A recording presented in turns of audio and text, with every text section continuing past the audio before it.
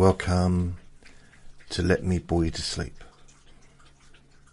And Vinny having a drink.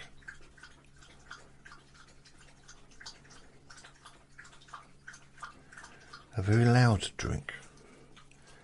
I wonder why I decided to have a drink at that right moment. He was literally sitting by...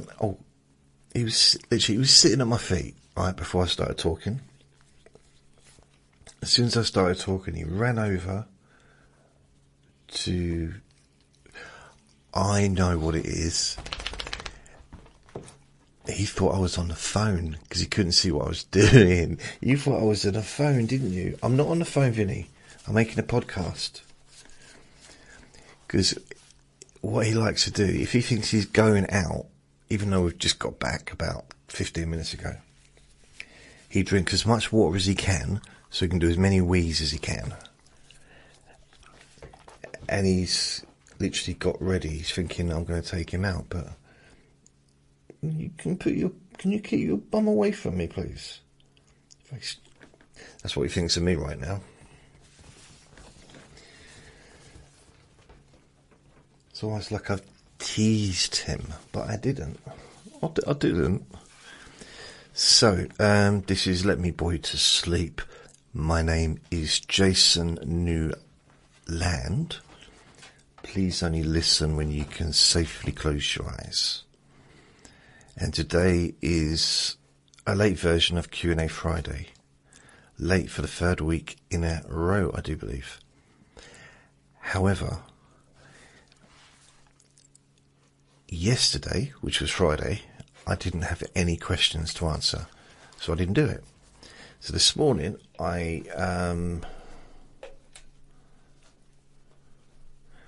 What? That's very strange. How weird.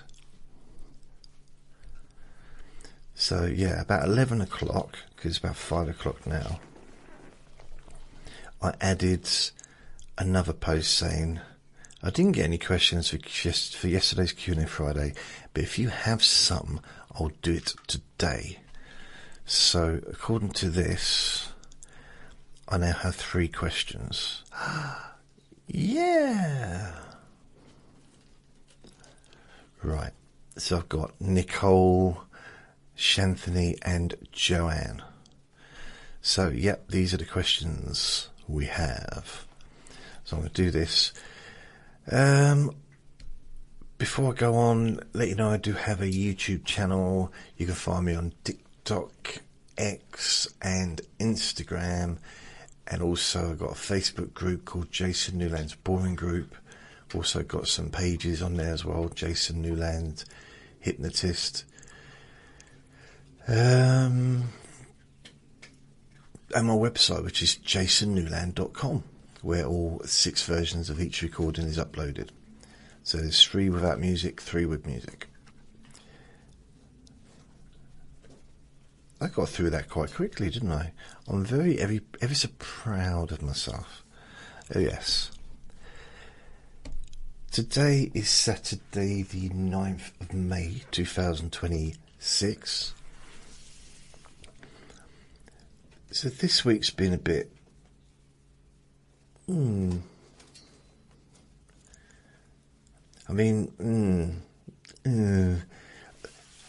I've had 2 busy days. So I had a busy day on Tuesday, because I had to go up to pay for my spectacles. So that was about a 4-hour journey.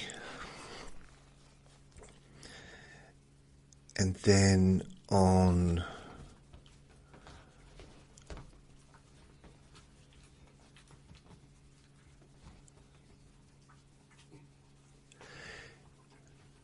I did do a recording on Thursday, didn't I? And then on Friday, I met up with my dad.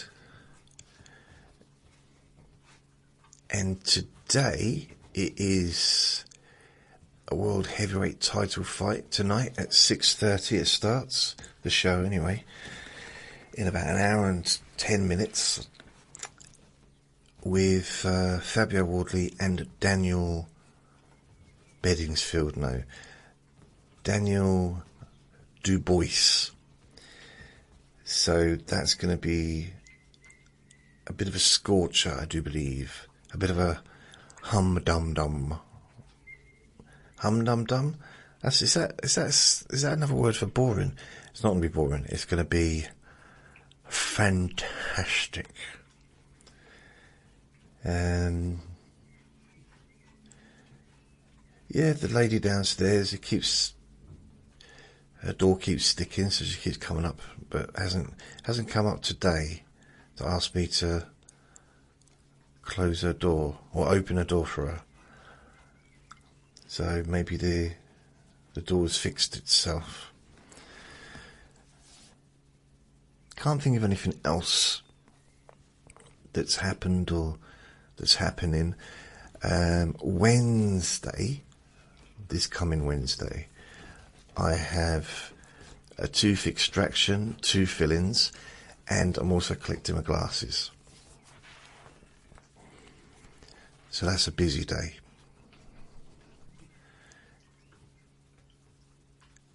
And I think Thursday and Friday, I'm just going to be allowing my mouth to recover.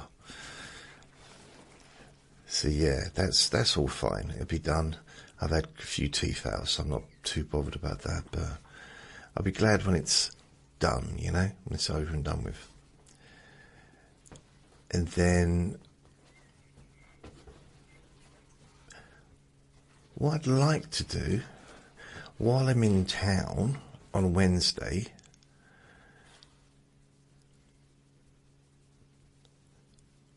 yeah, because I've got the dentist appointment at 11. I'm at the optician's at 9:30. So what I might do is go into a bookshop and buy a book just to celebrate my new glasses. Might sound weird, but I want to get back to reading. And for years I've been trying to why do my eyes feel, my eyes were feeling very stressed and tense and tired when I was reading. And now I think I know why. It's because my left eye wasn't doing its job. Wasn't reading properly, wasn't seeing the words because of the lazy eye. So with the corrective lenses, it should be a lot easier for me to read without having to reread sentences and stuff, without my right eye having to do extra work. So yeah, that's good. So I'm gonna get back to reading, which is one of my passions for decades. Can you make a bit more noise, please, Vinny? Oh, thank you. One of my passions for, honestly, since I was a little kid. It's the only thing, I guess, over time, the only thing I really enjoyed, apart from television, although television, I'm not so interested in TV now, although I do like watching streaming, like box sets and stuff. So I guess that is television, isn't it? It's just stuff that I've not seen in the past. Movies. So I do still like to sort of watch a bit of stuff, and YouTube. Although I'll come to that in a minute because I've got a question about YouTube on here.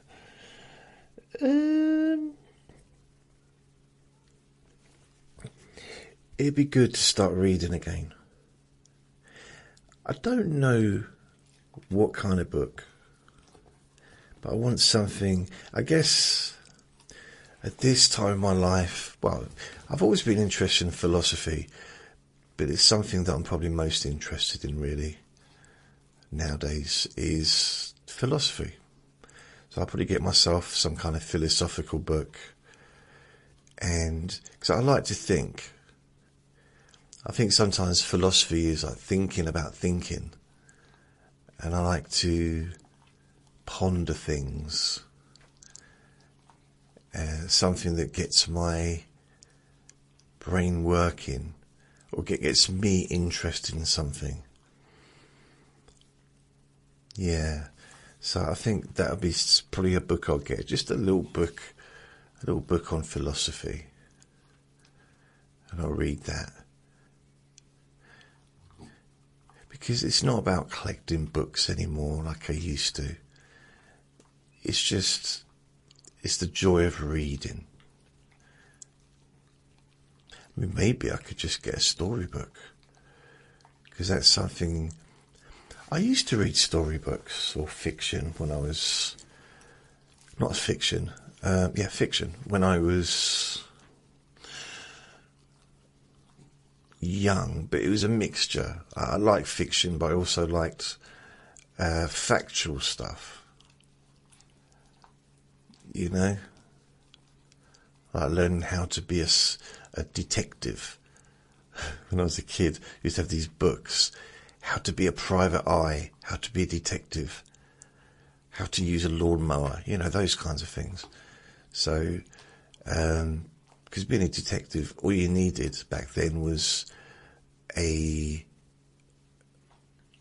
magnifying glass, a bit of dust, so you can, and a brush, like a shaving brush, to search for fingerprints, and some sellotape to take the fingerprints off.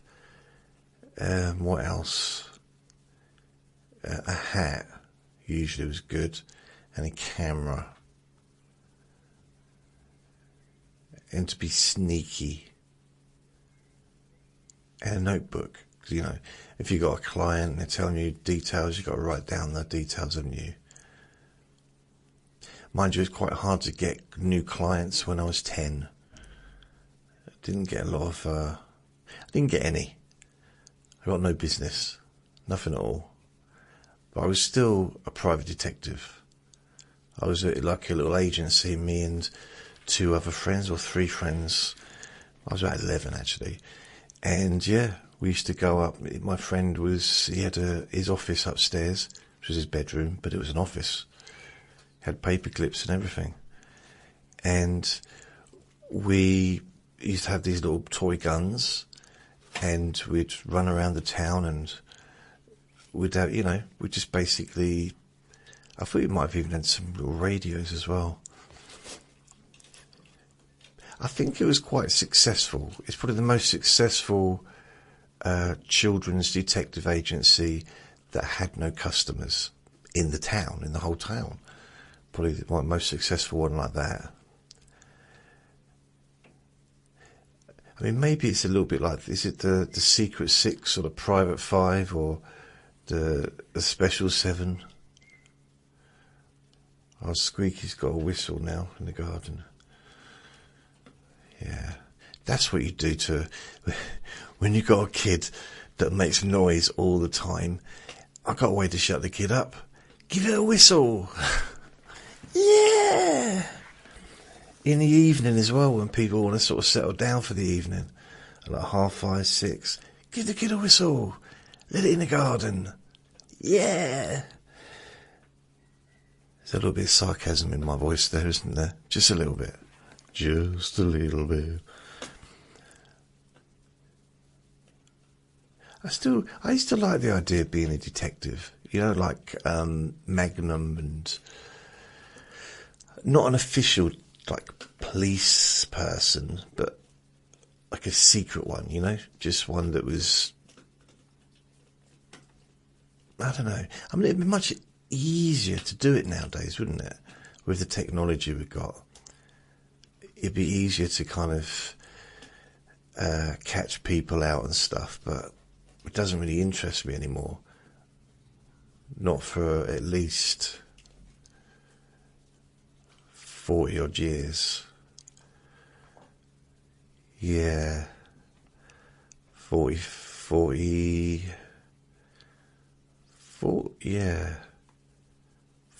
years. Where does the time go? You know, I was looking for internet earlier, just trying to get fast broadband, because my broadband is just ridiculously slow sometimes, and even when it's at its fastest, it's still slow. I still get the buffering signal on my TV when I'm watching Netflix. Netflix. No one in the entire world should ever get that buffering signal, ever. It's ridiculous. I mean, the internet's been around forever now. It hasn't, but you know what I mean, a long time. It's like, let's go back in time, let's get the dial up. Like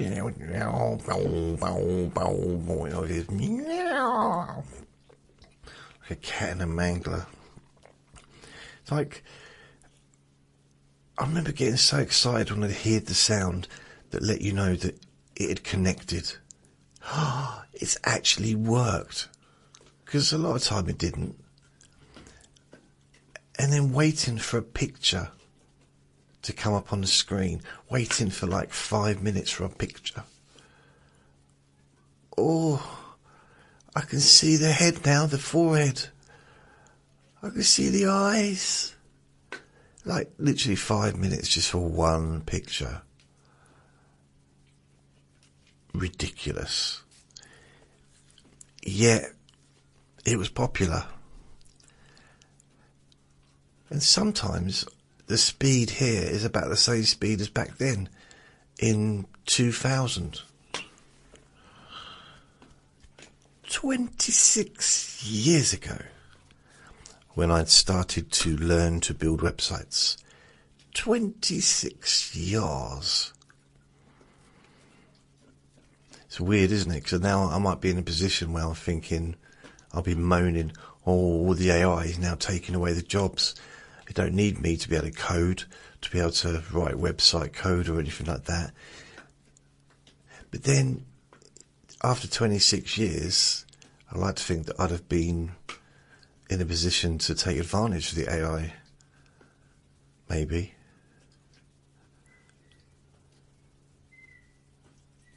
I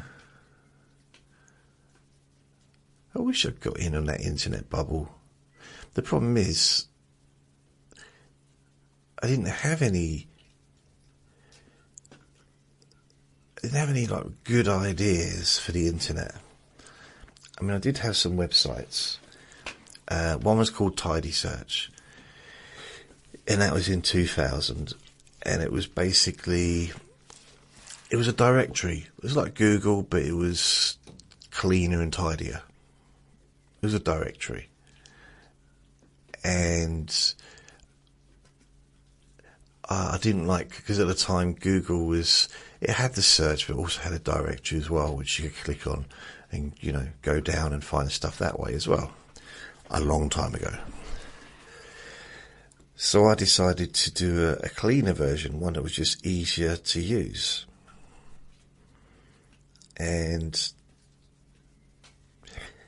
it was easy to use, but it was very hard to build. Like, really hard. Really. I mean, if I'd have stuck at it, you know, after like 10, 15 years doing it, I might have actually, because of all the information I've had on there, I might have been getting really good traffic. And also been able to incorporate all the latest technology as I went along. And maybe even forge some kind of partnership with a company that could improve the service.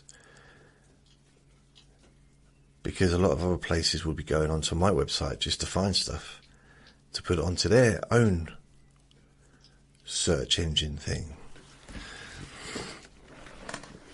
And all my information was coming from phone books. So businesses from phone books from all over the country. So I wasn't going online to find stuff. I was actually photocopying phone books for each part of the country.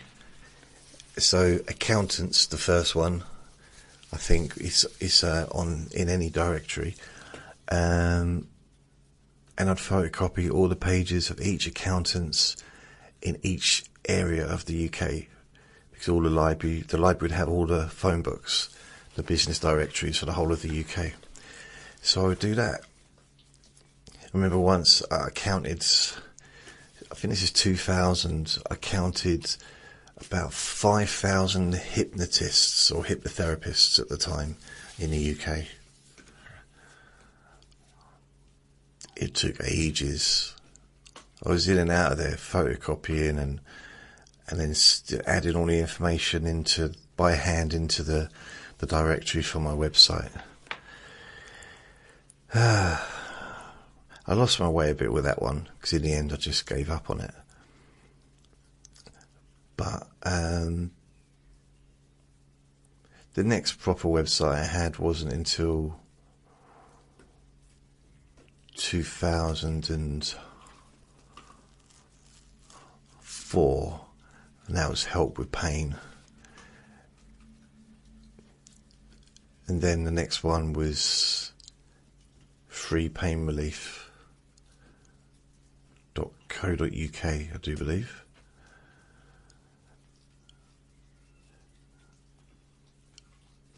But I also had jasonnewland.com, which was about 2004 as well. Maybe a bit earlier.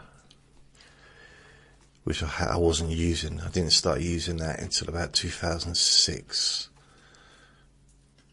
Or did I use it 2004? I'm not sure. I might have had it open, but I didn't do anything with it, It's just a place where you could go to and then get redirected to the other websites. 2006 when I started using it properly to have my recordings on. The free pain relief was offering a free pain relief service in my local town. So the jasonnewland.com was where you could listen to my recordings. Yes, it was a separate website for a separate thing. Oh yes. 20 years old. 20 years. It was 20 years ago today that I used that website. La la la la la.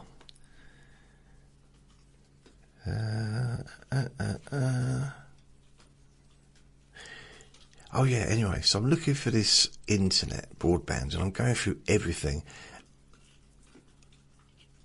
And it's all offering me slow broadband. We can do 100, 200, up to 500, up to 1 million megabytes a second. And I put in my postcode. We can offer you 35 megabytes a second. Okay, well, no. Why? Why? I mean, there's actually a place called Gigabyte. And this is ridiculous, right? They put leaflets through my door, the whole area, leaflets through. My door is not in the whole area, but they just put loads of leaflets through and expect me to hand them out to all the other neighbours. Nothing quite as ridiculous as that. But for years, they've been posting stuff through. Let me know if you're interested in really, really fast broadband, up to 400 megabytes a second. I said, yes, I am. He said, no, I'm just the leaflet deliverer. You've got to contact him, go to the website. So I went to the website. I said, yes, I am. And the website said, I can't talk to you directly because I'm a website. But if you want to leave your details, would you like to leave your details? Yes. Yes, I am. I mean, yes, I do. So I left my details. My name, my address, telephone number, all that stuff. Years ago. I'm talking good 2, 3, 4 years ago. And then I think it was last year. Might have been the beginning of this year, but I think it was last year.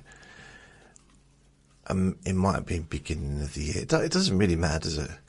Anyway, a man came around and he was here for a few days, walking around the estate. And I'd missed him on one occasion because I was out. And my neighbour downstairs said to me, did you see the bloke? No, that was made up information, sorry. Then he came back. That's it, because she had missed him as well. But he came back and I caught him. I said, hello. I didn't catch him as in he wasn't flying through the window on like Tarzan or anything. But I said, hi, He said, hello.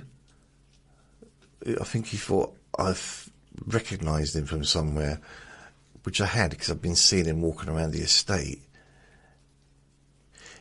Do you know when you see someone every single day practically and you feel like you know them? Maybe you're getting on a bus or a train and they're just... Because people are quite habitual, aren't they? Can be. So they get on at the same spot on the train every day, or the same...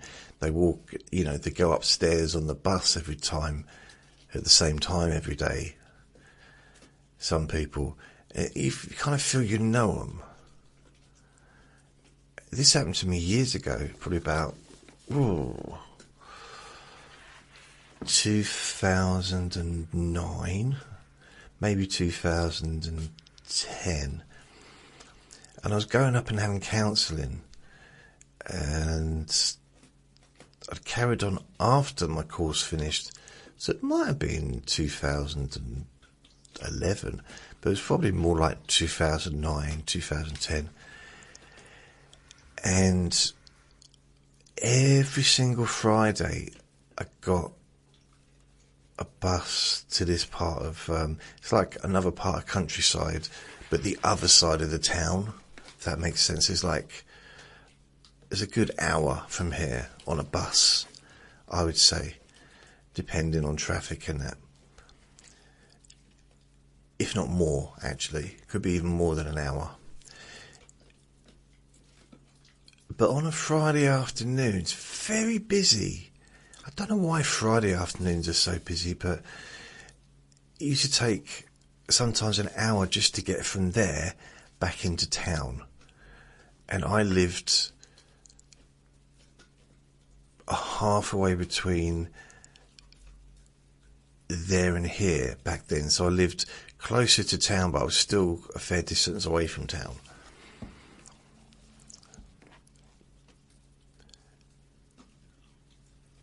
I guess I don't really need to go into details about the hill that we used to go down.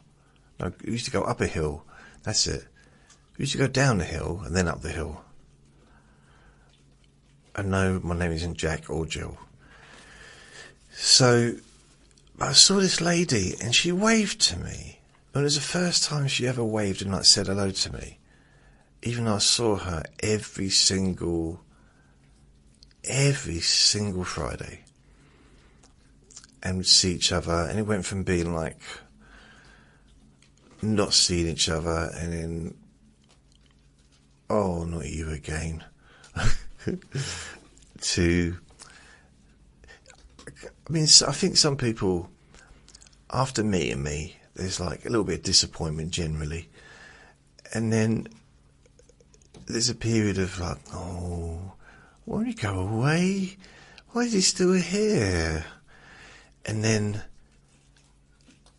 a bit of acceptance, like, oh, he can't help it.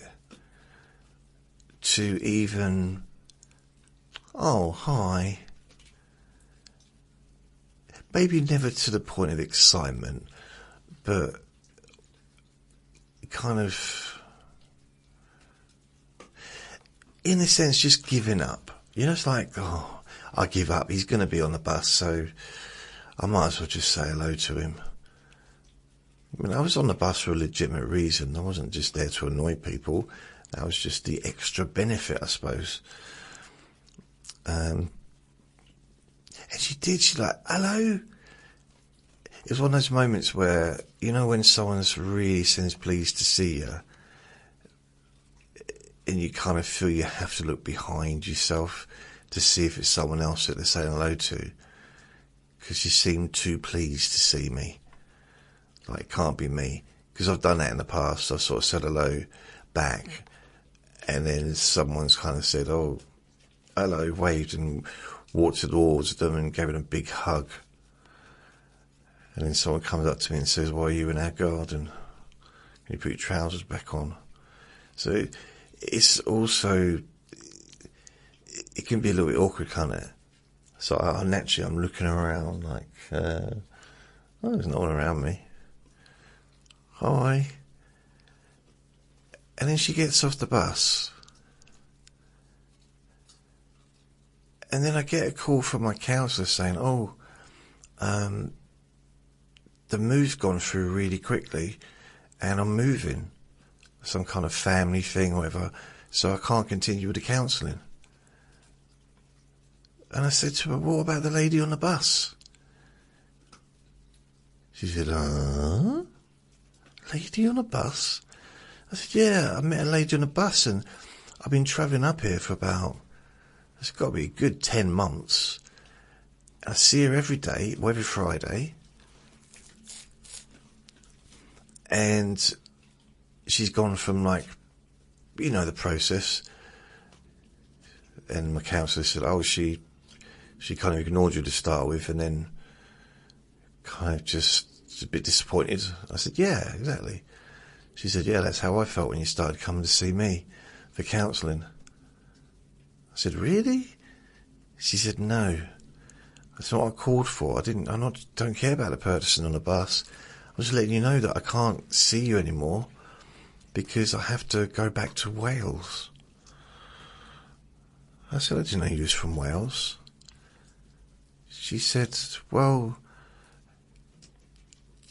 anyway, I just wanted to apologise to you because it's normal to have a settling down, gradually finishing the counselling, maybe doing every week and then maybe every 2 weeks and then once a month and do that over maybe a month or so. 2 months maybe, even if it's been a long-term counselling. But I can't do that because I have to move on. I said, that's okay. She said, you're still thinking about the woman on the bus, aren't you? I said, yeah, I am. So I was like, okay, well, take care. Bye.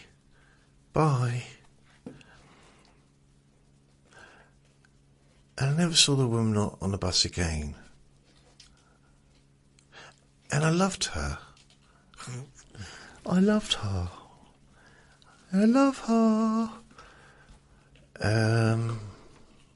What else?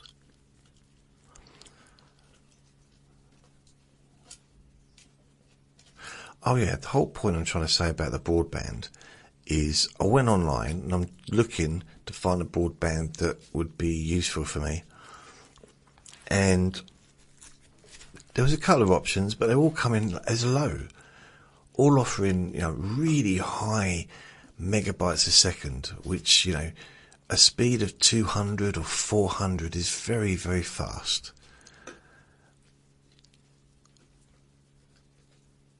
But none of them were offering that to me. None of them even seemed to want to give me a fast broadband. So, basically, I went on to ChatGPT and said, can you help me out? Find me some, there must be someone that will be able to give me some broadband. Got someone banging on the door. Not on the door, but on the wall. You don't think I'm making noise? Maybe my voice is so... Do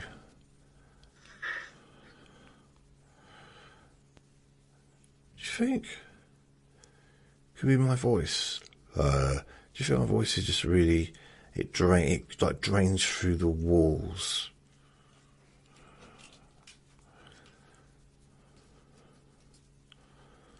Yeah, a bit of banging on the door, on the walls or something from downstairs or from somewhere. Can't quite make it out, but anyway, so I'm looking for the broadband that I just need. A couple of 100 megabytes a second would dramatically improve the situation. And I kept going through one by one, and couldn't find anything. And one even said, it's all basically you go to the website, you put your postcode in, and then find the number of the house, and it tells you whether or not they have it available.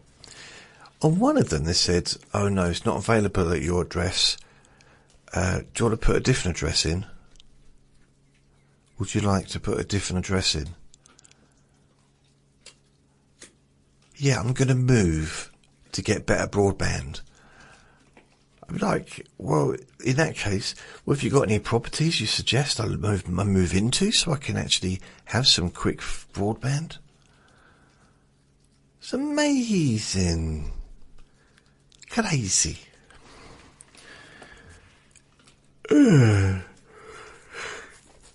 So, Nicole asks me, what's the weirdest compliment you've ever received? I can't tell you. There was a very funny compliment I got when I was about 27 from a lady. But yeah, can't repeat that one. It was funny. It's something I'd never heard anyone say before. You're probably thinking, what, that I was good, that you were good, that you was actually... No, stop it. That's not rude. But anyway, it was along that line. But yeah, it was kind of... I can't read that one. So, compliment...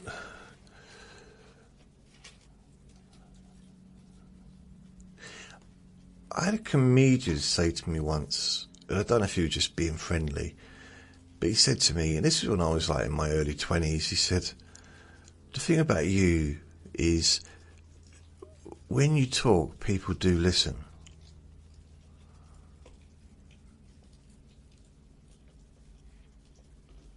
And I said to him, really? What? Who? Who in particular do you think listens to me? You really think people listen?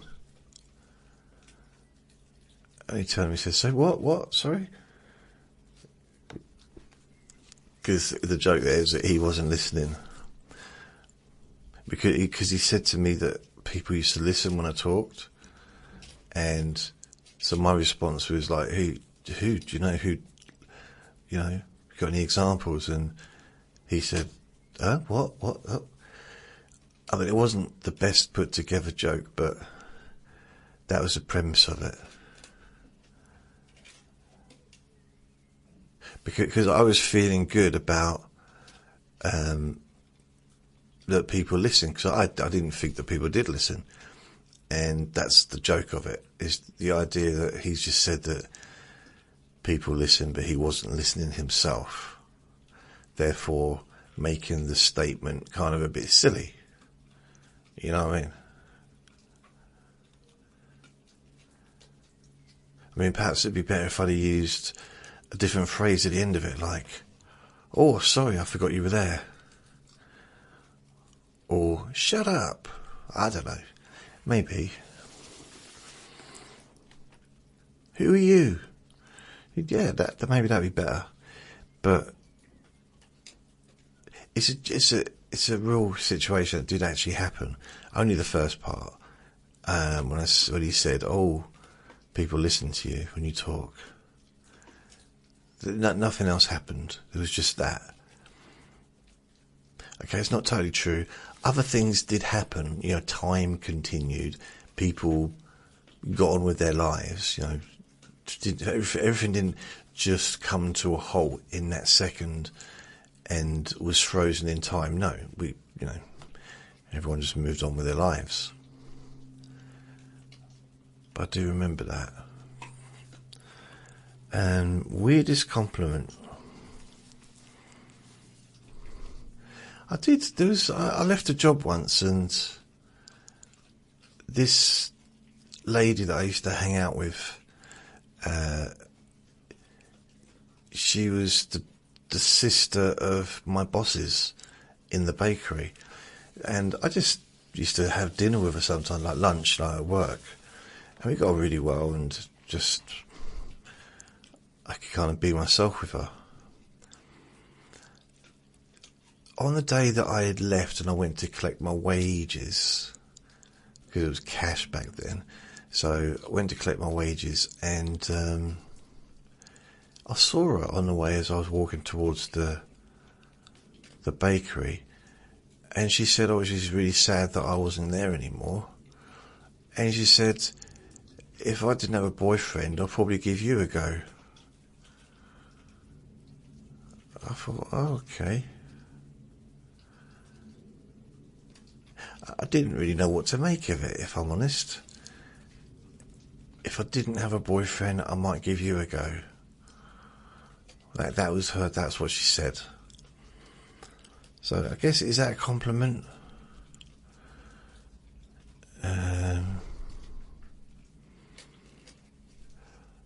Other compliments. Oh yeah, people said to me, "You don't smell as bad as you look." Is that a compliment? You don't smell as bad as I thought you would. I don't know, compliments. I don't really feel that I've had many compliments. I mean, I've had compliments on what I do here. People saying they like my voice, or they like the thing, what I'm saying, and like listening to me and being bored and going to sleep and all that stuff. But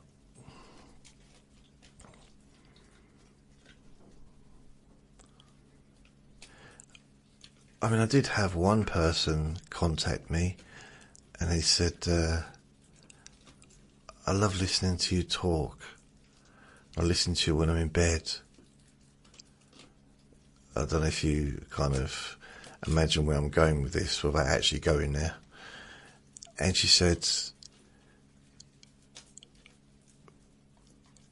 "I lay there waiting for you to tell me what to do next, because you've got such a lovely voice." I'm like, okay. Didn't really, it's, of course, I don't, a bit of dog barking out the back. I don't make such recordings, as you know. But it was like, okay, so I have had people telling me they listen to me.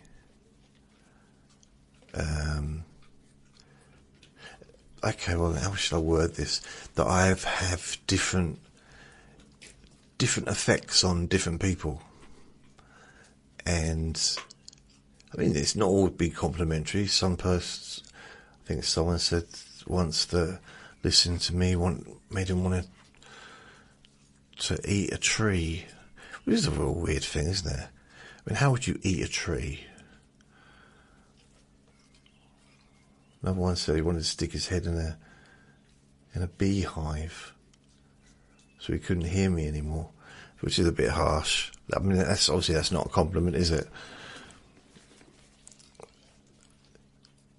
I guess it's the opposite to a compliment.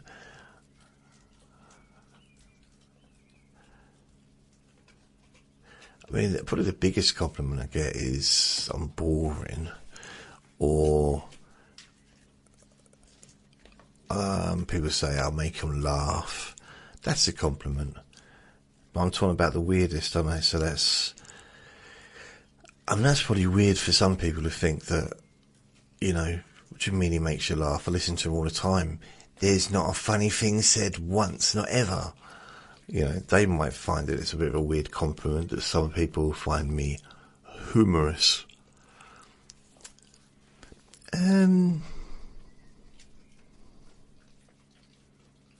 I'm trying to think. There probably has been some examples, some really weird examples, where I've had the most strangest compliments ever. But I can't think off the top of my head. Ooh. I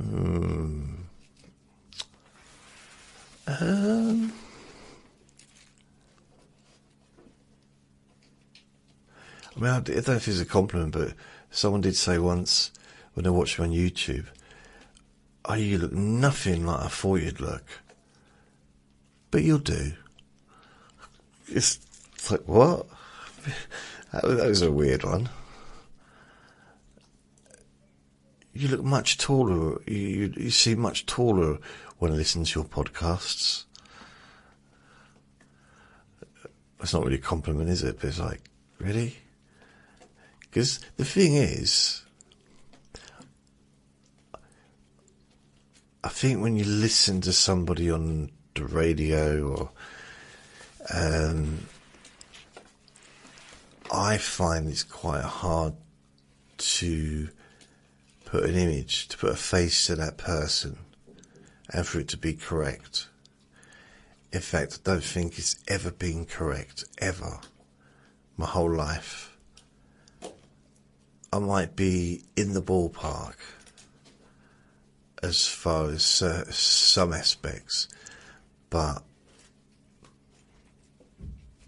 generally, I mean, yeah, physically it's I'm not going to say it's impossible, because maybe there are ways of figuring it out, but then I know what I look like. I also know what I sound like.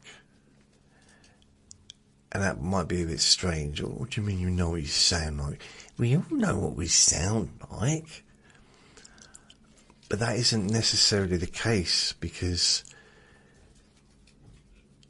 if you get someone, if you record their voice and play it back to them and they've never been recorded before, they may be very, very surprised or even shocked at how they sound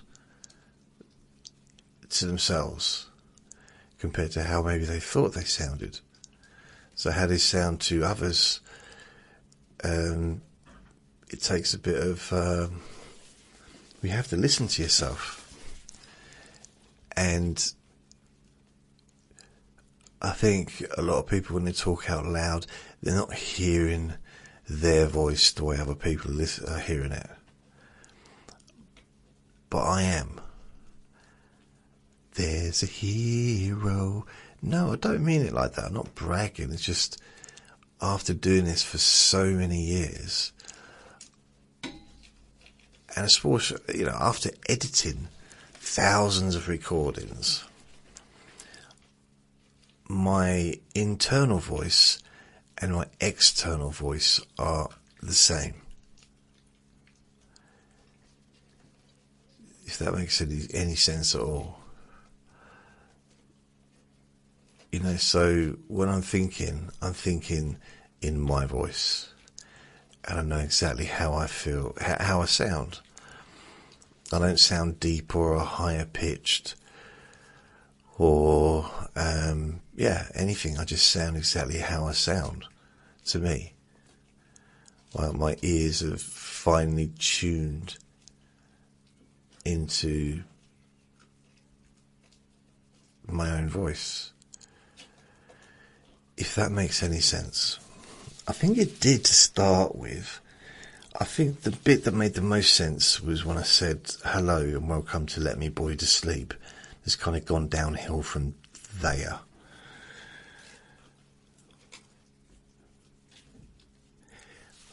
What I could do, I could reverse the question and shout it out to everyone.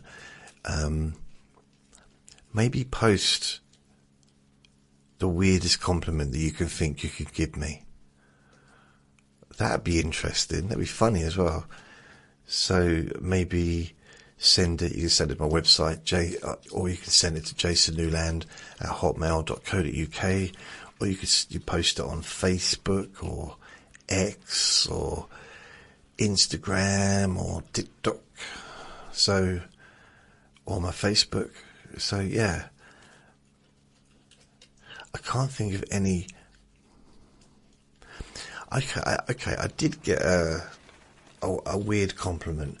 So there was a lady living downstairs, and this was last year, and I liked her. But nothing happened between us, but I did like her. And I kind of wanted something to happen, I suppose, a little bit. I wasn't sure. I was wasn't in the greatest space, to be fair, but I was like, oh. She moved in the year before last, actually. She moved out last year. And she got pregnant. Not by me. And she said to me, oh, I joked saying, well, wasn't me. I mean, obviously she knew that. And then she said, oh, I wish it was. I wish you were the father. So that's, I guess, quite a weird compliment for someone to say that they wished I was the father of their child.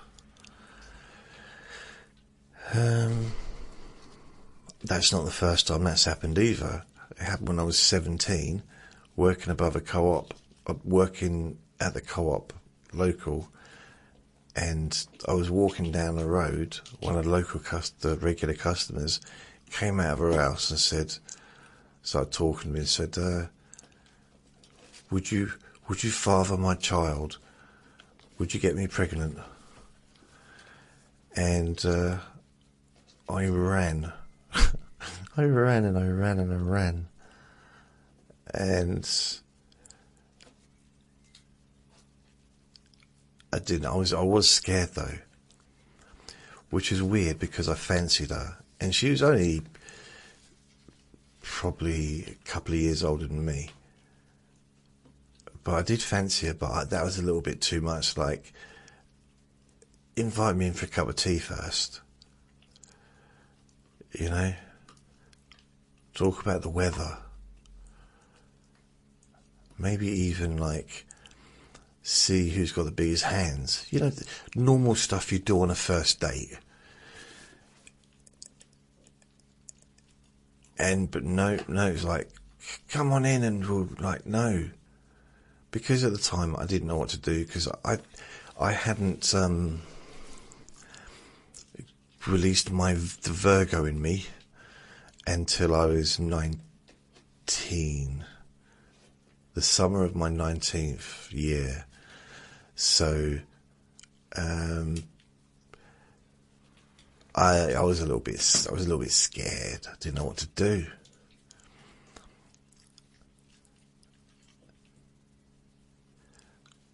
Weirdest compliments.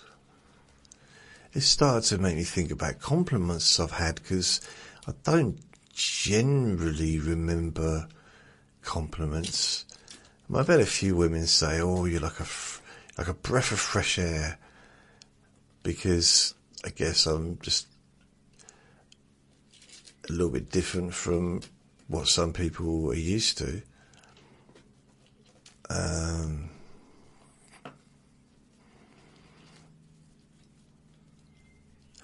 I'm not sure. Oh, well, this isn't a weird one, but my friend Noel, he said to me, I went to his one-man show, which was at the comedy club, and this was around 2007, because I'd been doing the free pain relief stuff for a year by then. And he said to me that he was proud of me, of what I'd done, and he would happily introduce me to any of his friends, any of his business friends, you know, business chums. And I thought, wow. So that was well, I guess it's not weird, but it was a nice compliment.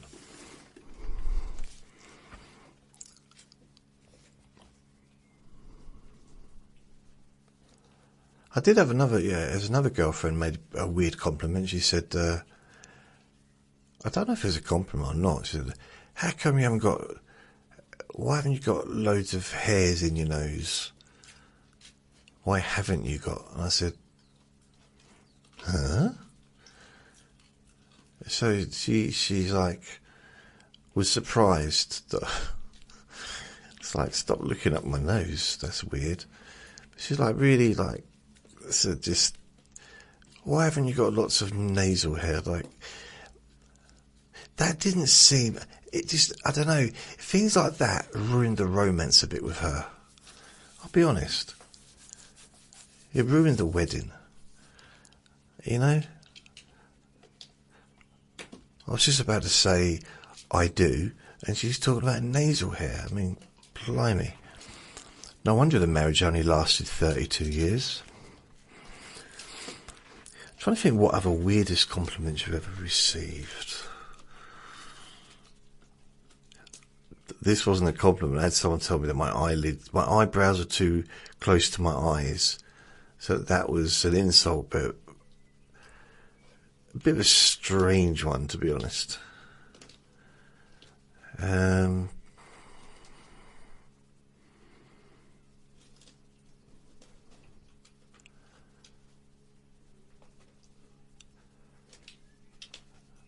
No, I can't think. There's probably loads. Because when they're weird, they don't really feel like compliments, do they? I would say, I would argue, potentially. I mean, it depends, but...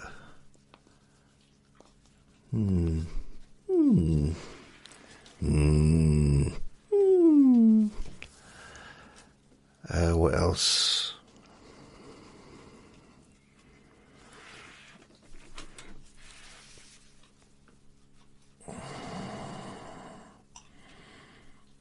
Yeah.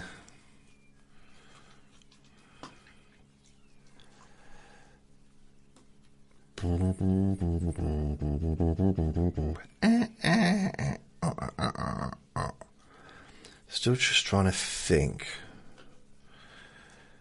Just trying to think.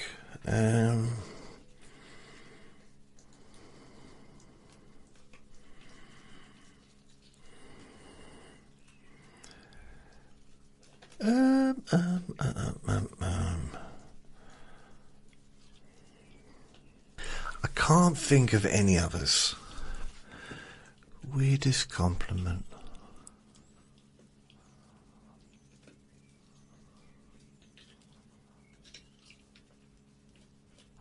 No.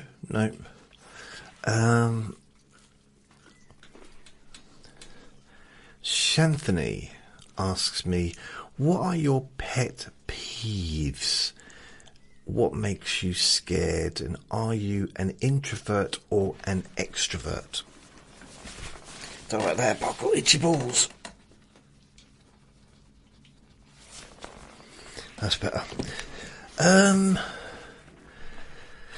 I've got a few pet peeves, to be honest.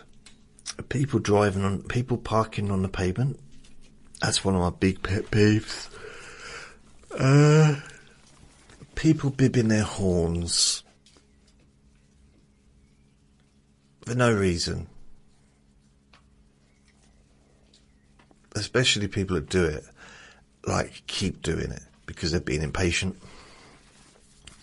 I've seen that loads of times. It's like, because they can't be bothered to get out of the car. I mean, some taxi drivers do it. A bit less so now because they've got apps that are telling people that they're there and that, but never really understood the whole concept of saying goodbye to someone and driving off, but as you drive off, you bib your horn. What's the point in that? You've already said goodbye. I understand if, like, oh, you get in the car and I forgot to say goodbye, bib your horn. Dogs barking in the garden. Continuously in the garden all day. That's my pet peeve. Literally a pet peeve. Being interrupted when I'm making a recording. So, Vinny barking because someone's knocked on the door. Like a kid in the garden whistling, using a whistle. Or a dog barking, or a woman shouting, or all that stuff. Anything that interrupts a recording, because I can't do hypnosis recordings pretty much during daylight because of that. Which means I have to get up very early in the morning to do it, and yeah, it's a shame. I'm trying to think what other pet peeves.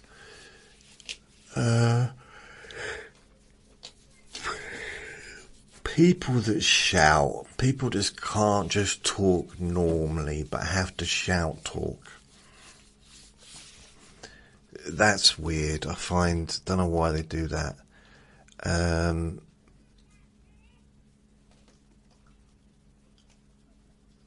People continuously, I don't know, just humans, humans in general. It's people at speed when there's no reason, when there's no benefit. Literally, they'll speed and they'll get like 10 seconds off their journey, if that, and they end up behind another car that's in the traffic jam, you know? People that don't let me cross the road. When I'm trying to cross and they don't stop, and I'm standing there for like 5 minutes sometimes. And then in addition to that is people that think by slowing down, I'm going to cross the road. I'm not going to cross the road till they stop, because I've done that in the past. I've actually had cars speed up again once I stepped in the road, which isn't funny, but it makes you think, doesn't it? It's like, okay, so unless they blink their lights or wave their hands and they're really slow down, then I'll cross if they're a distance away.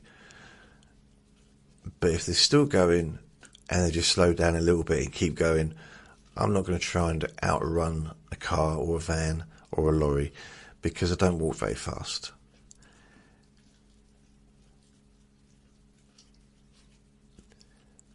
I think people that don't acknowledge cars that stop. See, although I like cars to stop, I don't expect them. They don't have to, but if they do, it's nice. Unless it's a zebra crossing, then they're supposed to stop, or it's just a red light. I always acknowledge the driver to say thank you. Always. Have done my whole life, pretty much. Because it's just respectful, and I like, thank you for stopping. The fact that they had to stop by law, doesn't come into it for me. It's like, thank you. When I see people that don't do that, I find that that's a little bit of a pet peeve. And I've realised that you've opened up a can of worms, because I think that all I am is just one big pet peeve. That's me. That explains my character, which I don't want to be like that. So people that just walk in and they know you're behind them and they don't open the door for you, and they let the door slam in your face. Or, I mean, some people argue, I've had arguments with this, some people say, but you don't live here, mate. This is my front door, can you go away? Can you put your pants on? And the thing is, I'm going to keep doing the pants one, don't worry. Yeah, I know. You'll miss it if I didn't do it. At least once a recording.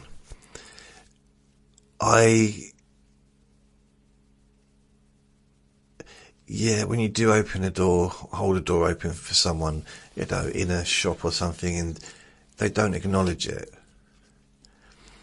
Now, I know different countries have different rules when it comes to social niceties. But in my country, where I come from, where I live, we say thank you and please. It's actually important to say that. I think some countries it's important to burp after you've eaten to let people know that you enjoyed the dinner, or it's very important that you eat every single bit of food on there, or that you eat it a certain way. I don't buy into those customs because we don't really have that so much here as a custom that I've been born into, you know. Although I did have a friend once and he was so upset because he cooked some nachos with cheese and sauce and stuff, and he moaned because we were using knives and forks or like a spoon and a fork to remove them from the main dish onto our own plates. And he was saying, it's finger food. It's finger food. You're supposed to eat it with your fingers. Okay, we can eat it with your fingers, but it doesn't mean that we've all got to stick our individual dirty fingers into the pile of food that we're all sharing, does it? If I knew that, I would have washed my hands after I did my last poo. It's just like, and it's things like that. I'm not quite as uptight as that. It's finger food. It's like going into people go into a Chinese restaurant or get a Chinese takeaway, and they insist we must use chopsticks. That's it, chopsticks. No. I've been into restaurants where there's been chopsticks, and I say, where's the spoon? Where's the knife and fork? I'm not using chopsticks. You should learn to use them. You should use the customs of the place you're in. I say, firstly, we're not in China. Even if you were, do you really think that I'm going to spend months and months and months learning to use an eating utensil when I'm only going to be in the country for 1 week? Do you really think I'm going to put that much effort in? Especially as I'm only in here for like 2 hours. Do you think I'm going to put that? No. Give me a fork and a spoon. Chopsticks. It's ridiculous. I mean, it's not ridiculous for people that are raised and born to use them, but there's no need to learn to use them if we don't need to. You know what I mean? It's like saying, we're in this particular country, so no, you don't drink tap water, you go to the well. You must walk 14 miles to the well. No. I'm in a hotel. I'm just going to have Perrier, thanks. No, you must walk to the well. Why are you so insistent on me walking to the well? Because that's what it is. Everyone else that lives here walks to the well. You don't see anyone walking around drinking Perrier, do you? I said, yeah. All the people I came here with, look at them, all in the hotel drinking Perrier because the tap water is not safe. Not safe? Then go to the well. Shut up. Isaac, pet peeves. Apparently going to the well is a pet peeve. I don't know why that is. Ooh. What else? What makes me scared? Being attacked by a lion or a big bear. Generally things that can't happen.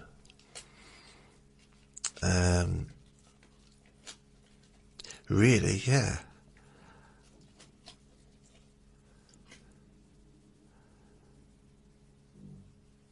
Yeah, sharks. Things that, I don't go into the sea, so, sharks aren't really a problem to me. And alligators, things like that.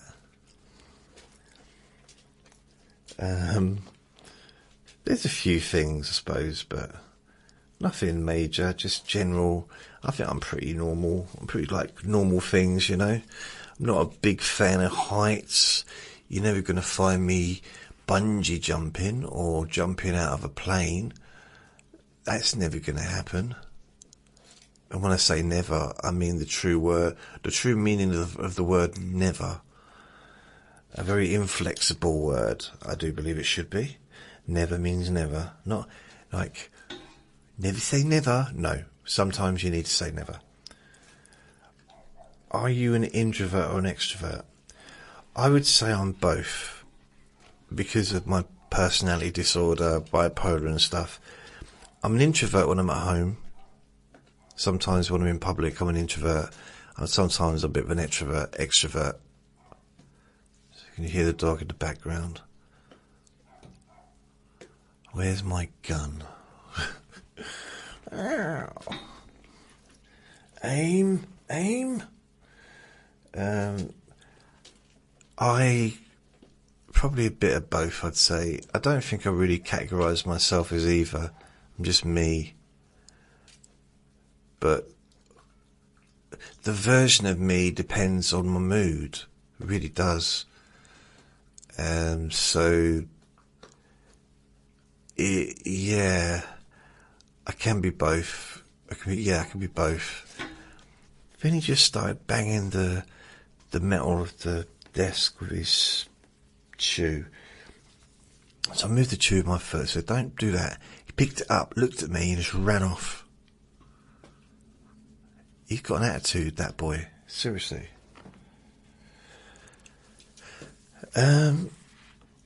Introvert or extrovert? I'd go introvert.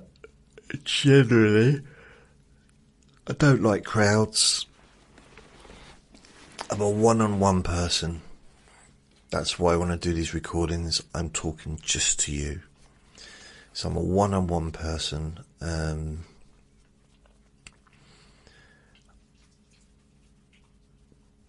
Yeah, generally.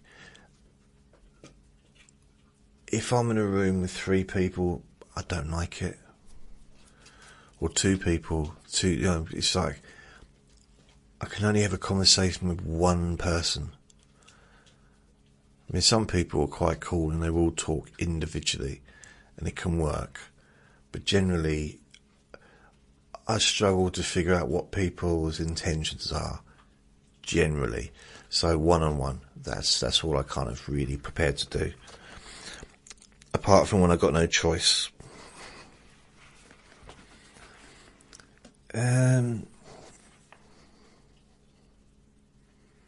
Yeah, I'd say introvert, but my personality disorder is emotionally unstable personality disorder with, I forget what it is, but basically potential of doing some, not thinking things through and doing stuff. So I guess that part of me is quite extrovert, you know? I forget the name of it. I don't know. But if I'm in a good mood, I'm quite up. When I'm in a lesser mood, I'm definitely introvert there. I don't go all ranty and ravery like some people. I don't like to shout and stuff like that. I just keep to myself most of the time anyway. I prefer to just do my own thing. I've got a few friends that I speak to. That's it. But it's a one-on-one. I don't get together with groups of people. Never really enjoyed that. And I still don't. I prefer one-on-one conversation. Yeah. It's just easier. How weird. According to this, most relevant, all comments.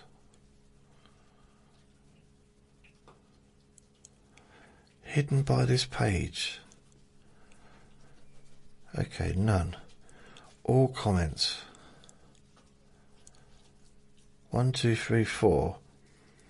Oh, I've got an anonymous member. Anonymous member 468. Don't be an anonymous member. Why don't you join? Come on, anonymous member 468. Join us. Tell us your name. What's your most embarrassing moment? Oh. There's a few embarrassing moments. I was with a girlfriend once on a train. This was a long time ago, and there was no one to the side of us, no one on the seats next to us. And she pulled my pants down and then pushed me into the walkway, but it's for other people to see me. So that was embarrassing. And then there was that time I got arrested for being naked on the train in the... No, I didn't. What else? I think when I was in infant school or junior school, I got in trouble for stealing from the tuck shop, and the police came in and I had to stand up there and got told off. I was 7, and yeah, I didn't really see it as stealing. I thought it was just free stuff because I had the key to the door. I didn't see it as stealing because I didn't have to knock a door in or anything. I just opened the door with a key. I thought therefore it was just free. That was the reward of opening a door, is to have whatever's inside the door. But you know, I had to learn that wasn't the case. Embarrassing moments. There was one once I was in a club and there was someone eating, and I kind of just bent down chatting them up or talking to the lady, and as I'm talking to her, the chewing gum in my mouth falls onto the floor because I'm kind of at her head height and I'm bending over, and it just falls out of my mouth. And I just said, I'll see you later. I was a bit embarrassed because I think everyone, it was about 4 people on the table, and it all seemed to happen in slow motion. There's a few embarrassing moments that happened when I was... it was embarrassing to me, but no one else knew anything about it. My voice is going croaky for some reason. So, I can't think of any particular embarrassing moment. There is, I'm sure, but I can't think of any off the top of my head.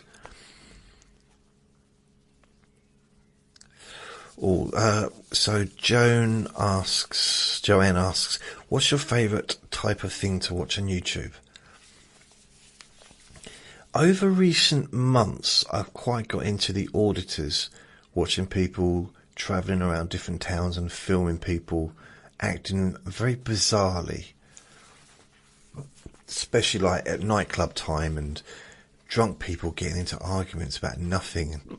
It's kind of quite funny to watch. Very silly. Boxing, a lot of boxing stuff I like to watch. Interviews, the build up towards a fight coming up, stuff like that. Sometimes watching old fights. I like to listen. Well, I listen, although it's on the TV, YouTube. I watch YouTube on TV. I like to listen to classical music. So I sit on my chair and I kind of just drift off listening to that and relax. I also listen to my own podcasts as well on YouTube. So I do that and I kind of recline and go to sleep or just relax. So I try and give myself a few times during the day to relax. It's like a constant thing, just trying to kind of work on being calm, loose. Yeah. I like to watch like the latest update on AI, especially ChatGPT, because I use it every day. Motivational talks, maybe even music as well, like watch music videos.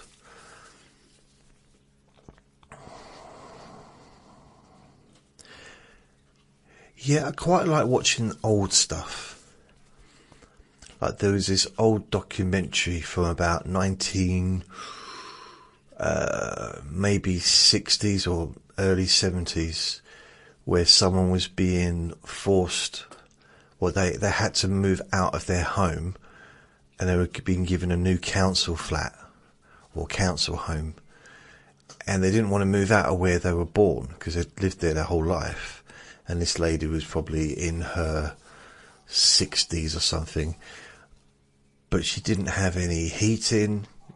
It was really run down where she was living. and they gave her this new place to move into, but the rent was 3 times as much. So she was paying like £3 a week, and she had to pay £9 a week once she moved. Which, can you imagine having your rent going up three times the amount is a lot, isn't it? Or 2 times the amount, however you look at it. It goes up another 2 times, which means it's 3 times. But she didn't want to move, and they showed some of the building that she was living in. It was derelict, and the taps, everything was like probably about 100 years old. It's really old buildings, and I found that interesting, just seeing her being interviewed, and this whole area. It was in Covent Garden. So the council in Covent Garden decided to get rid of all those houses and move, because it was a really thriving area and people knew each other. It was like a really good community. Everyone went to the local pub, they worked on the market, and bit by bit, people were being moved out. I think the market got moved to a different place, like New Covent Garden or wherever, and everything changed. And they interviewed a couple of people, and one said, like, well, I don't want to move. I've lived here all my life. All my friends live here, and you want me to move somewhere where I won't know anybody at this time of my life? And yeah, I kind of felt for it. And it's just interesting to see that people haven't really changed. Human beings are human beings, and even like 50, 60 years ago, there's still very similar values. People wanted to be near the ones they wanted to, wanted to be loved, or want to be loved, wanted to have familiarity, things like that. So yeah, just things interest me, like documentaries from the past, sometimes with famous people and famous writers. And as I got more into the classical music, I'm starting to become very little, it's a small amount, but I'm starting to become a little bit interested in the composers. It's not turned into a big, obsessive thing, because I don't want that to happen, because there's no point to it. I'll stick at being obsessed at this. There's a reason, there's a benefit to this. It helps people, hopefully. Me being obsessed with, opera, and, well, not opera so much, but with composers and their lives and how they did what they did. It's interesting, but it's not gonna, I don't think I need to be too obsessed with it, but I am getting a little bit interested. So I watched YouTube videos on little documentaries on people put together, just from people that are interested. There's also movies on YouTube now which you can watch for free, which are, instead of being that shouldn't be on there, are actually put on there by YouTube. So yeah, I like YouTube, I do. So it's varied, but the thing is, if you go on there, whatever you put in, if you watch enough videos of one thing, then YouTube will just start chucking more and more of the same stuff. And just because I spent yesterday looking at researching the Russ Myers movies doesn't mean I want that content on my wall today. So yeah, I think I wish they'd kind of focus more on the bigger picture, because they'd see that I'm constantly they are constantly putting classical music on there, because every day every day I listen to classical music videos. So, yeah, I just find it relaxing. And it's very, it's very important that I continue my ongoing training in relaxing my body and my mind. It's just something that I need to keep up. It's too important not to. So yeah, that I do believe is everything.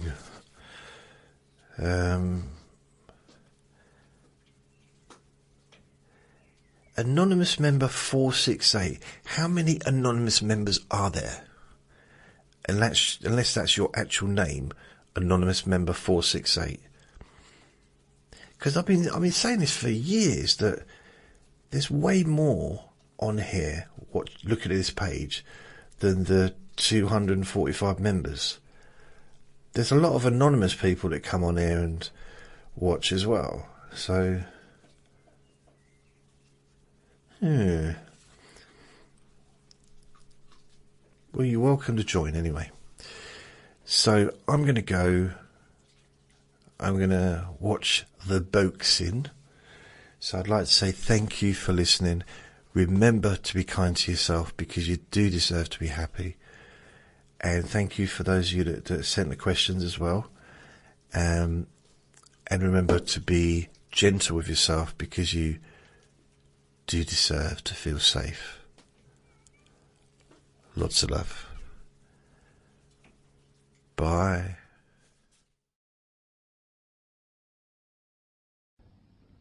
Relax in a more deep and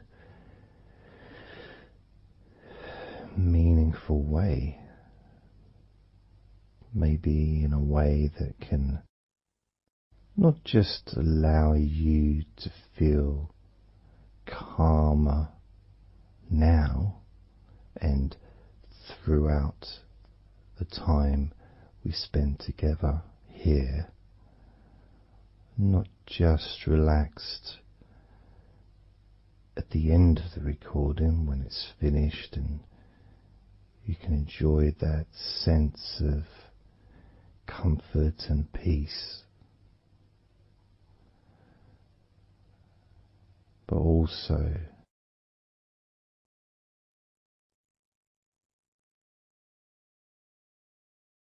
I think it would be nice to have those feelings of relaxation continue for longer after the recording is ended,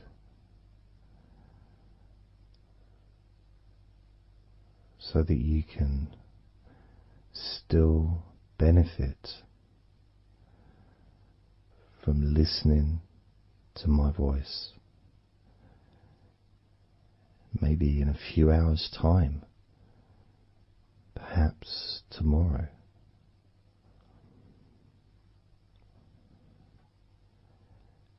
And then by listening regularly, especially if you find, like some people do, and myself as well, sometimes I find one particular recording that really resonates with me, and I just listen to it over and over again, like every morning, every evening.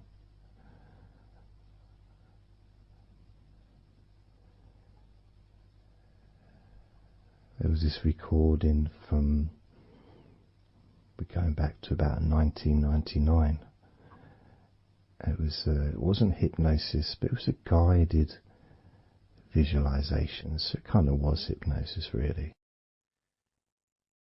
And I managed to find it again, and it still has the same effect on me.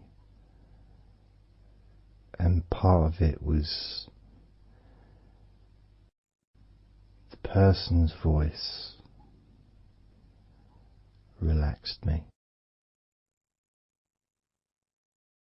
Just felt so peaceful, and I'd look forward to listening to her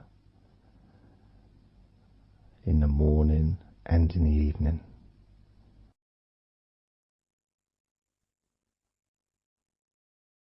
And I knew before even pressing the play button that as soon as I'd done that, pressed the play button, this was in the days of CD players, press the play button. In fact, it might have even been a tape recorder.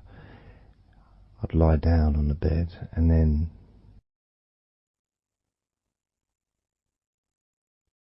even without necessarily listening to her words,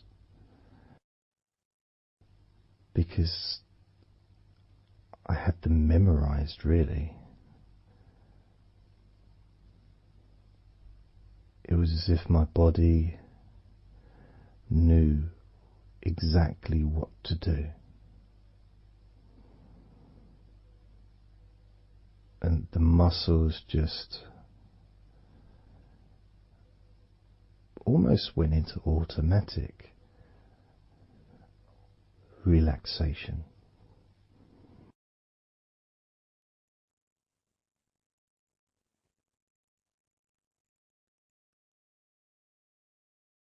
And I remember my mind would slow down.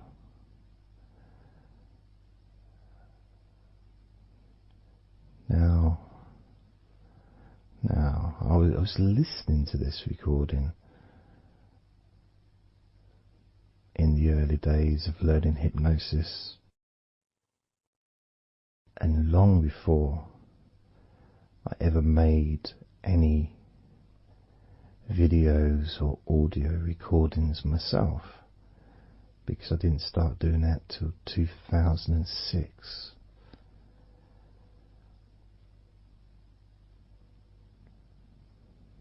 But I knew how helpful I found being able to just let go, to have that trust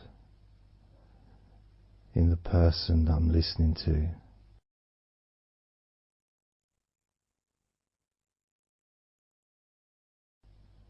Knowing that it's going to be just as relaxing, if not more so, each time you hear my voice. You may feel the same.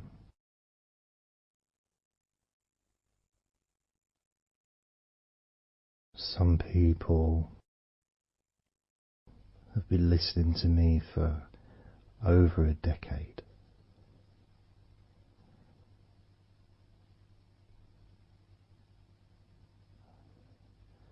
Maybe not solidly, obviously not 24 hours a day, but maybe people come back. Some people maybe listen every day.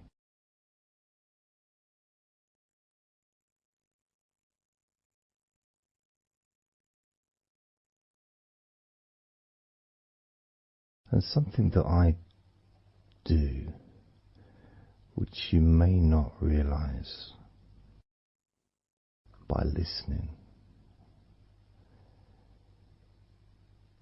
is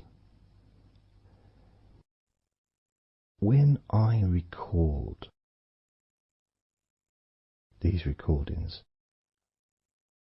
now for example, I also am affected by the words that I say. So if I said to you, focus on your feet, notice your feet relaxing,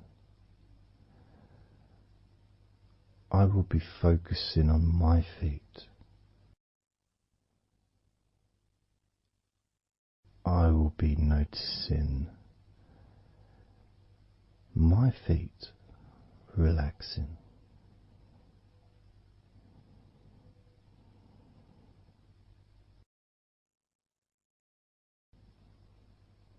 If I said focus on your hands, and maybe notice the difference between each hand. Perhaps notice the air in the room, the temperature of the room on the backs of your hands.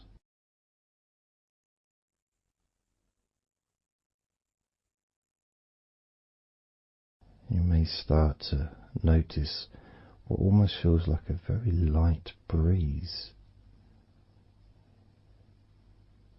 even though there may not be any type of breeze at all where you are right now.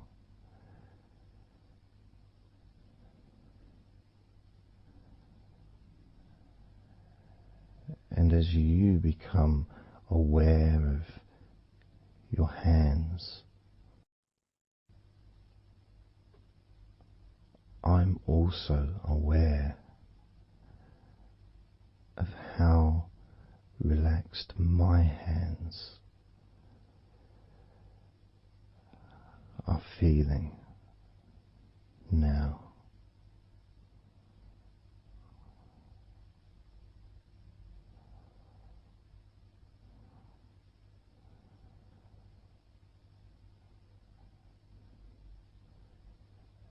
And when it comes to potentially drifting off to sleep, which may be the reason you're listening,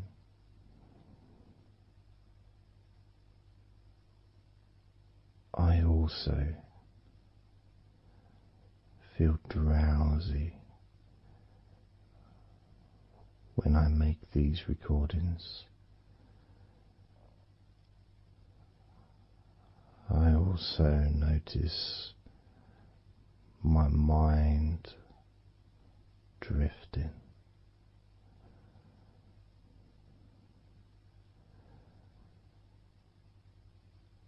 In fact, at times I've actually fallen asleep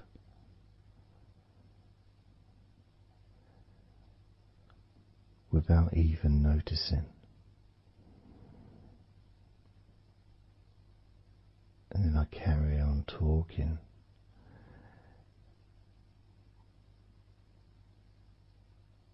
And it's only when I listen back to do the editing, I hear snoring. And I think, I don't remember snoring. I remember talking.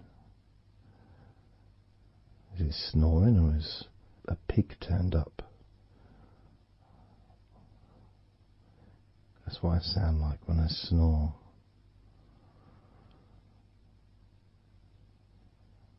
And I get really into the whole experience.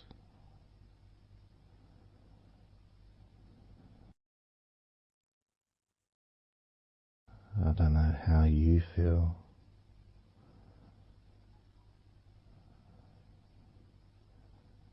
How relaxed you feel in your feet. How relaxed you feel in your hands.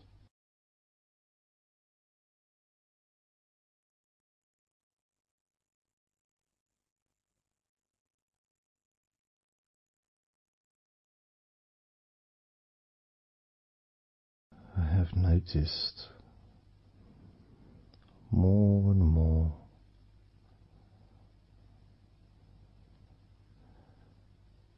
that the more relaxed, deeper level of comfort you feel, the easier your breathing becomes.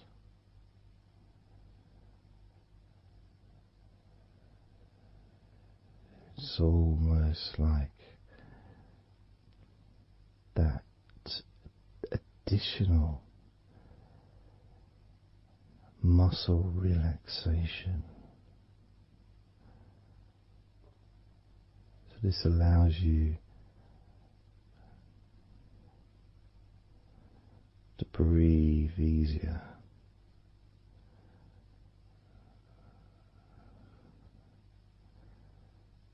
without necessarily focusing on your breath.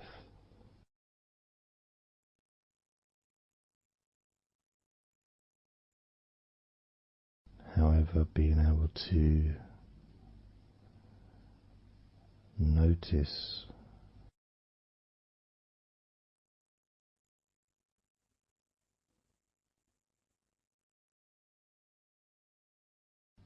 the ease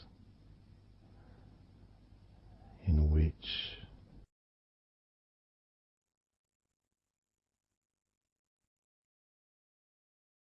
you breathe so naturally.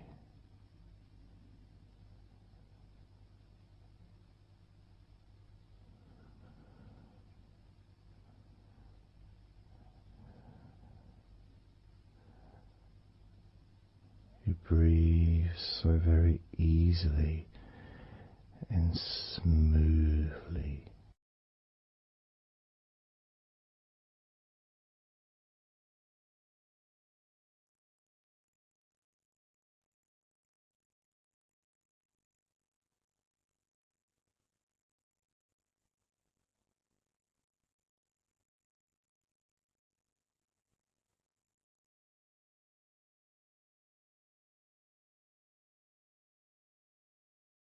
Whenever I imagine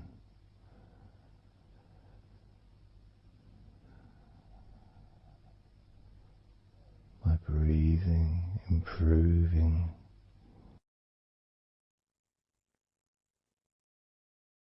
when I've got my eyes closed,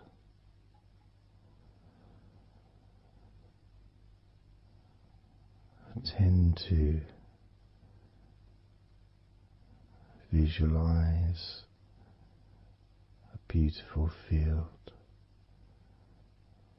with trees and flowers,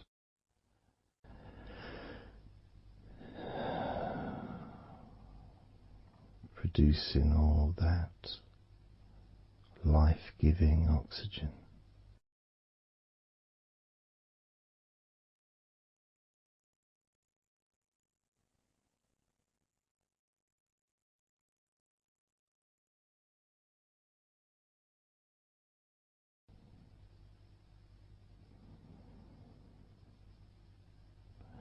Feels nice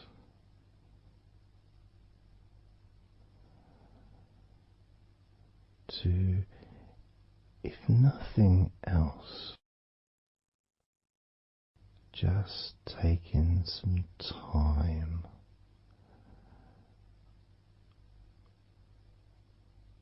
away from everything.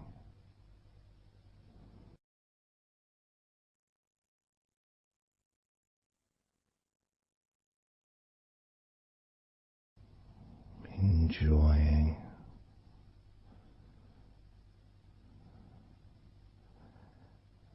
that feeling of peace, serenity,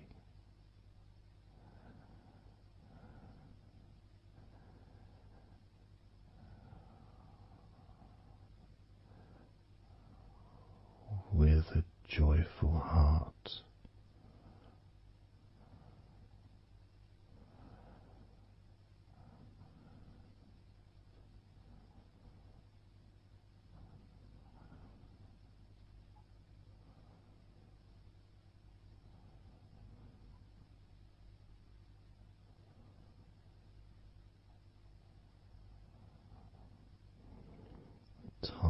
seems to just drip by so very slowly.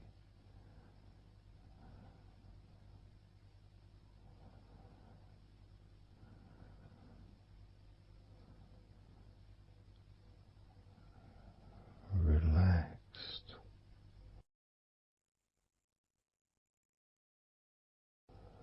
so deeply peaceful,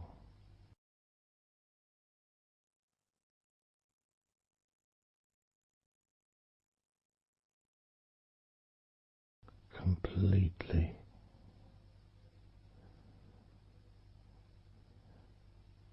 unattached to any thoughts whatsoever in this moment.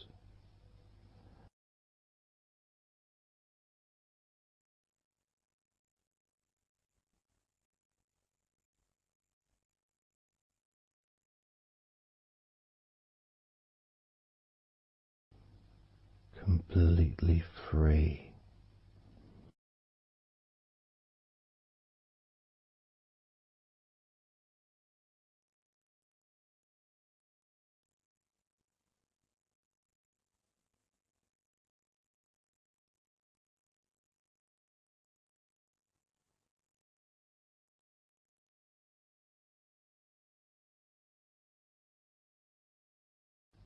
noticing that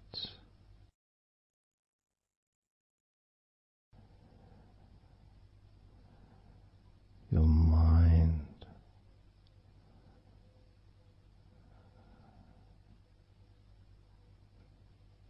has slowed down,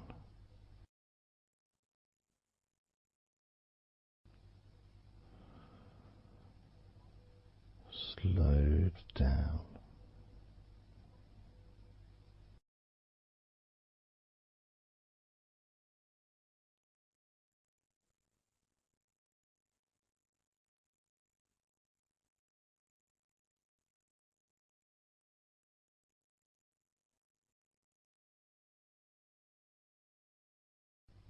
because nothing really requires your attention.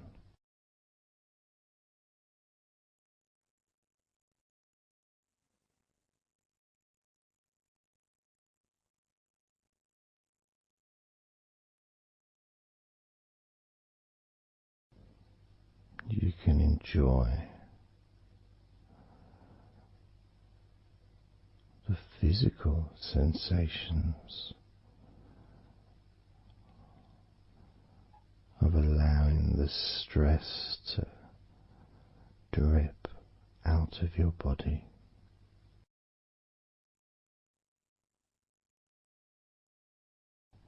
dripping out of every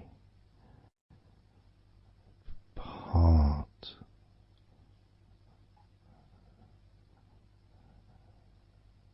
of your body.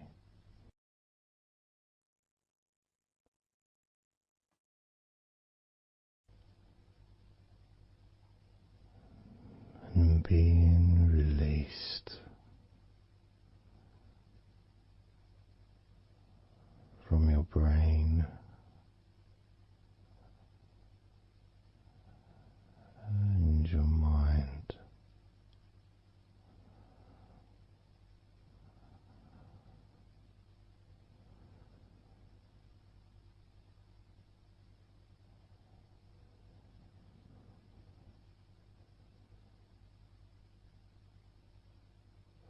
slowly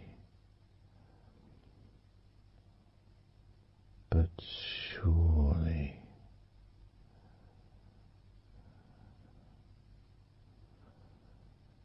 the muscles in your legs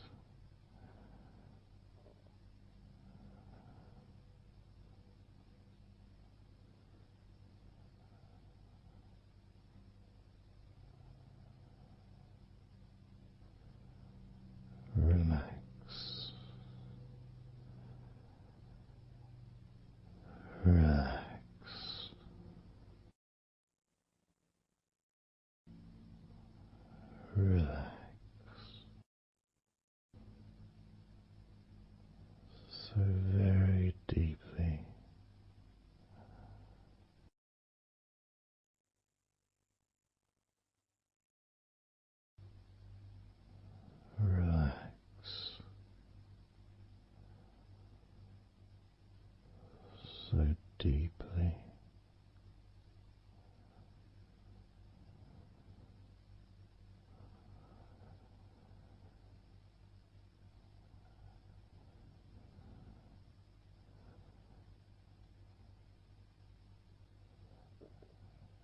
And the feelings, the pleasant feelings in your arms and shoulders,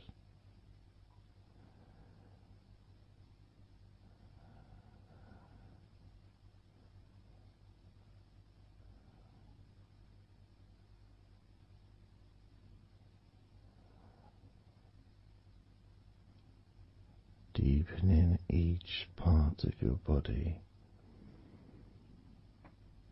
further and deeper.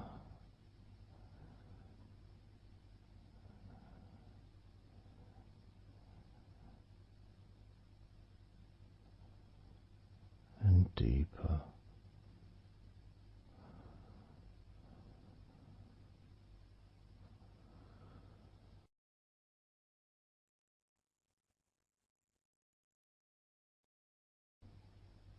Noticing the feelings in the back of your neck,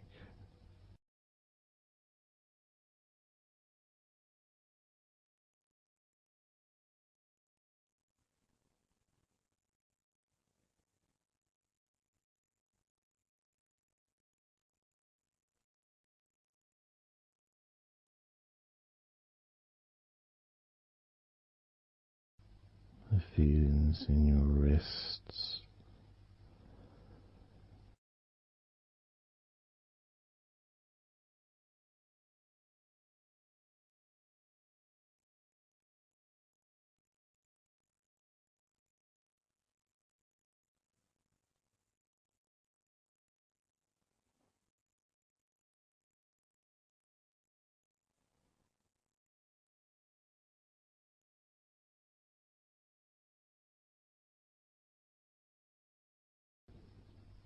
the muscles in the front of your body,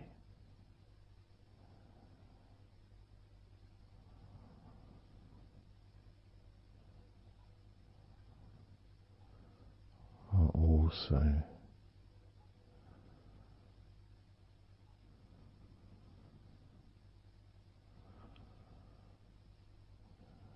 feeling peaceful.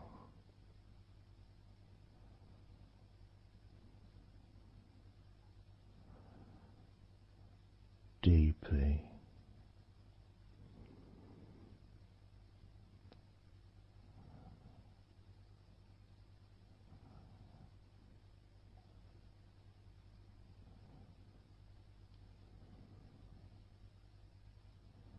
There's a sense of peace spreads through your very core.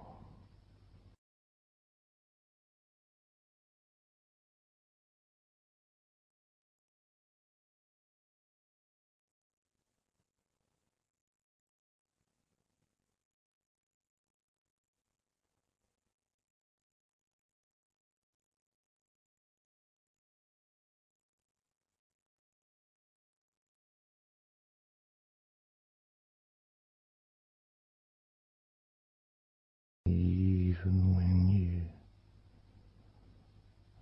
focus on your mind,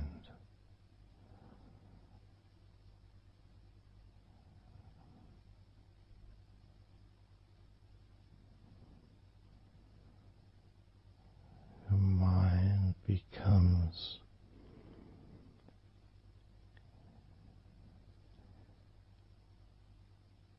even slower.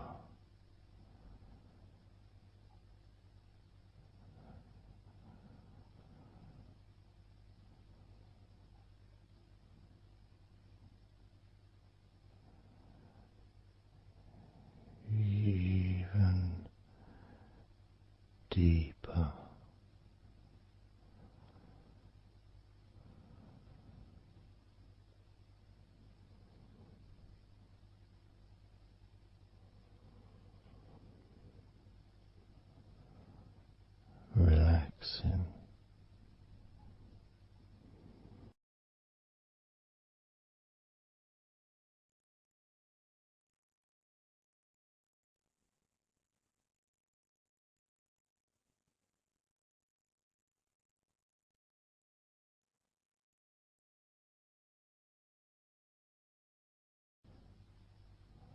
a very slow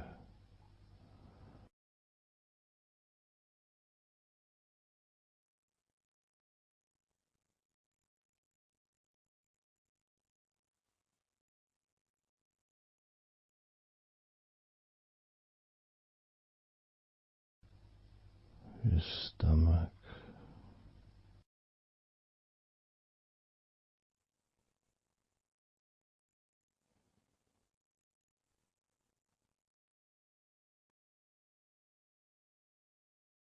peaceful in your stomach.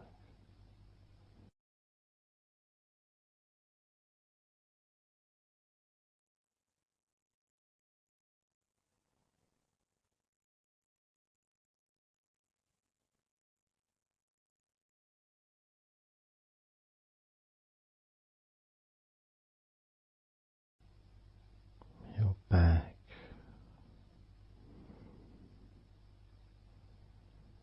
notice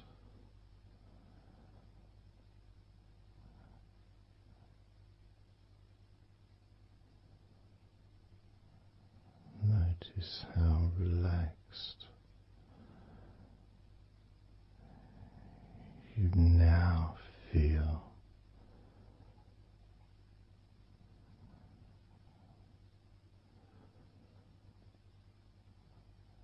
In the whole of your back,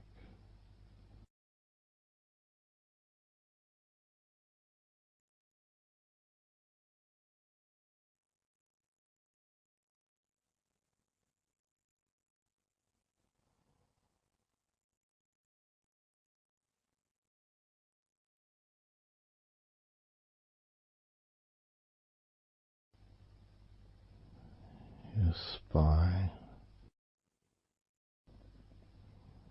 from your brain all the way down the middle of your back, sending and receiving millions of messages every day.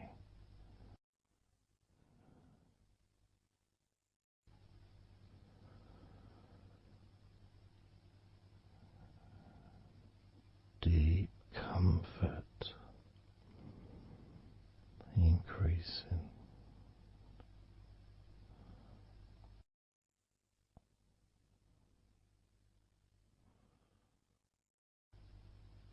Deeply relaxed.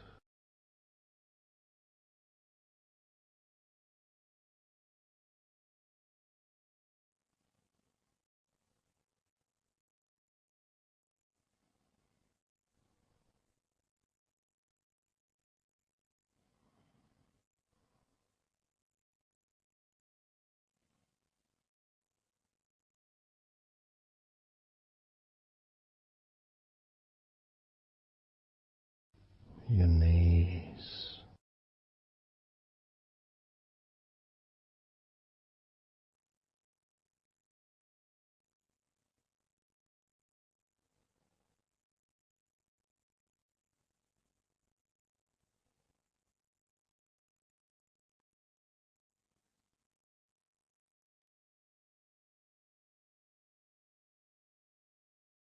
relax, spreading those signals down your spinal cord into every part of your body.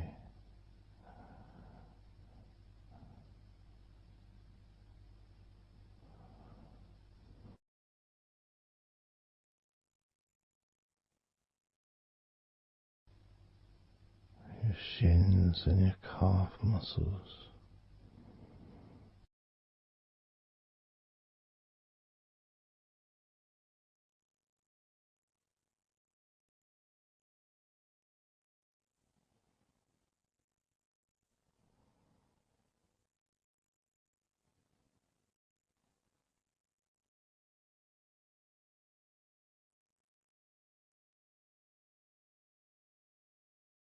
your elbows,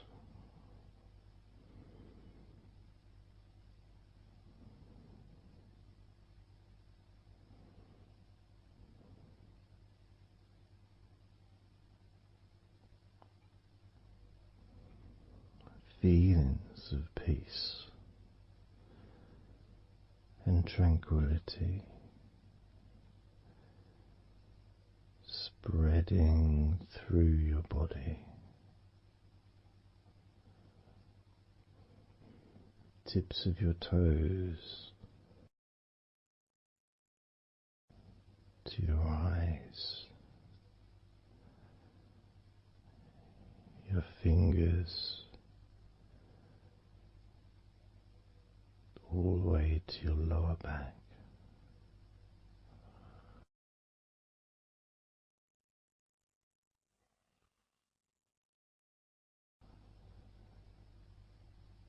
And letting go, really letting go.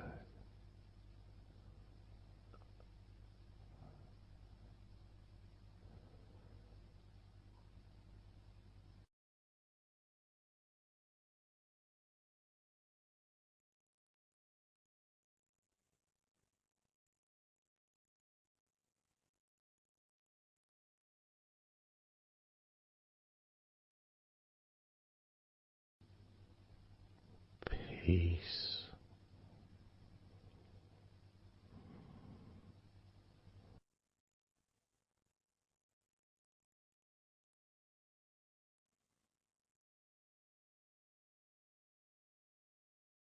Drifting.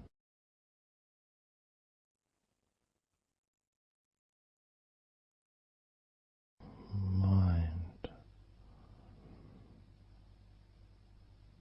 just wandering away.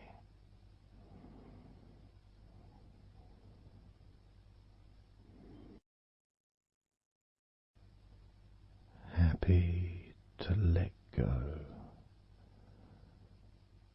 Let go. Completely let go.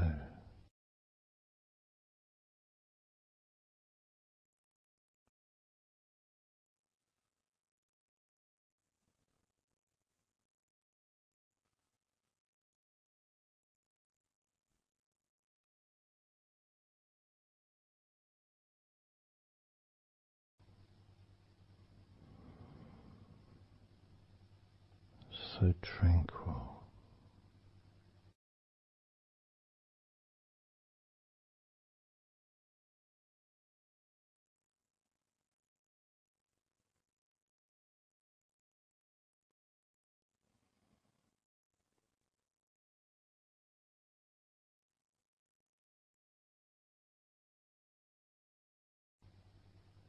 Your whole body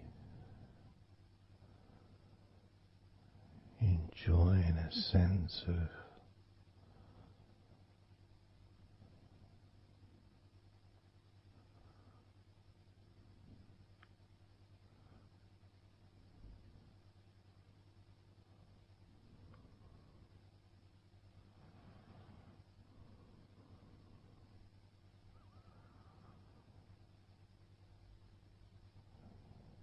letting go even more.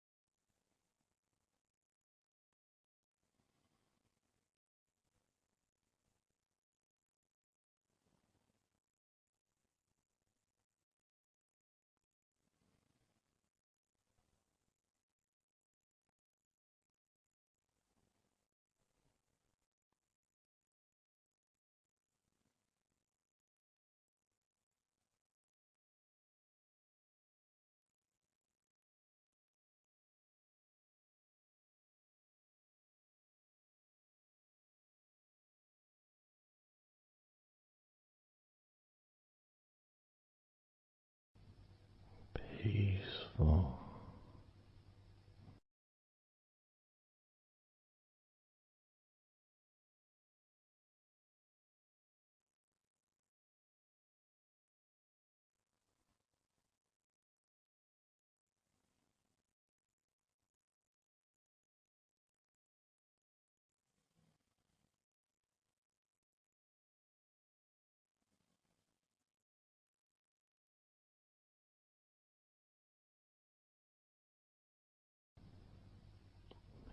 enjoying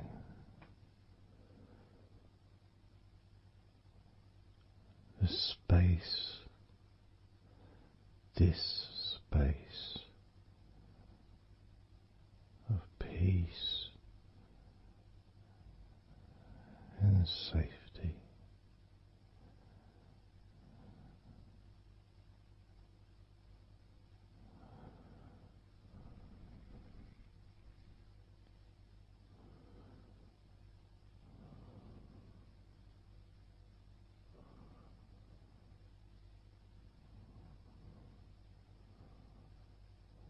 So very,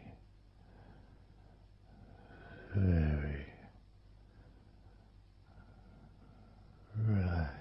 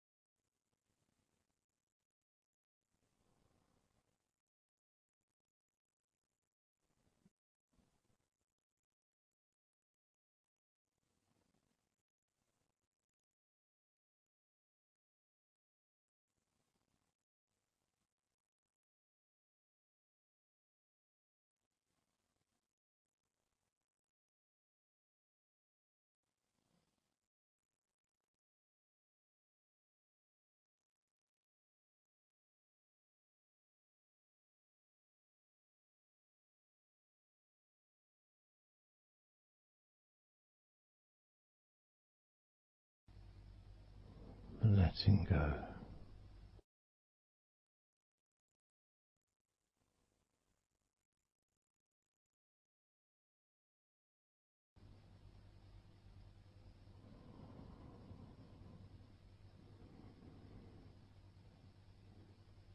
Maybe we can just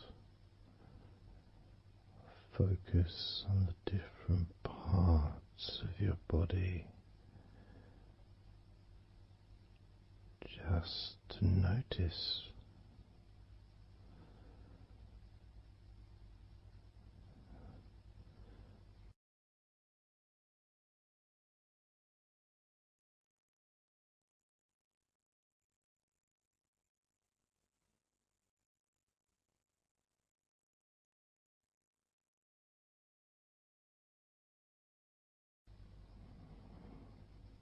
your forehead and your eyes.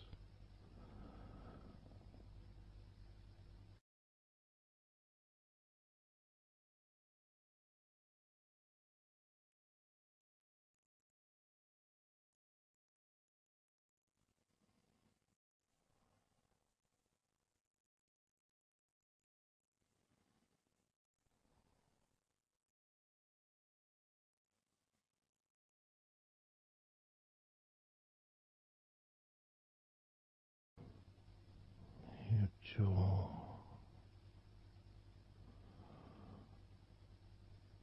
so loose.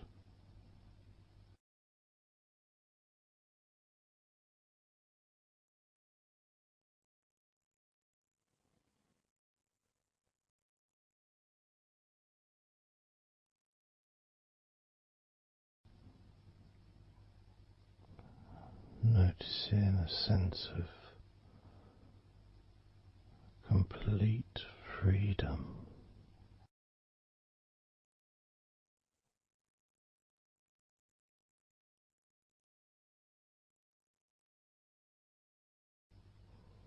Absolute freedom.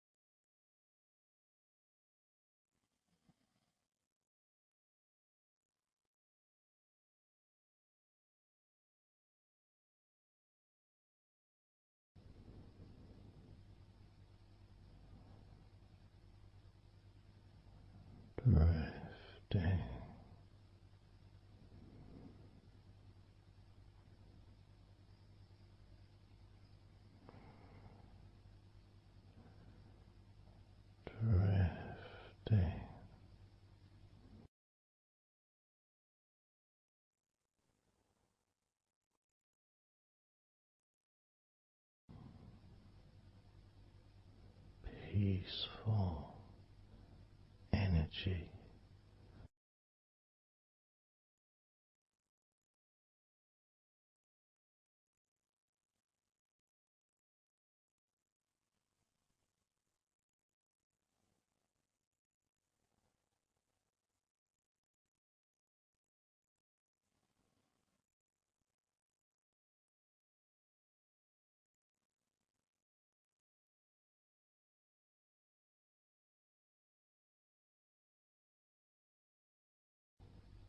Peace to breathe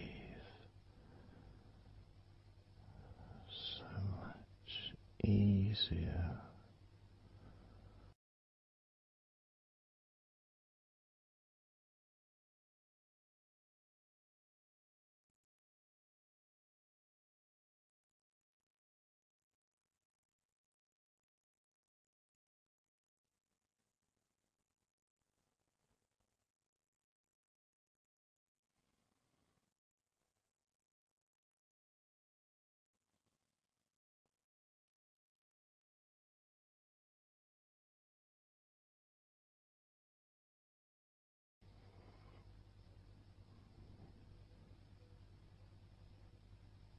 Loose.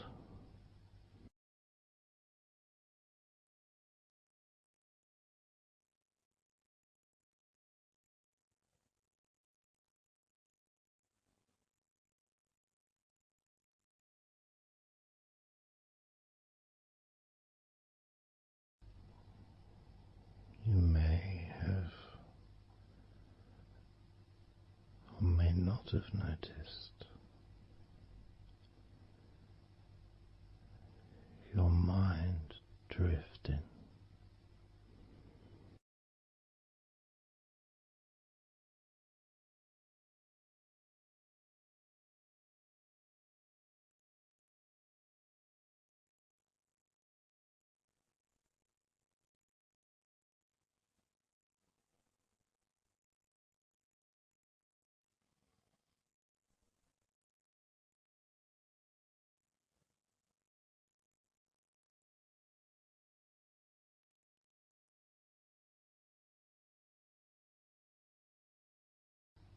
Peaceful.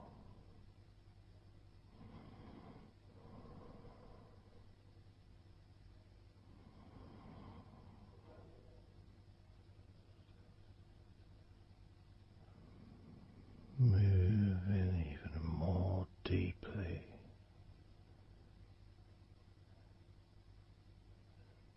in the direction of total blissful peace. Blissful peace.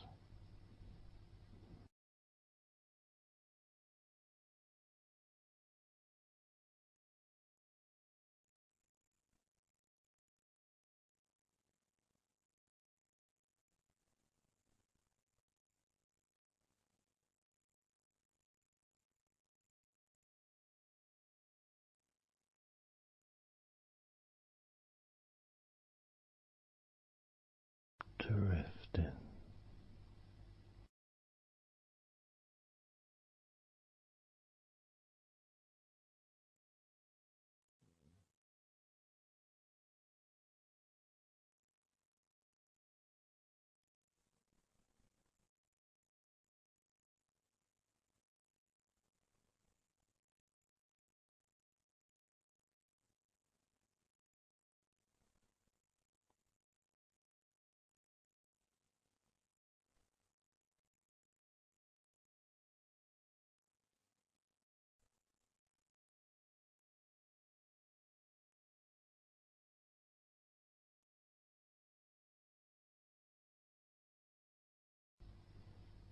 Total peace.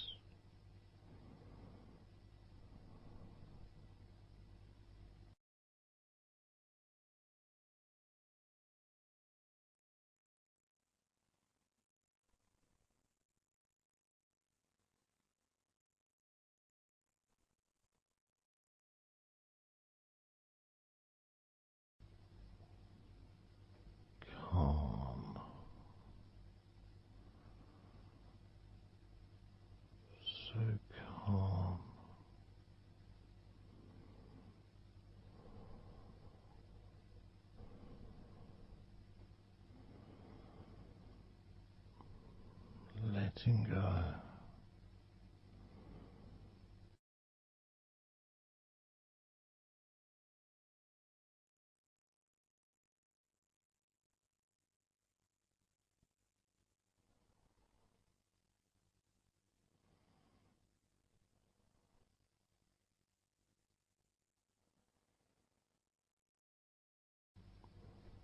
Peace of mind.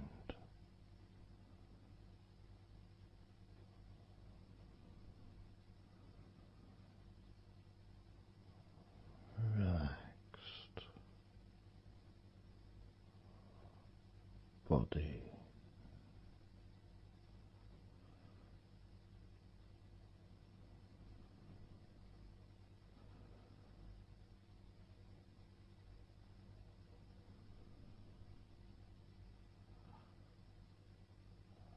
So relaxed.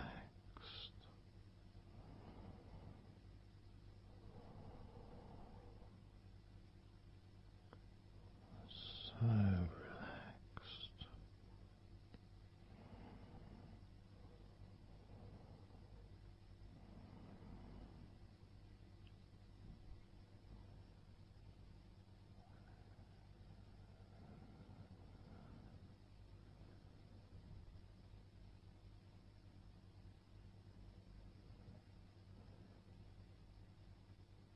Your body feels almost invisible.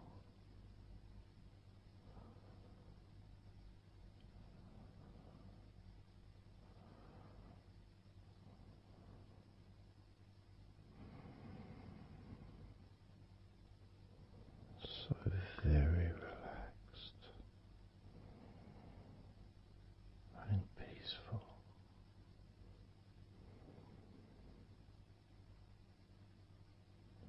So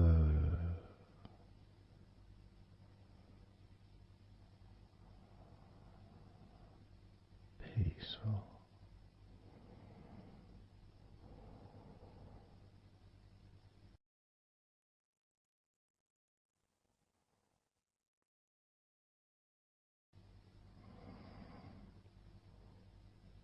Relax.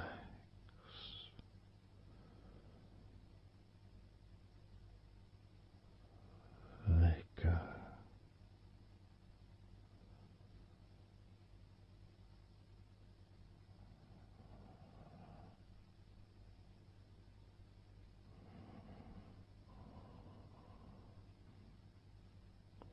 So peaceful.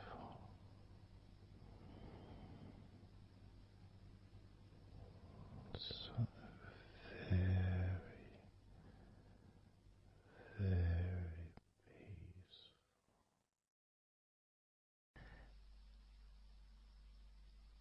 And you could start to notice that you are feeling more relaxed. Even though I've not purposely focused your mind upon that sense of physical comfort that is growing within you throughout your body.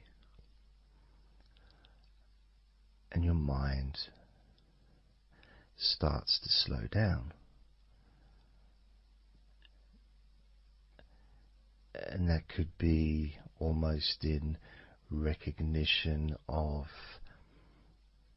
I guess, my speech not being particularly fast.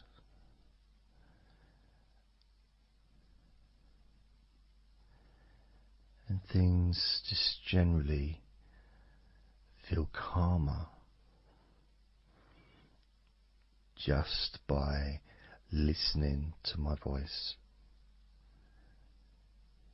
You give yourself an opportunity to take a break from the day,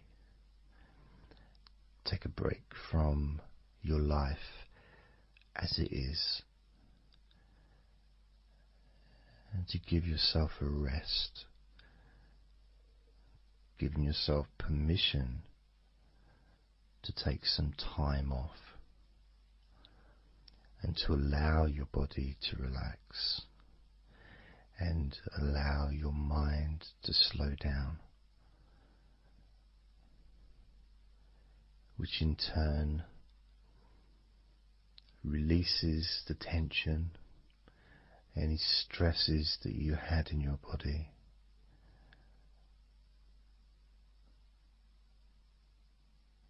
It's almost as if the parts of your body just open up, allowing the negativity out.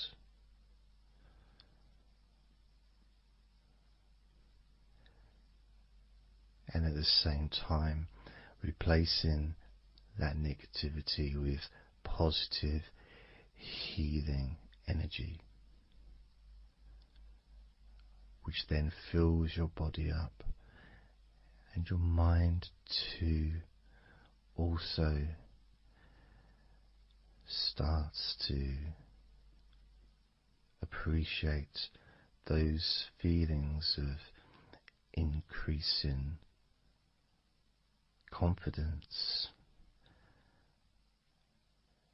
and an almost uplifting feeling, a positive healing,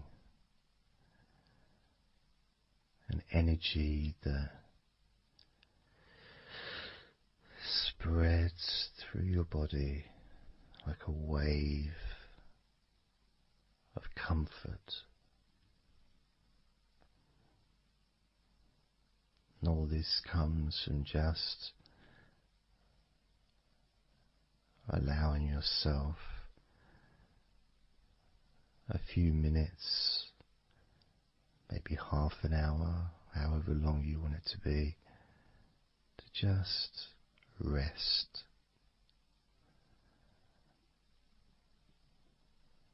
And allow your mind and your body to almost reset itself to the settings of comfort and relaxation, calmness, which allows more room for feelings of pleasure and happiness to move around your body and into your mind, almost as if your mind and your body are sinking together, almost mirroring each other with that growing positivity and calmness. And it feels nice. It really does feel nice to know that you are the one that has allowed yourself to feel more comfort and to experience more of this deep relaxation spreading throughout your body.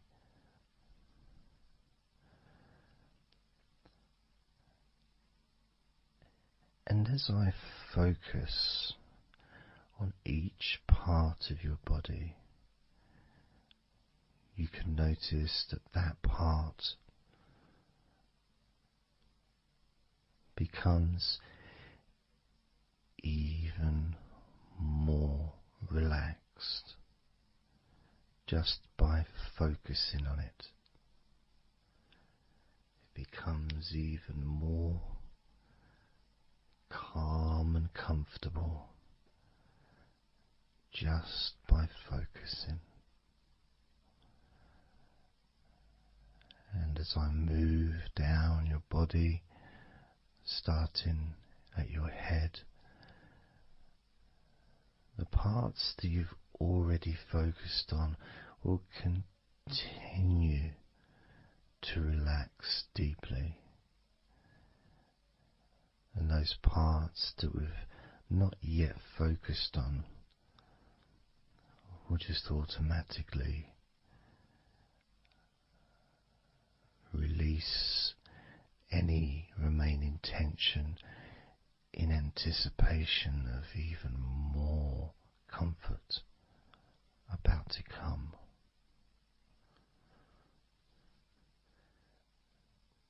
Now, I'm going to start by focusing on your forehead. Just being aware of the feelings of your forehead.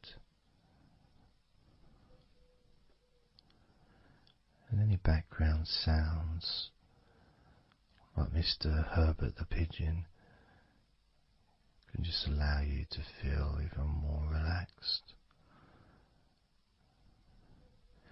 It just means you're in the moment. This isn't a sterile environment. This is the world. I live in the countryside, so there's lots of nature sounds around.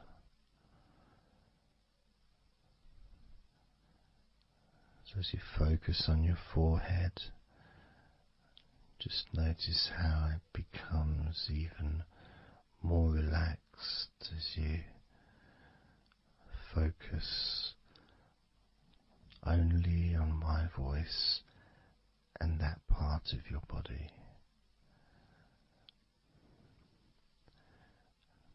Moving down to your eyes, focusing on your eyes, noticing how your eyelids feel so heavy, yet so light at the same time, and all the muscles around your eyes relaxing completely. Moving your focus down to your mouth, your lips, your tongue, your teeth and your gums, and the whole of your mouth relaxing, calm and loose. As you focus now on your jaw, not just the part of your jaw near your mouth and your chin, but all the way up the sides of your face to your ears, that whole of your jaw, feeling more relaxed and calm.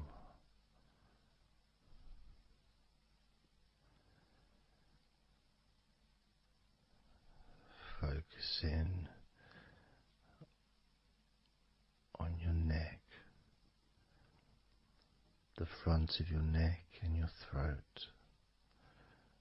relaxing and loose and calm. The sides of your neck, the right and left side of your neck, relaxed and loose and calm.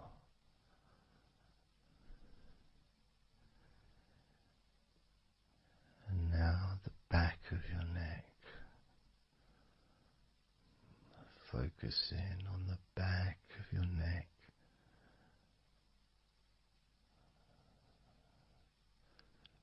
letting go of any tension that may have been there before, and enjoying that sense of increasing comfort and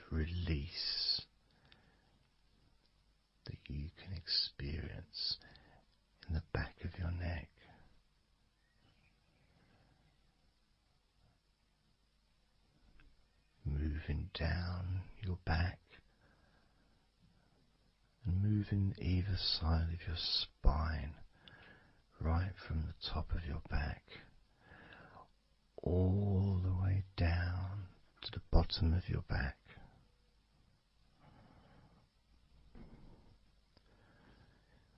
Down to your lower back.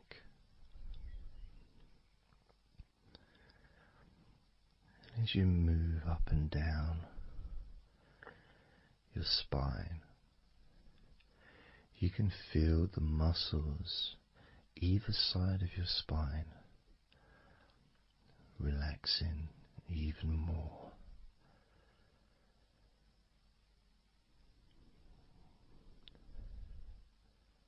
And as those muscles relax, that sense of comfort starts to spread outwards from your spine into both sides of your back. The top of your back, the middle and your lower back.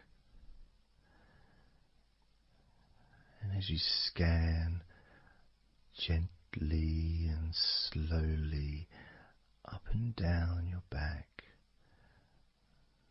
as the muscles in the top of your back relax and become looser, the muscles in the middle of your back also seem to just almost divide from each other, separating and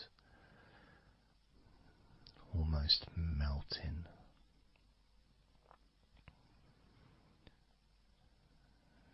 And in your lower back,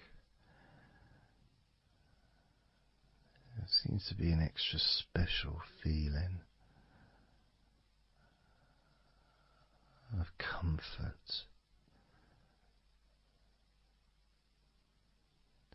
that spreads into your hips, so down your lower back and into your hips,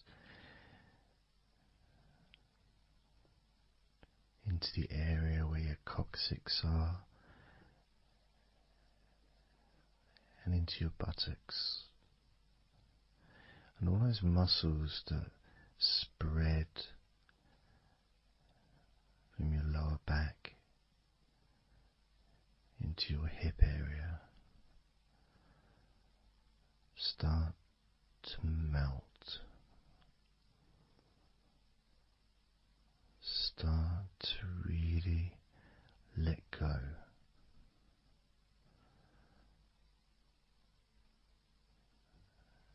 And even though we're about to focus on your shoulders, your back and your spine will continue to let go.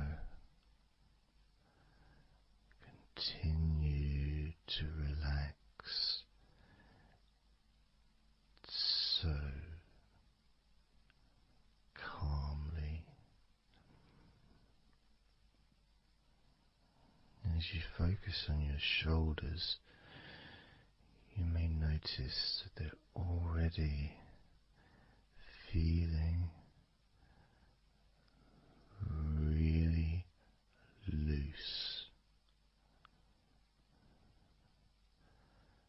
They're already feeling calm.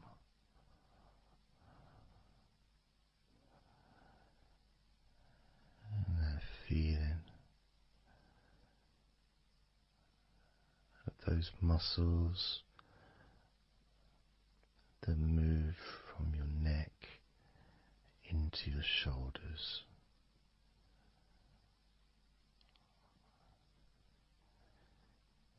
Feel so soft and gentle, so smooth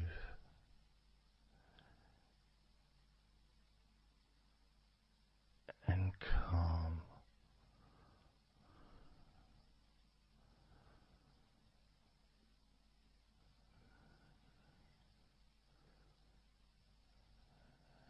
feeling in your shoulders.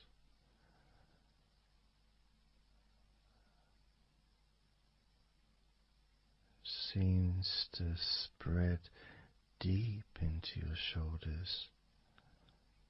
That sense of relaxation, not just traveling deeply into your muscles, but also relaxing the bones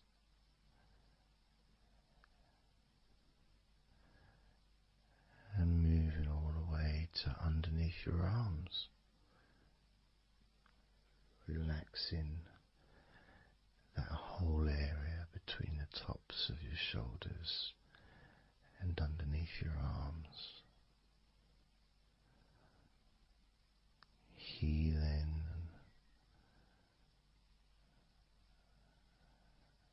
You feel so relaxed and comfortable in your shoulders, which sends that deep healing message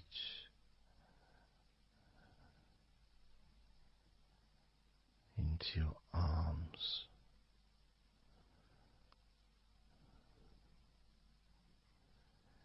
And you may feel almost as if your arms are not even there because they're so relaxed,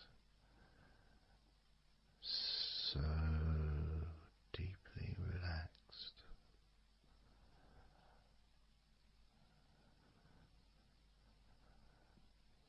So calm.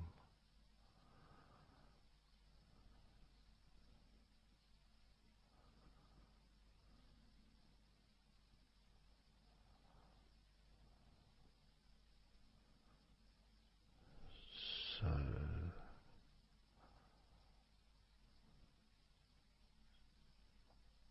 loose.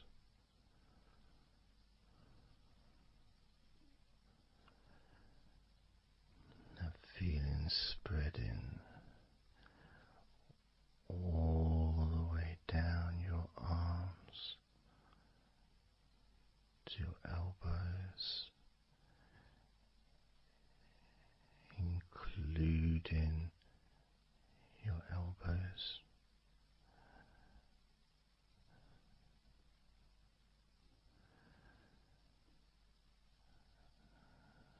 As the comfort spreads all the way into your wrists, your forearms and your wrists,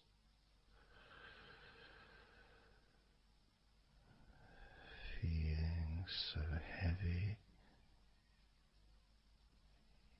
yet at the same time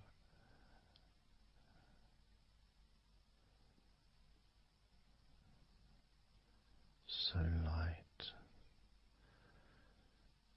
and gentle.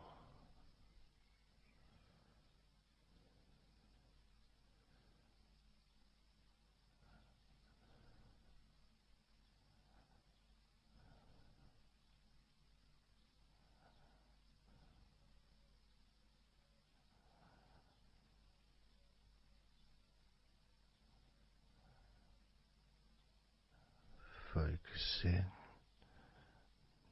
now on your hands,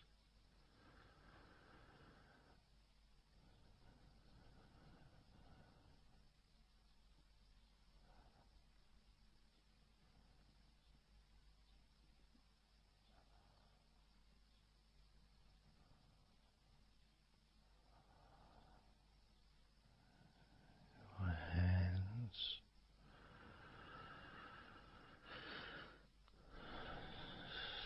so peaceful in your hands,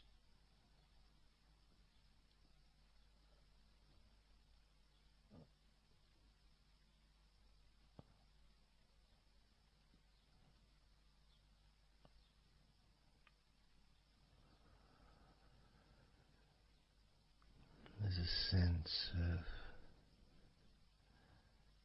real peace.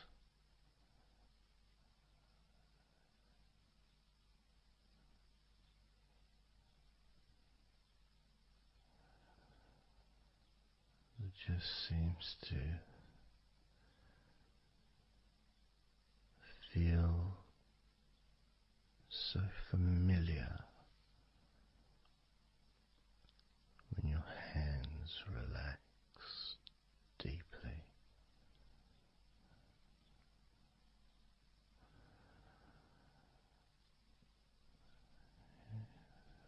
Feels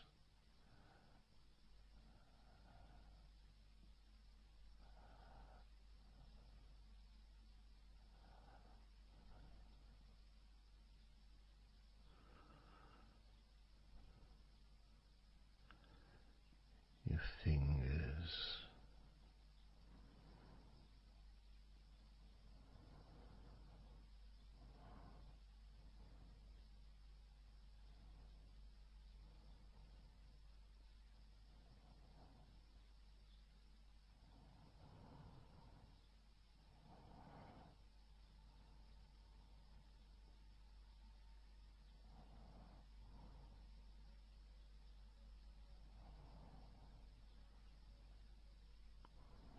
your fingers so loose.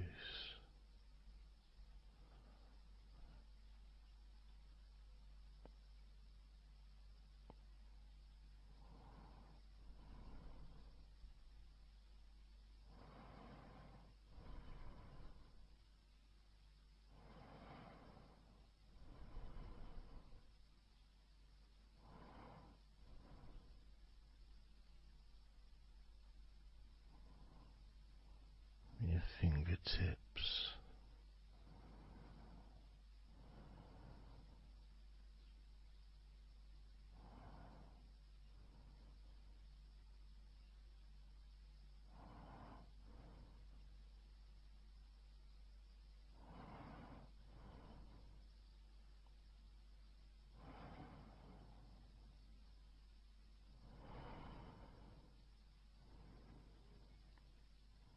moving your attention to the front of your body,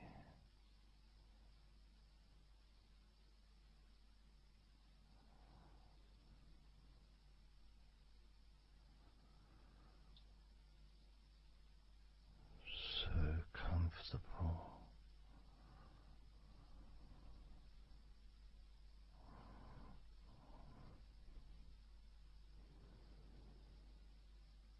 Moving your focus to your legs,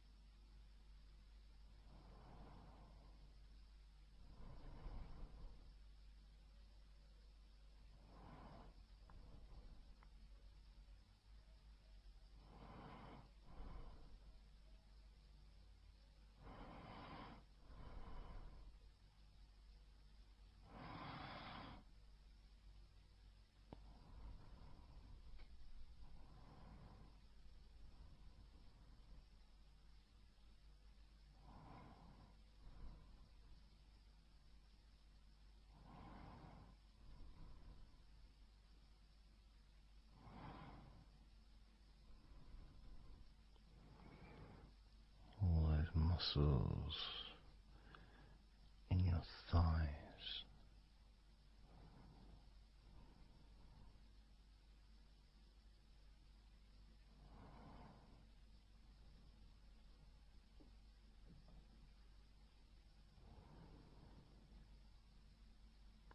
your knees, so relaxed.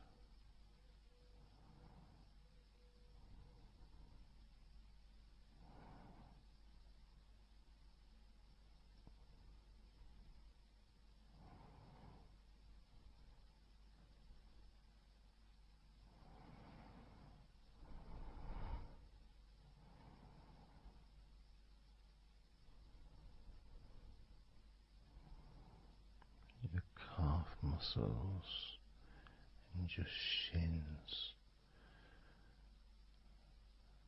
completely relaxed.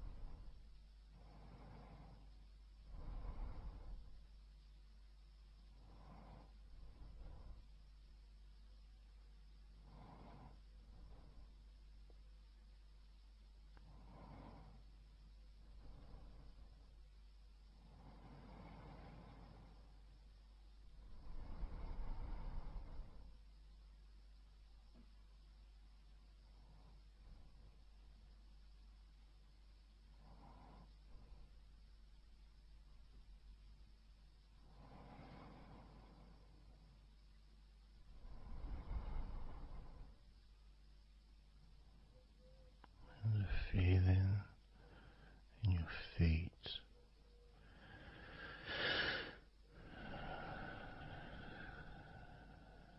so peaceful and so calm,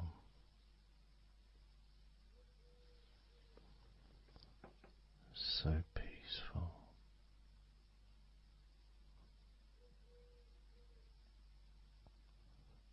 so calm.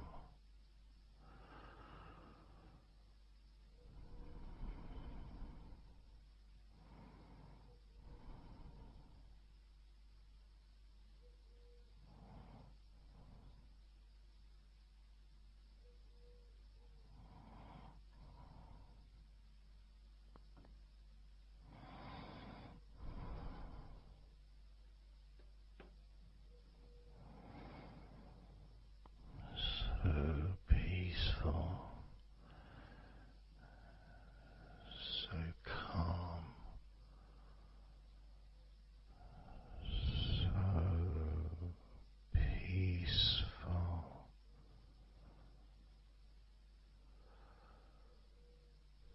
so relaxing, peaceful, so calm.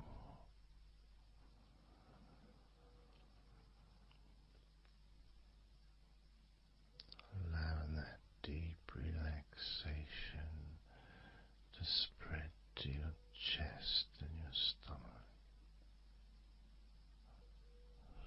So relaxed.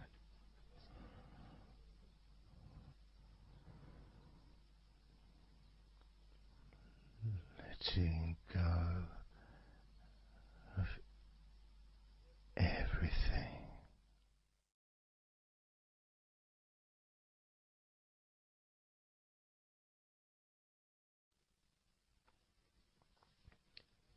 So I'm going to start counting down now from 20 down to 1.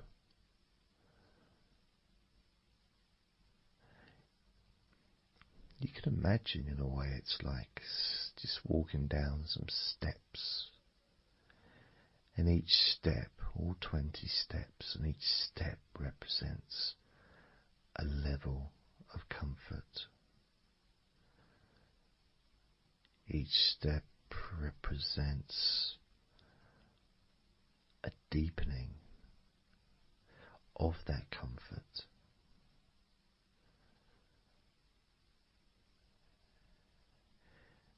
And the further you walk down those steps, the deeper and more relaxed you feel.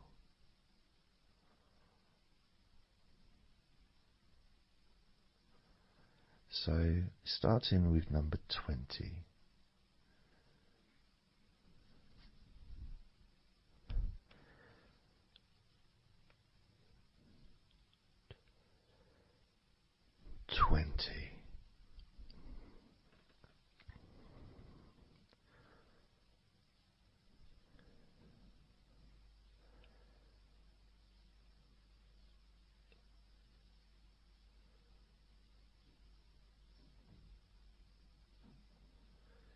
$19.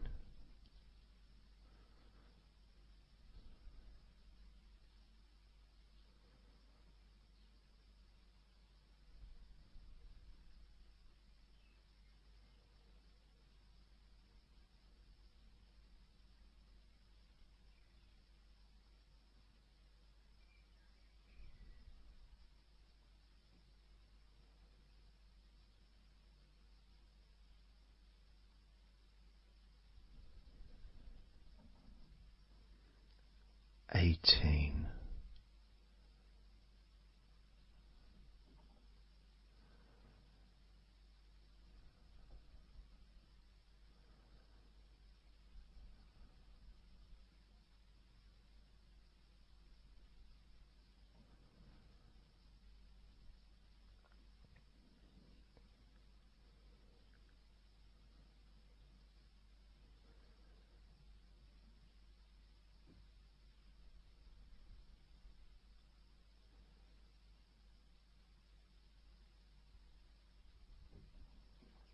$17.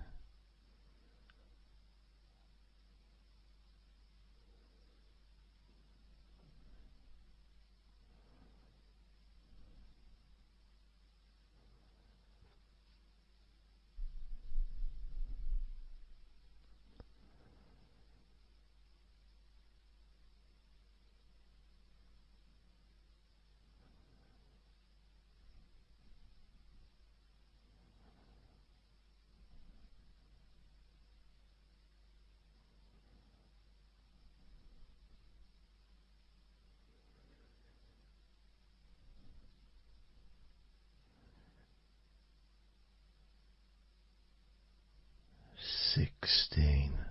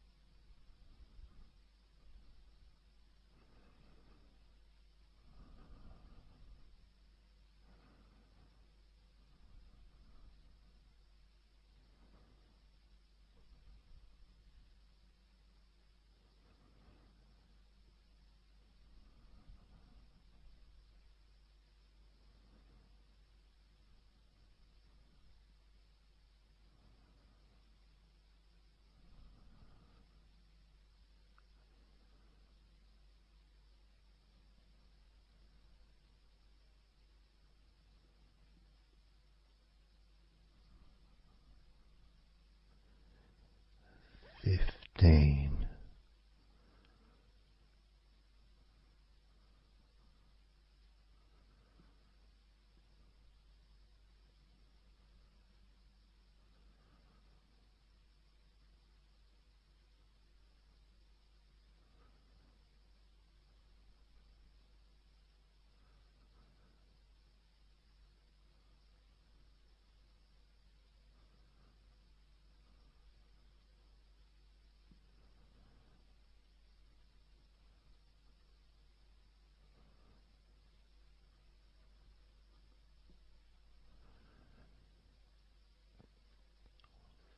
14.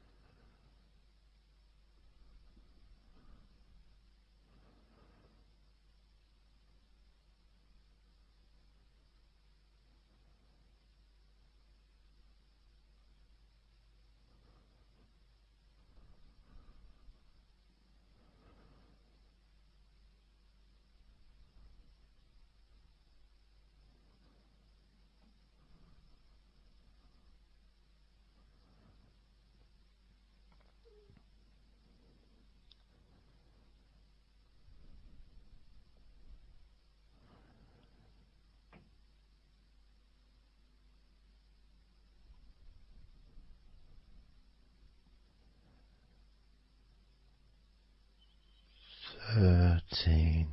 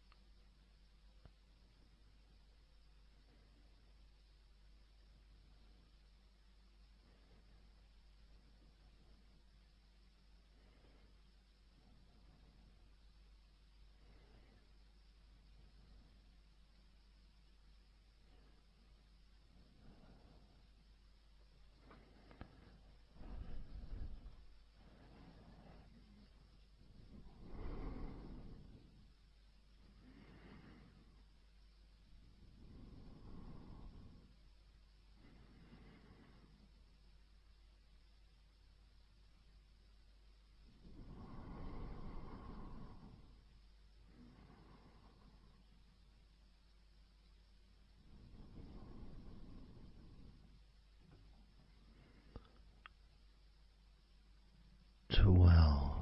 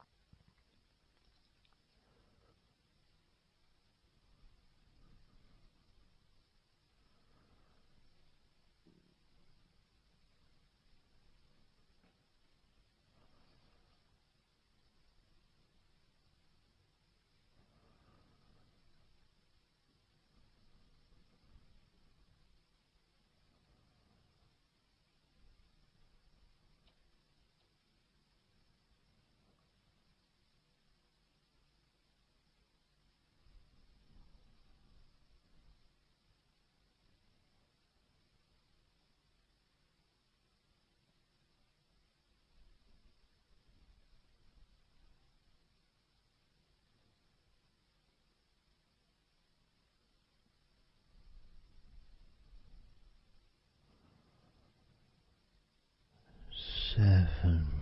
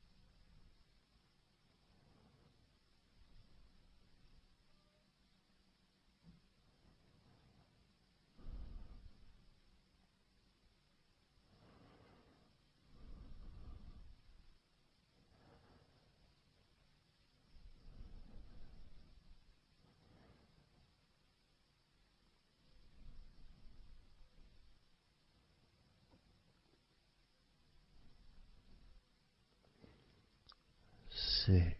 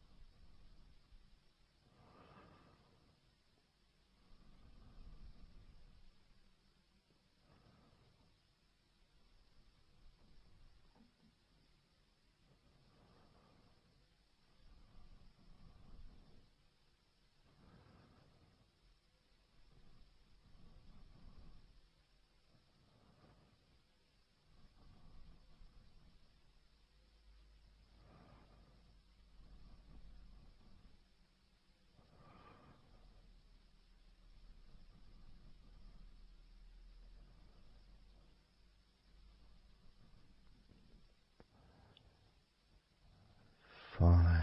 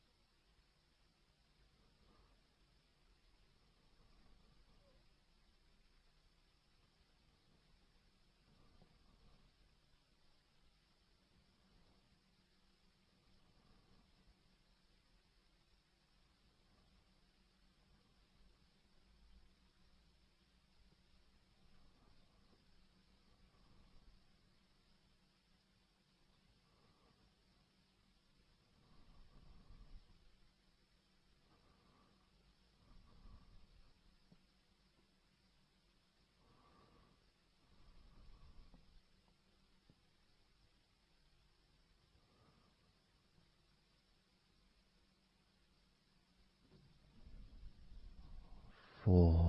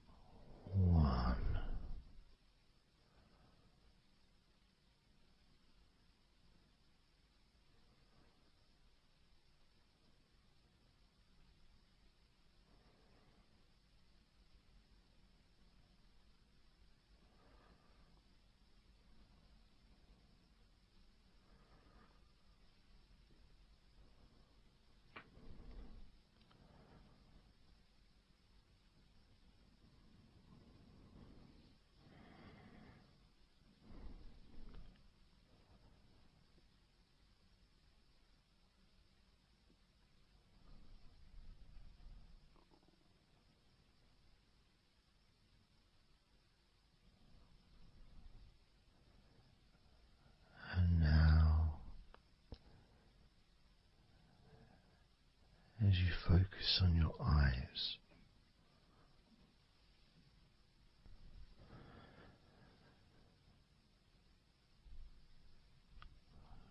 we're going to count down from 10 down to 1.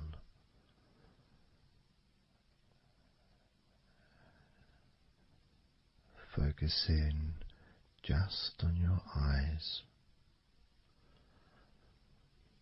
your eyelids, the muscles around your eyes,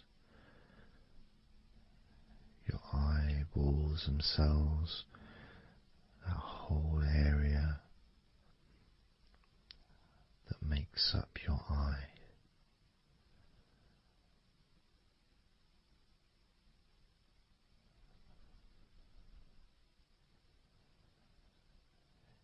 And as we count down from 10 down to 1,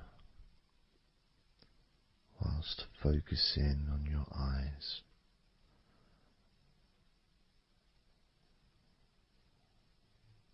you will become twice as relaxed with each number counting down. And you may find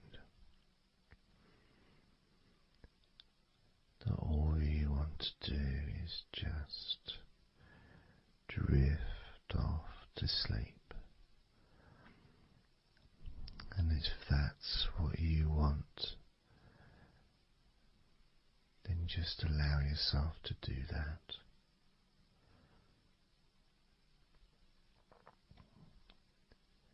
Now, focusing on your eyes, I'm going to begin counting down from 10 down to 1 right now.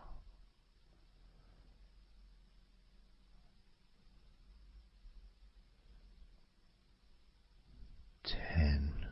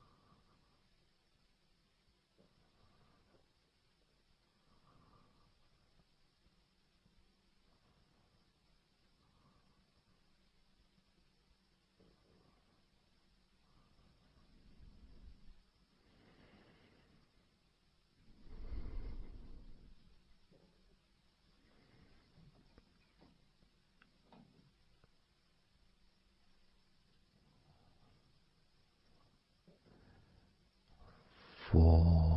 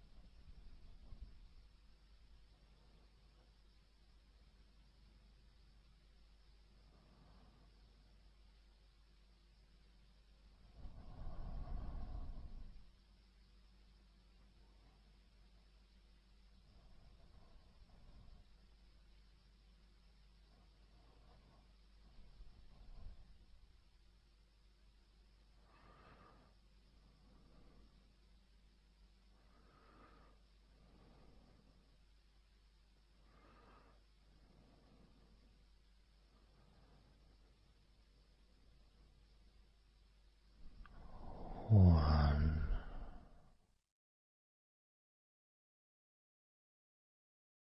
So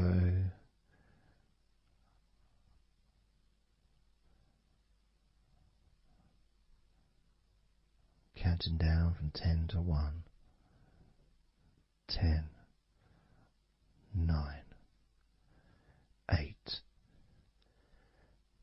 7, 6, 5, 4, 3, 2, 1.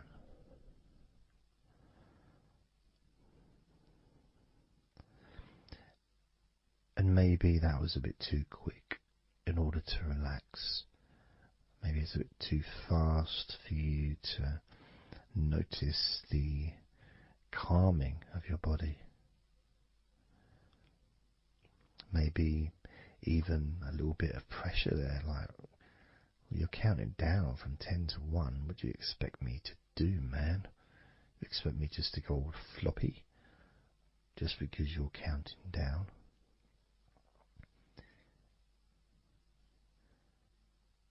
We could try again, but this time I'll go a bit slower. This time, as you focus on the whole of your body before we focus on your legs,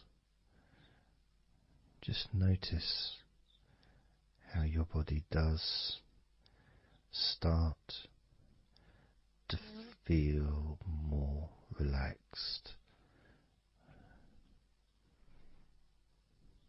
with every number that I count down. 10.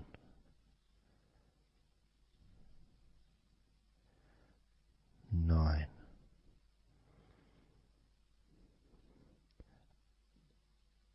8.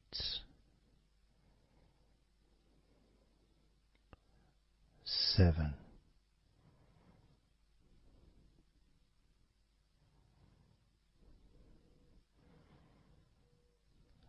6.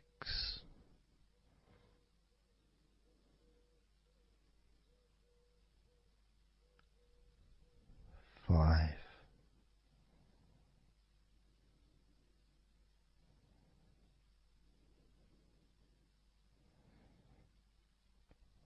4.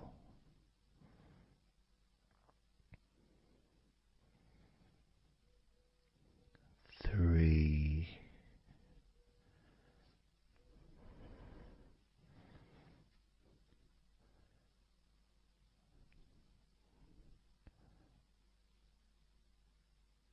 2.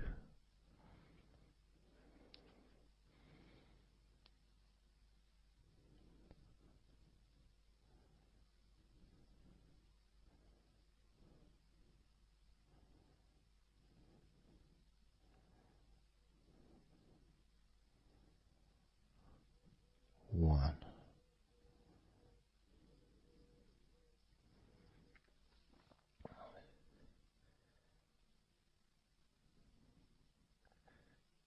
And just notice how you feel generally, how your body feels.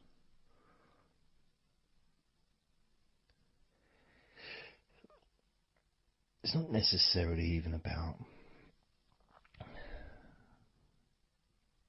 counting down from 10 to 1. It's that space that you have, that space between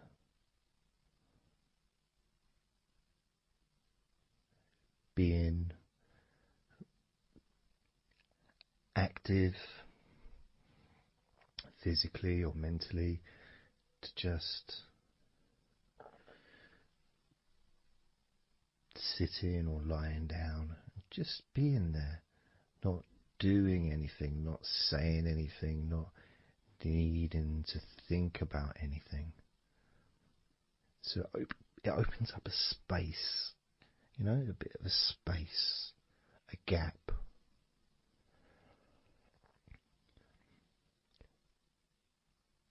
And the more I count down from 10 to 1, the bigger that gap becomes.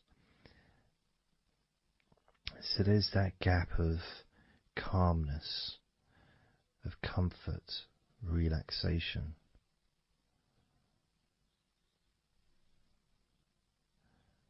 It's a nice feeling.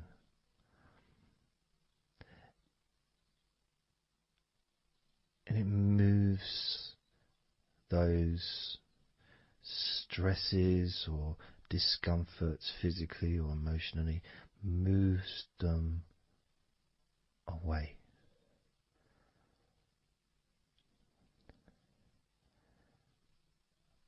Allows you to just slow down. So I'm going to count again from 10 down to 1 and notice that gap widening. the gap. And as it widens, it's almost like the stress and attention falls into the gap.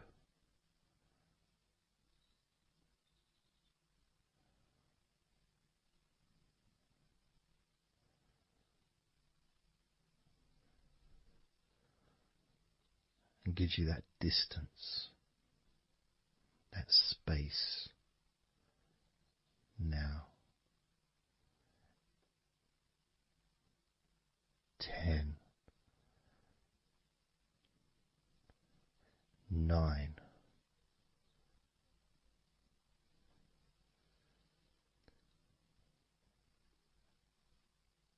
8,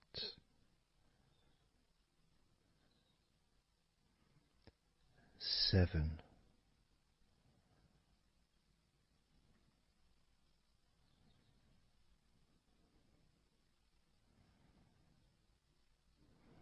6,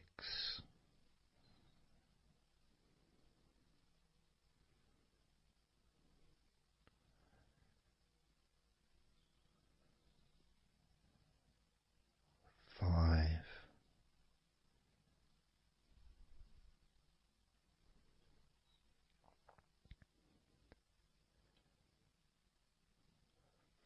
4,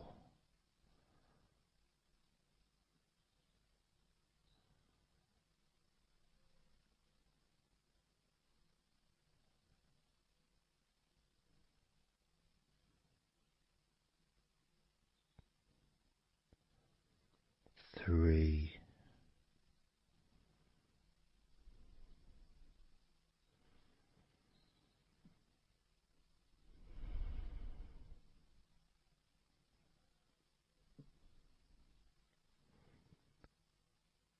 2,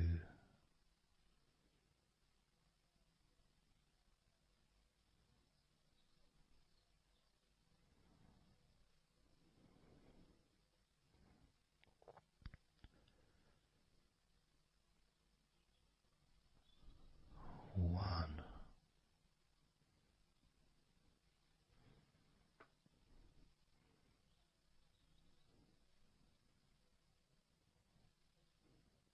And how does your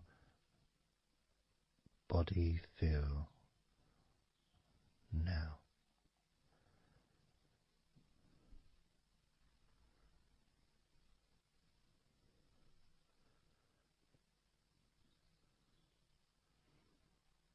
Can you notice that you're feeling calmer?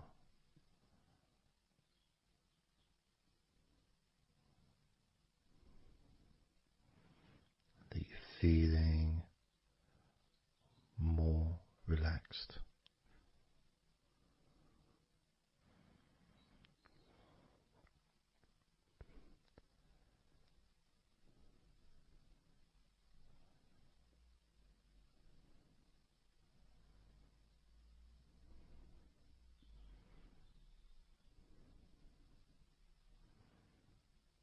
As we now focus on your legs, just your legs.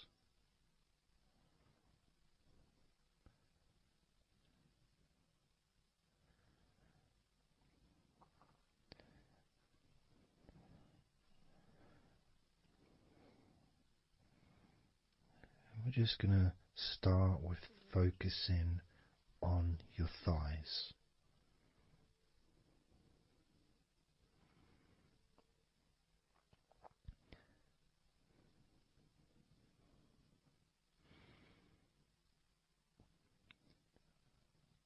Of course, it's not the most exciting thing to be doing because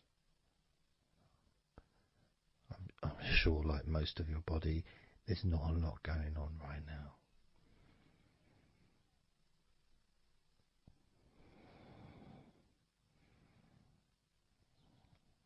Just focusing on the whole of your thighs, the tops of your thighs, the sides of your thighs, the bottoms of your thighs, your outer thighs and your inner thighs. Basically the whole of your thigh that leads into your hip and then goes down to your knee joint.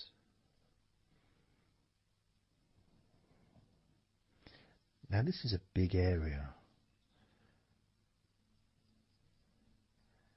It's a very heavy area. It's very strong. Probably the strongest muscles in your body are in your thighs.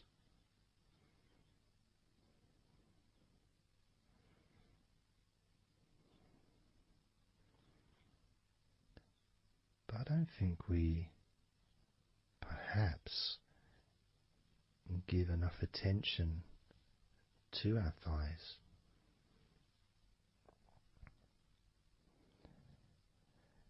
Perhaps we don't acknowledge how important our thighs are to our lives.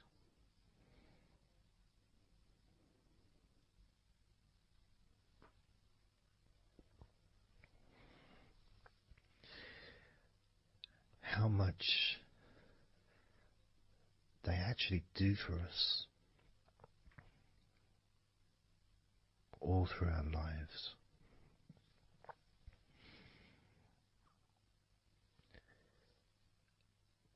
And it may sound really weird, but I think that all of our body parts, especially our thighs, need some TLC. A bit of love shown, a bit of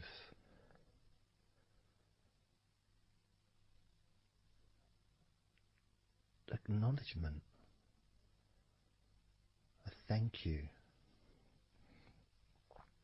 gratitude for what our thighs do for us.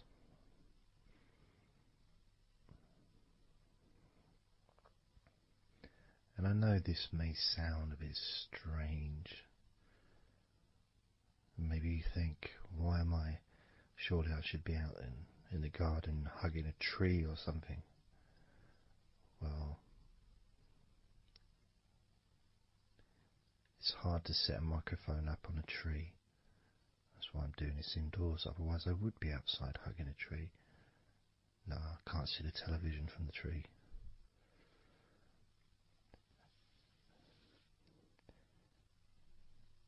If you move down to your knees, again, such an important part. And I think we don't necessarily, I'll speak for myself here, I don't necessarily appreciate all that my knees do for me until I have a problem with my knee. So occasionally if I have maybe I bash it or it's aching for some reason, it's then that I realise how much it does. You know, the benefit of being able to use my legs without any kind of physical discomfort is a beautiful thing that's possibly not appreciated until it's temporarily removed, you know, that comfort. But as you focus on your knees, regardless of how your knees feel, you can add that sense of gratitude and love to your knees for all that they do for you.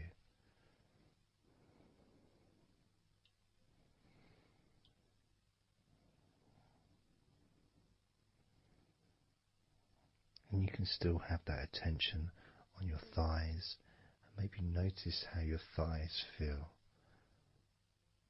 Maybe you've noticed that they are relaxing more deeply.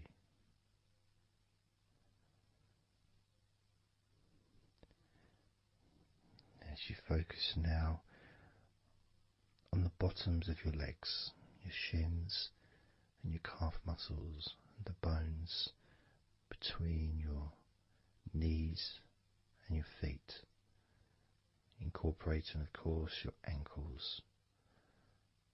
So important.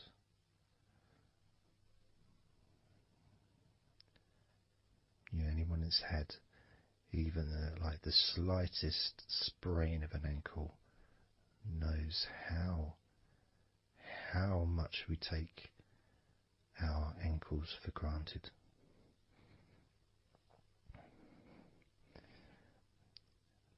And it's kind of strange in a way when you think that, logically our wrists are a lot thinner than the rest of our arms, which is okay, can't see any problem with that, because we're just picking stuff up. But our ankles are so much thinner than the rest of our legs.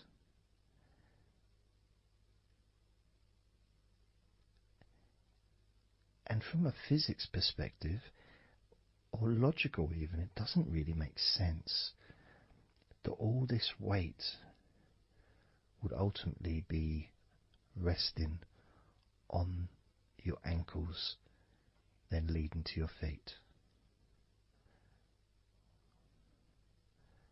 That thin area, thin bone, yet it does so much great work. Supports us, supports our body for a lifetime. Helps us to balance, helps you to get around and be mobile.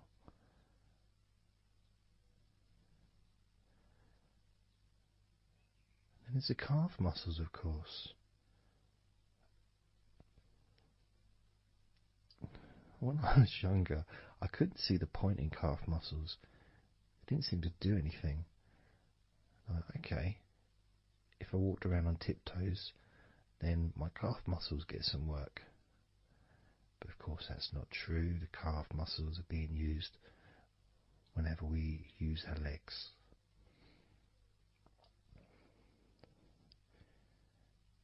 And your shins, there to protect your lower legs, shaped in a way almost as a protector for the bone.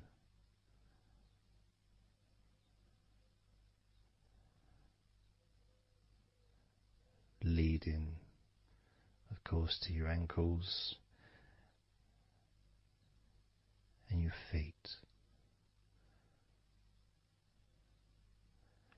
But we're not going to focus on your feet, we're just going to focus on the legs. And I realise that now that I've mentioned your feet, you're probably focusing on them anyway. So maybe I should focus on your feet a little bit. You can have them in your awareness, the same as you have your thighs in your awareness, even though we haven't been focusing on your thighs for a few minutes. We've been focusing on your ankles,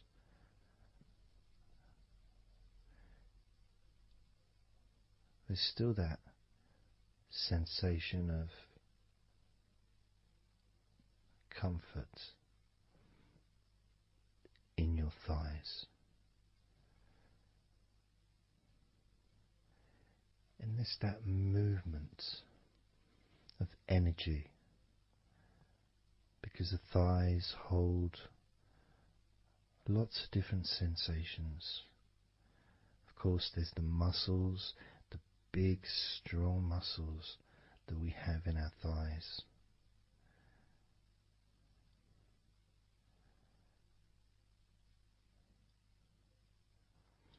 But the skin on the outside of the thighs, as in the outside of all of our body, can be very sensitive. sensitive to the touch, sensitive to temperature.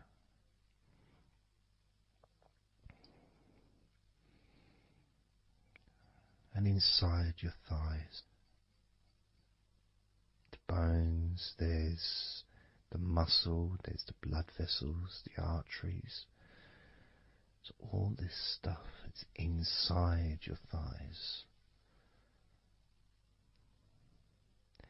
And I guess sometimes it'd be nice if you could actually put your fingers inside your thighs and massage. So you can massage on the outside, of course, but to be able to get deep into the muscles, and to be able to just massage inside your thighs, massaging the bones of your leg, massaging all the veins, and just gently healing your thighs.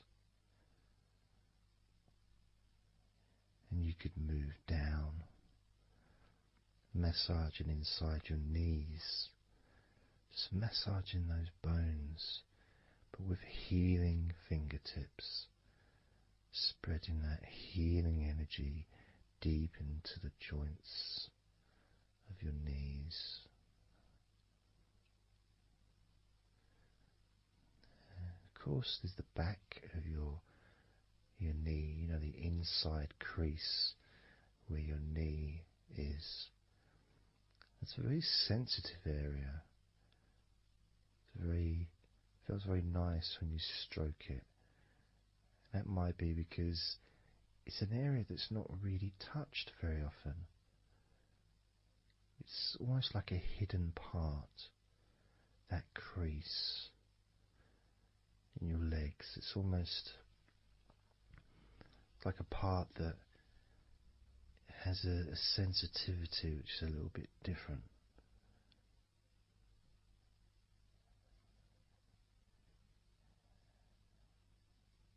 Of course, it's protected by your legs.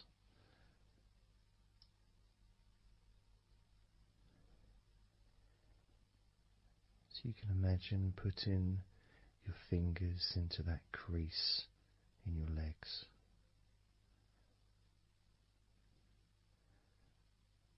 That fold in between your legs, you can just massage with your fingertips. Imagine your fingertips going inside, massaging the muscle tissue. You can of course feel the bones of your knees healing through your fingertips.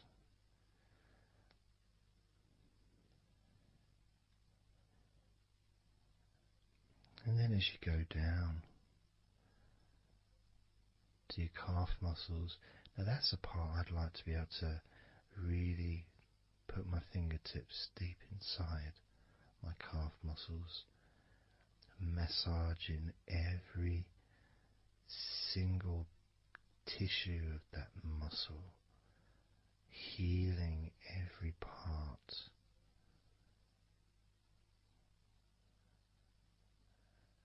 And then doing the same for my shins, massaging and gently stroking the bones, gently stroking them, healing in a loving way, because they deserve to be treated as the precious bones that they are, because our legs are so precious, as in all the other parts of our body. They're more precious than any jewel on the planet.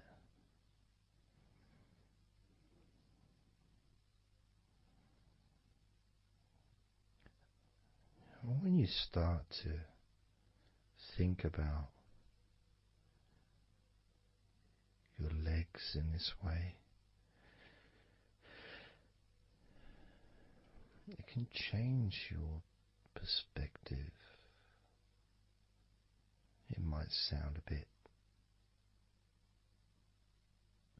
silly to start with, the idea of having love for your legs, showing appreciation for your thighs, wanting to be able to put your hands in your thighs and massage the muscles and the bones, and to get your fingers deep in there, releasing all tension, just to show how much you care about your legs, how much you care for what your legs do for you regularly. Your knees, your calves, your ankles. The strength of your ankles, considering how thin they are compared to the rest of your legs, especially your thighs. Yet they're so strong, so flexible. Absolutely amazing things your ankles are. Truly a gift because of what they do for you.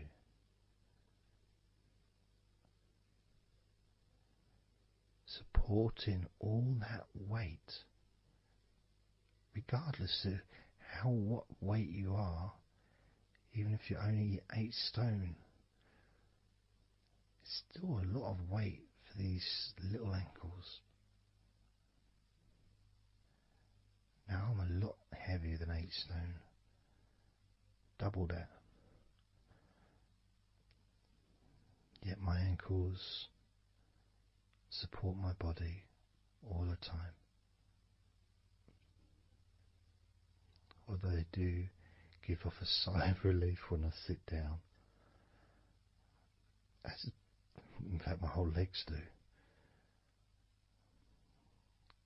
My feet also go whew, and my toes clap. They're so happy.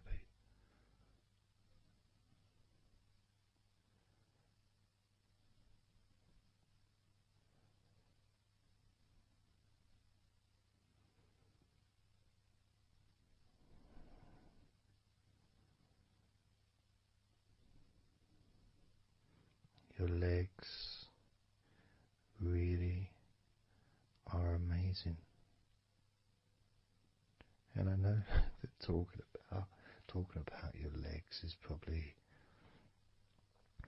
possibly among the most boring things you've ever heard anyone say, possibly.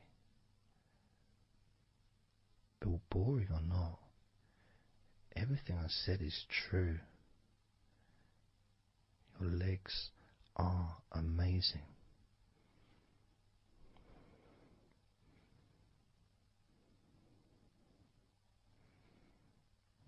Your legs deserve not just respect,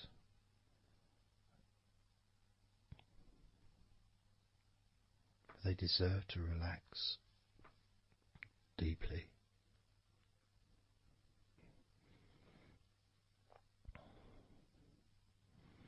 They deserve to take some time out of the day to just let go completely.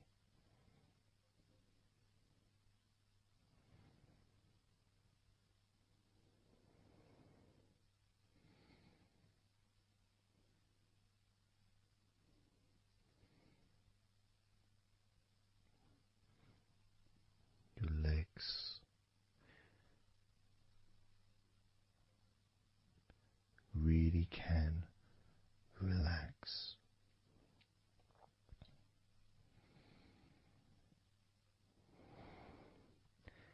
And because the legs are such a very important part of your body, when you relax your legs, the rest of your body also naturally follows in that journey of comfort.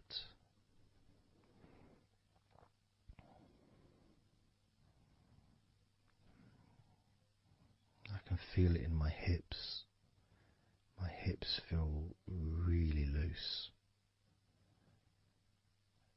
And also my lower back as well. My lower back really feels stretched, even though I'm just sitting in a chair and there's no stretching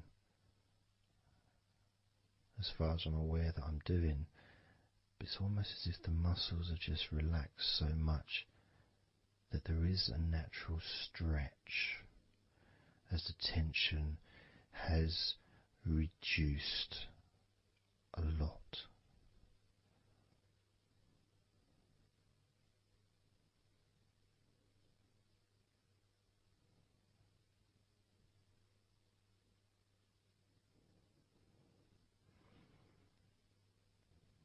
And I'm now going to count down from 10 down to 1. And you can continue to feel wonderfully relaxed. 10, 9, 8, 7, 6, 5, 4, 3, 2, 1.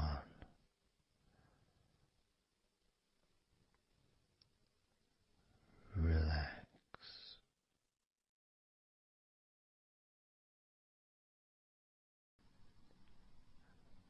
So I'm just going to count down from 5 down to 1. And as I count down, if you just focus on the numbers, just the numbers, counting down, and notice how you feel in this moment as you hear the numbers counting down, knowing that those numbers counting down represent you feeling calmer, not just in your body but also relaxing your mind. And just notice how you feel. There's nothing to do, there's nothing to say, there's nothing to think about. Starting with number 5.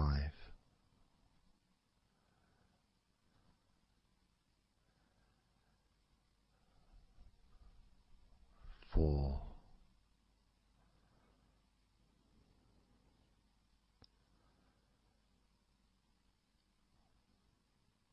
3.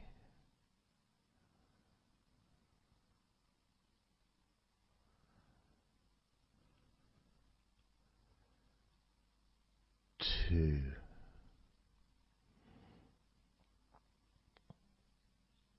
1.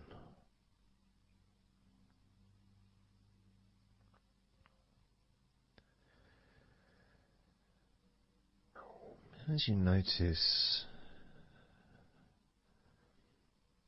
the gradual letting go of the tension in your body, you may also begin to notice and be aware of how your mind is starting to slow down. This is just a natural thing that happens. It's not really a special procedure. It's just natural because as your body relaxes, your mind also starts to relax. And the more your mind relaxes, the more your body relaxes. It's just a continuous circle of relaxation.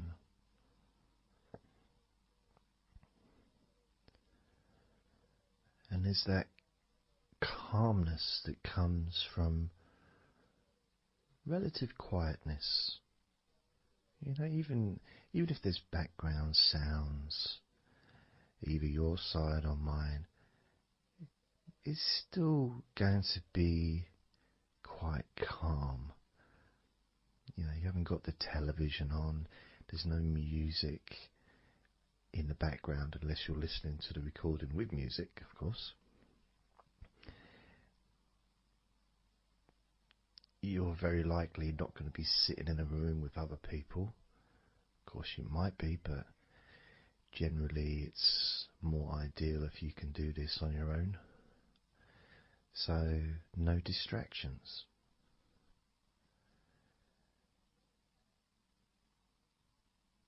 And when you stop thinking about stuff,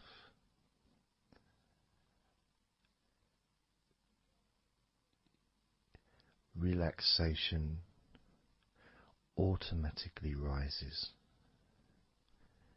A sense of comfort starts to grow.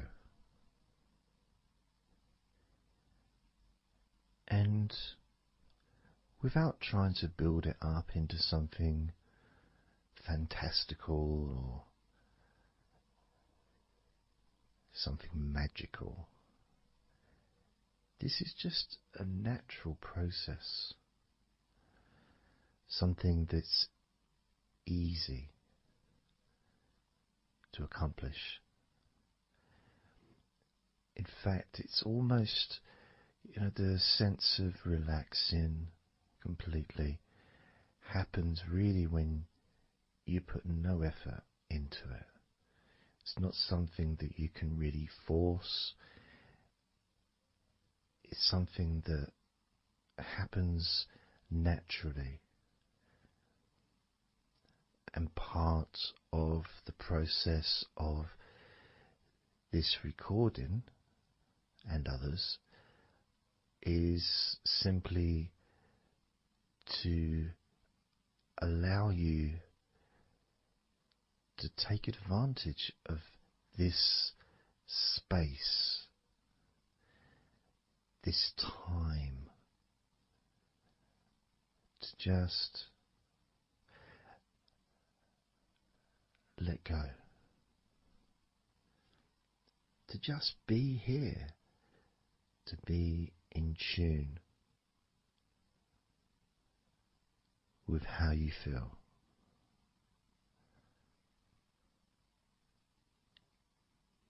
Yet with the intention of wanting to relax deeply. And maybe even to fall asleep, depending on what it is that you wish for yourself in this moment.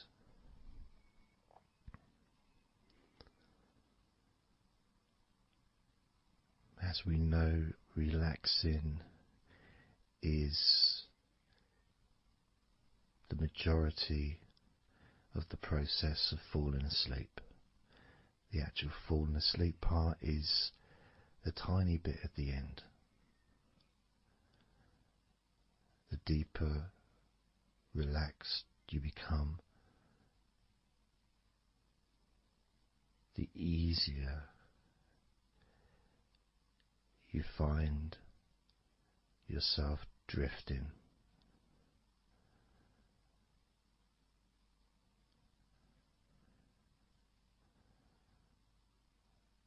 But you can also, if you choose, stay focused on my voice and really enjoy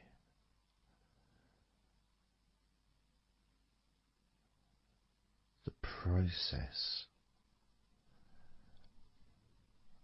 of gradually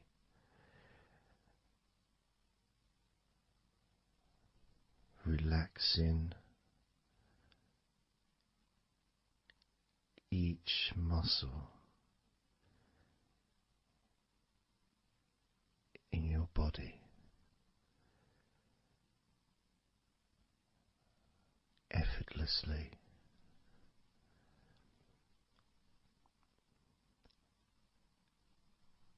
and just observing the sensation of letting go.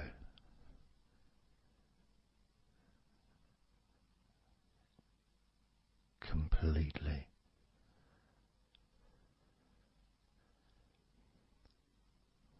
This time I'm going to count from 6 down to 1. And you can notice your mind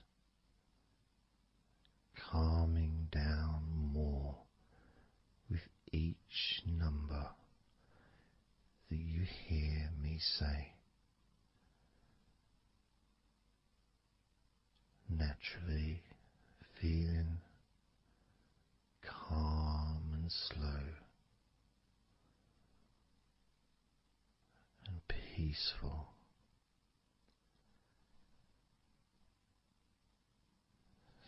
6.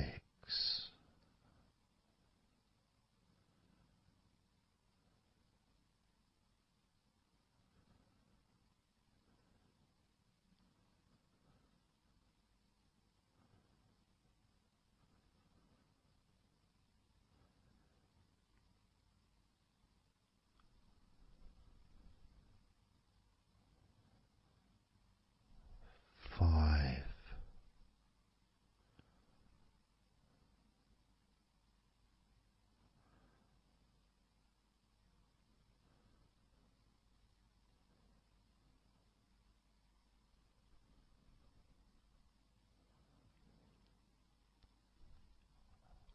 4.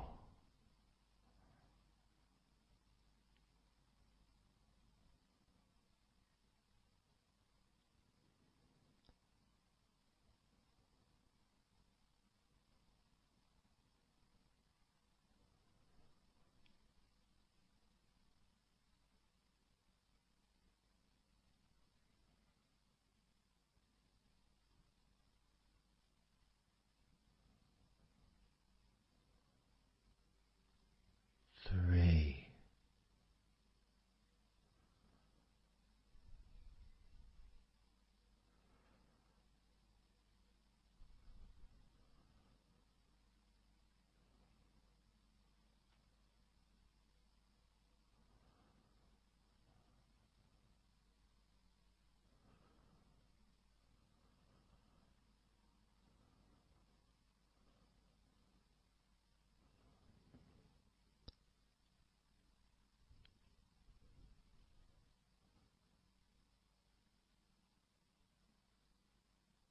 2.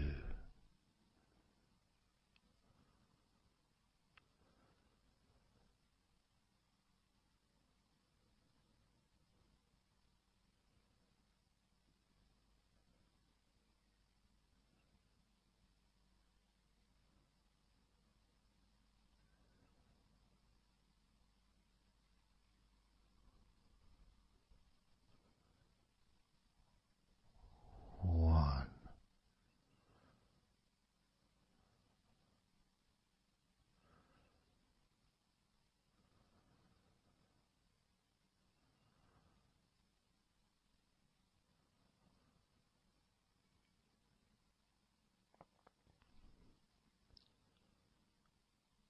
Being aware of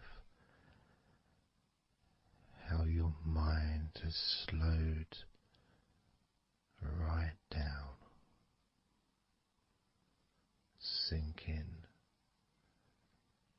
deeply into relaxation.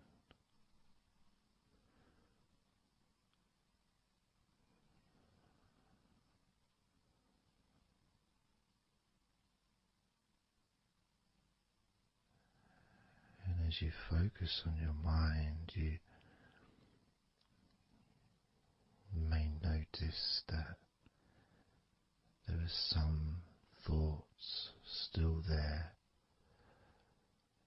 maybe some stubborn thoughts that for some reason perhaps need your attention.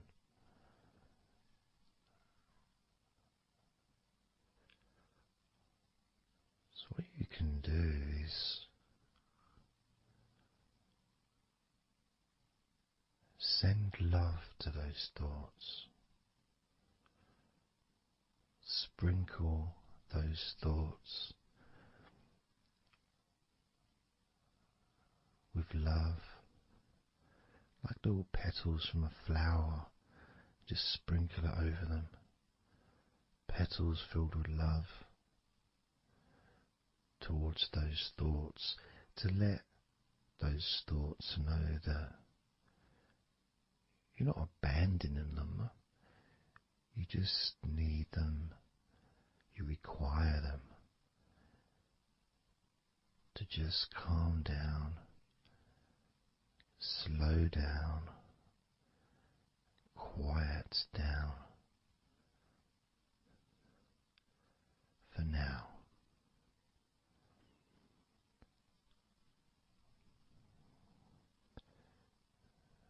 So as you focus on those remaining thoughts, as we count down this time from 7 down to 1, with each number,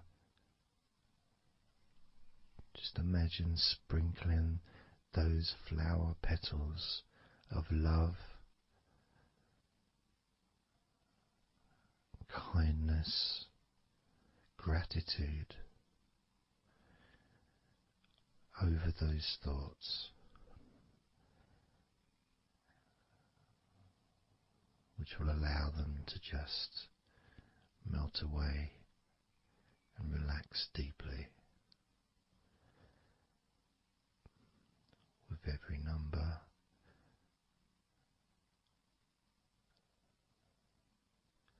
those thoughts will become more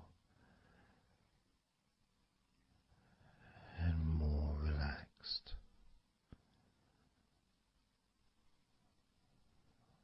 Starting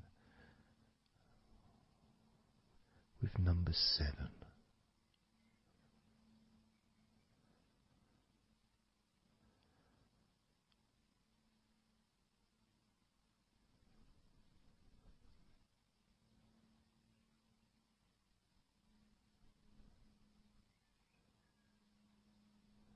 6.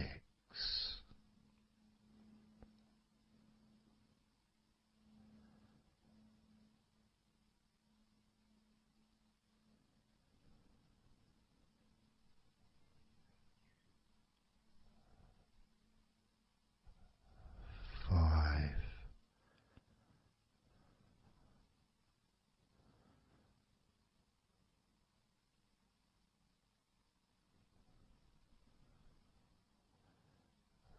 4.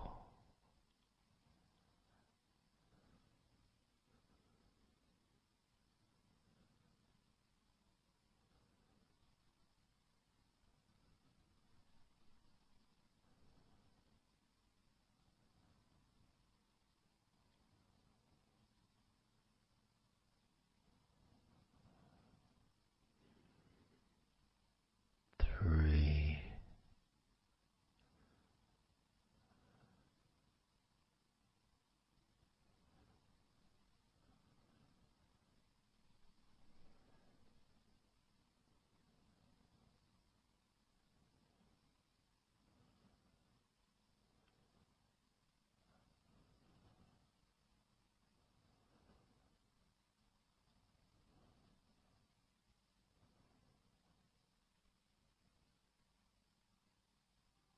2.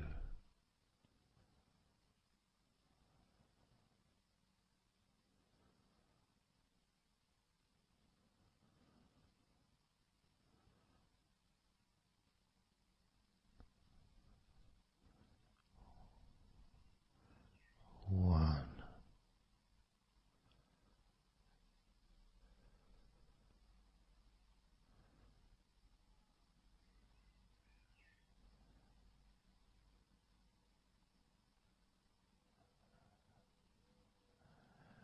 as you now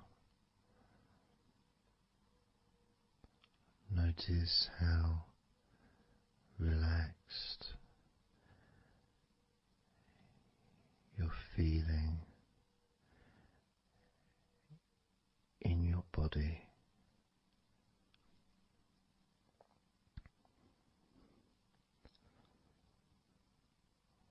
We're going to focus on your hands.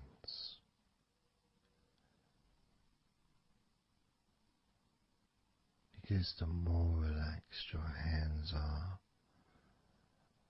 the more relaxed your body and mind are.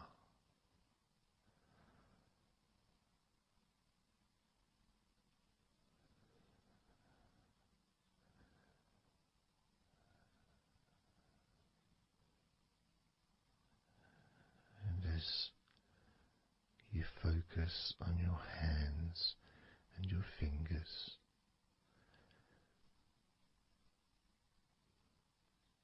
there's nothing needed to be done. There's no clenching of fists or tensing the fingers or anything like that.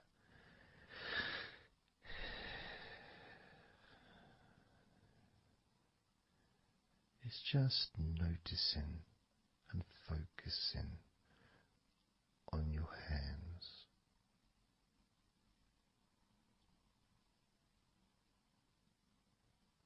Noticing how they feel.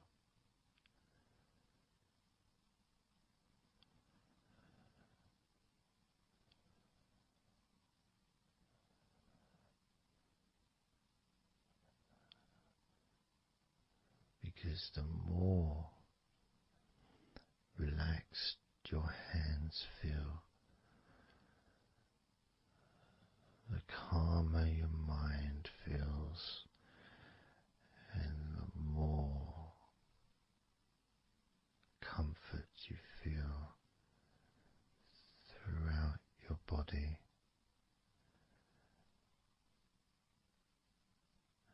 And you may have already noticed that your mind is starting to drift.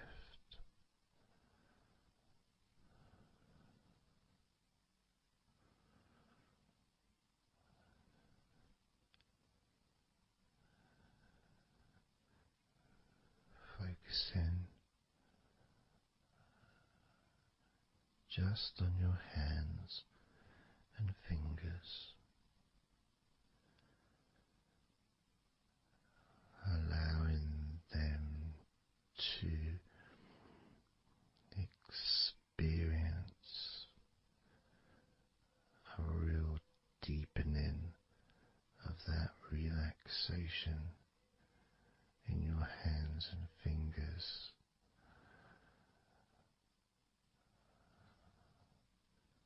More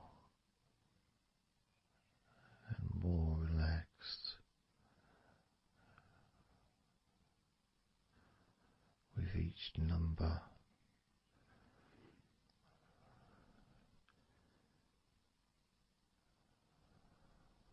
From 8 down to 1. You can almost feel that healing and relaxing energy spreading into your hands and fingers, becoming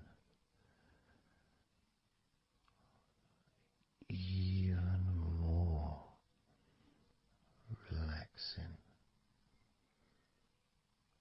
with each number you hear going down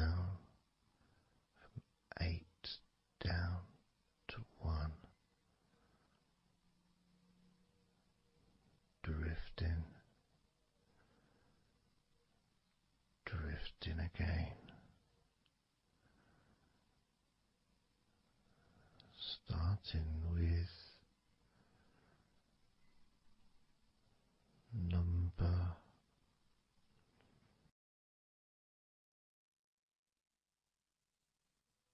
8.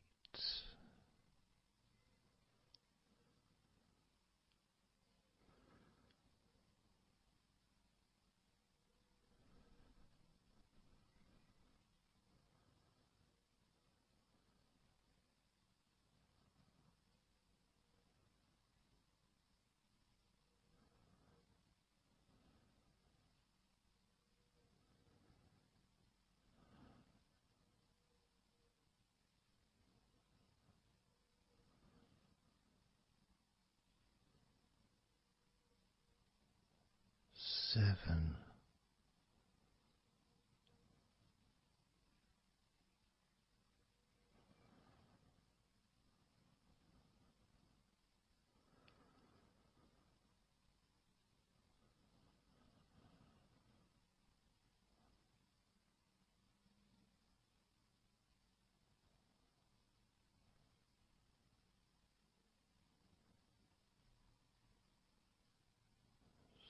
6.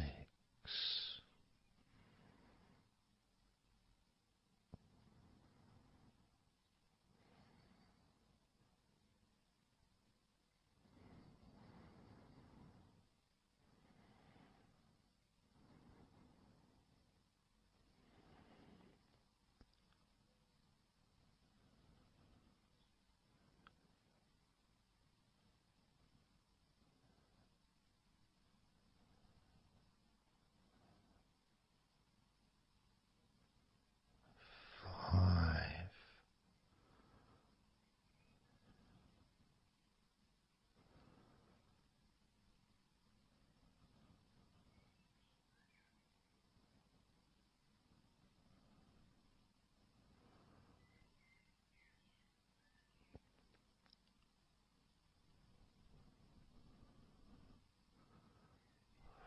4.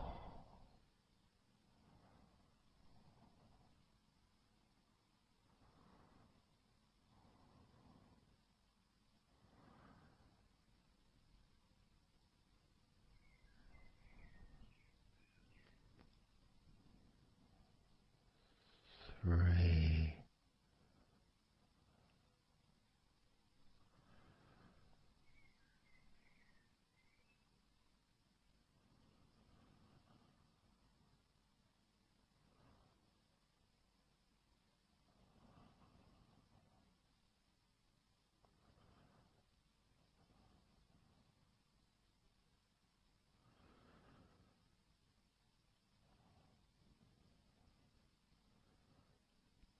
2. 1.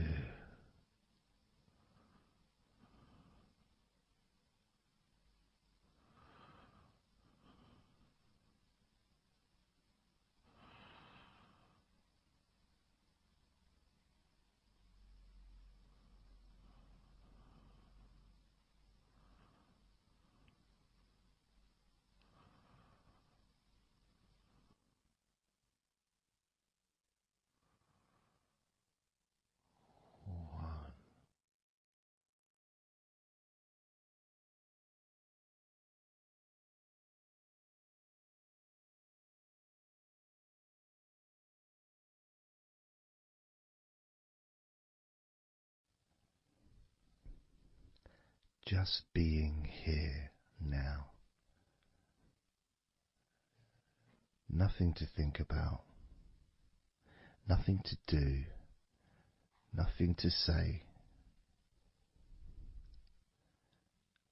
And everything just feels calmer. And this is your natural state of being. This is how you just normally feel when you take away all of that other stuff that we add. You know, things like stress and worrying and overthinking and anxiety, tension. just generally thinking about stuff. When you take that away, which is what we do, what we're doing now,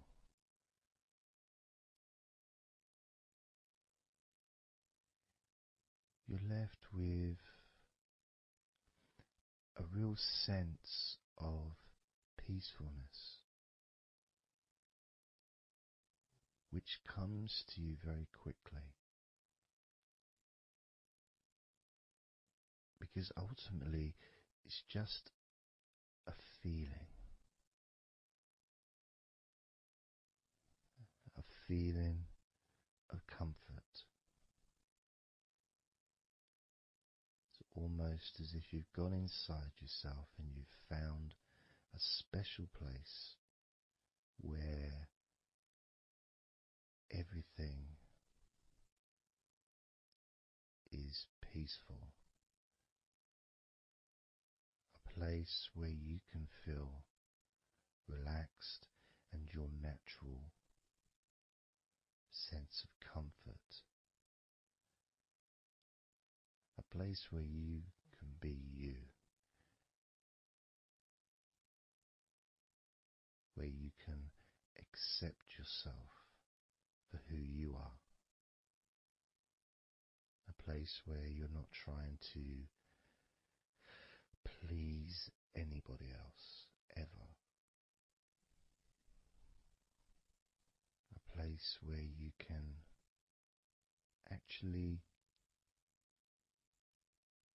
not just love yourself, but in some ways, more importantly, you can like yourself. Appreciate who you are.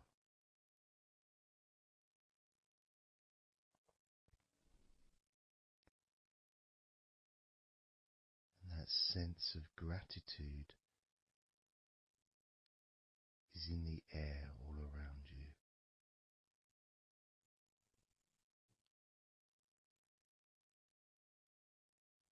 And that's also a place where you can actually feel the healing energy soaking into your body.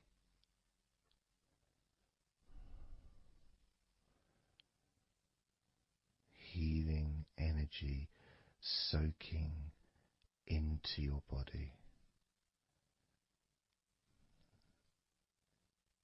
And that healing energy spreads through your veins,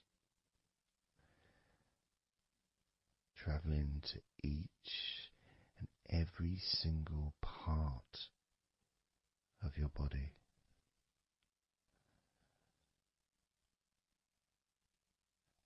And you start to realize that actually that healing energy has not just entered into your brain, it's become part of your brain. And that spinal fluid is now mixed with healing energy.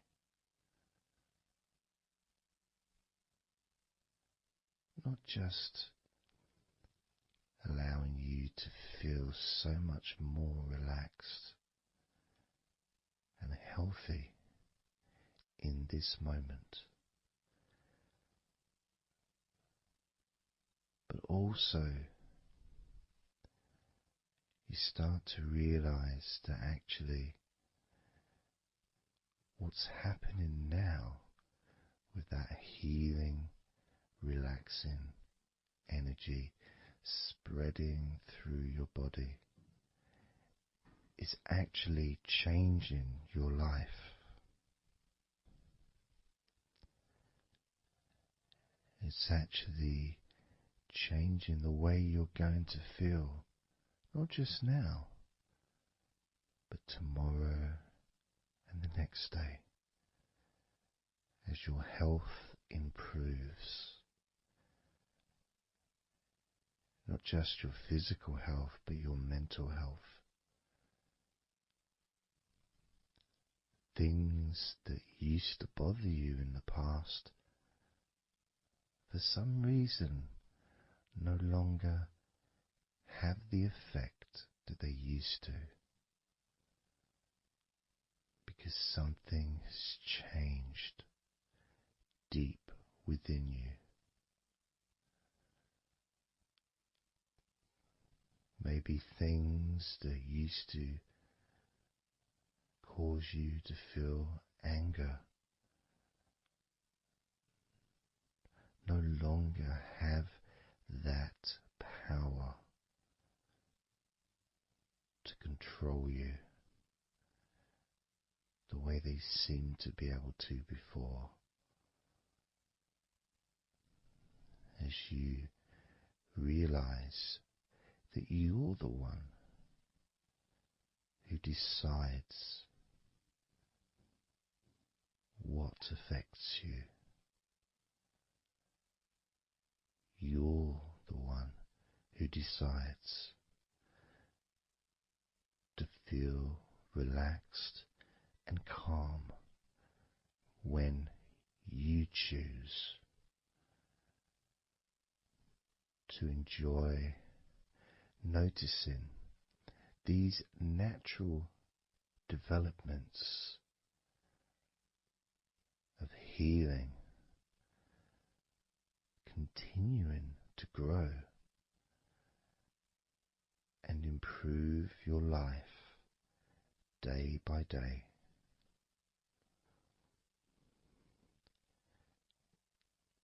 Including, of course, your ability to relax so much easier and sleeping is the most natural thing in the world to you, because falling asleep is something that you've done so many times in your life, and you know that you were born, as we all were, with the ability to fall asleep naturally. We were born with that ability to just drift off into a deep, healing sleep.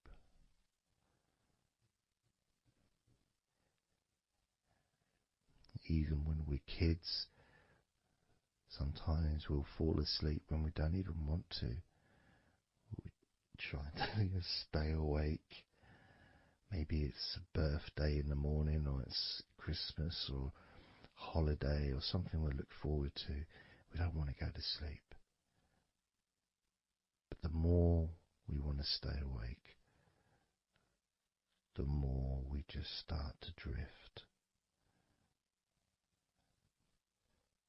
And the more you fight drifting, the more you try and stop yourself from drifting asleep, the deeper and stronger that drifting becomes.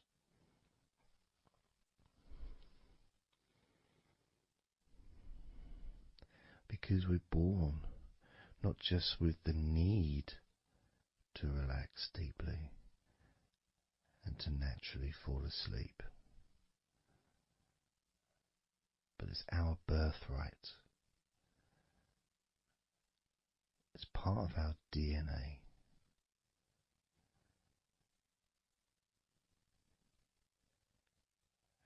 And sometimes as we get older in life, perhaps at times we have forgotten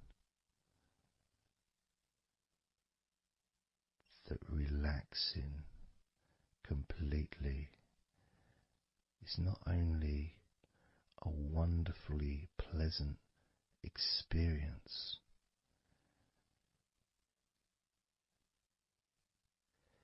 it's also really easy.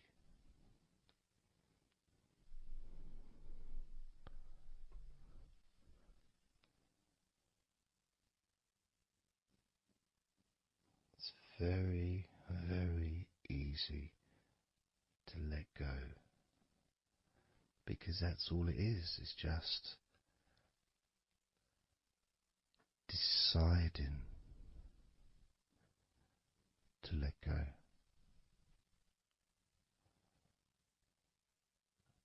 And when you press the play button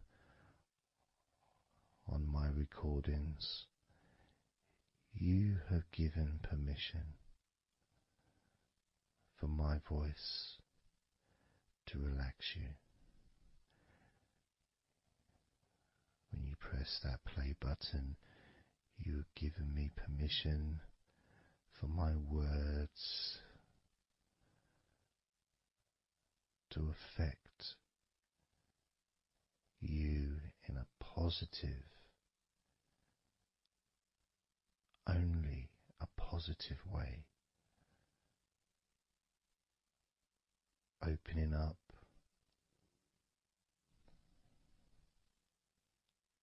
your mind to useful and healing suggestions that can have such an amazing effect on how you feel right now, as well as those changes that continue long after the recording ends, those changes within you that continue to flourish and grow, transforming your life in a positive, beautiful way, allowing you to move forward in your life in the direction that you choose for yourself.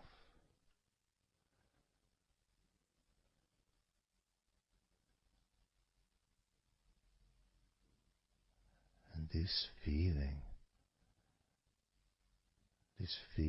that you can experience of safety, comfort, calmness,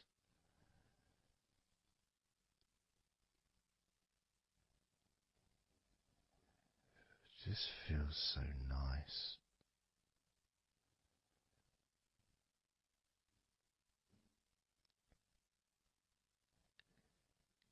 It's such a healthy place to be.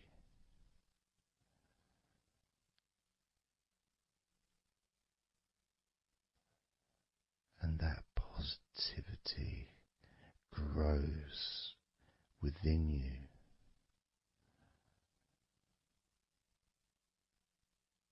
Each and every day, moving forward,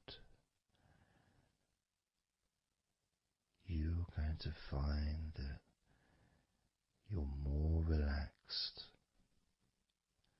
physically and in your mind is more relaxed. And it's not that you're thinking slower, it's just that your mind will be less clogged up with unnecessary negativity. Because from now on, your mind rejects negativity. From now on, you're going to start noticing when negativity arises,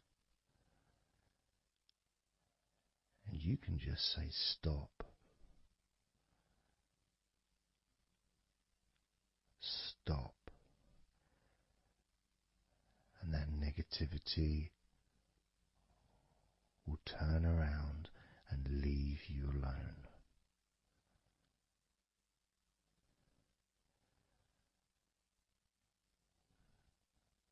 Stop, and that negativity will disappear.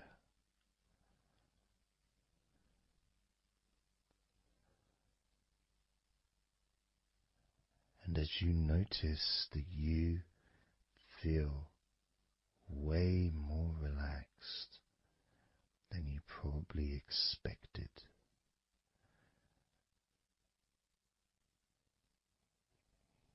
you can now congratulate yourself because you're the person that has done this. You are the one that has opened your mind up to the simple facts that you can feel more relaxed in your body and in your mind.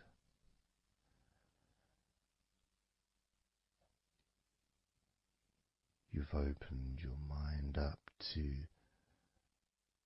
the birthright of being able to just fall asleep easily when you choose.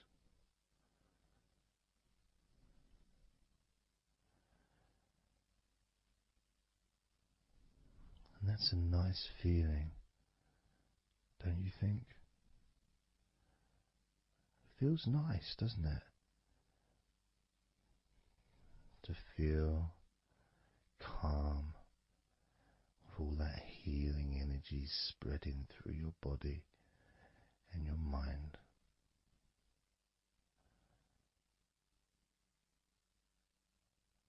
To spend time in that special place where negativity can no longer enter.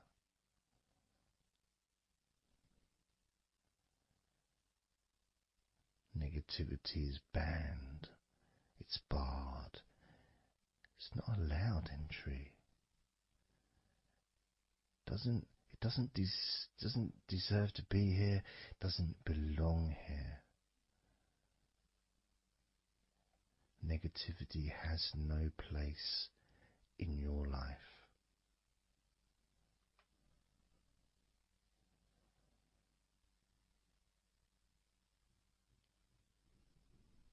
Which makes room for more comfort, more healing, more relaxation, more peace.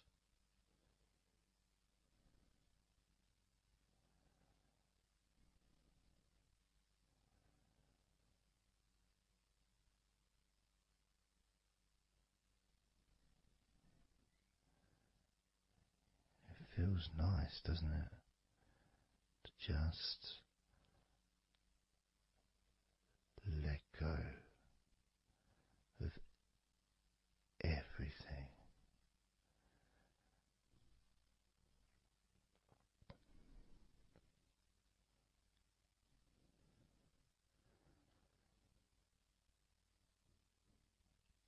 And I'm going to count down now from 20 down to 1.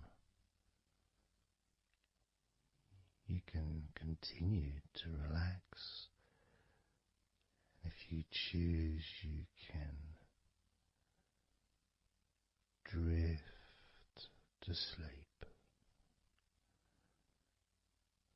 With every number you hear me say, you can feel twice as relaxed. Or if you choose, you can feel twice as sleepy.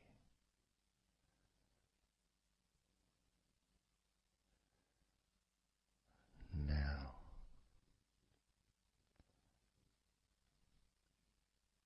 20.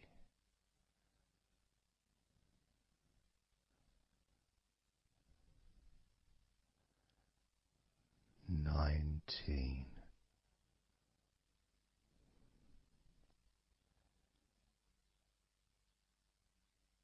18,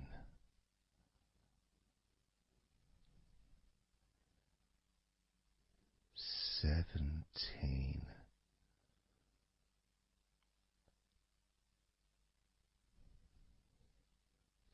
16,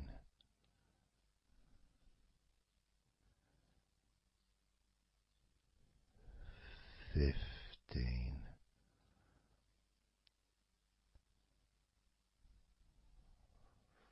14,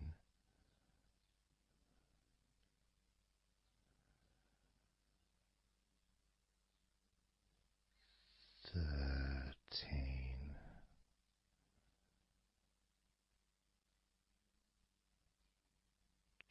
12,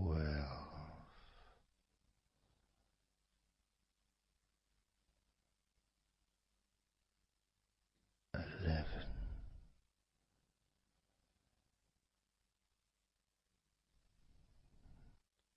10,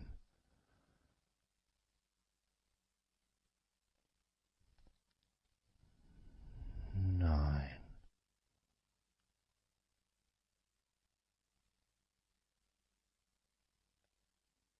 8,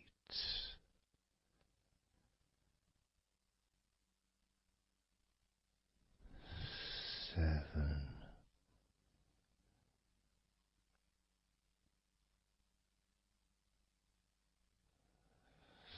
6,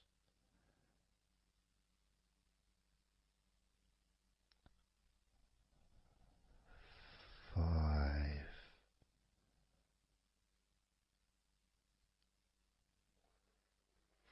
4,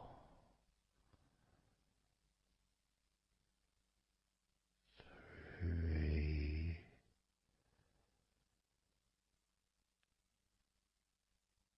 2,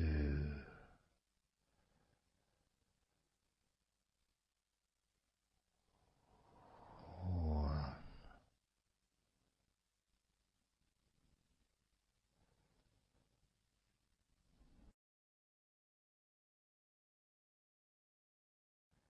This is your time to just take a break. Your time to relax, to allow your mind to slow down.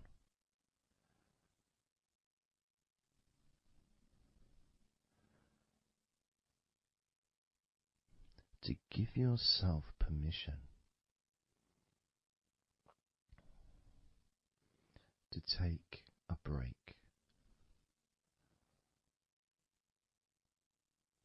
from everything. And you're the only person that can make that decision. You're the only person that can actually tell your mind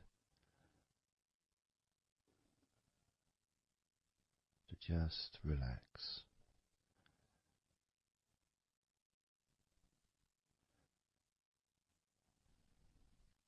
To just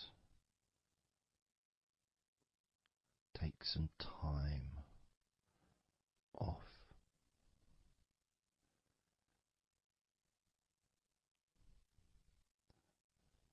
So that you can focus on your body, getting in touch with how you feel physically.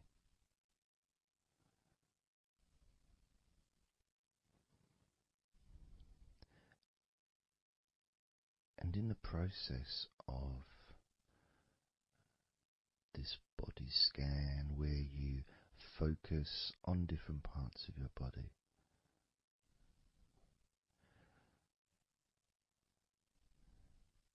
those parts that you focus on and observe, even though you're not purposely requesting for those parts of your body to relax, it's kind of expected. You expect, when you listen to my voice, to feel more relaxed naturally.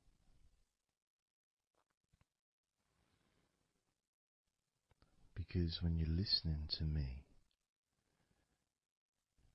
your attention is focused on my words, and as my words guide you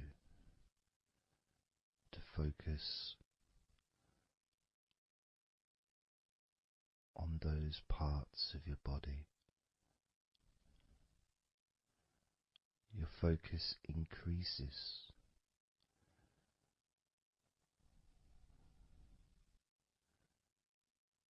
Which actually calms your mind.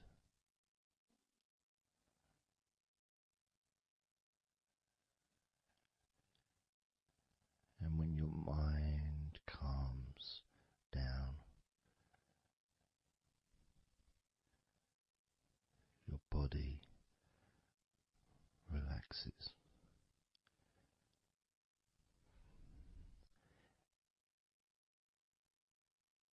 And when your body calms down,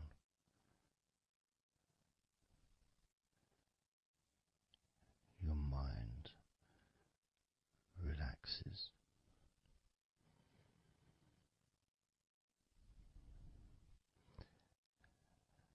And even though we've not really started to focus on your body, you can already feel that healing energy spreading through your body, pushing out stress and tension, healing all the parts of your body, including your skin, your bones, your blood, all of your organs inside your body, all of the muscles, all of the fat, all of everything, every hair on your body is filled with that healing energy.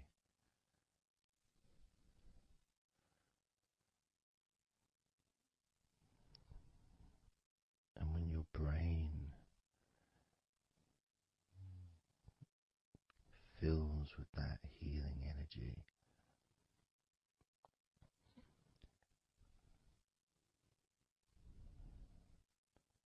the feeling of comfort and relaxation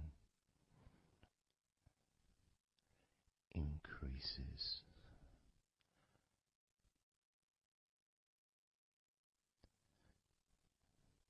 Deeply increases.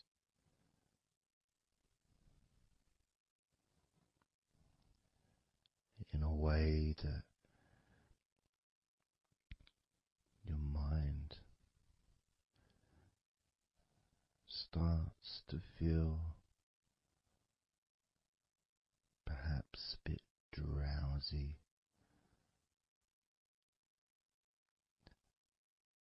because it's not needed, and it may start to drift.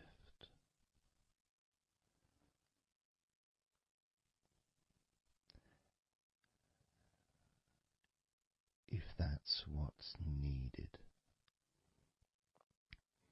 So if you're listening to this and what you need is deep relaxation, that's what you'll get. If what you need is to fall asleep naturally and easily as your mind drifts, that's also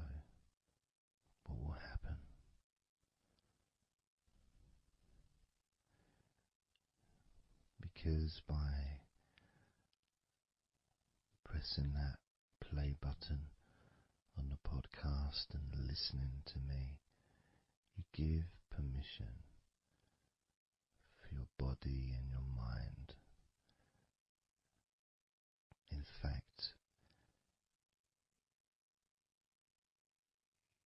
you give the command to your body and your mind to relax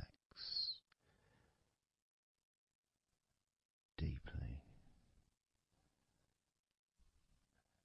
and to drift off to sleep if that's what you want or need.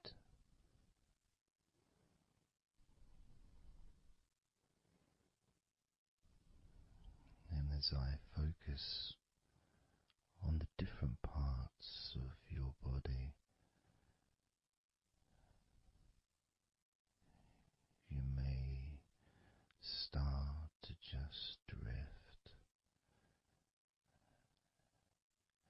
and then you come back again and you hear me talking, and I'm focusing on a different part of your body. And you may find yourself drifting, but you don't realize you're drifting until you stop drifting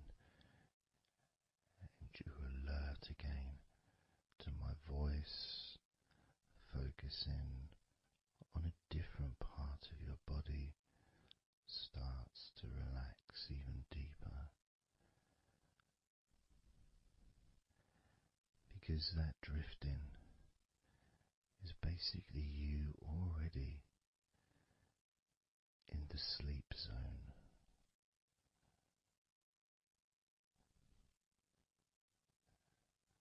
And the more you drift, the longer you drift, and the longer you drift, eventually that drifting continues into sleep.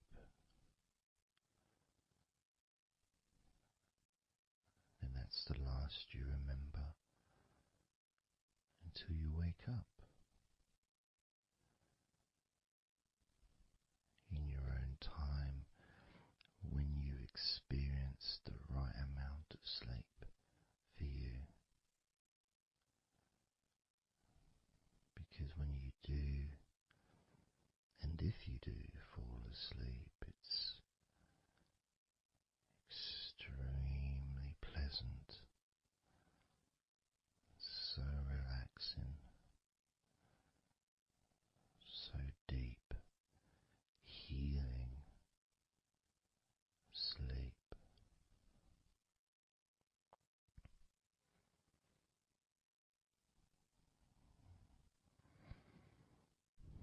And it feels so nice to relax into your own body and mind as you feel that healing energy spreading through you, relaxing you so deeply,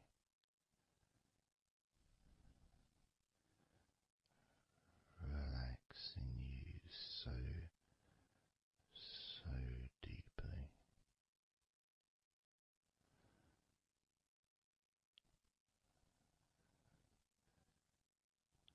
As we start to focus on your eyes,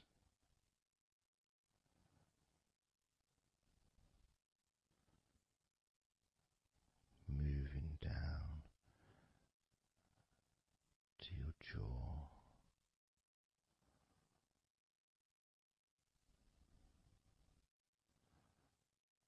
down to your neck,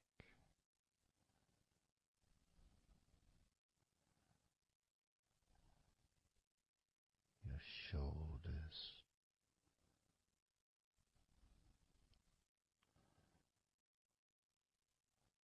arms,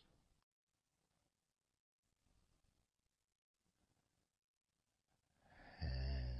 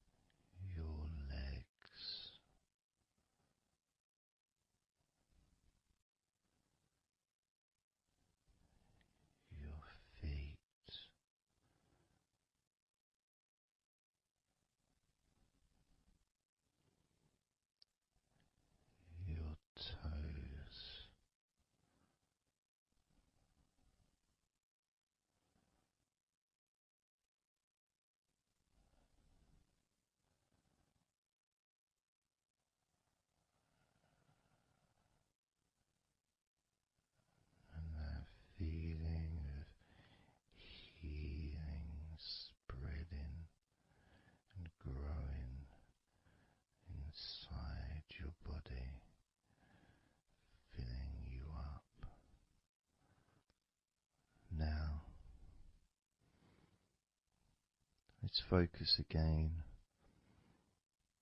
on parts of your body. Focusing this time on your forehead.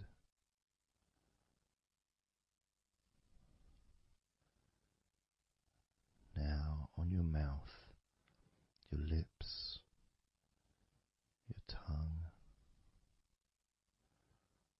the whole of your mouth.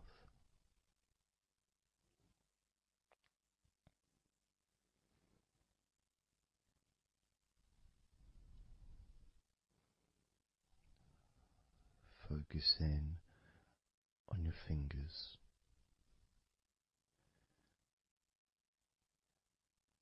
Maybe you could move your fingers a little bit so you can focus on each one individually.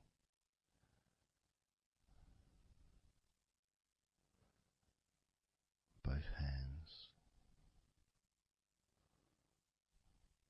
And even though as you focus on both of your hands now, they almost seem to just melt into one.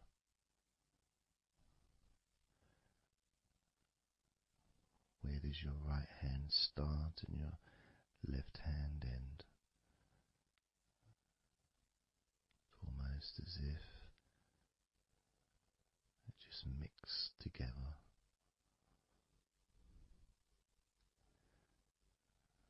Now focusing on your knees.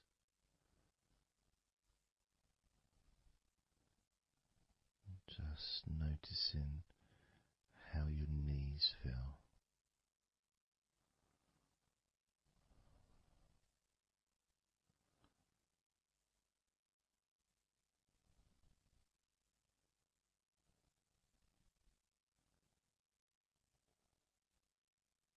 Now focusing on your elbows.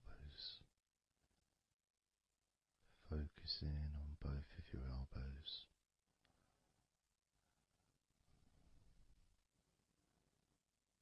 Just observing the feeling of your elbows.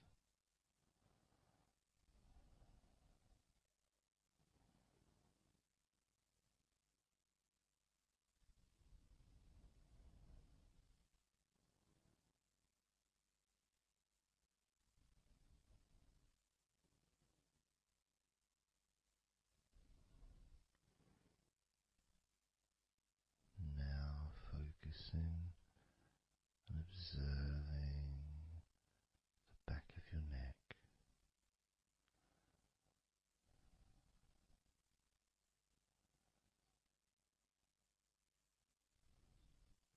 Feeling that energy in the back of your neck.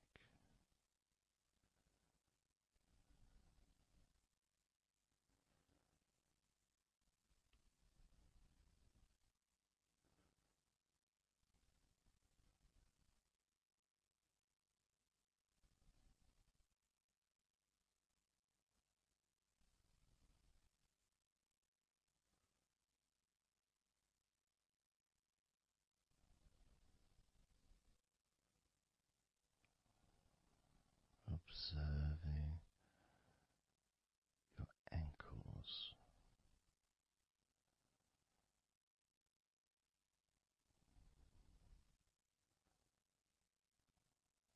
Being aware of the physical sensations in your ankles.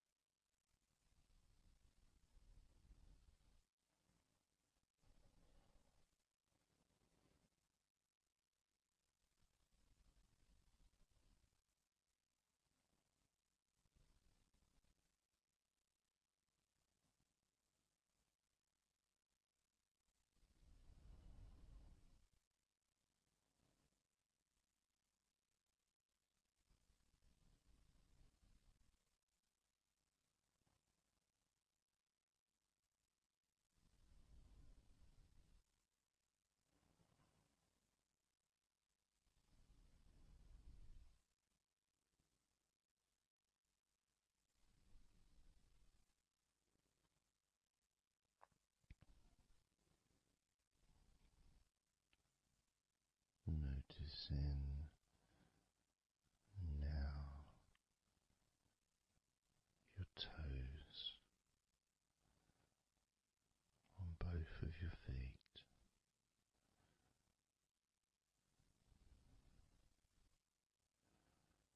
Being aware of how your toes feel right now.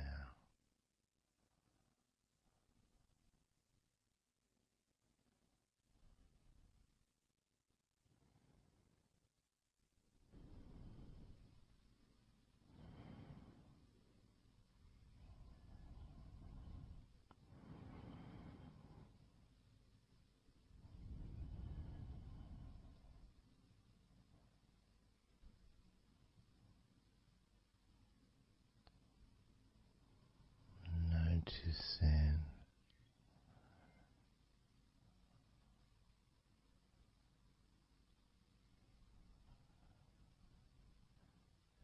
how your entire body feels.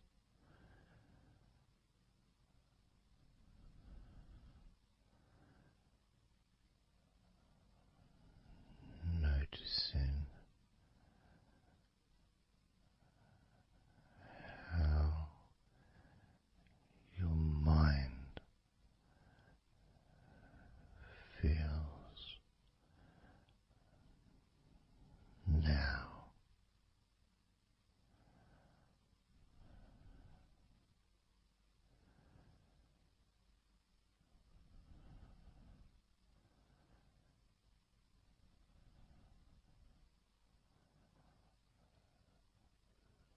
Letting go.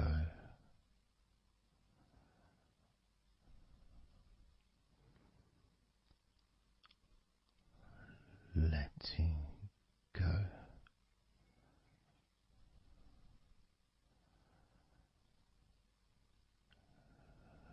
Letting go of everything.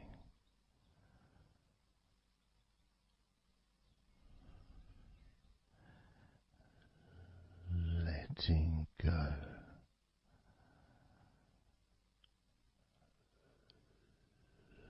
Letting go.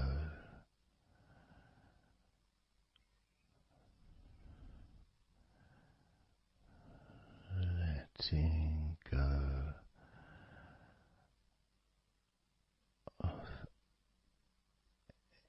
everything.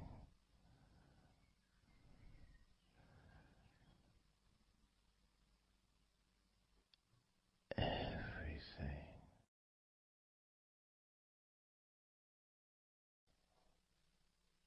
I'm going to start now, and I'd like you just first of all just to see yourself lying down on that massage table, lying on your front, your head is supported, your arms are supported, and you feel comfortable, and breathing is really easy, and you feel confident in how you look as well. So there's none of that issue of body problems or shyness, because I'm a professional and this is a therapy session. So none of that stuff matters whatsoever. This is about you. This is about how you feel and how you can enjoy that sense of comfort and relaxation that comes from letting go and allowing my hands and my fingers to relax you by massaging your body.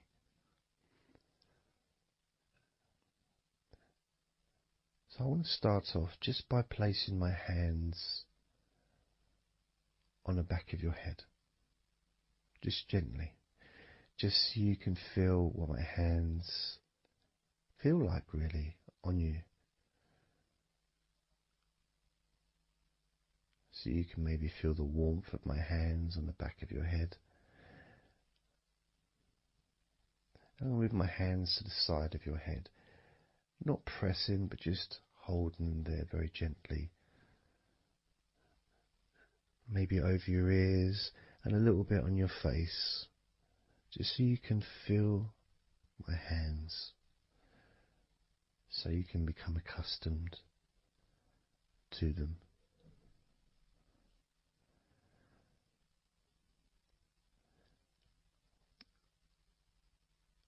And now put my hands on the back of your head again and gently let them slide down onto the back of your neck.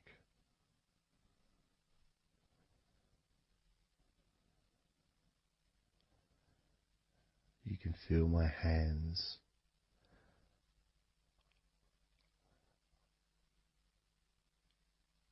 gently stroking the back of your neck to start with. Just so you can get used to the feeling of my hands on your skin. Get accustomed to it. Realize that you're safe and it's all good. It's all fine.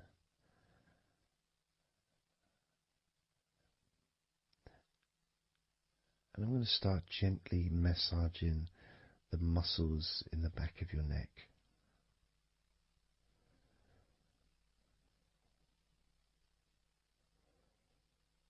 With both hands.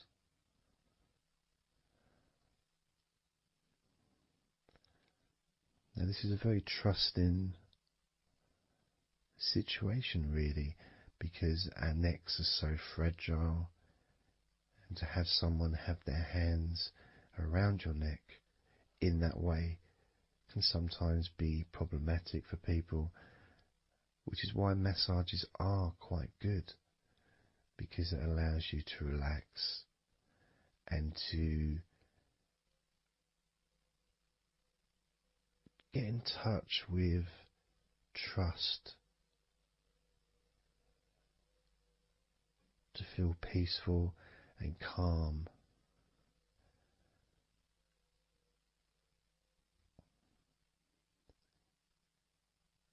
And as I massage the sides of your neck gently, moving from the bottom of your neck, which would be sort of near where your shoulders start, I guess, all the way up to your jaw, your ears kind of area, that side of your neck, of course, is a lot longer than the front of your neck.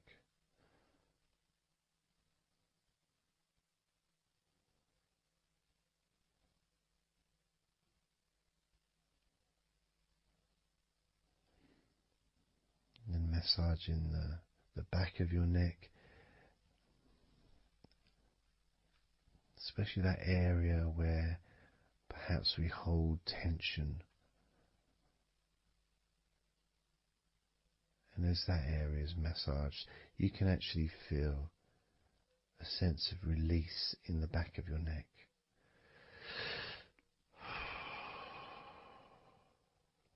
And maybe you can breathe it out as well. Notice how it feels. Notice how you feel.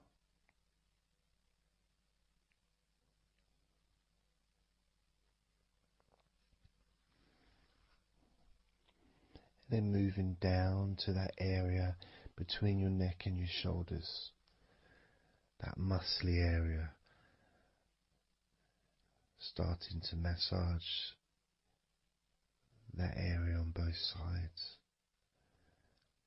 I mean, this would be the area that a lot of people would massage if they were going to give you like a shoulder massage.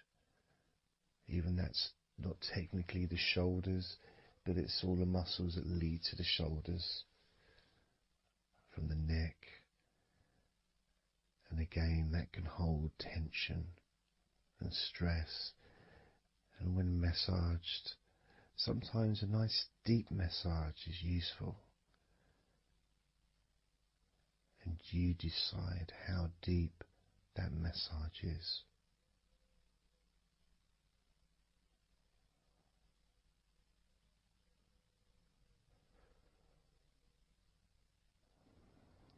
And just allow my knuckles just to dig in to get to those muscles and to really relax them. All the time being firm yet gentle with you.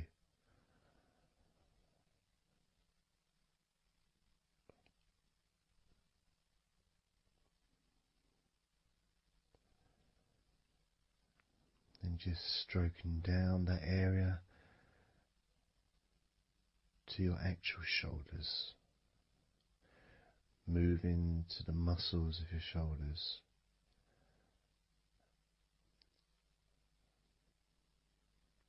And maybe initially just pulling up the shoulders a little bit off the table, just to give you a little bit of a stretch, but very gently.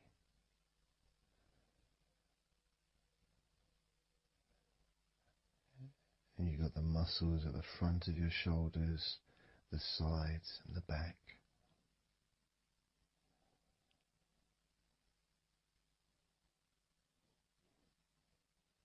Again, this is a part that can really take quite a bit of pressure, quite a bit of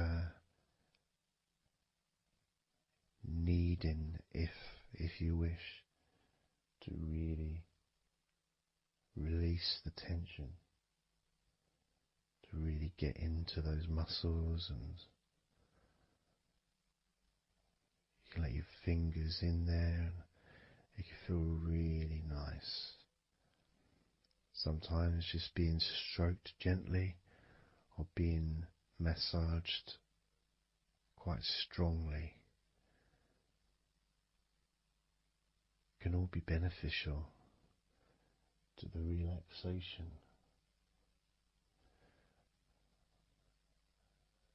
of the muscles in your shoulders.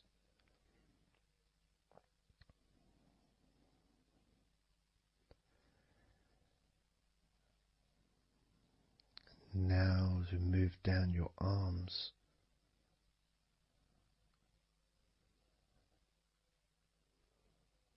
we'll do one arm at a time, starting with your right arm.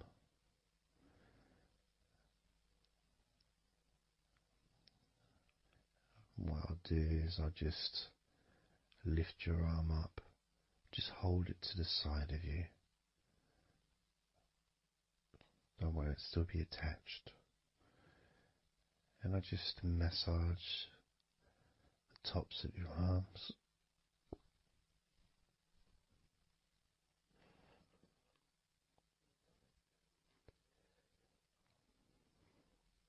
All the way down to your forearms, into your wrists.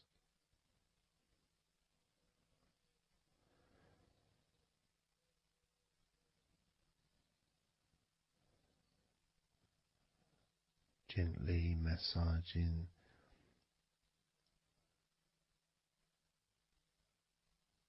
that part, the softer part, which is the under part of the arm, which leads to the crease in your elbow, the inside. It's much more sensitive skin.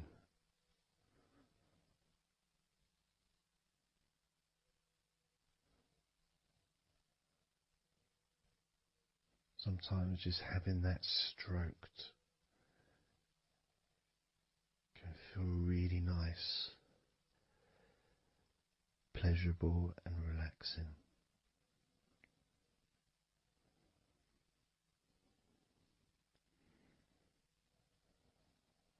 Now moving down to your right hand.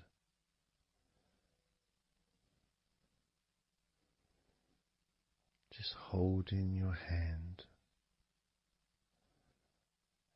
both of my hands.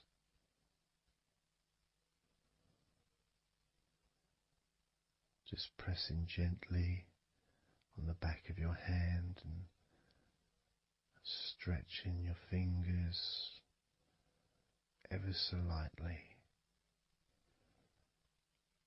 At the same time, pressing down and massaging each finger.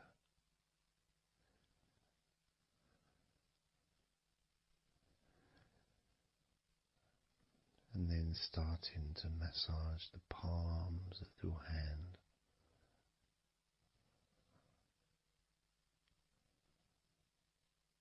Just turning the hand gently, stretching it gently.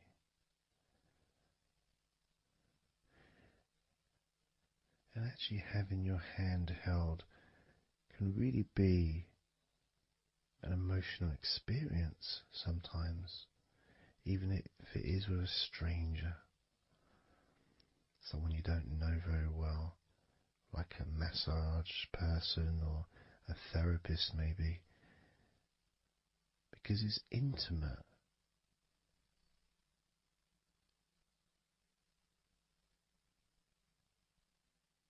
And it can feel nice, and you can feel safe.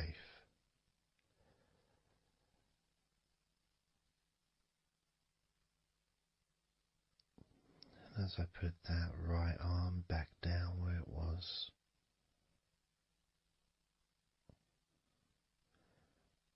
we're going to do the same with your left arm. Exactly the same.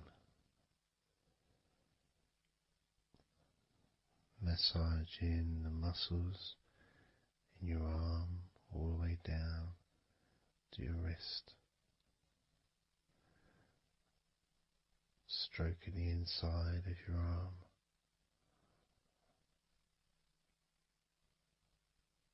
Just being gentle or as firm as you require.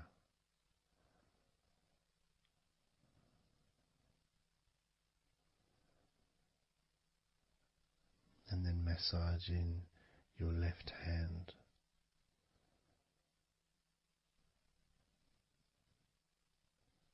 Stretching the fingers gently. Massaging the palm of your left hand.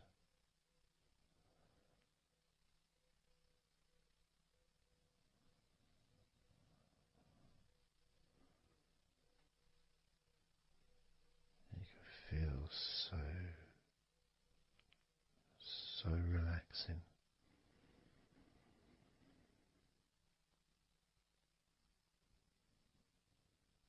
So comforting.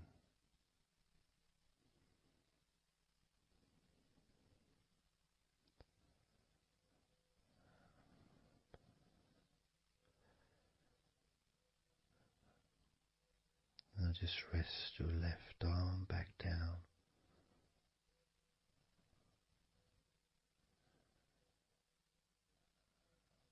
Start to massage your back, the biggest part of your body.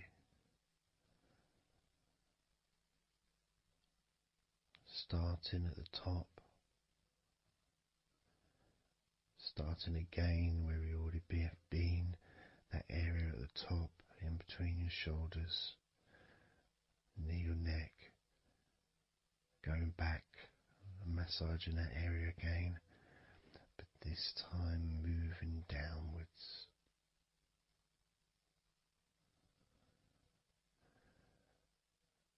Making a downward stroke to the middle of your back, working from the outside inwards, so massaging your back, but the outsides of your back, the parts where your arms would maybe rest against.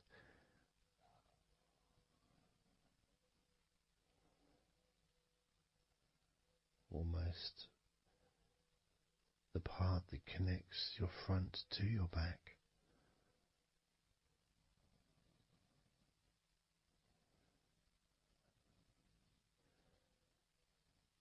And just massaging down firmly but gently, as firm as you want. Moving down and then moving across a little bit and moving all the way down again. Being very gentle, yet firm as you choose.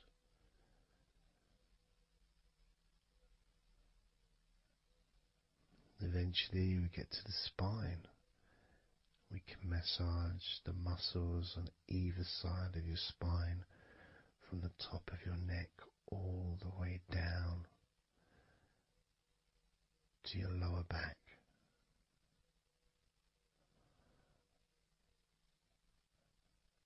We can do that a few times. Sometimes people would use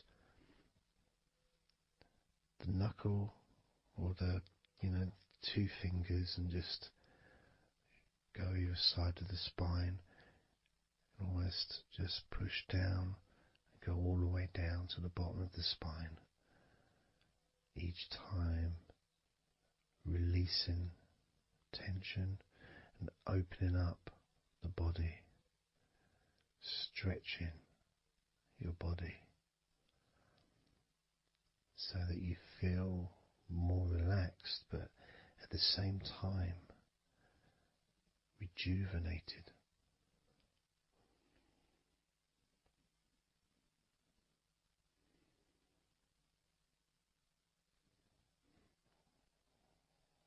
And now I'm going to move to one side, to your right side, and from the bottom of your ribs to your pelvis, I'm going to massage that area of your back. I'll stretch over the other side and I will pull the muscles gently and massage and push from one end, that side, all the way to my side, to the middle, in fact, to where your spine is, massaging that side of your spine, the opposite side to where I'm standing. It's almost like kneading bread. There's that big area which is firm, yet lots there to massage.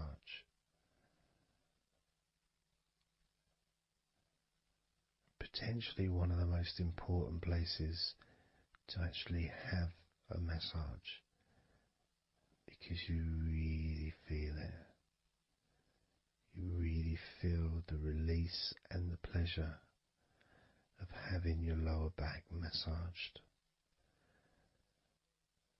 It releases so much from your body that's not useful, starting a healing process which will continue long after this recording is over.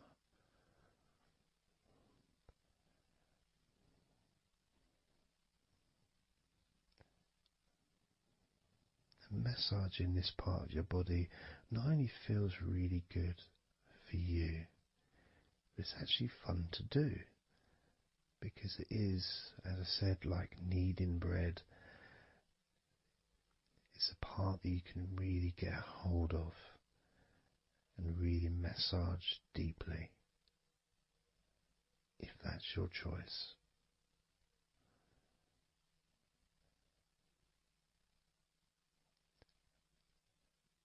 Then I'm going to move over to the other side of your body and do the same with the opposite part of your lower back,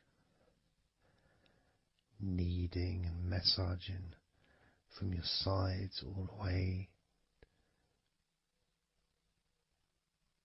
to the middle of your back where your spine is. pressing and kneading, firm and gentle at the same time. It feels so releasing. This mixture of pleasure, comfort, release, calmness, relaxation, all mixed together.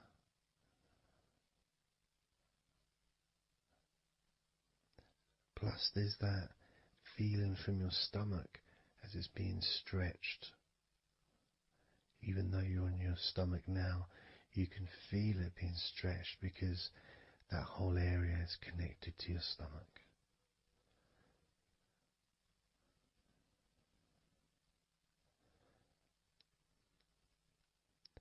Now we're going to move further up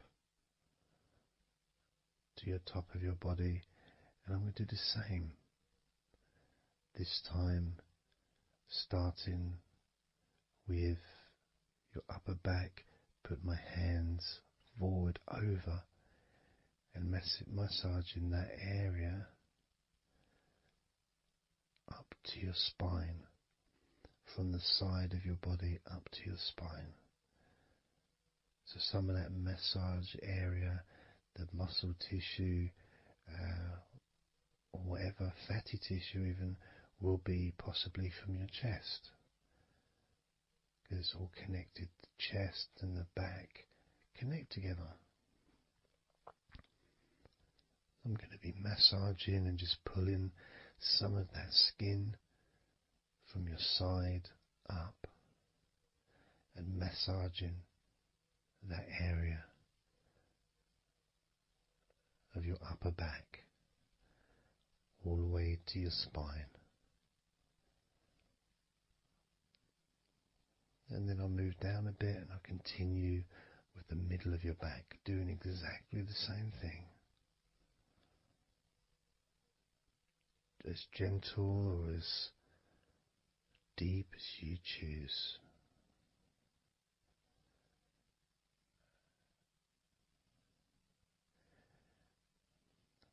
Now I'll move the other side again and do the exact same thing with the top of your back on the other side, from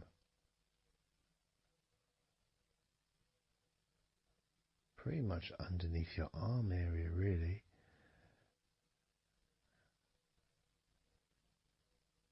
to your spine.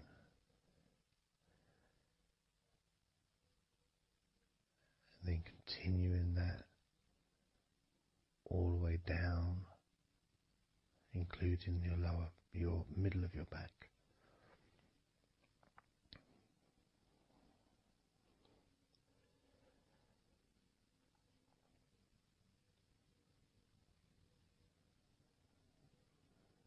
Now I'm gonna go to your thighs, the backs of your thighs,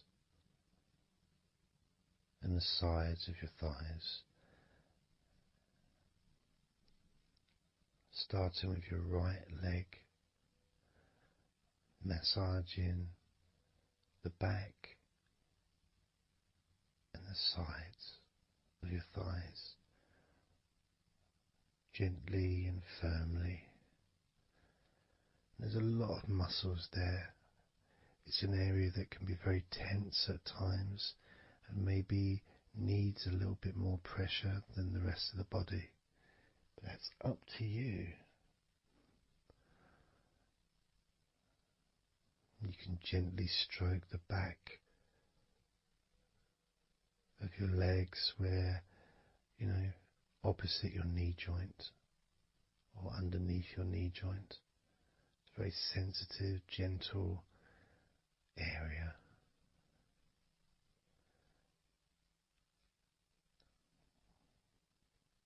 And working down to your calf muscles, massaging your calf muscles thoroughly and deeply if you choose, using both hands and fingers digging deep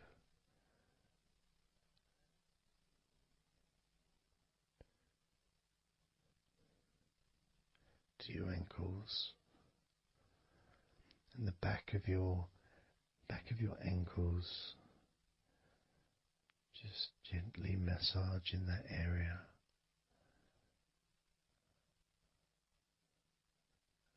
Maybe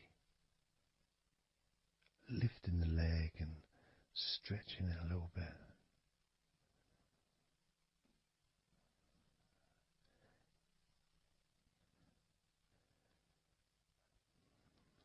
Moving to the right foot.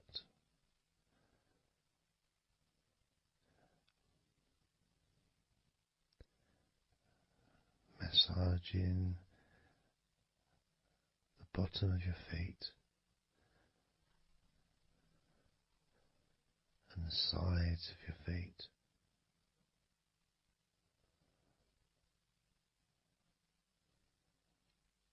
Gently but firm enough so they don't tickle.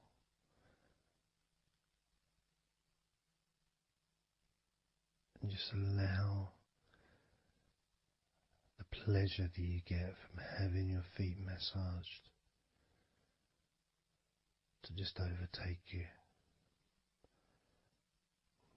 As I continue to massage your feet, the bottoms of your feet, the sides, your arches, your heel. You can put a lot of pressure into your heel and it feels amazing. Yet the arches need to be a bit more gentle. Stretching your toes gently and massaging the bottoms of your toes with my fingers, each one individually.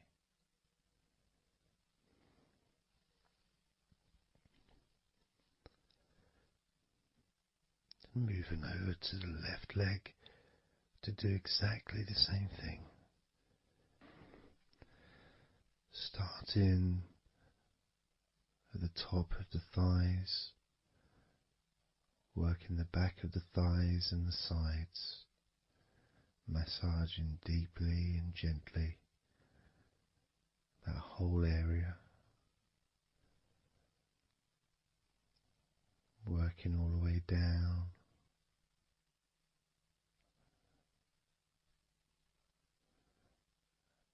And this is an area that maybe you could like to spend more time relaxing and massaging. So perhaps if you wanted, I could make a future recording where I spend more time on one particular area.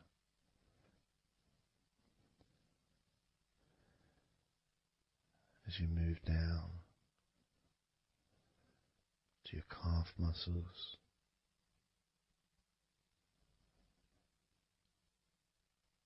massaging your calf muscles firmly and gently.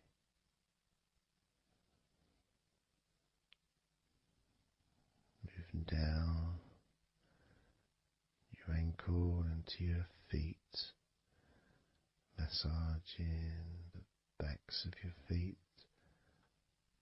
the bottoms of your feet,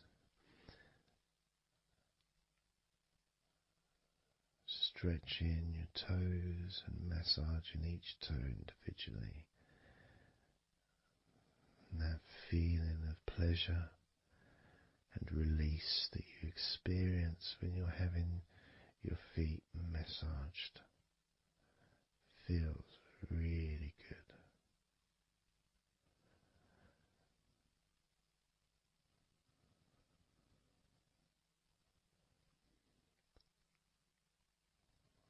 Now, as you turn over in your mind, laying on your back,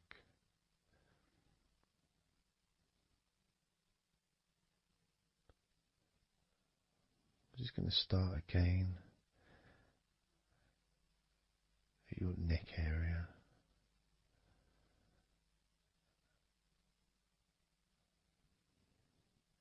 In your shoulders, just to get back in touch with that area.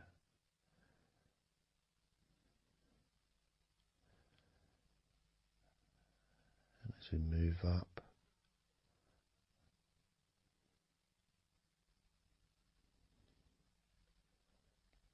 I can clean my hands, make them all fresh, because now I'm going to massage your face gently. Starting off with your forehead,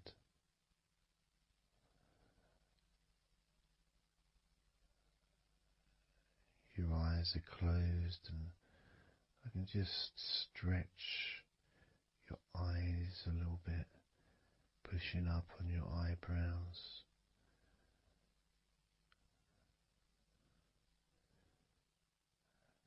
Just massaging around your scalp.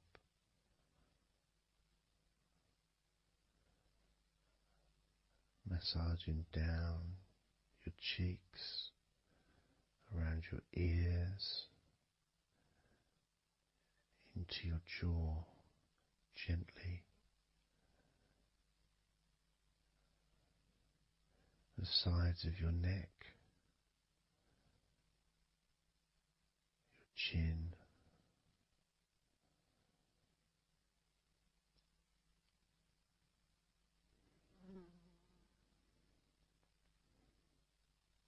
then just moving down from your neck down to your chest, starting by massaging the very top of your chest, where the collarbone is, either side of the collarbone.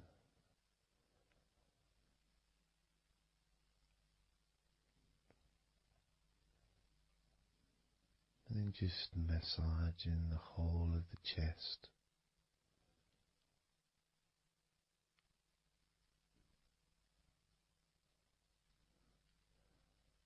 Moving the chest around.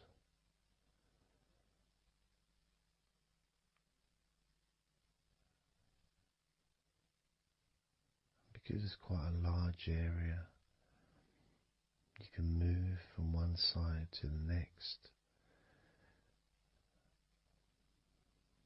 Moving my hands from underneath pretty much where your arms are,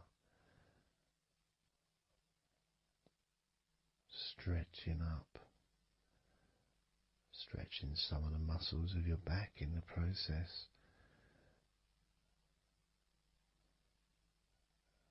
Moving up over your chest, and then moving down again.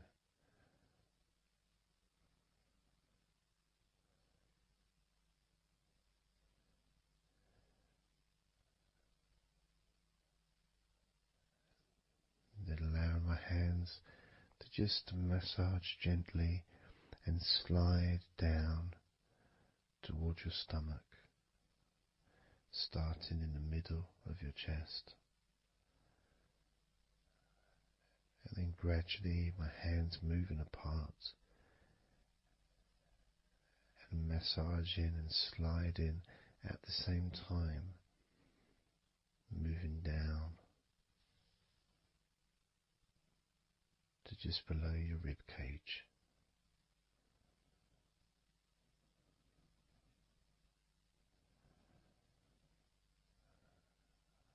Moving down, then massaging up again,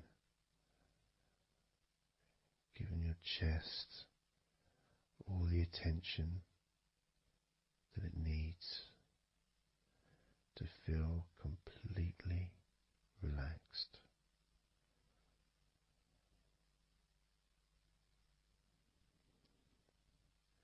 Remembering that I'm also going to be focusing on your sides as well, an area that really doesn't get much attention but feels really good when it's massaged. Just stroking my hands down the sides of your body, and just below your arms, all the way down to your hips.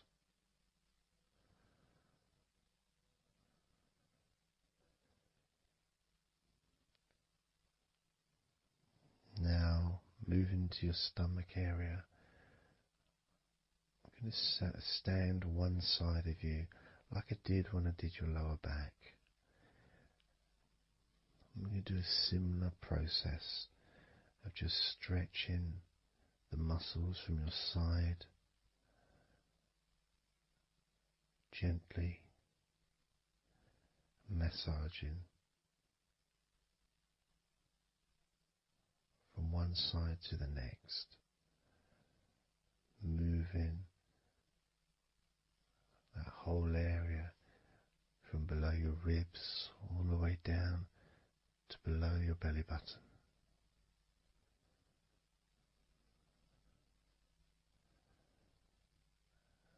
I'm going to move round to the other side of you and repeat that.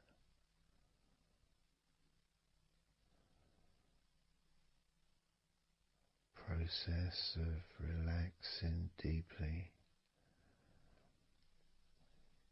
calmly. You feel loose, you feel free. And there's something about having your stomach massaged that's different from any other part, because we do have a tendency of holding a different kind of stress in our stomachs that we may not be aware of.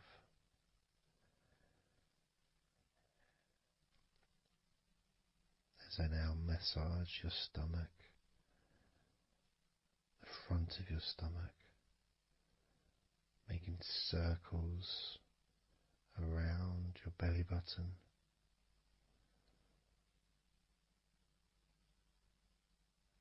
and then going the other way around.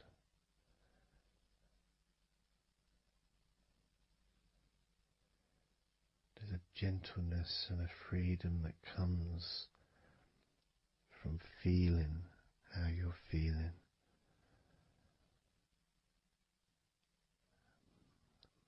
As I now move down the tops of your thighs, the muscles, massaging them. And I can do this two legs at the same time, pressing down, massaging deeply those muscles in your thighs, the front of your thighs.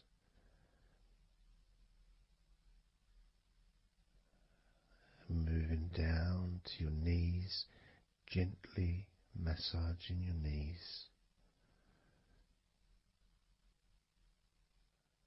Sliding down your shins, putting pressure on either side of your shin, gently, softly but firmly. Moving down to your ankles, stroking the tops of your feet.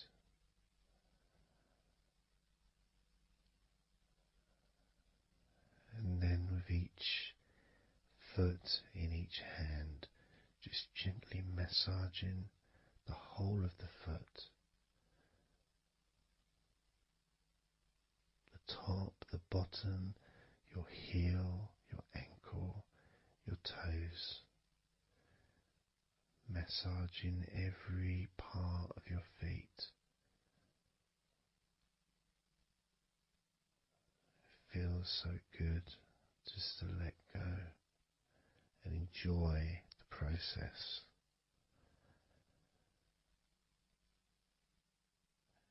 Enjoy feeling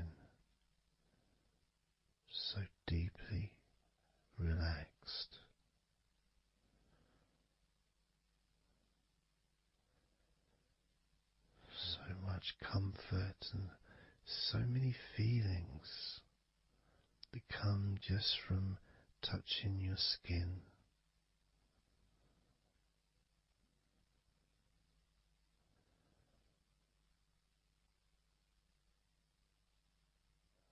And you can just lie there for as long as you choose,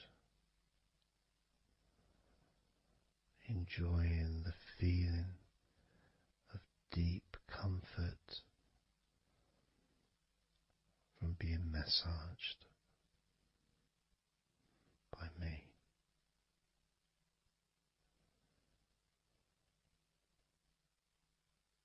Enjoy feeling deeply relaxed.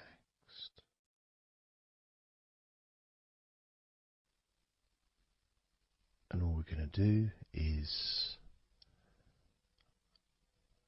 blow out some candles in your mind.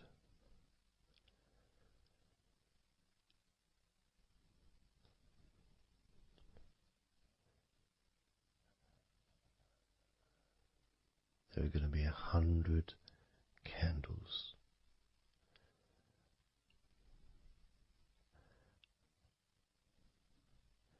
And you're going to blow each one out individually, one by one, starting at 100 as I count down,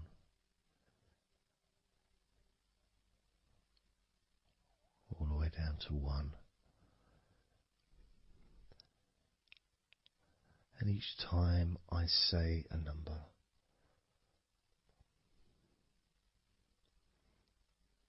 you can imagine that candle in front of you, and I'd like you to actually physically gently blow that candle out.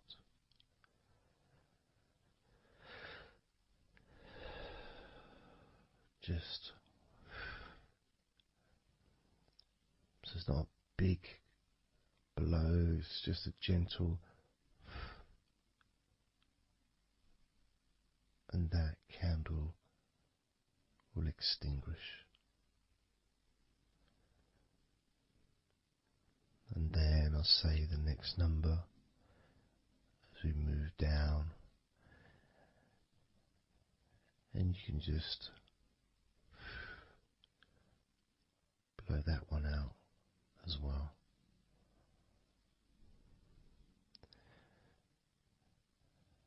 And as we move down the numbers,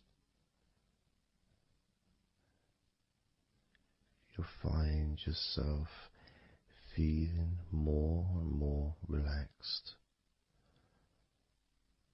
And if you need to sleep, you'll also find yourself becoming incredibly tired and sleepy.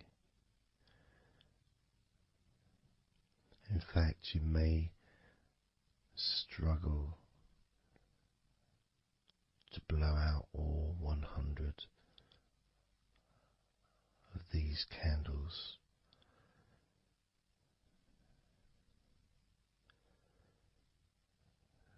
As you feel more and more deeply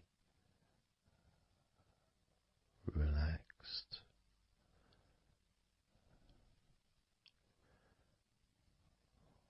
more and more deeply tired,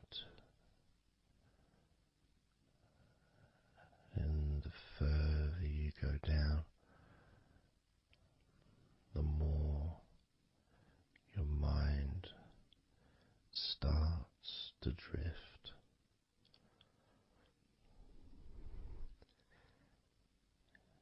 And you may find that you stop listening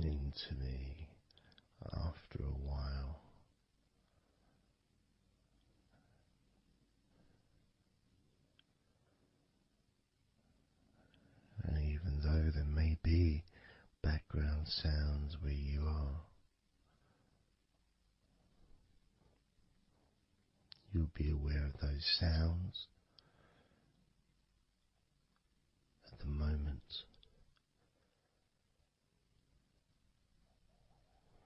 You may start to just not even notice them at all because they're unimportant.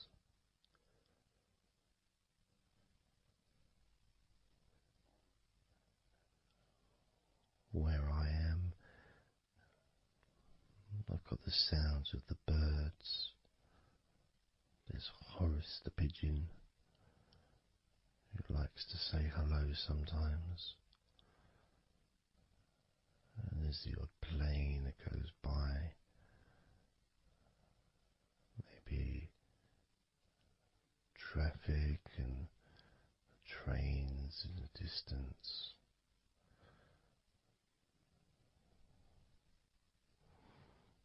But none of that seems important whatsoever. The more candles you blow out, the less important anything is. The more candles you blow out, the further you seem to move away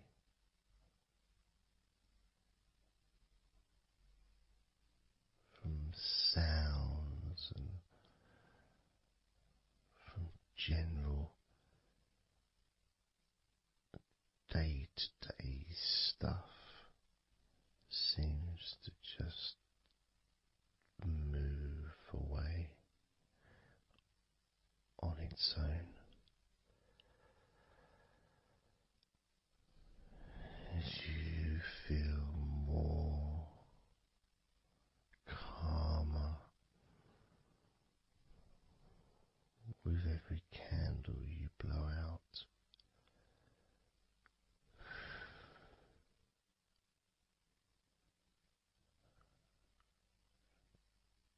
Guiding you to the next number that you hear me say.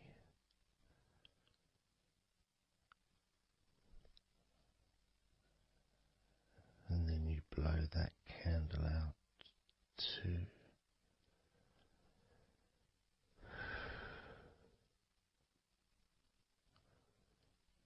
So easy.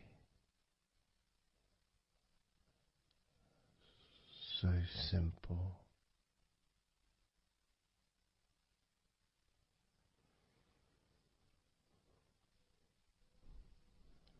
I'm going to start by introducing the first candle, which is 100. The first candle, which is 100. When you blow that candle out,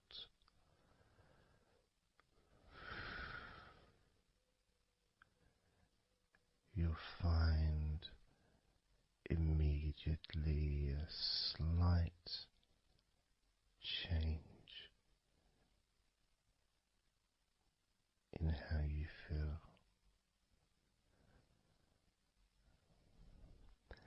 As well as a real sense of positivity growing within you.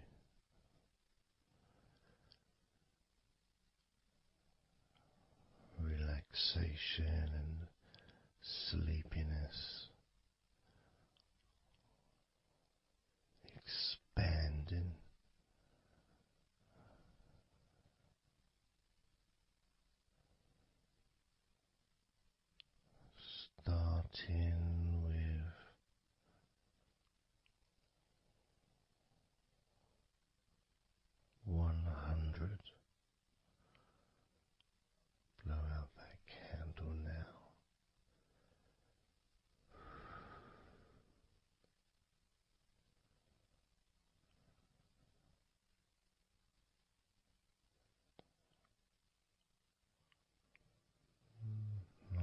89.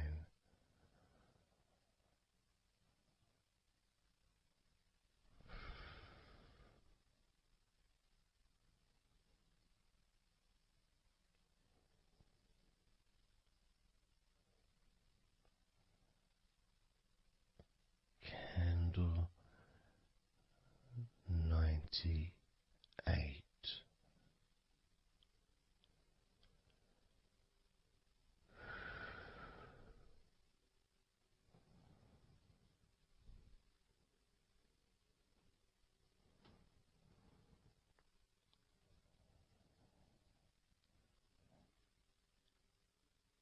Candle 97.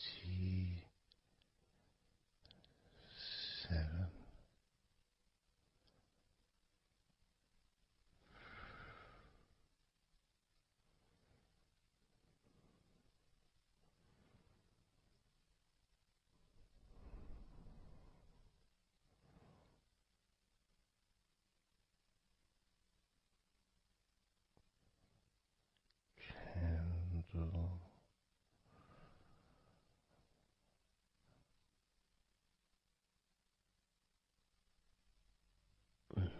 96.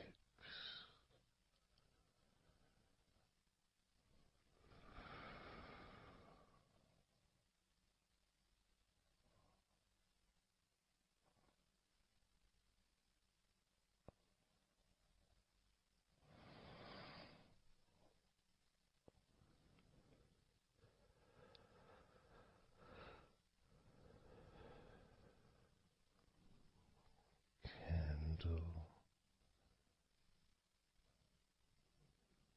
95.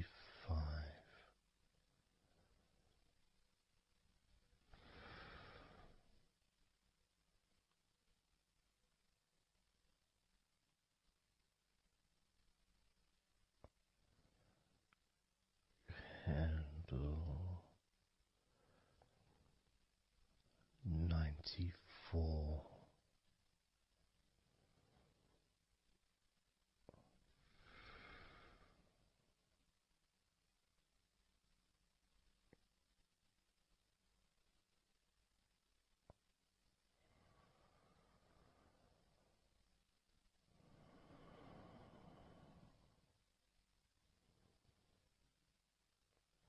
Candle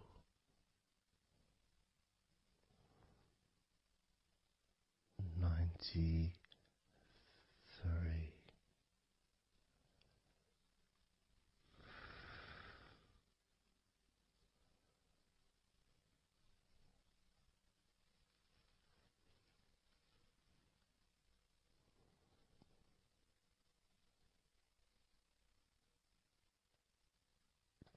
Candle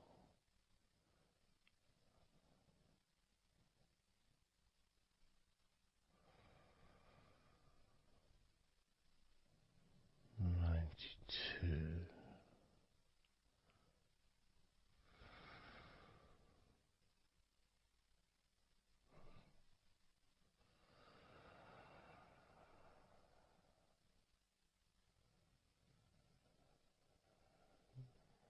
Candle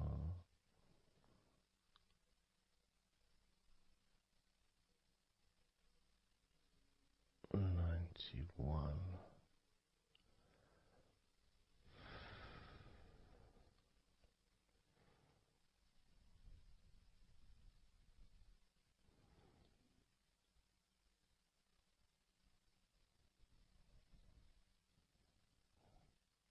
Candle 90.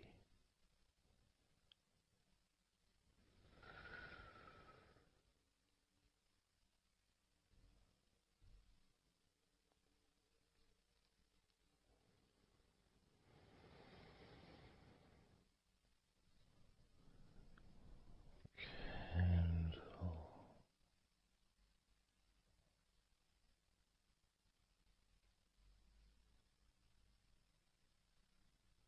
89.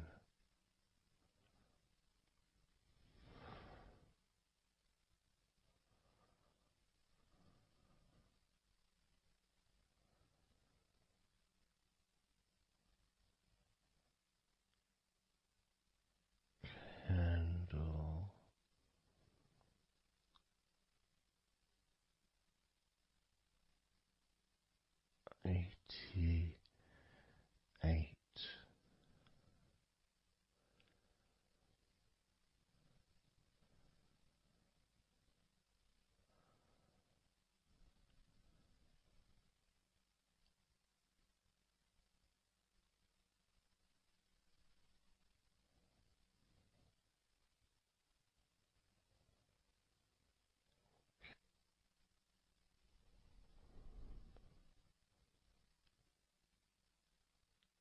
candle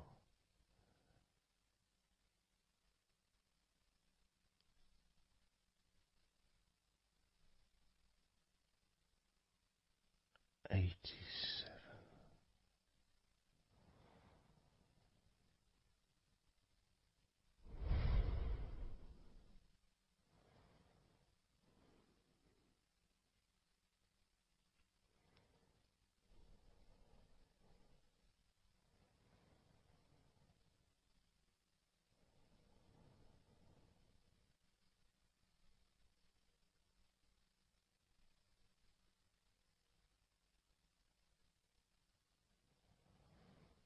candle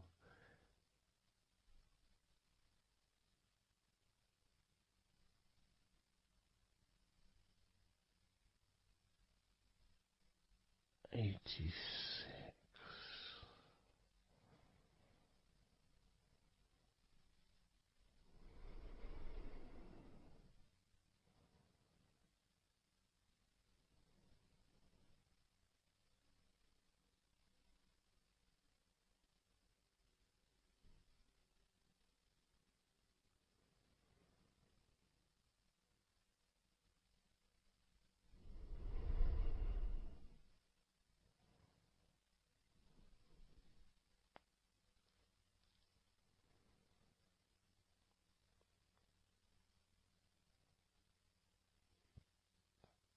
candle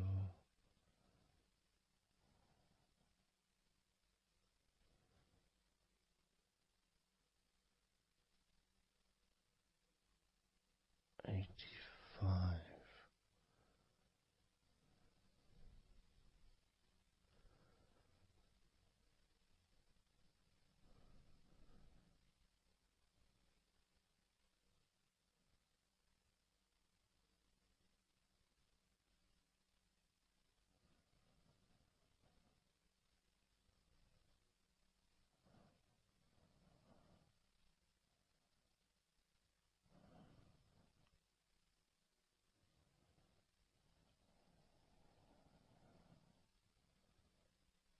candle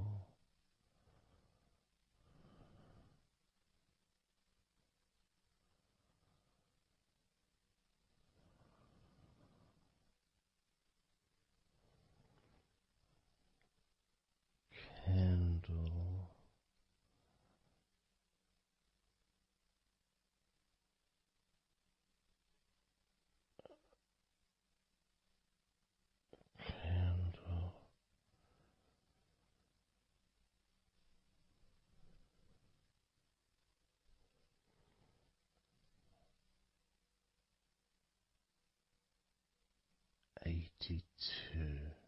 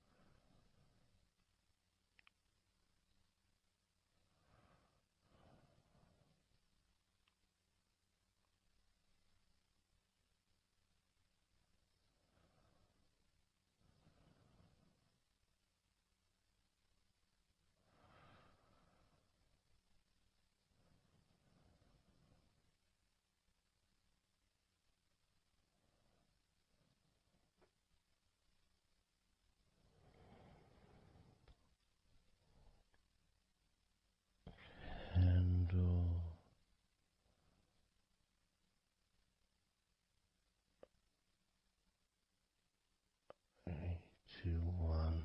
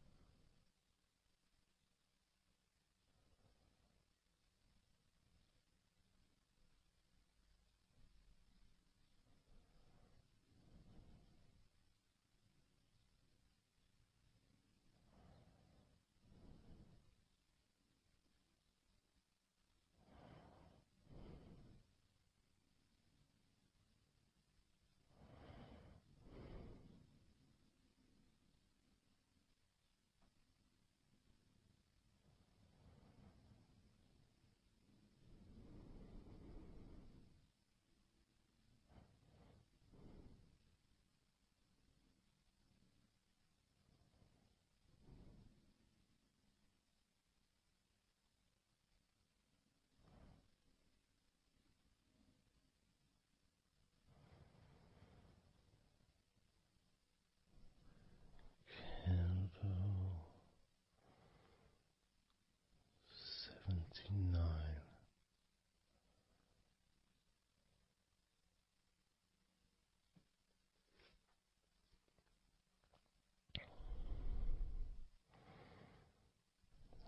Candle 78.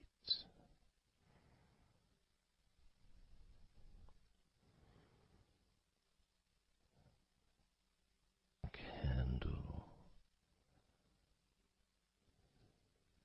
77.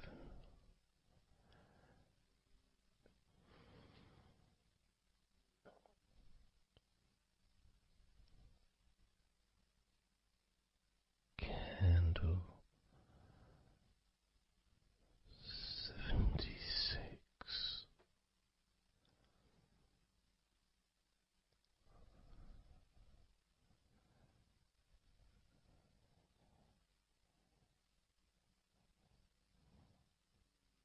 Candle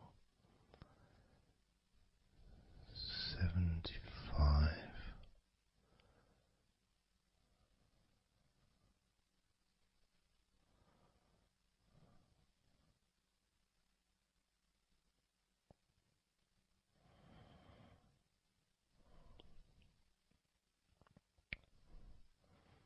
Candle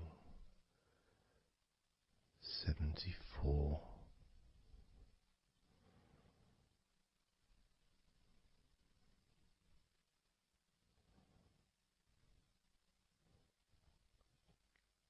Candle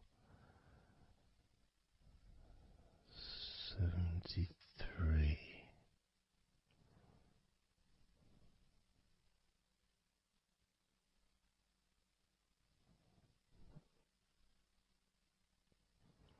Candle 72.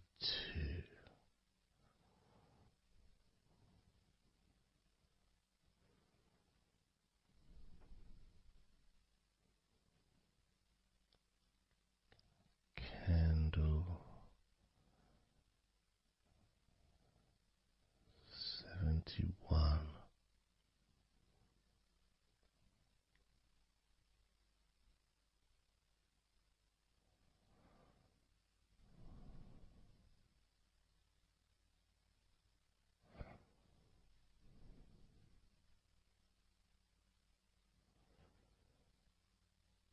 Candle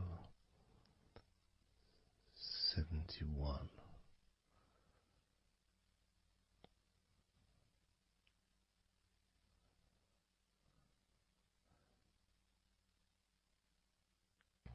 Candle 70.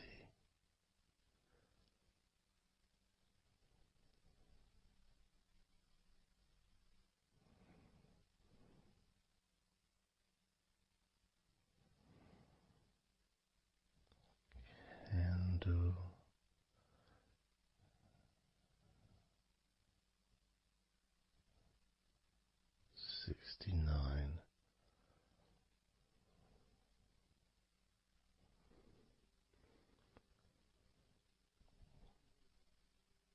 Candle 68.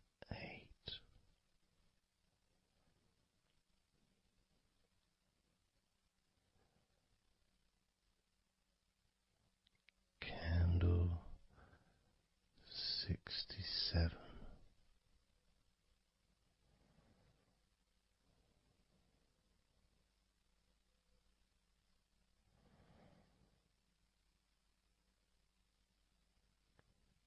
Candle 65.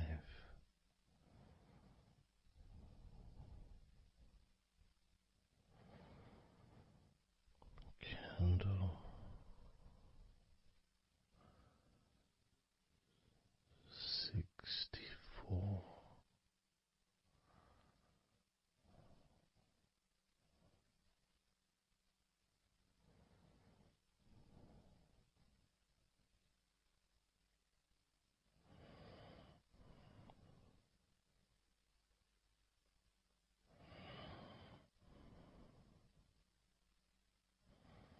Candle 64.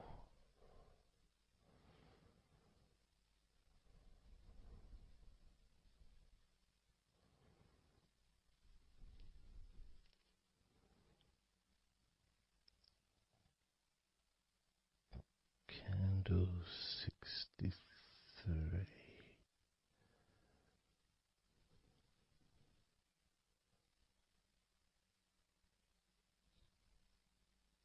Candle 62.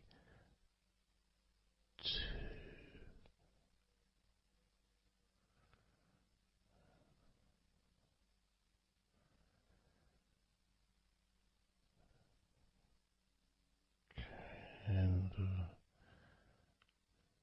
61.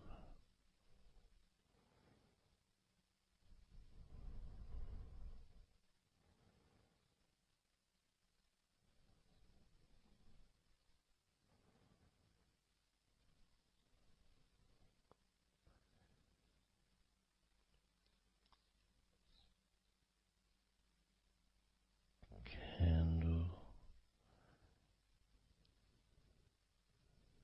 60.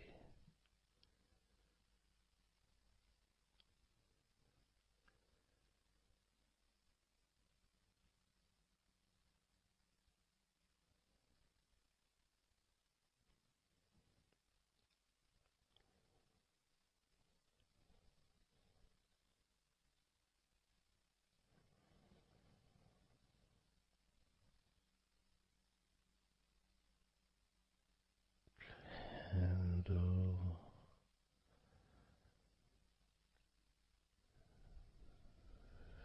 59.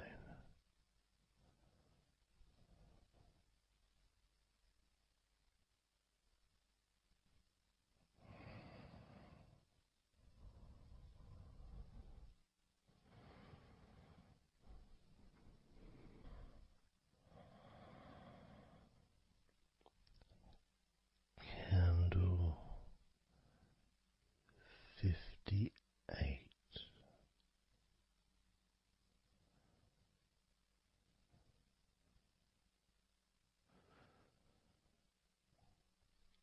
Candle 57.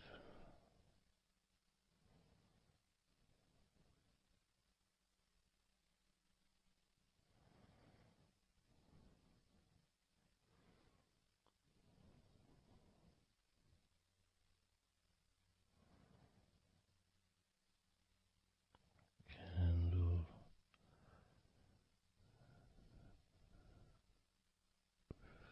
56.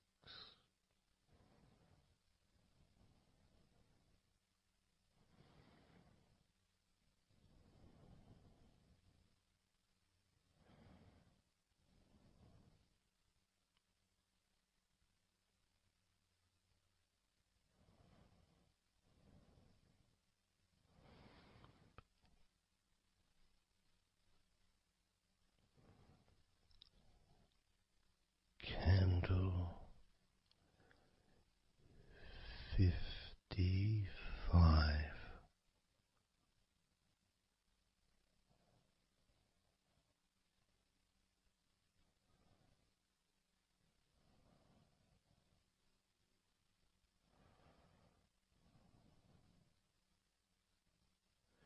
Candle 54.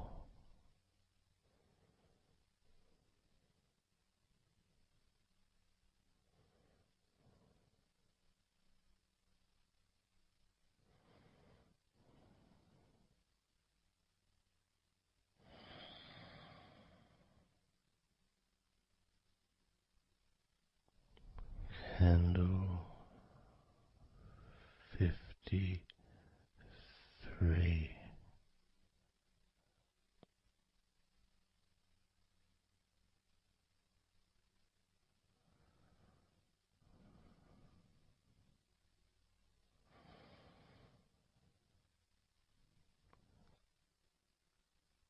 Candle 52.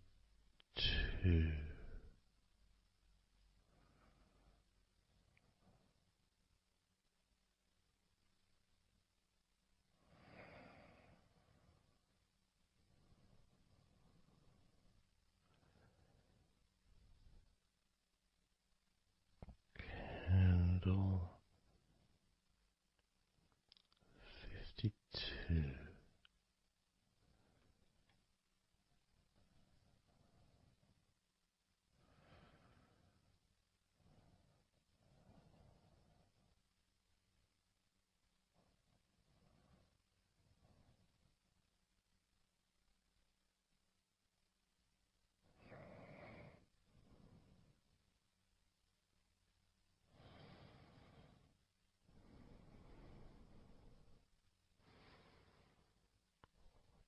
Candle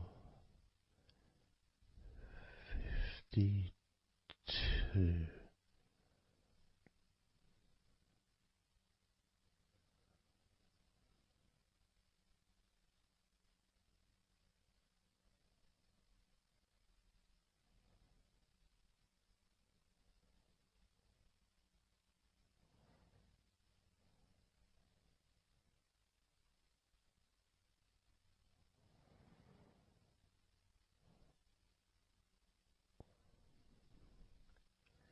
Candle 51.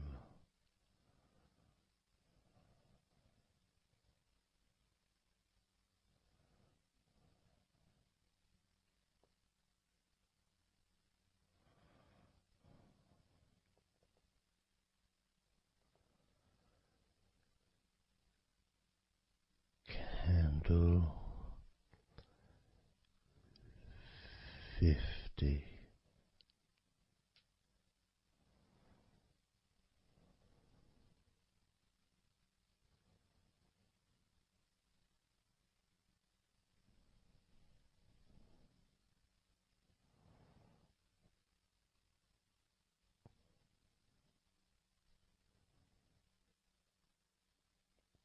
Candle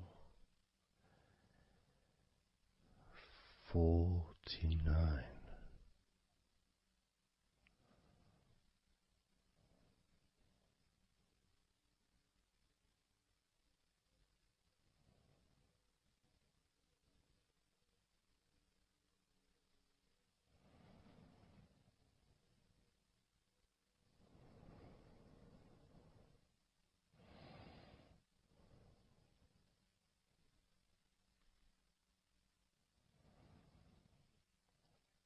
Candle 48.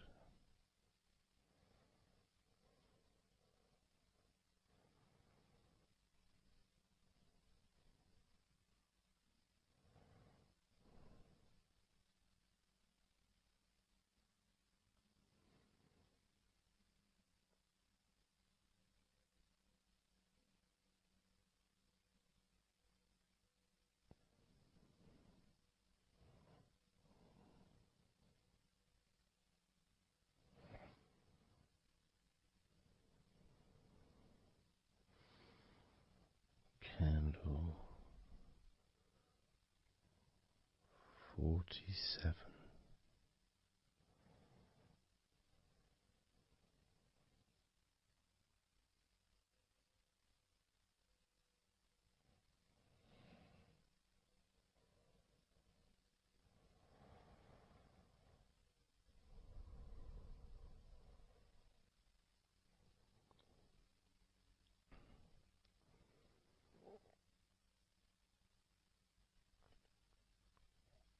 Candle 46.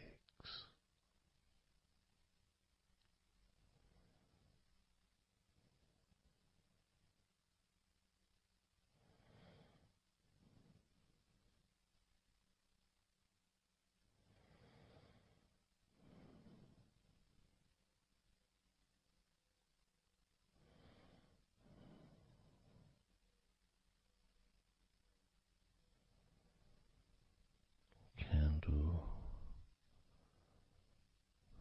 45.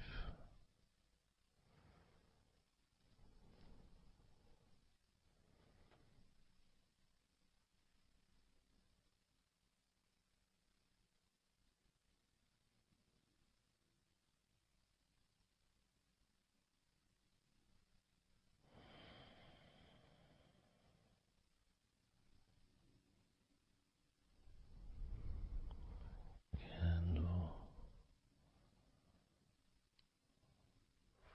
42.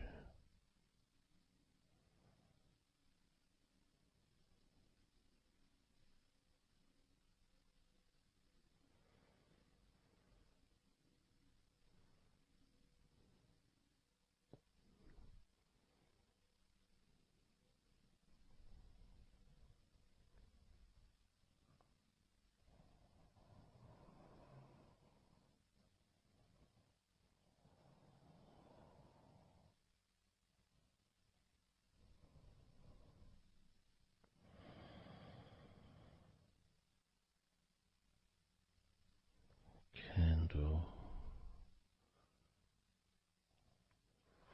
41.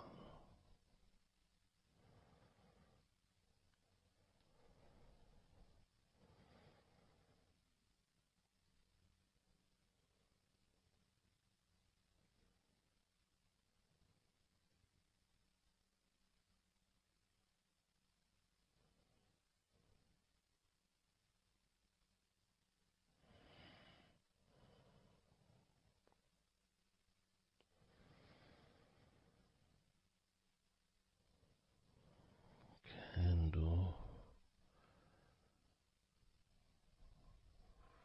40.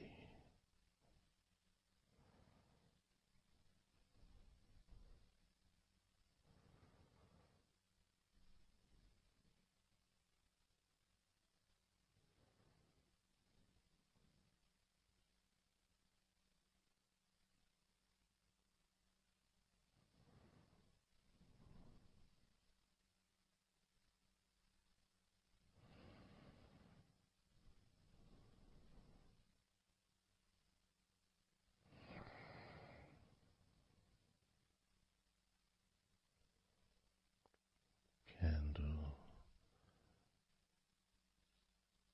39.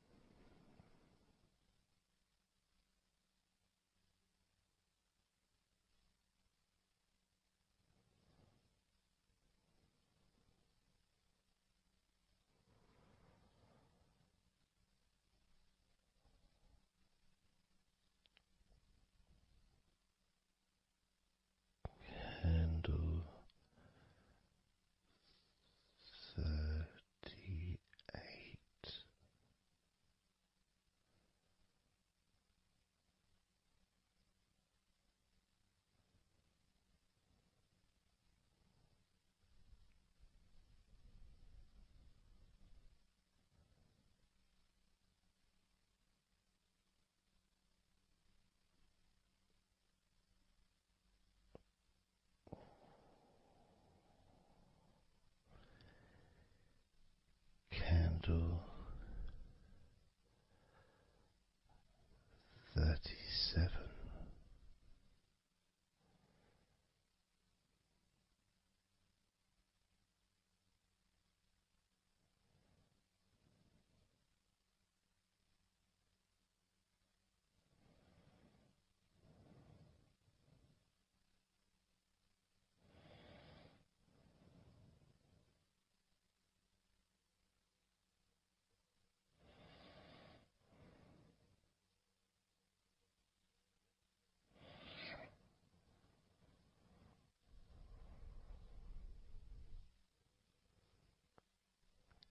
Candle 35.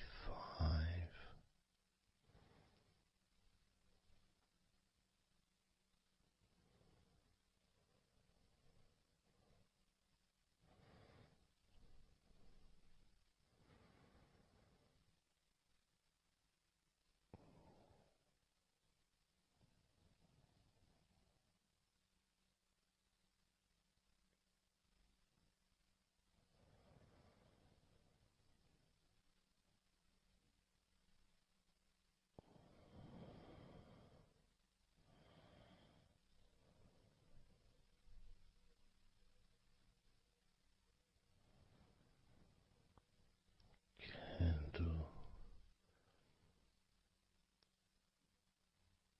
34.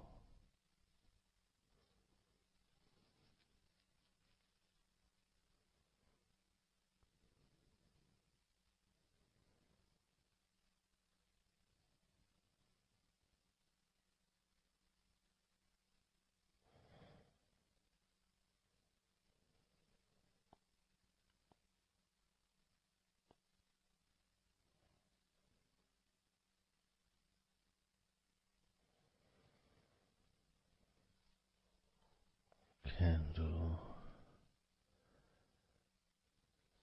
33.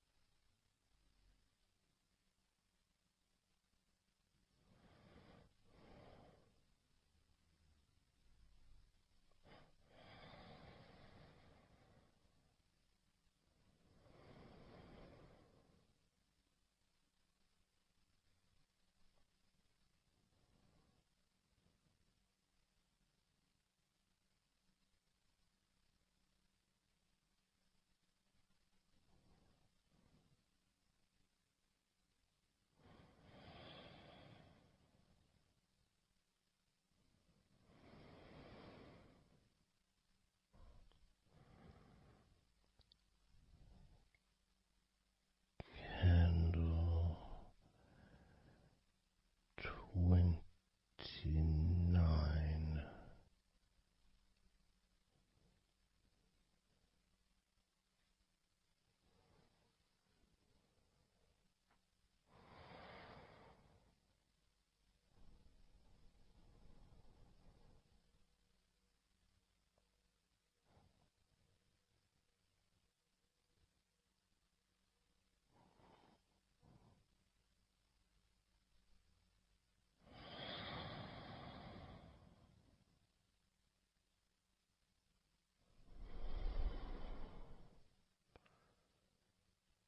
Candle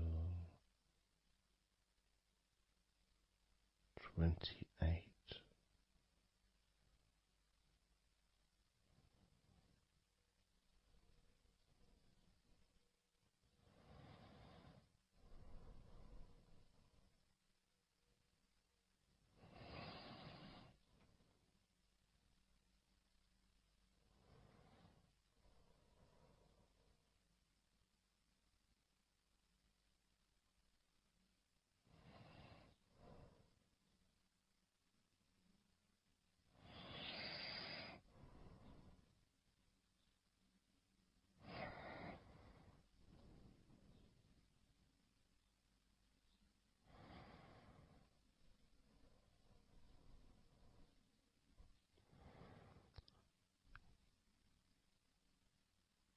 Candle 27.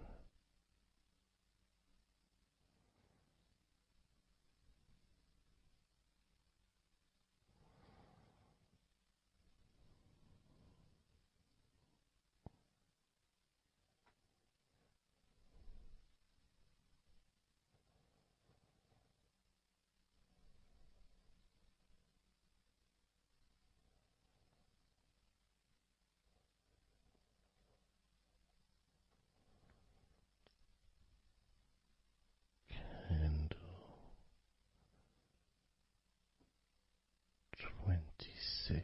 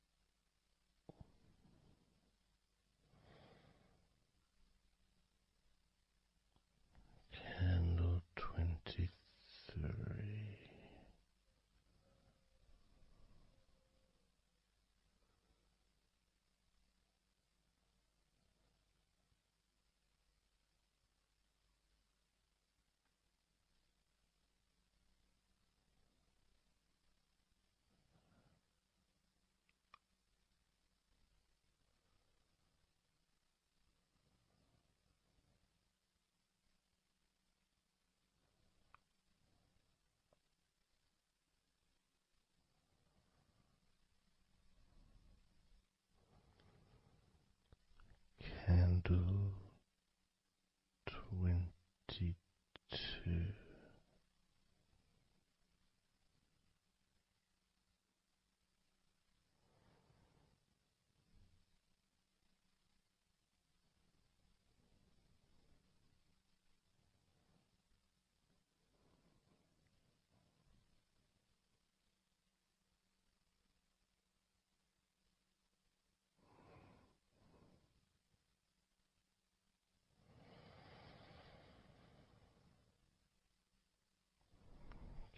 Candle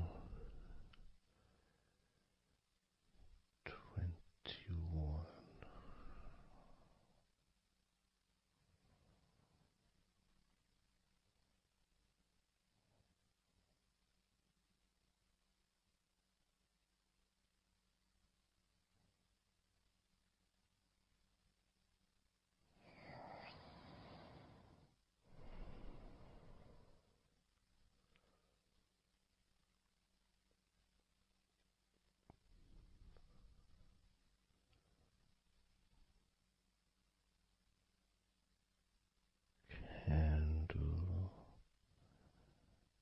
Candle 20.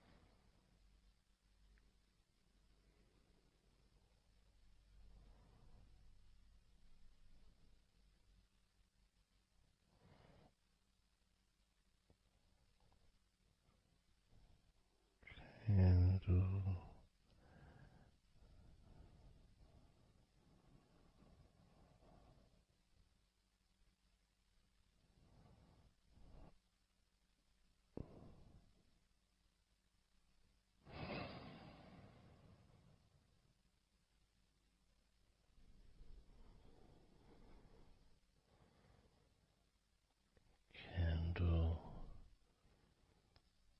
19.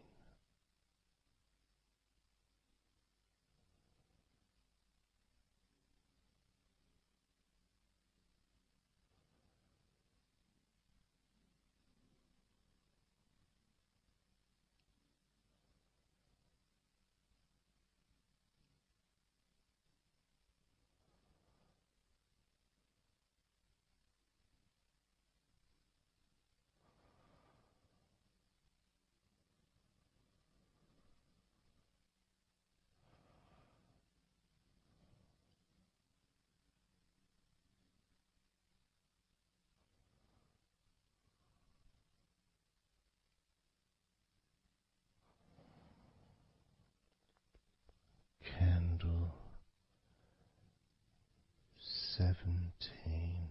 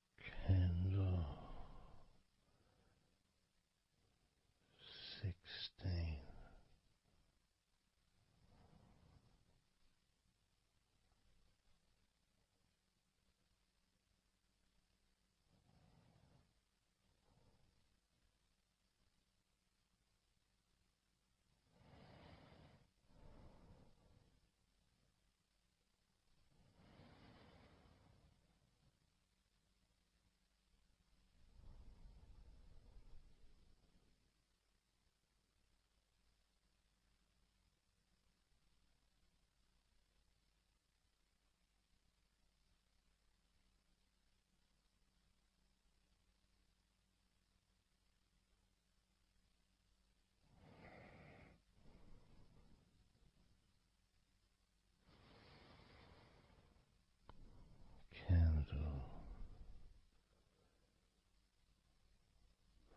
14.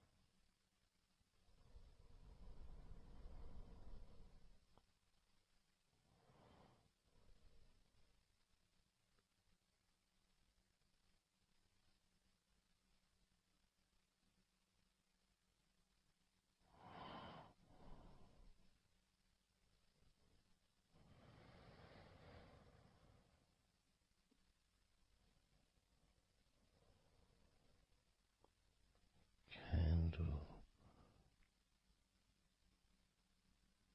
12.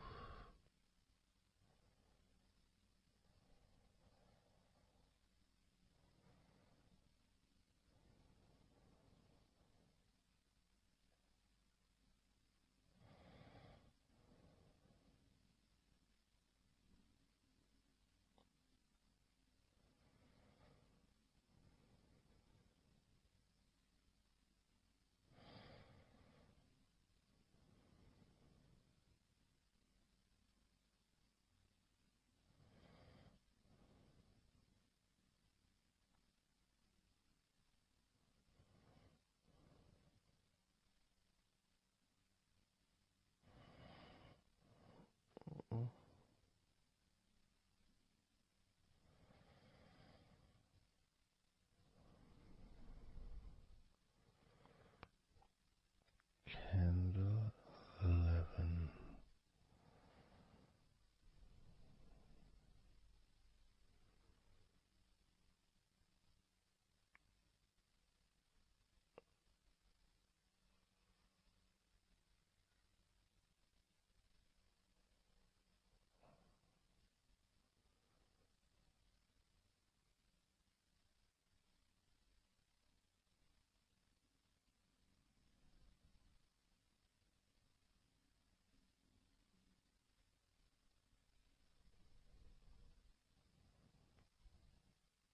Candle 10.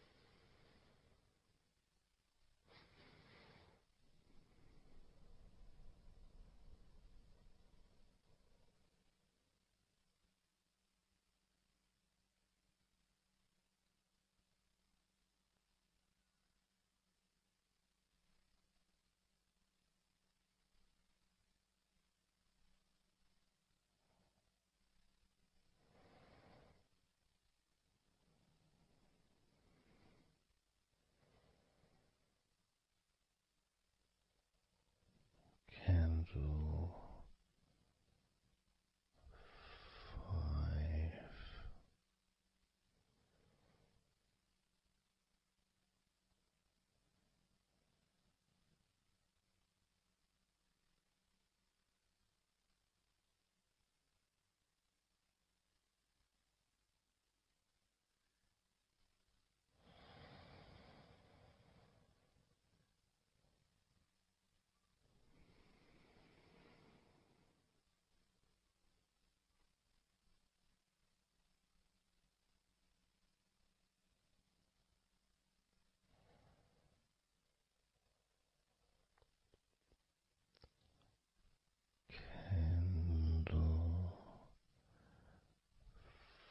4.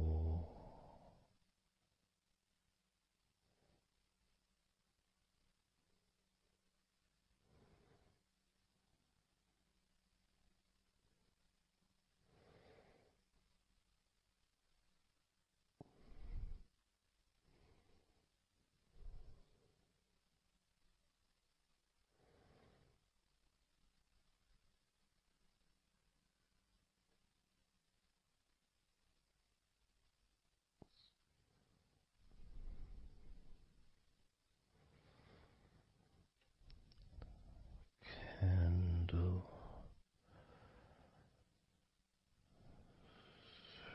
3.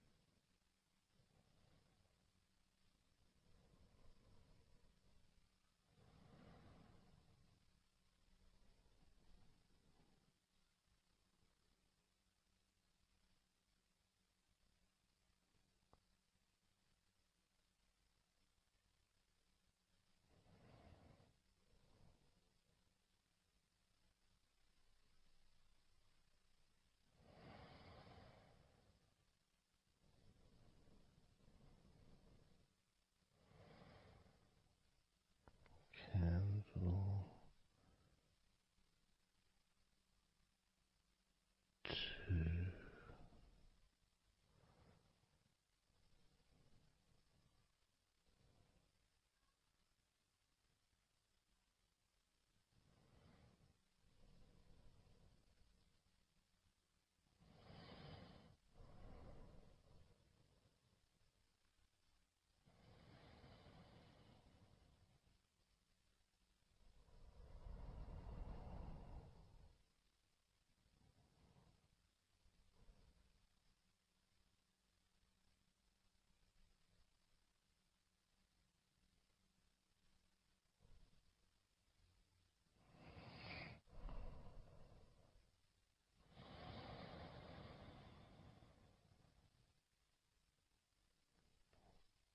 Candle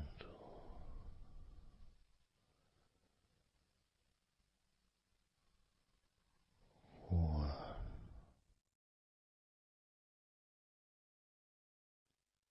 Let go of all of those thoughts, worries, concerns about the past, thoughts about the future, and even things you've been thinking about today. Just let it all go, because none of it is useful in this moment. This is your opportunity to just focus on feeling relaxed, allowing yourself to get in touch with that natural sense of peace that we all have within us. It's available for everyone. It just sometimes takes a little bit of effort to set up the right time and place in order for you to just let go. Because when you do decide to let go and relax, that's what your body starts to do. Because you've chosen to just allow your body to unwind, and your mind starts to slow down. And it's a nice feeling. It's a nice feeling at the beginning just to know that you have chosen to decide to relax deeply. And because you've made that decision, your body will just follow suit. Because sometimes all the muscles in your body need is just permission from you to relax. Because so often we're busy, we're going from here to there, we're walking around and we're doing stuff, and the body doesn't have any time or space to really relax deeply. So it kind of waits for you to lead the way, waits for your permission. And when you do give your permission, when you give the say-so, when you say, okay, it's time for your body to let go completely and relax totally, your body just follows. It's almost like a breath of relief. Ah, good, I can now relax. That feeling at the end of a day, of a very physical day that you may experience in the past, where you get home and you just sit down on a chair, maybe you kick your shoes off and feels so nice. Knowing that you don't have to get up again for a little while at least. And if you choose, you can just sit there for maybe an hour or two. And it feels blissful. And just by sitting down like that, your body knows that it's time to relax. Your body has been given permission from you, because it's a mindset. In your mind, you're prepared to let go of everything and just completely allow all the stress of your body to evaporate. Any tensions can just gradually vanish.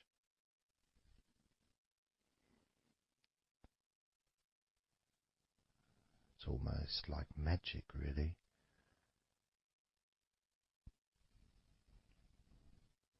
Because that sense of relaxation in your body is a very natural state. It's not something unusual. It may feel unusual when you first start to relax, if you haven't really spent a lot of time focusing and giving yourself this space to let go completely and relax. It may seem almost alien, but it isn't. It's actually the most natural thing in the world to let go completely, to relax totally. The most natural thing in the world to allow yourself to feel really calm in your mind. And it is almost like a literal unwinding. It's like you press a button and all the tension just releases. And it's like a wheel, like a cog, like the inside of a clock just unwinding. And it's almost like you could see the little wind up knob that's used just going the opposite way that you would use to wind it up. And the energy, that frenetic, stressful energy, gradually winding down, losing its power, losing its strength, as the sense of relaxation becomes stronger and deeper. And you may find that the more relaxed you feel, that your mind starts to wander. Maybe you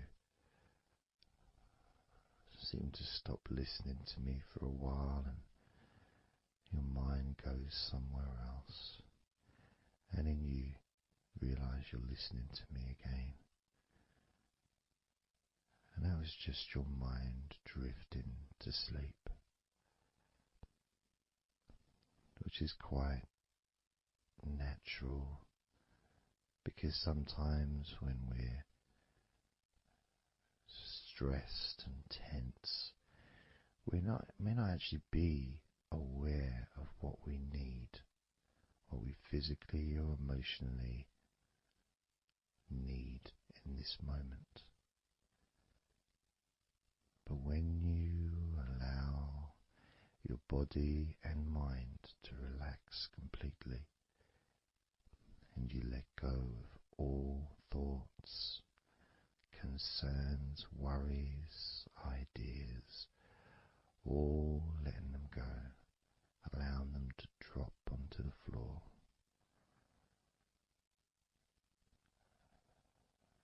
you start to get in touch with the feelings of such relaxation. It feels so nice to be in touch with the calmness of the different body parts as they become looser and looser. Even your breathing seems easier and more natural, effortless, as that cool air enters through your mouth or nose into your lungs, breathing in comfort and relaxation, and then just breathing out any excess remaining tension or stress from every part of your body and mind. As you start to focus on your mind, maybe you notice that things have come to a standstill, or maybe just much, much slower than before, because your mind is not really needed when listening to my voice, which allows your mind to relax just as deeply as your body. And that synchronicity between the relaxation of your body and relaxation of your mind lets you know that feeling completely calm, loose and relaxed really is a great healing experience for you and has so many positive benefits for your body, your mind, and your life to be able to let go of everything and to relax completely in all parts of your body and mind. Even your bones are relaxed. All your muscles are relaxed.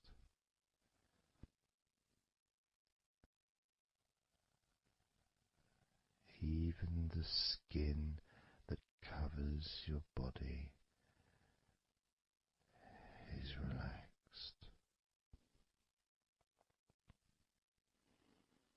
Every hair that you have is also deeply relaxed.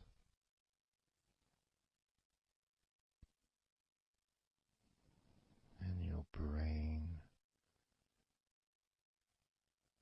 really starts to feel the benefit of this healing relaxation.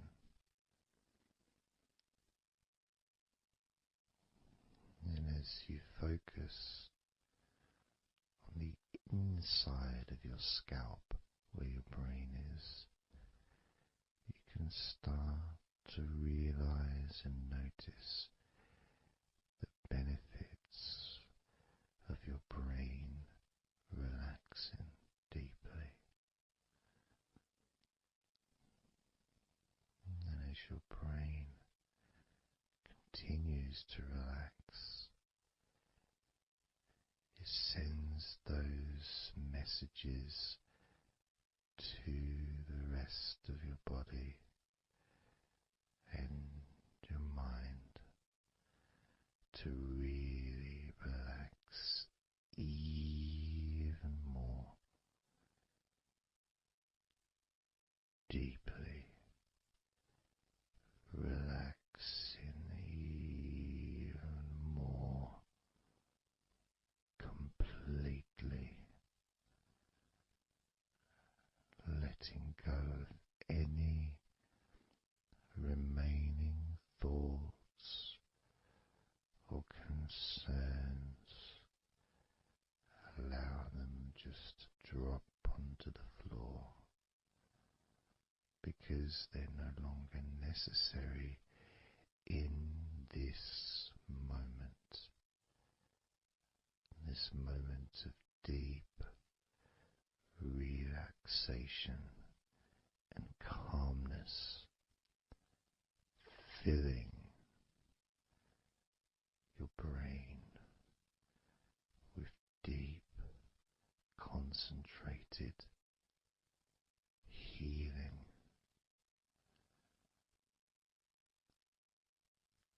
calming,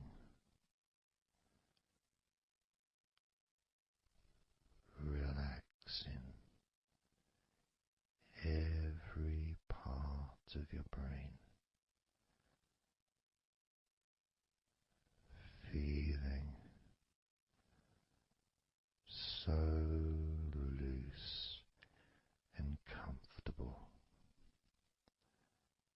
so relaxed and peaceful. Your brain feels so light and so healthy.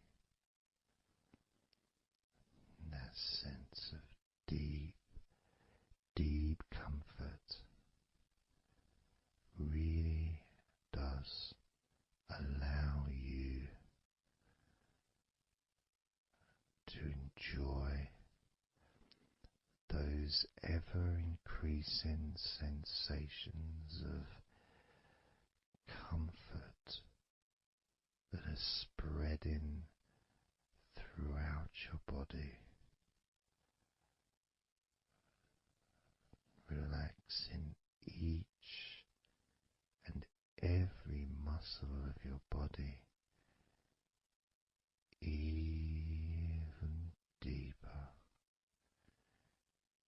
even deeper, much more deeper than before, much more comfort spreading through your body and your mind, feeling so peaceful and calm,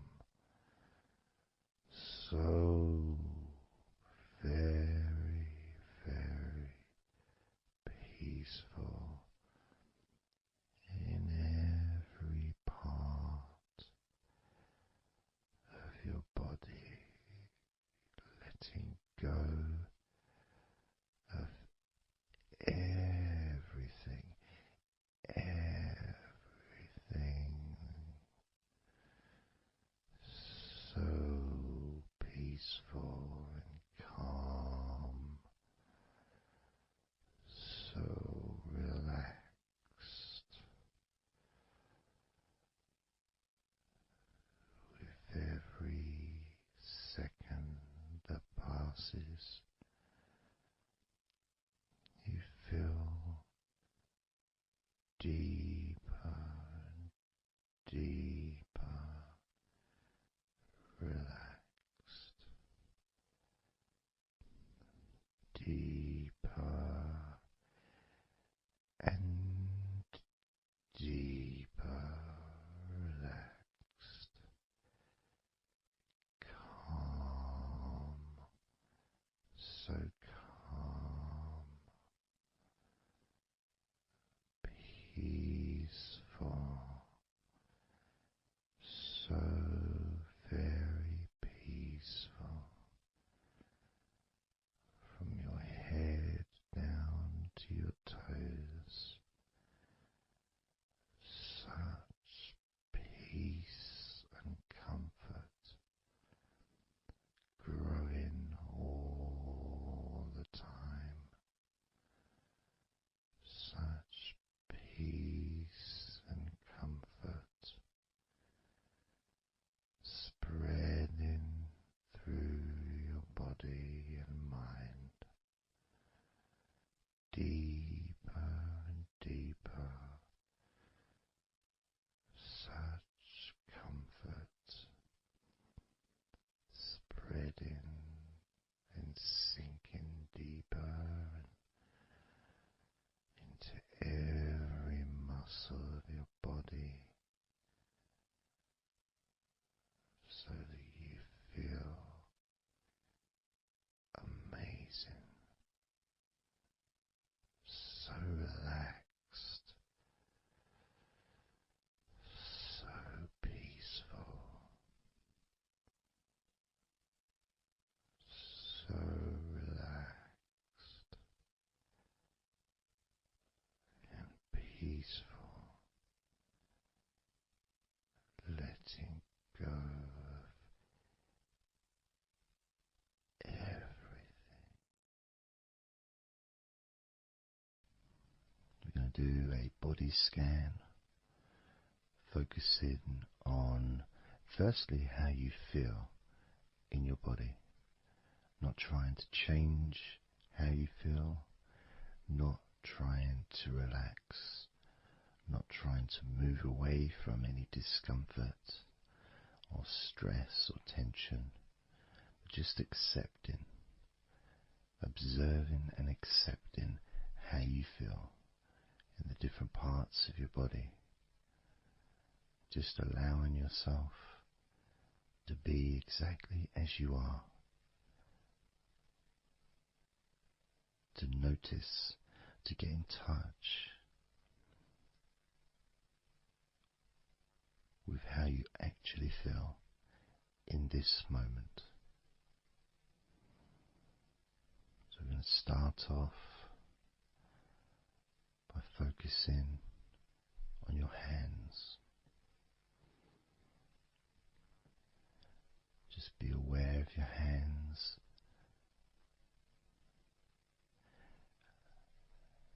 I'd like you to move your hands around. Just maybe move your fingers a little bit. Open and closing your hands very gently. Just so that you can get in touch with how your hands and your fingers feel. With very, very slow movements.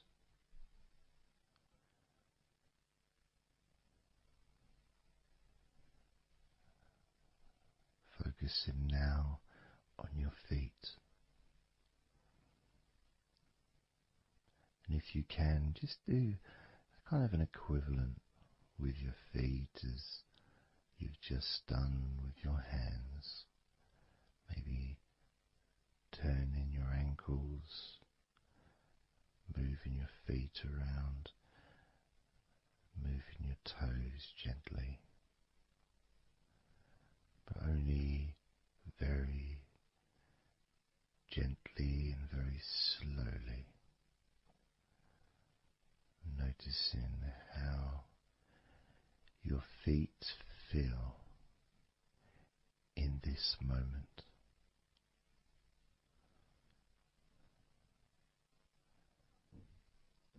Focusing now on your eyes. I'd like you to just focus on your eyelids. Maybe you can open and close your eyes a couple of times to really get in touch with how you feel when you do close your eyes. The muscle changes in your eyes when you do close them. Maybe raising your eyebrows, which stretches the tops of your eyes. Perhaps squinting your eyes, scrunching up your eyes, just so you can really get in touch with all aspects of how your eyes feel right now.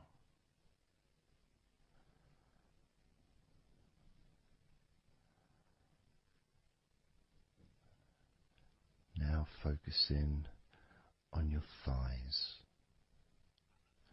and I'm going to just ask you to gently tense your thighs, just very, very gently,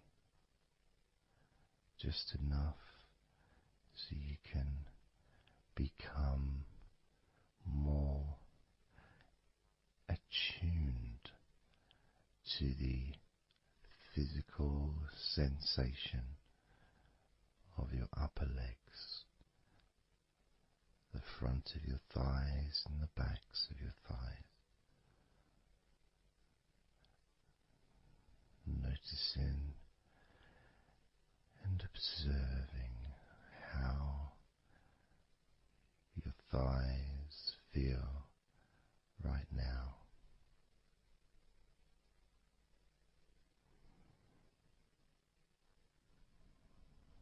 Moving your focus to the back of your neck.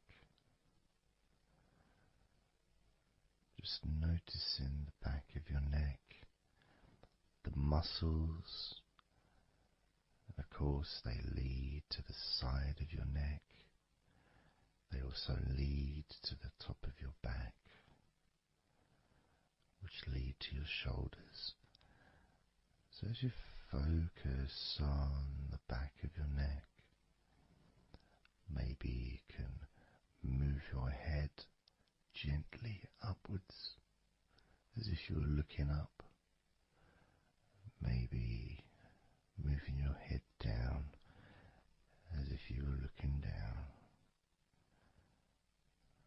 Perhaps moving your head side to side, right to left, but only very slowly and very gently.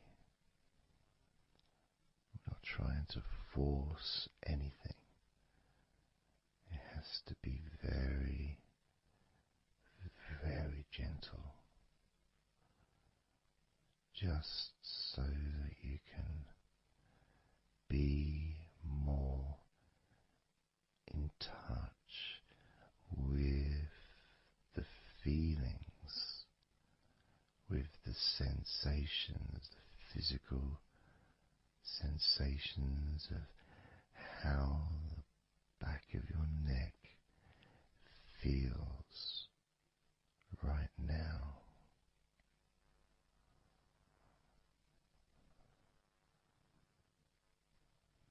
As we now focus on the tops of your arms, the parts where your biceps and your triceps are, between your elbow and your shoulders. As you focus on those parts, the tops of your arms, you may like to just tense them, but very, very gently and slowly, so you're not straining or putting any pressure whatsoever on your arms. It's just so that you can gain more of a sense of how your upper arms are feeling in this moment, and just noticing as you gently, very gently and slowly tighten the muscles and then let go. Notice how the tops of your arms feel right now.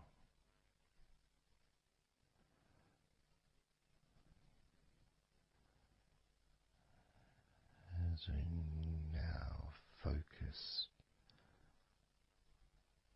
on your stomach, the area, the lower abdomen area below your belly button, moving all the way down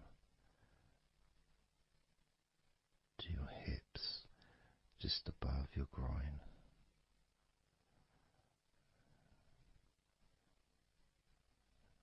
Maybe you're able to tense these muscles in that area very, very gently and slowly.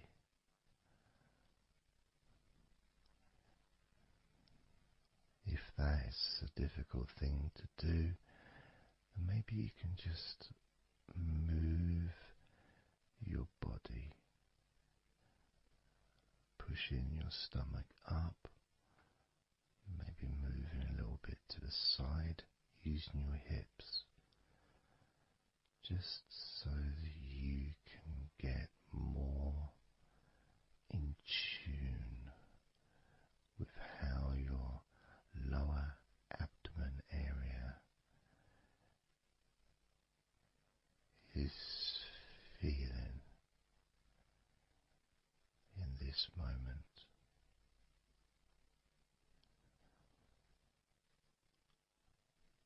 Just noticing the physical sensations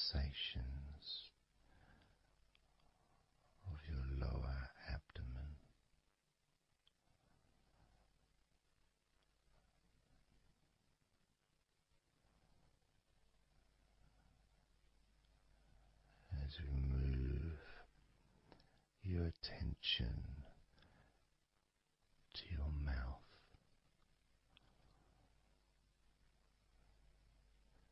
noticing your lips and inside your mouth, your teeth, your gums, your tongue.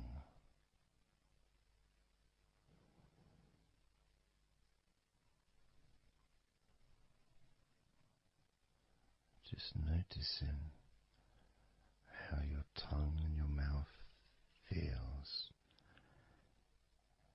And it may help by moving your tongue around your mouth, moving it to your left, maybe pressing it gently against the side of your mouth, and then to the right, gently to the side of your mouth, perhaps pressing up against the top of your mouth, and then down gently against the bottom of your mouth. Always very slowly and very, very gentle, so that you can be aware of how you feel in your mouth area.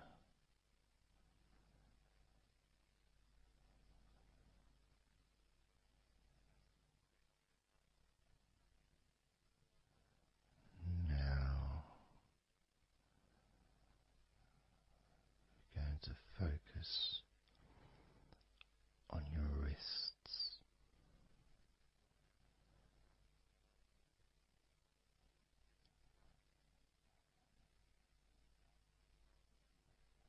And I'm going to ask you to maybe just rotate your wrists by moving your hands in a circular motion very gently and slowly,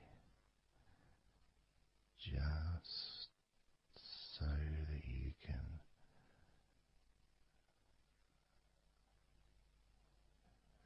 feel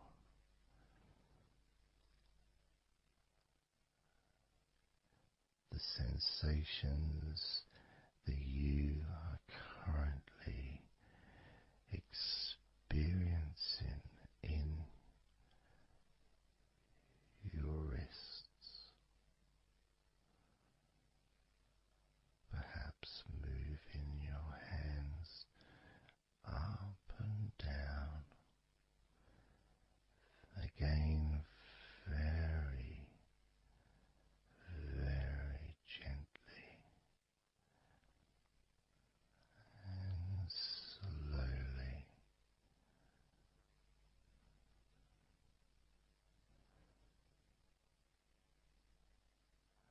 Very gentle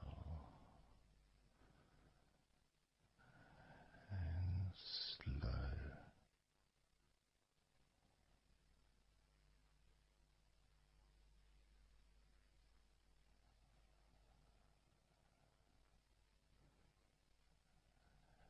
As we now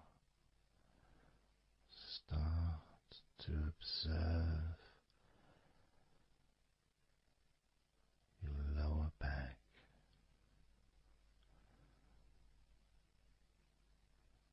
that back part is just above your hips,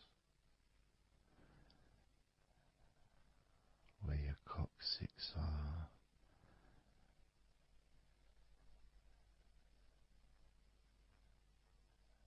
That whole area, which also really does include the sides of your body, because those those muscles are very much connected.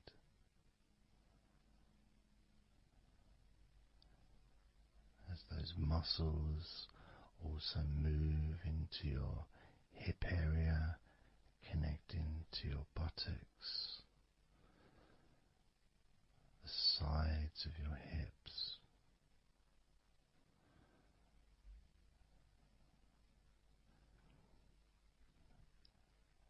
And if you're physically able to do so,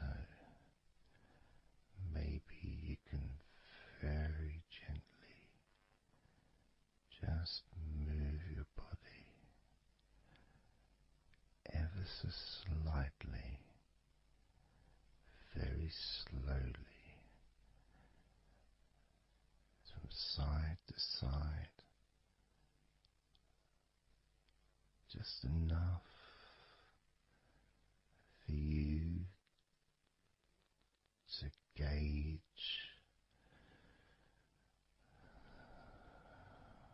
how you feel in your lower back.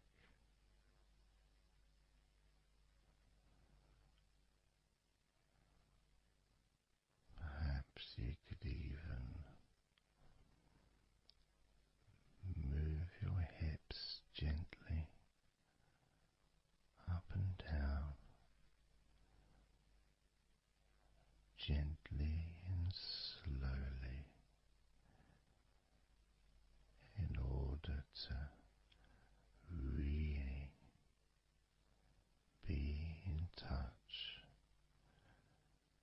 with the physical sensations of your lower back.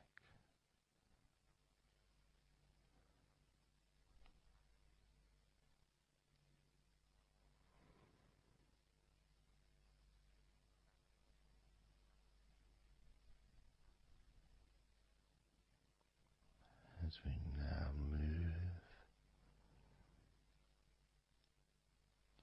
your attention to your jaw,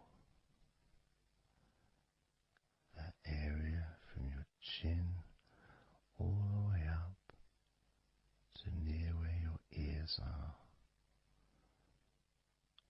the whole of your jaw.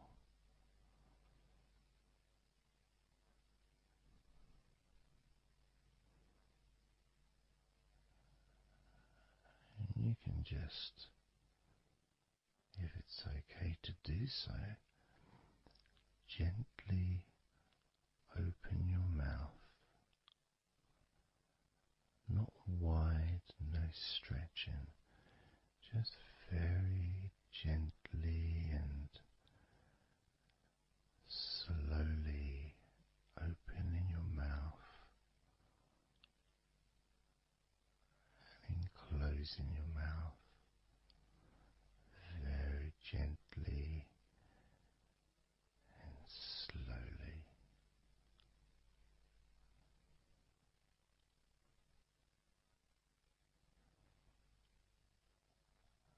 So you can be in touch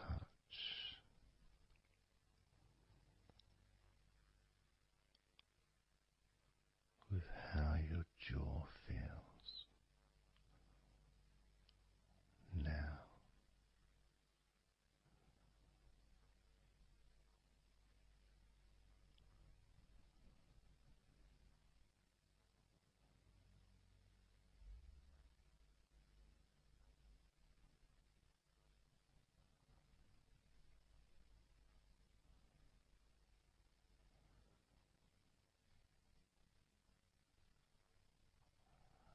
Noticing now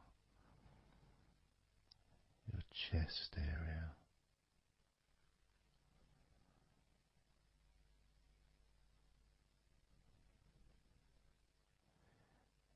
And you don't need to do anything to move your chest, because it moves every time you breathe.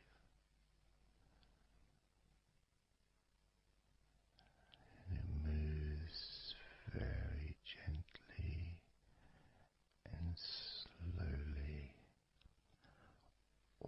automatically with each breath you take.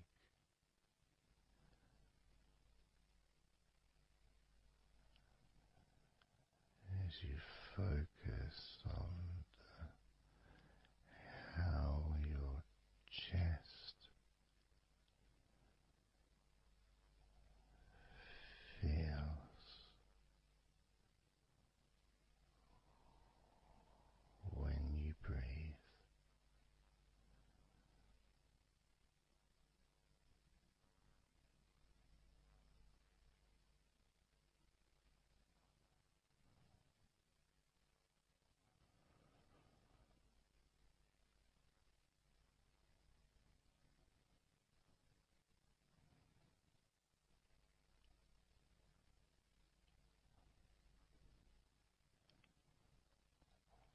Moving your focus to your forearms and your elbows.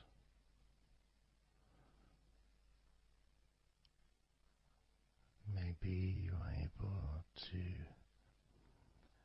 very gently and slowly tense the muscles in your forearms.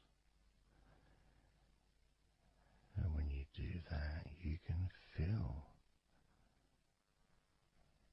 your elbows as well.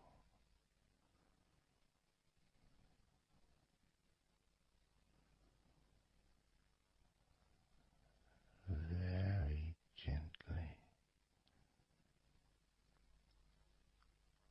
and slowly.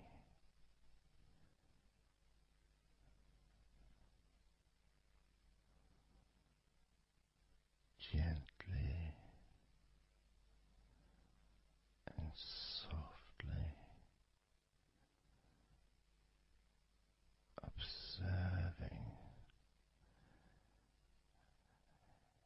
your forearms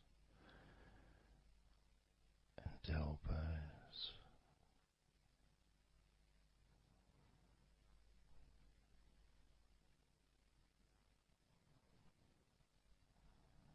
Now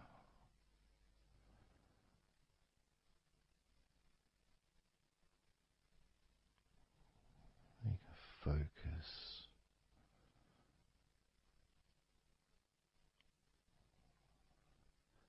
on the rest of your back, your upper back, and the middle of your back.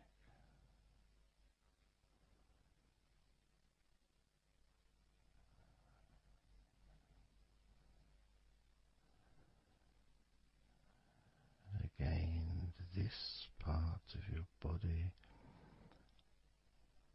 moves also every time you breathe. You may not notice that usually,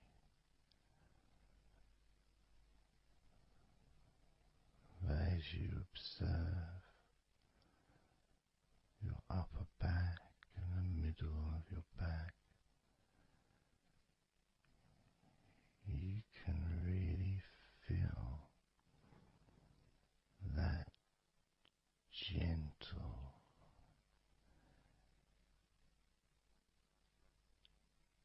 and slow movement.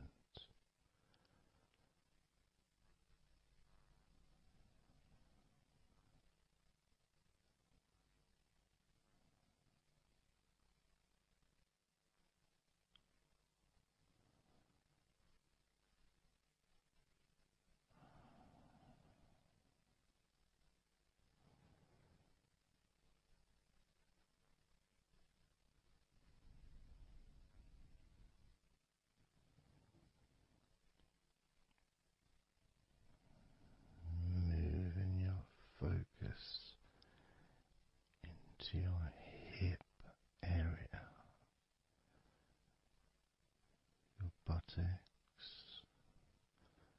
your groin,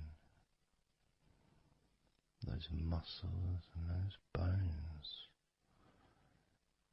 in your midsection.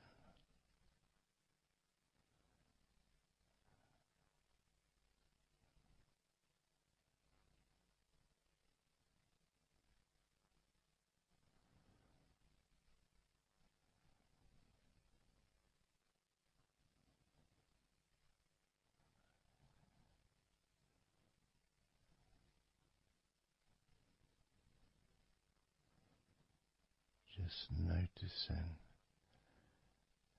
how your hips feel right now.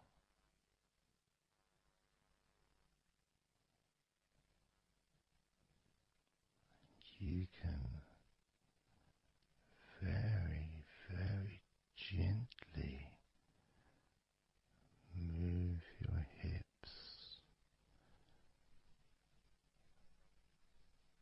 maybe side to side, very gently and slowly.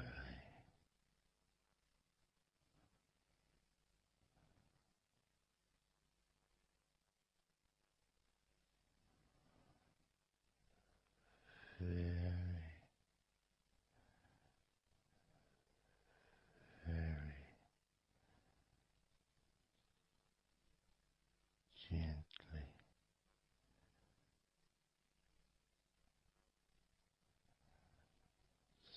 softly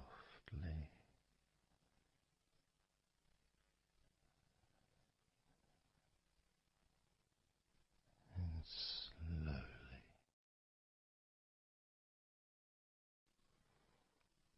Everything starts to slow down,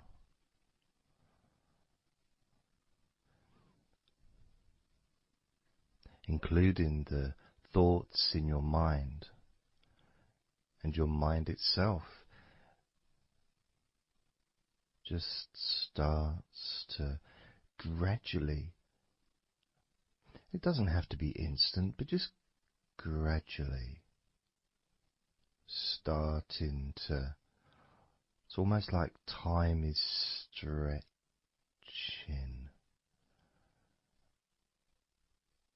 It's a slower pace to maybe what you're used to in your day-to-day life. It's a slower movement of energy.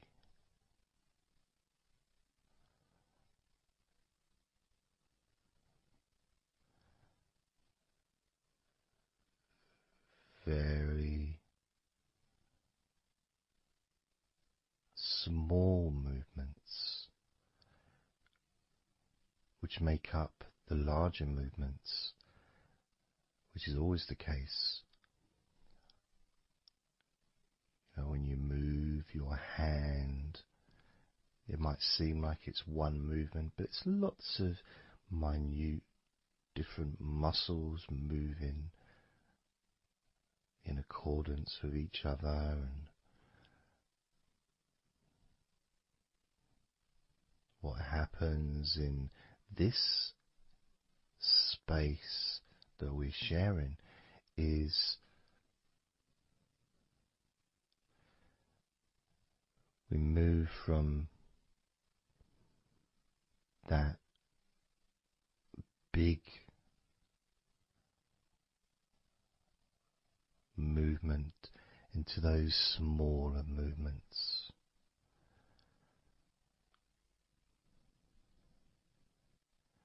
Starting to focus on how your body feels, but not just as a whole, not just, oh, I feel in this way, I'm feeling stressed or tense, or I'm feeling relaxed and calm, I'm feeling this way, I'm feeling that way, starting to notice that your body begins to present to you small feelings around your body.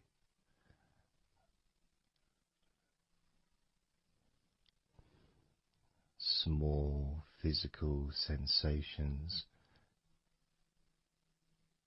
in your legs, whether pleasurable or not. Maybe resisting the temptation to label them or to judge them, those feelings, just thinking about them as just being neutral, just feelings.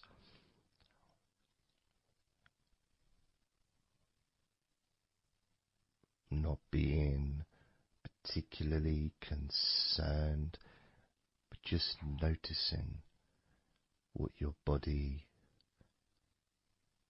is telling you.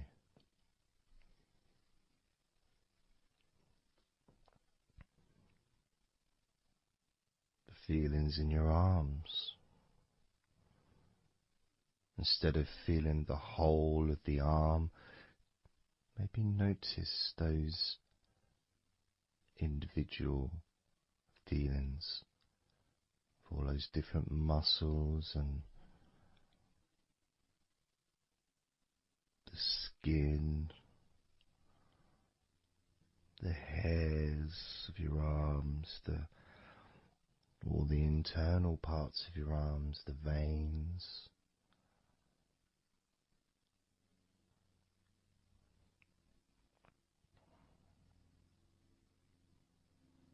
the bones. Just being aware of maybe your elbow on your right arm has a certain feeling. Maybe your left wrist also has its own individual physical sensation.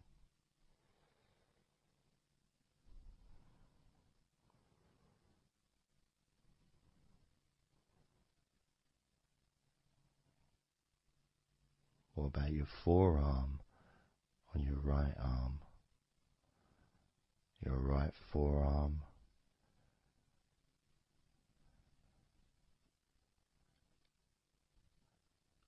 There may not be any particular feeling that you could even give a name to. May not feel like anything other than just a feeling. You know, it's there.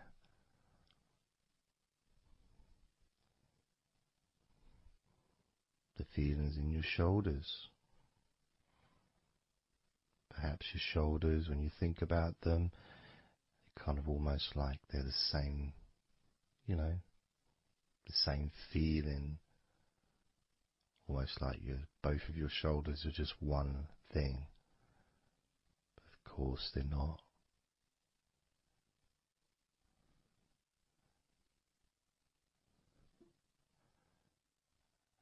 And when you focus on your left shoulder and then on your right shoulder, maybe you find that you move the muscles a little bit. Maybe tense the muscles gently.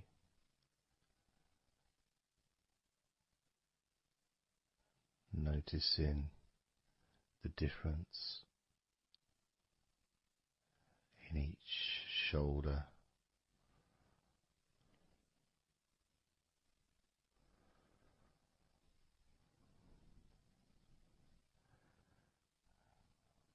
Your lower back.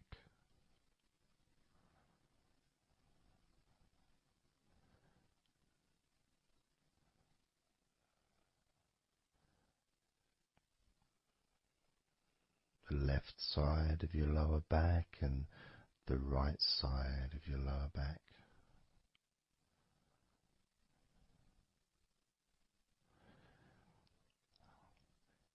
Of course, that connection to your buttocks and to your hips.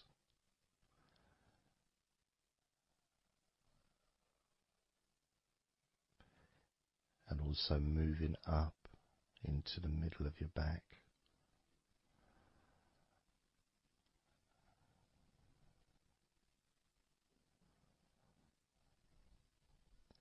And sometimes, like right now actually, when I focus on that part, when I focused on my buttocks, and then I focused on the middle of my back, it almost felt like the muscles in my lower back were being stretched very gently, but just stretched a little bit, even though I wasn't doing anything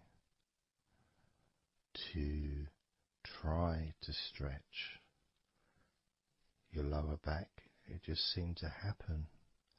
The feeling of very gently stretching your lower back.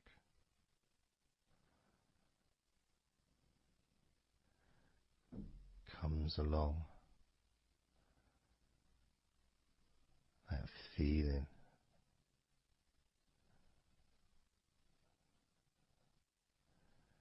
in your chest.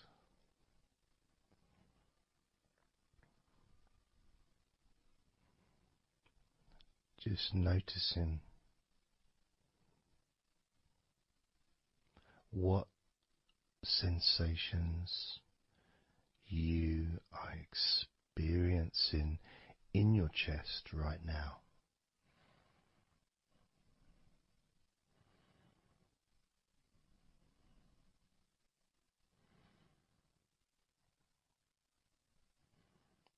And there's so much of the chest. Obviously there's the collarbone leading to the chest. You've got the chest bone. You've got the muscles in your chest. And of course, if you're female, there's possibly the breasts. If you're male, you've got the different, well, mine aren't that different these days, but there may be more muscles at the top of the chest, but at the side, underneath, it's pretty much the same, whether you're a man or a woman. There's muscles there, muscles that stretch out to your back, as well as breast tissue which stretches and moves into your back. So just being aware of your chest,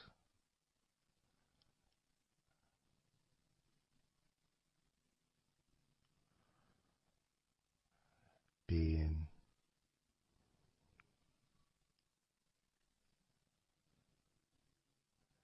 with whatever feeling there is in your chest.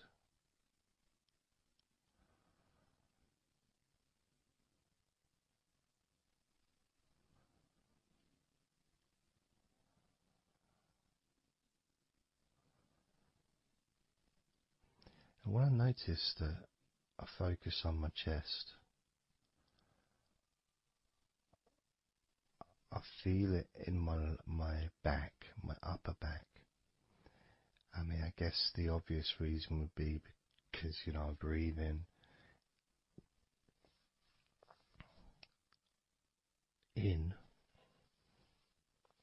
and it stretches my chest and my back at the same time.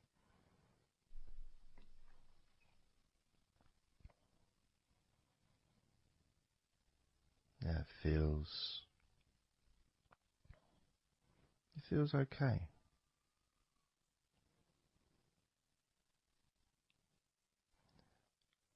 Doesn't feel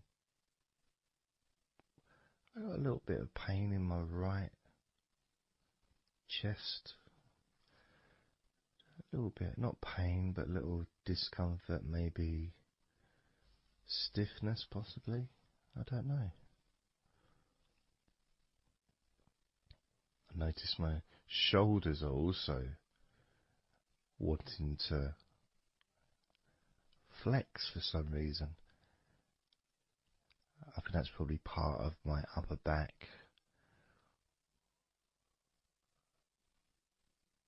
That connection between my shoulders and my upper back. Because I can move my shoulders and stretch the muscles in my back. Moving the shoulders backwards or up, which then moves I think it's the scapulars in your back.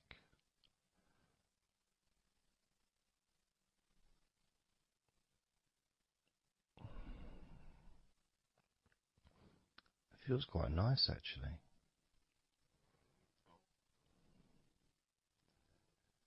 The good thing about this is you can, if you want to, you can just flex or stimulate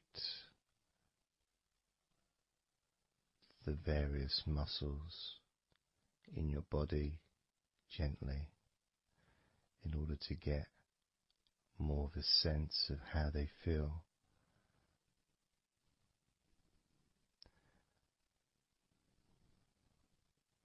And when you're relaxing, when you do tense a muscle and you let it go and you let it relaxes way more than it would normally. But you have to feel that you're able to do that.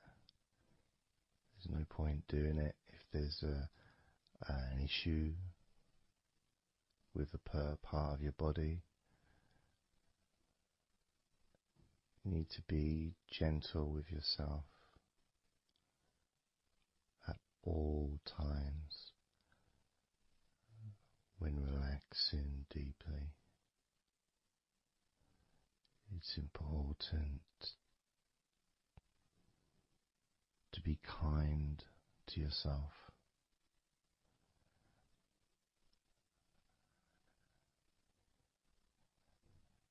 As you notice your mind, how much has your mind slowed down since we started this recording?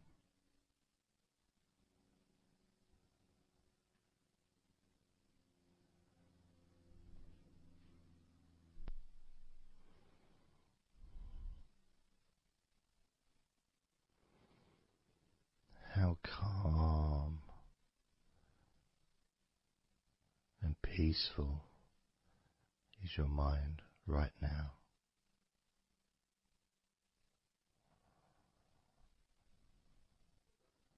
With nothing to think about and just my voice to listen to, because you know the intention behind this recording is relaxation. At the very least, for you to feel more relaxed at the end of the recording than you did at the beginning.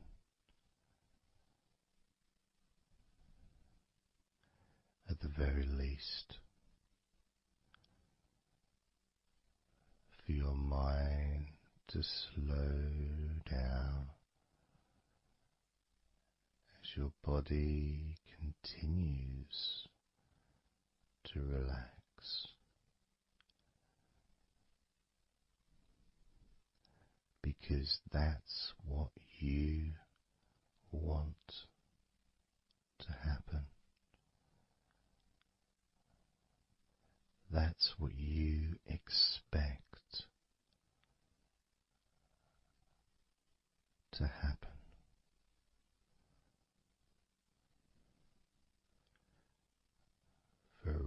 relaxation,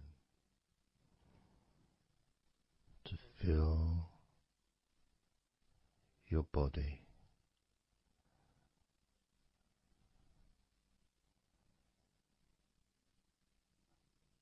Maybe calming your mind to the point of boredom when you start maybe to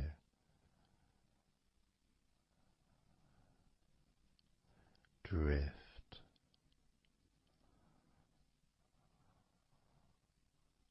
away.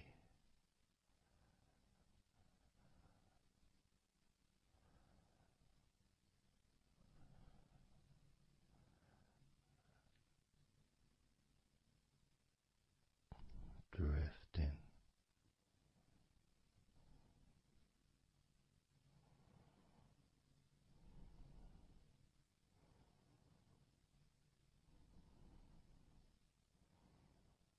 It's almost as if you're moving further away from your body and your mind, just leaving that there.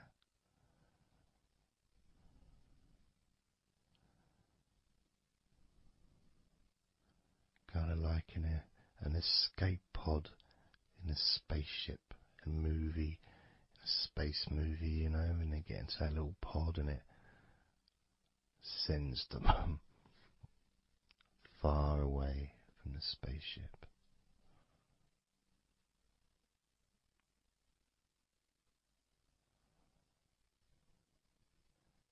Safe to dream.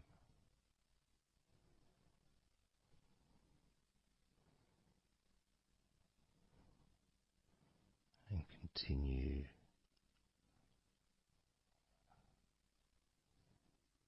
to relax.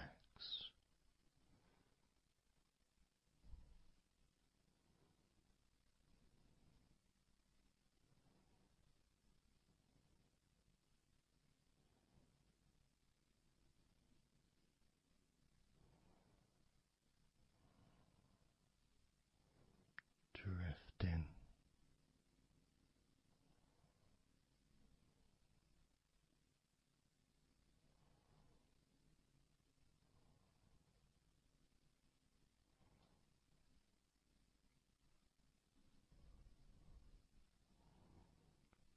So slow.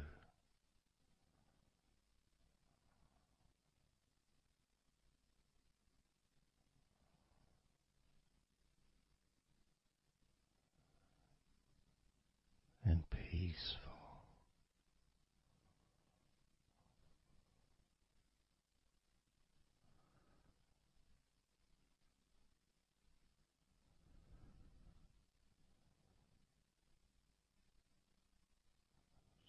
So relaxed.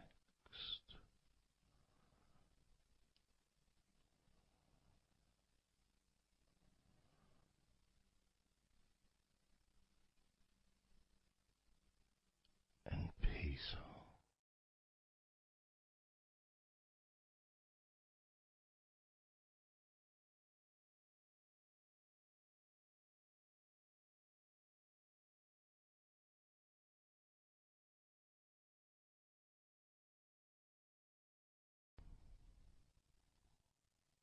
And focusing on the feeling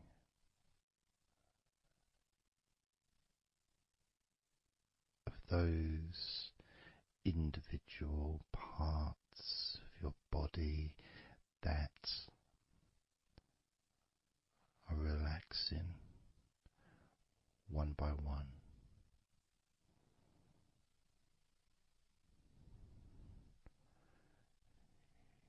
You may find that every now and then you realize that you weren't listening to my voice because your mind started to imagine something different. Maybe you started to almost move into some kind of a dreamy state. And then you become aware of my voice again. And even though you may want to focus on my voice, you may also wish to allow your mind to just drift naturally into that space of comfort and safety.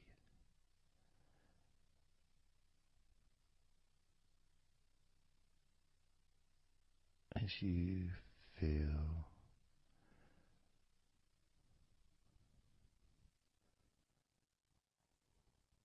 more comfort spreading through your body like a warm blanket, covering you gently, keeping your body at just the perfect temperature.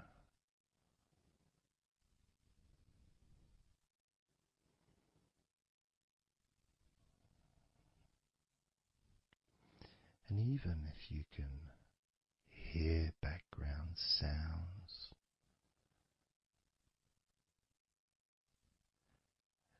they just don't seem to matter anymore.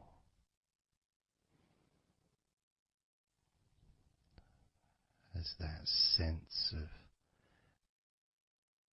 peace spreads through your mind,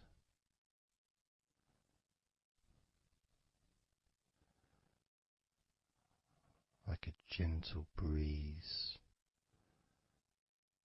yet strong enough to blow away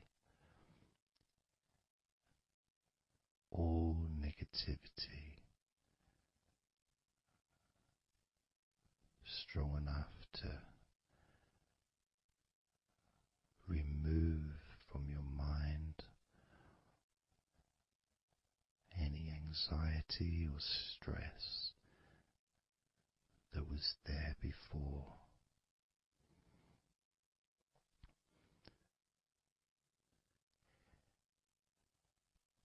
And blow away any other thoughts or feelings that just don't fit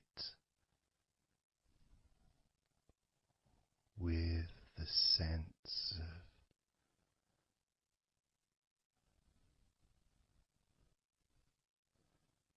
relaxation that is filling your body and your mind.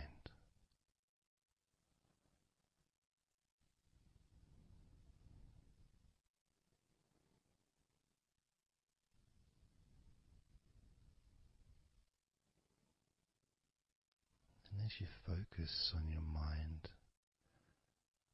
I'm going to count down from 10 down to 1, and with each number you hear, your mind will become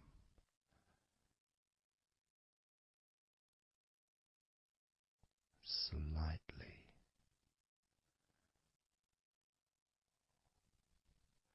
more relaxed,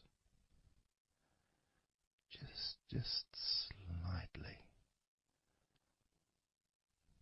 So from 10 down to 9, just a slight movement. From 9 down to 8, just another small change in how you feel.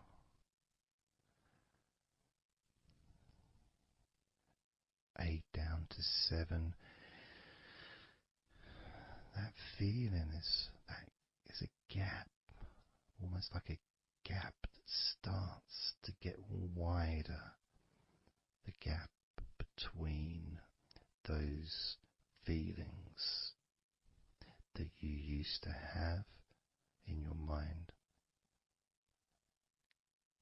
compared to the feelings you have that are growing now. Feelings of comfort and security and confidence.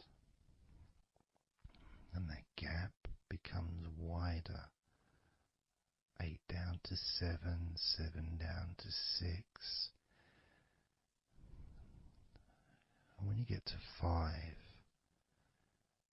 your mind will start to have a certain physical sensation, almost like there's a magnet outside of your head sucking the tension and the stress and any remaining feelings that you don't want, sucking them out through your skull.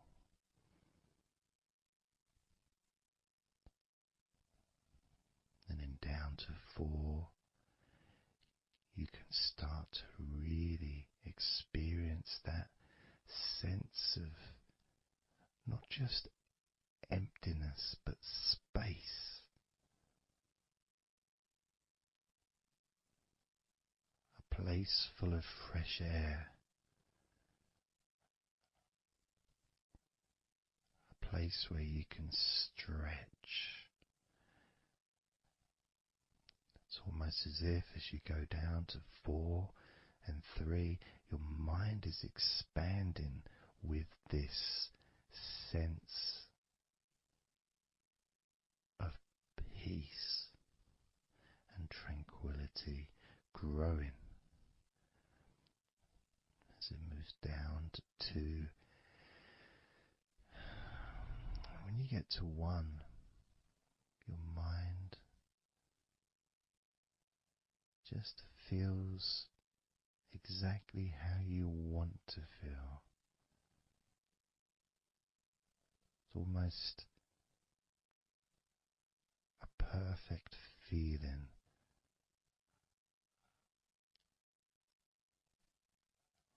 Maybe a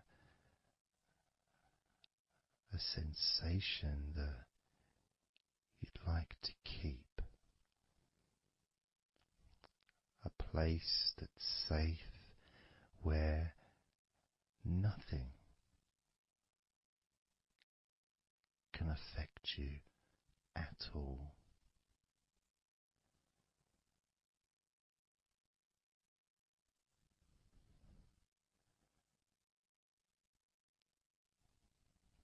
And you can stay in that space of comfort and confidence.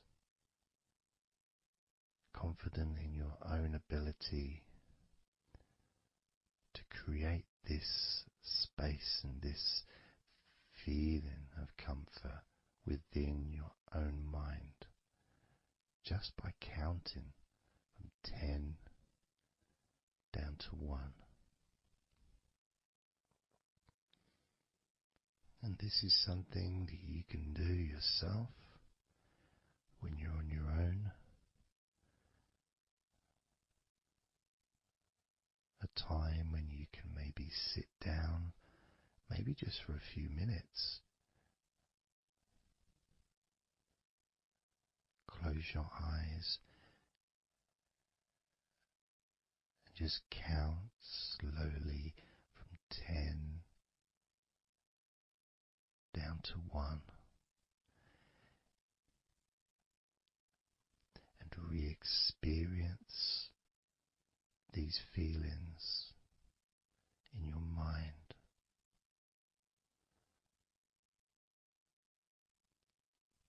And when you feel that way in your mind, mind, your body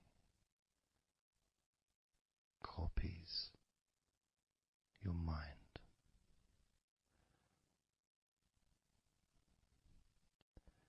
And that feeling is spread through your spine and your nervous system into every part of your body. It travels through your bloodstream,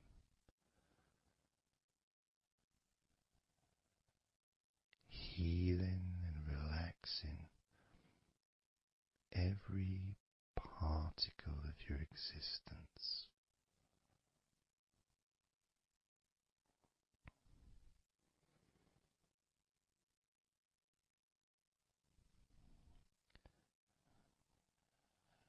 And we can practice this a few times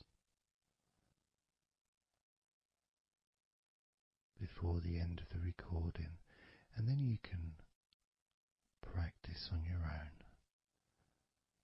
And each time you count from 10 down to 1. The feelings of comfort, calmness and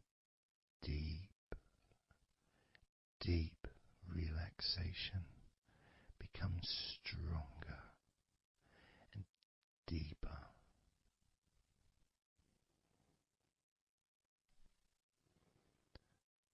Filling your mind and your brain with these positive chemicals that spread throughout your body, relaxing you so quickly, relaxing your whole body and mind so very, very easily, just by counting from 10 down to 1.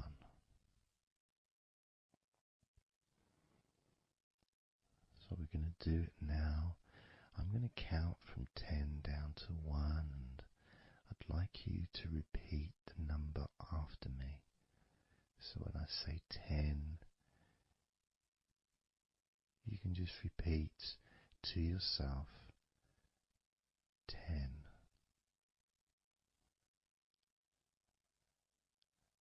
And just notice, be aware of how you feel in your mind and your body. Then when I say 9, you can repeat to yourself 9. Again, noticing the increase in comfort and calmness in your mind and in your body.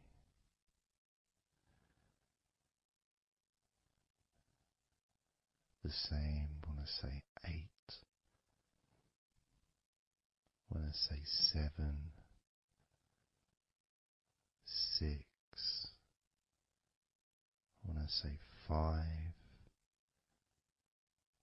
4, when I say 3, 2, and lastly when I say 1, you can repeat that number.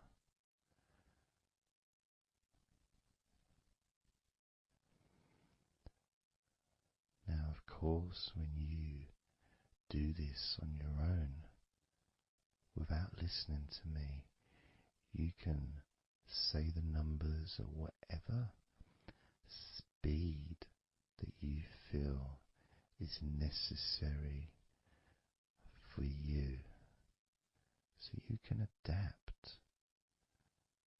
So if you feel you want to say the numbers 10 down to 1 faster than I do,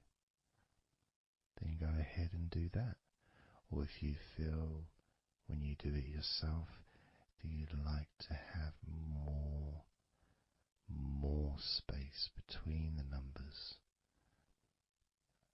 maybe take a lot longer to get from 10 all the way down to 1.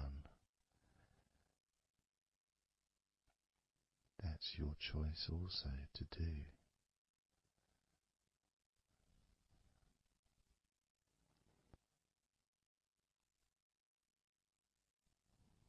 So I'm going to count from 10 down to 1.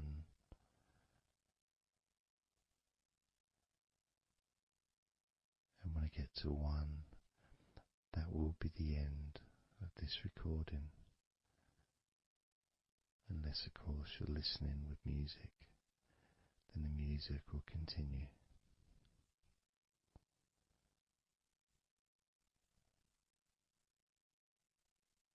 10.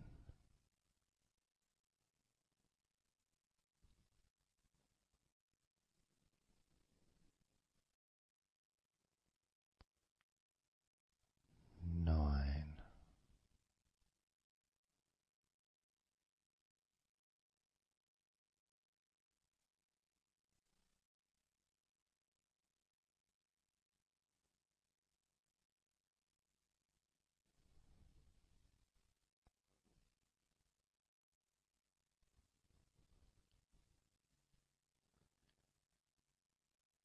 8.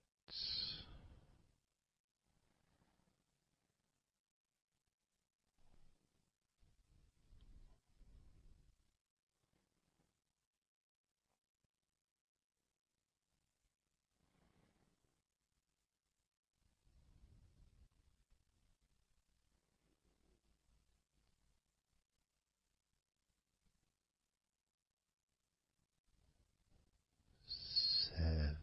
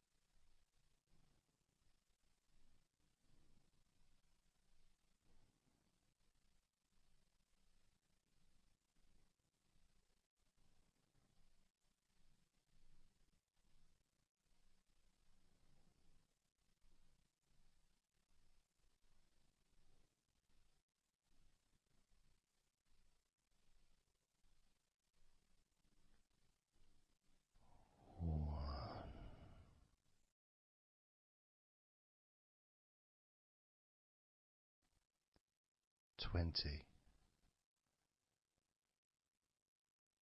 19,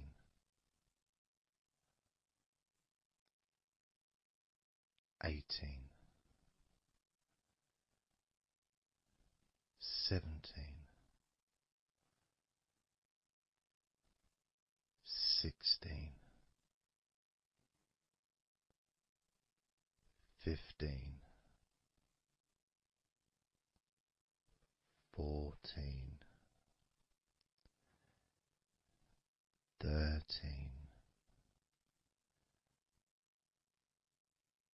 12, 11, 10, 9, 8, 7, 6,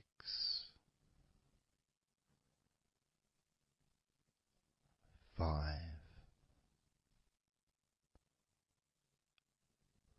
4, 3, 2,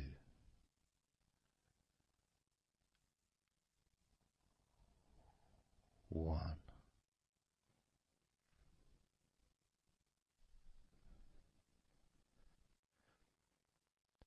Now open your eyes, noticing how you physically feel, having counted down from 20 to 1, allowing stress and tension to leave through your fingertips and your toes. And as you focus on your fingertips, maybe they feel a little bit tingly, which is, I suppose, quite understanding considering the tension has been exiting your body through your fingertips.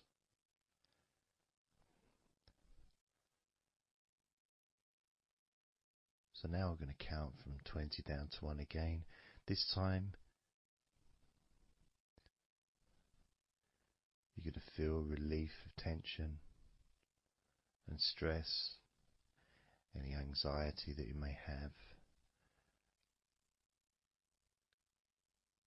leaving through your stomach.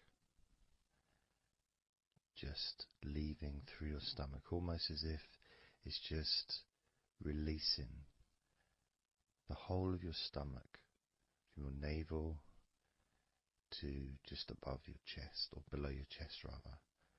So surrounding your belly button area, that whole area, you can feel the tension of your body, whatever's left, just releasing from that area. And you may notice that your stomach will become very relaxed as I count down from 20 down to 1. Now, 20, 19, 18,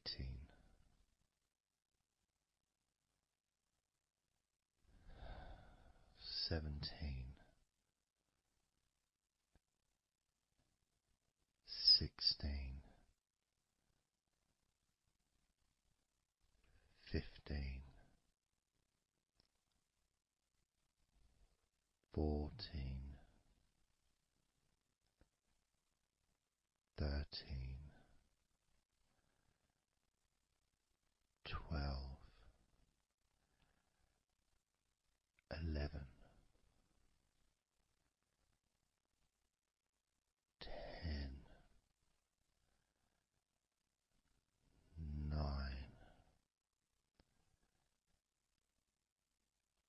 8, 7,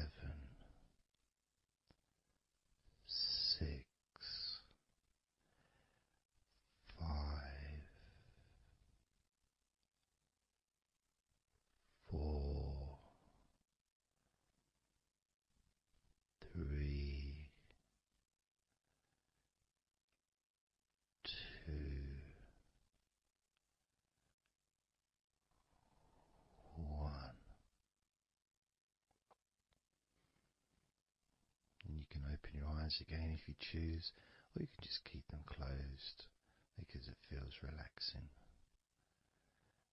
Just notice how your stomach feels. And notice as you focus, just do a little scan of your body. Just notice how your body feels. Focusing on your upper body, your back, chest, stomach, legs, arms, hands, feet. Just noticing. And you may start to feel more of a sense of tiredness, which may be the reason you're listening to this recording, because you would like to let go completely of everything and drift off into a nice, natural, calm, relaxing sleep.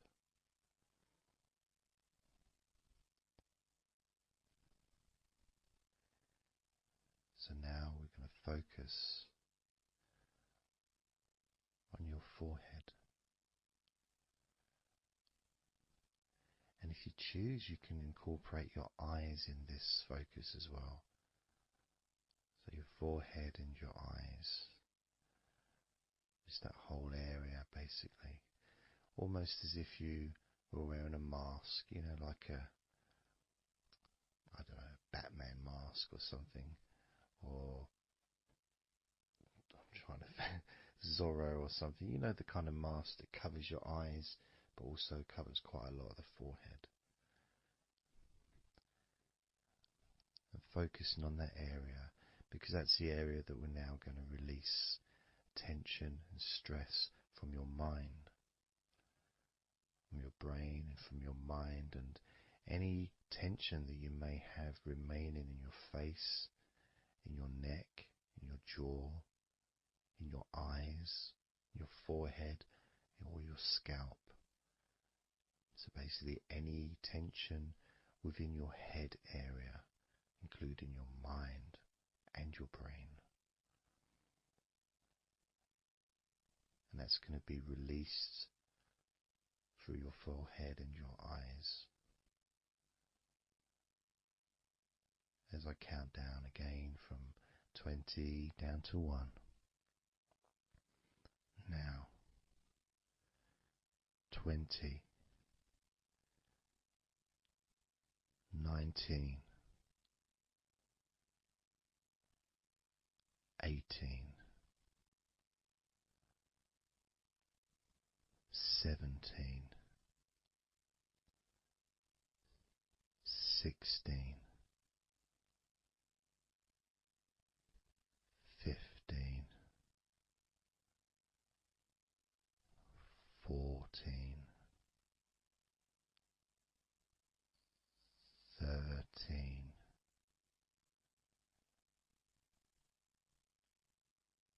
12, 11,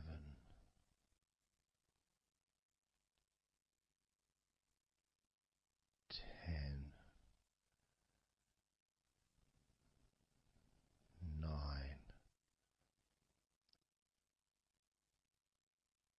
8,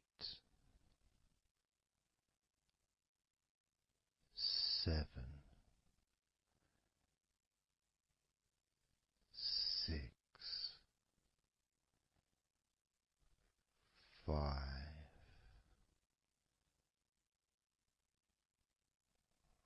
4, 3,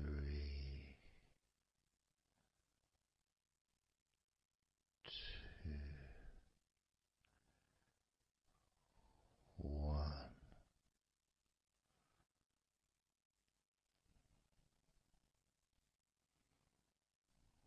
Noticing as you scan your face, your jaw, your eyes, your cheekbones, your ears, your forehead, your scalp, and your neck. front of your neck, the sides of your neck and your throat.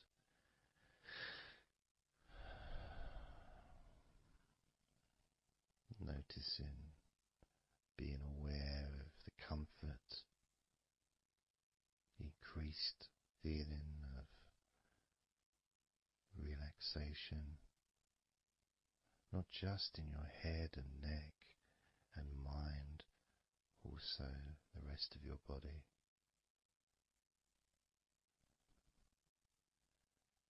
Just notice how loose and calm you feel, and how easily it is to just let go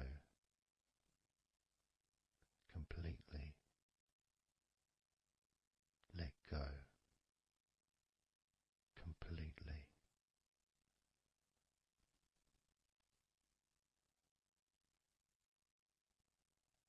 How easily.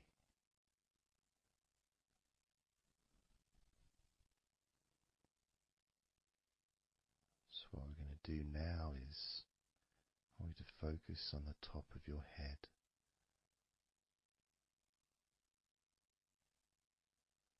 And we're going to allow every last piece of tension or stress that might be lingering or hiding in your body or mind or head to just be sucked out at the top of your head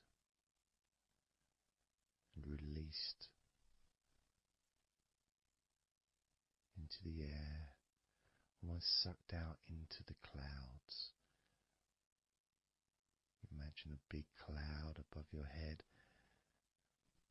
almost like a whirlpool, and it's just going to suck that tension out of the top of your head and just take it away for good. As you focus, imagine an opening in the top of your head where that tension and stress and any remaining issues, maybe worries or concerns that are of no use to you now, can all be sucked out of the top of your head and taken away. As I count down again from 20 down to 1. Now 20,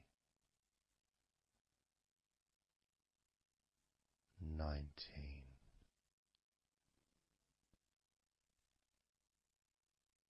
18,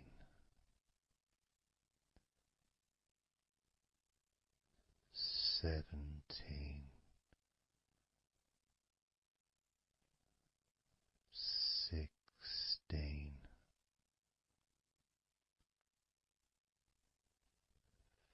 15,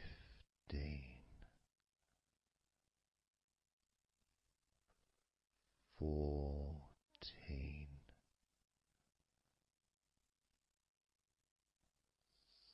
13,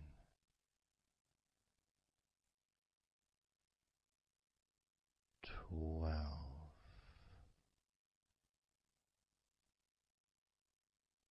11,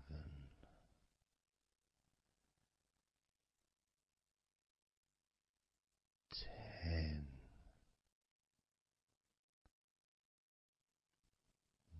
9,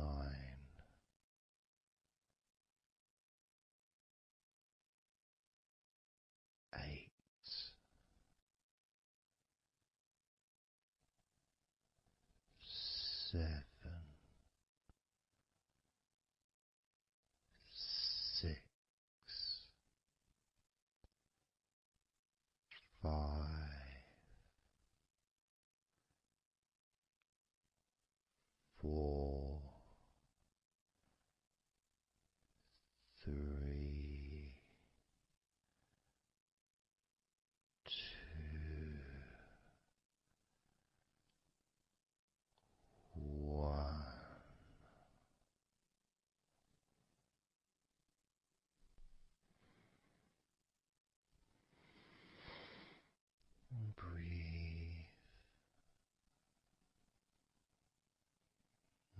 noticing how you feel.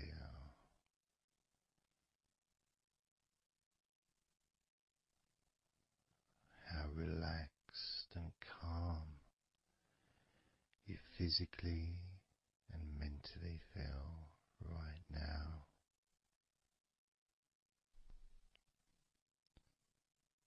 How peaceful your mind feels.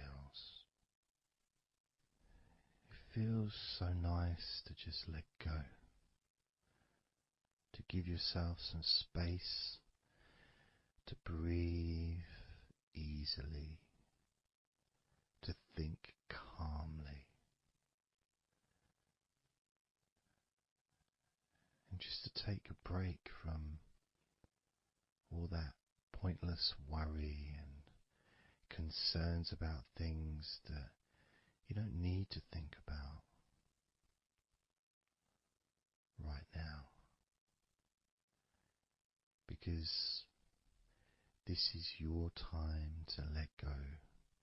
This is your space to enjoy feeling deeply relaxed, peaceful in your mind, relaxed in your body. It can feel so good,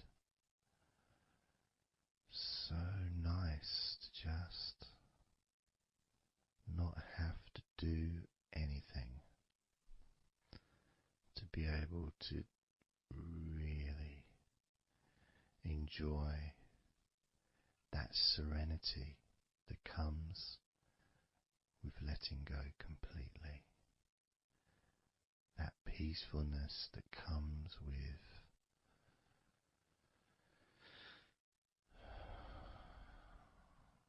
being in this peaceful space. And you can keep this sense of calmness for as long as you choose.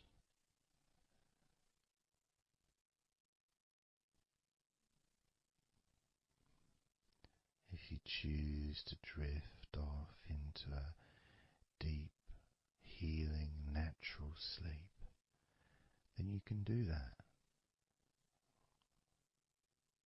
It's completely up to you. And you can keep this feeling of calmness physically and in your mind for as long as you choose to feel completely relaxed.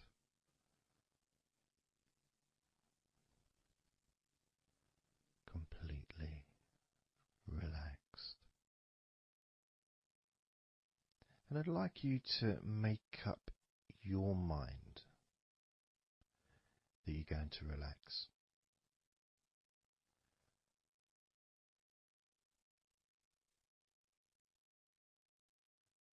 And I want to explore that with you, what it feels like when you actually decide that you're going to relax. Not forcing yourself, but giving yourself that. I guess it is a command, really, isn't it? When you're telling yourself, relax. In a gentle but firm way that only you can really tell yourself in that way. You can't really have someone else saying to you, now relax, relax, you know. It needs to be gentle, but someone else can't really have the same kind of influence or power that you have over your own physicality, over how you feel.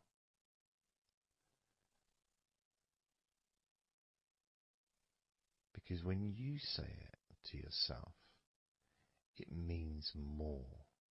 It's personal, and your brain and your unconscious mind and your body listens to what you say.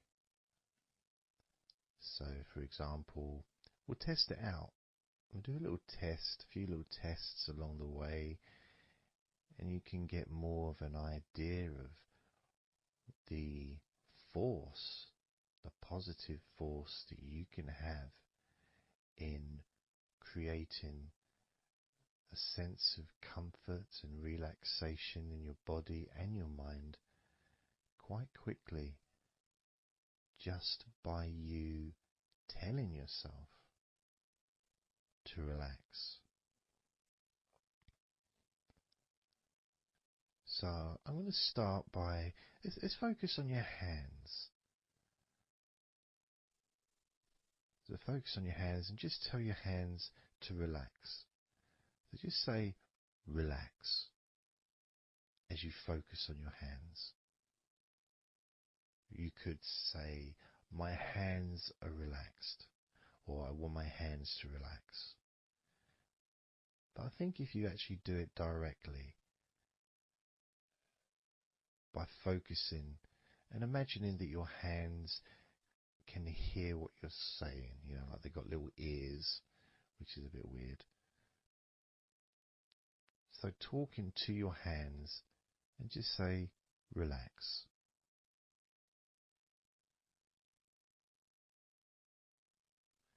Noticing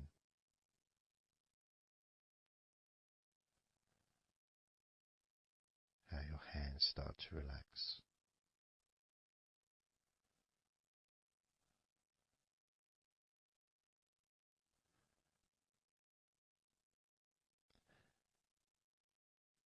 Now focus on your eyes and tell your eyes to relax. So you're just saying the same word, relax. And find the right tone for you. I might say relax, but you might say relax or relax. You might say it differently to yourself, and that's important for you to gauge what feels right for you. So just tell your eyes to relax whilst focusing on your eyes, your eyelids, the muscles around your eyes, your eyebrows, and just tell your eyes directly, relax now.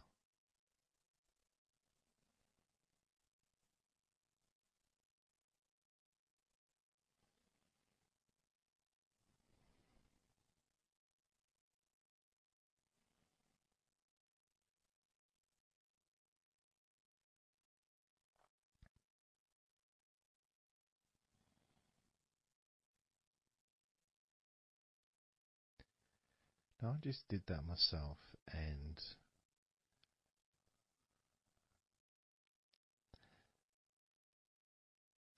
sometimes you may feel that you need a bit more time for the different parts to relax, because I start talking again and maybe that part hasn't relaxed fully. But what will happen is it will just continue to relax even though I'm talking. And that's happening with my eyes.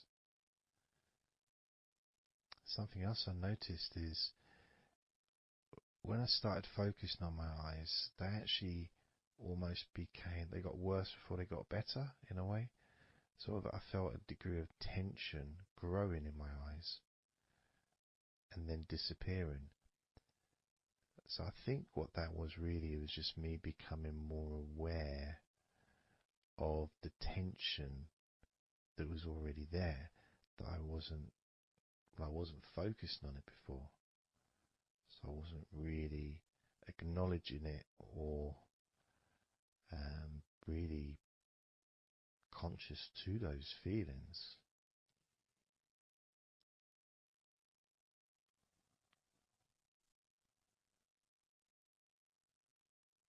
Yeah, my eyes are still continuing to relax, as well as my hands actually. My hands have got a certain kind of energy, like not buzzing, but I can kind of feel a degree of energy in my hands. Maybe that's where the tension's been released. Maybe that's causing that.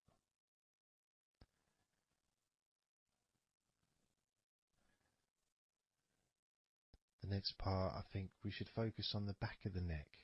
That's the part which quite often, well for me, holds tension. I don't know about for yourself, but I think it's quite a standard place where tension is sometimes held.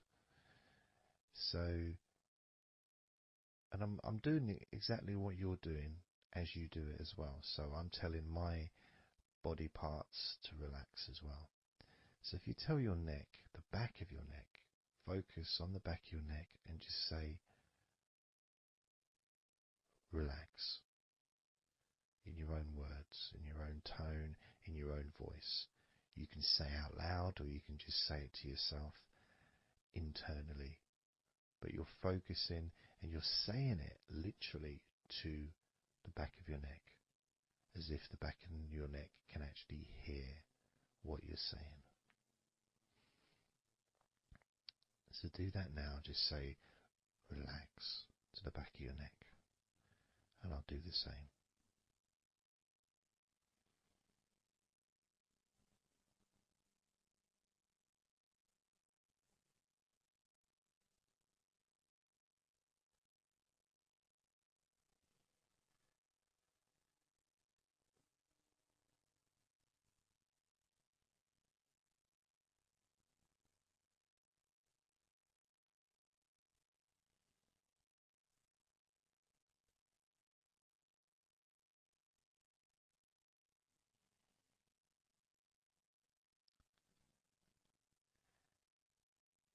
Now what I noticed, and you may have had a similar thing, is even though I was focusing on the back of my neck, other parts started to, I don't know, show themselves to me, or maybe because they want to be relaxed as well, but I started noticing the feelings in my shoulders, the tension in my shoulders and in my upper back. Whether that was because my back of my neck was saying, well, I'm pretty much okay. It's the other parts that need attention.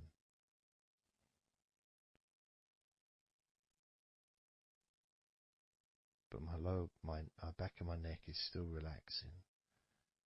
But I just became more aware of other parts that needed attention. Now this might happen, and it doesn't mean that it's going wrong. It just means you're being notified of more places that also want to feel relaxed. So I'm going to focus on my upper back. So you can do the same. Even if you don't have any feelings of tension that are obvious in your upper back, if you just focus on your back and the whole area from your shoulder blades down to the middle of your back, down your spine. I mean, with me, it's more the shoulder blades that are more, that's the parts that are really sort of giving me the nod that it needs relaxing. So I'm just going to ask that part to relax. And you can do the same now.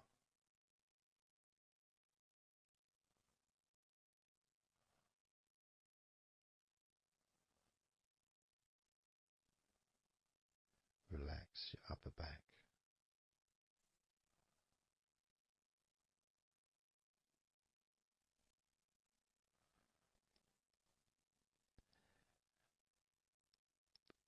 Something strange happened there, and this often happens. I've been doing this for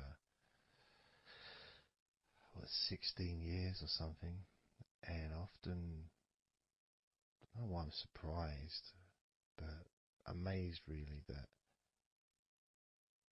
there can be a feeling. So when I was focusing on the back of my neck, my upper back was starting to feel quite stressed and in need of attention. As soon as I started talking to you about my upper back and talking about, getting ready to ask the upper back to relax, my upper back already started to relax. It's almost as if it doesn't need to hear the words, just needs the attention. Just needs to be noticed.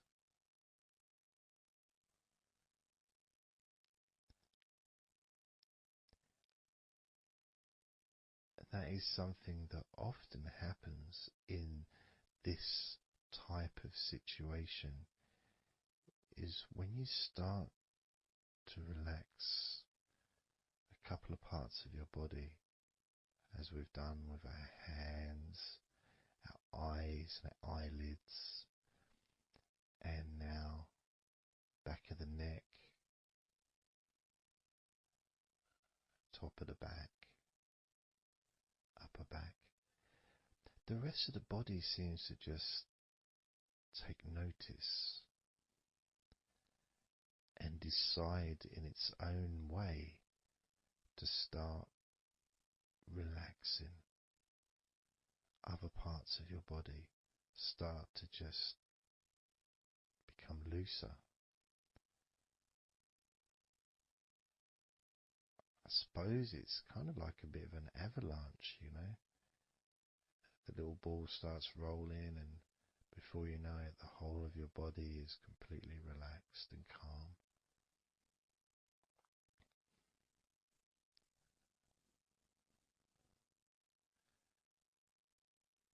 And if you focus on your face,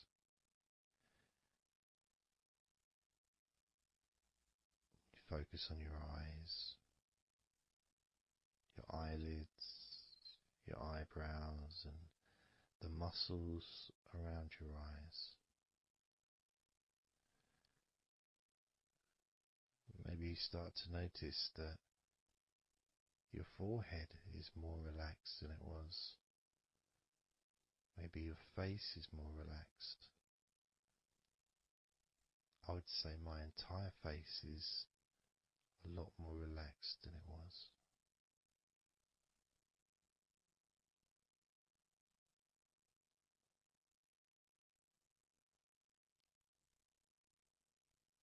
So we're going to focus now on your shoulders.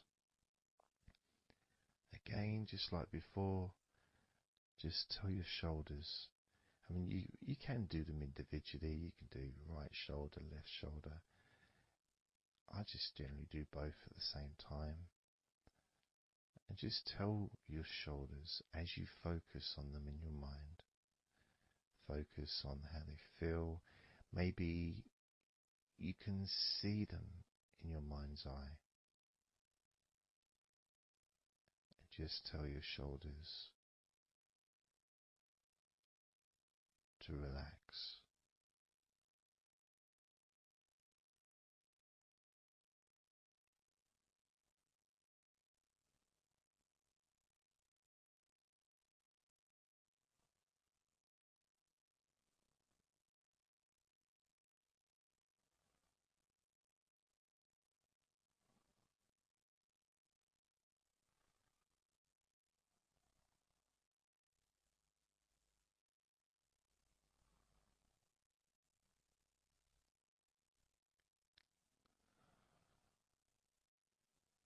It feels nice as they relax.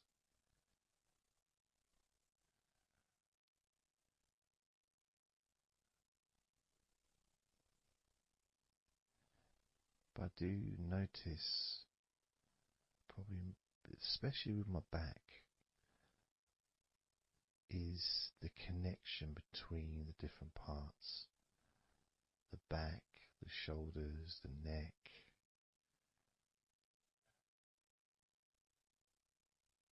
Being all connected and being such a large part of your body. it's almost hard to separate them from each other.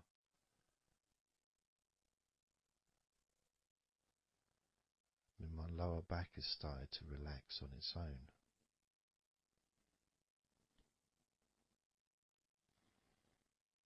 Maybe I'm going too slow. And that could be an issue because we all go at different speeds. And the idea at the beginning of this recording was for you to be able to just say to yourself, relax.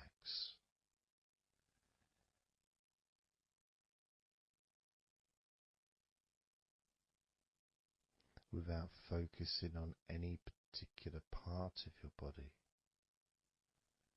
Because when you know that telling your hands to relax and your hands relax, you tell your eyelids and your eyes, the muscles around your eyes and your eyebrows to relax, and they relax.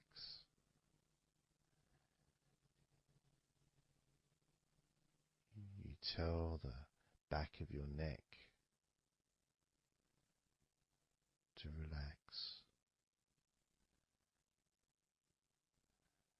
and it relaxes.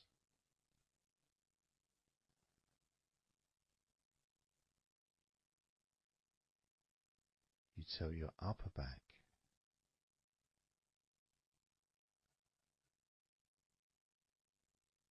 to relax,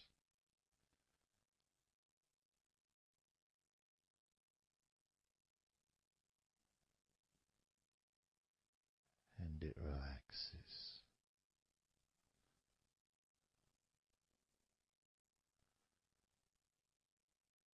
You tell your shoulders to relax,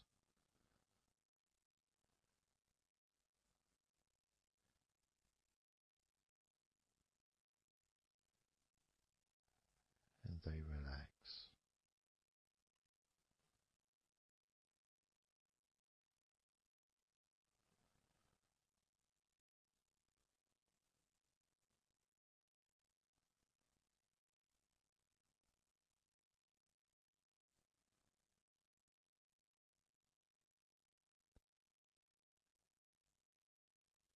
And when you told your hands to relax, they relaxed and they continued to relax.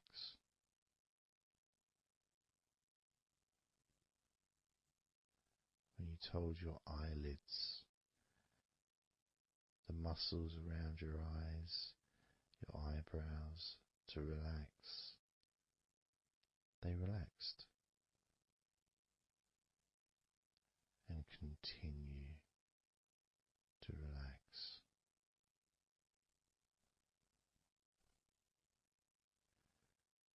When you told the back of your neck, focus on the back of your neck, and told it to relax. It relaxed and continued to relax.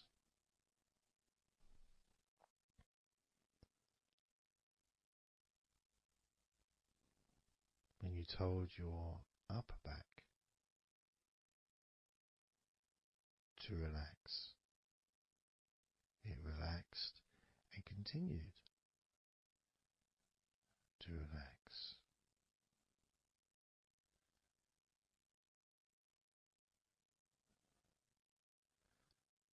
As with your shoulders, you told your shoulders to relax, and your shoulders relaxed and continued to relax.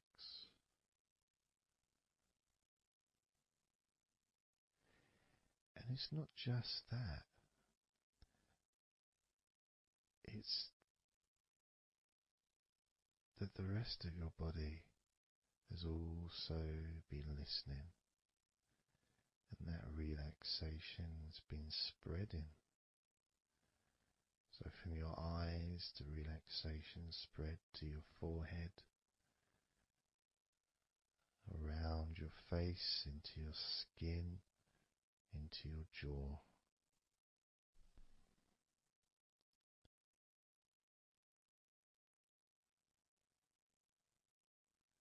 Into the front and sides of your neck, all the way down your chest and stomach.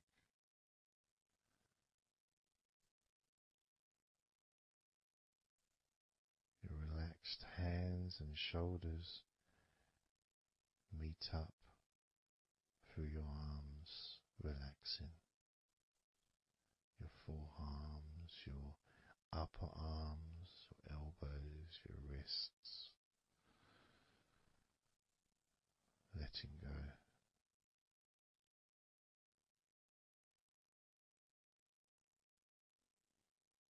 Your lower back, your hips, buttocks, groin, all just start to relax or continue. Even more comfort spreading through your legs,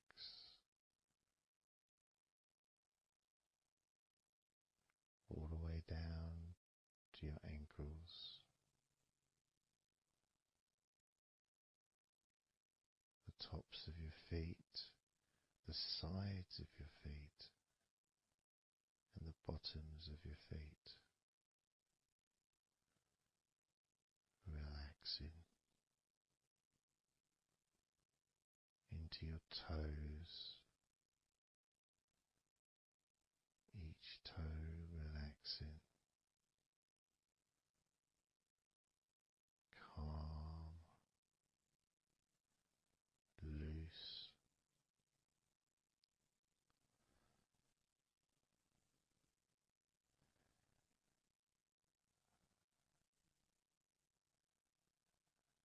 And as your body relaxes more, your mind becomes slower,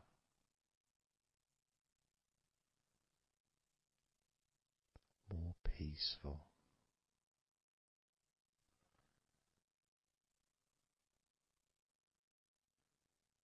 to the point where if you choose to fall asleep,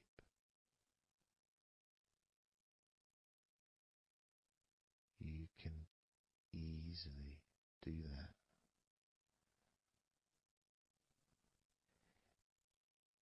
Easily drift away, because there's nothing going on in your mind. Your brain is peaceful.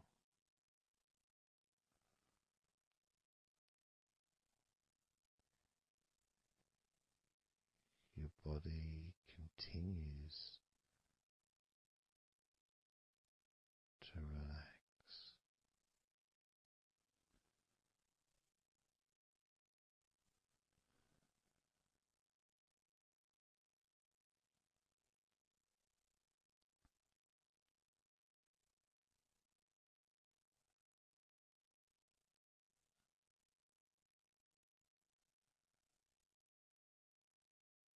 And with that connection between your body relaxing and the word that you say to yourself, relax,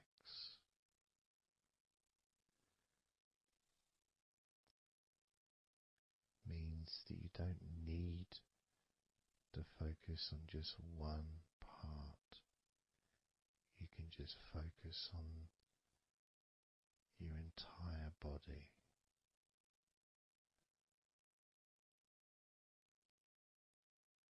Saying the powerful word, relax.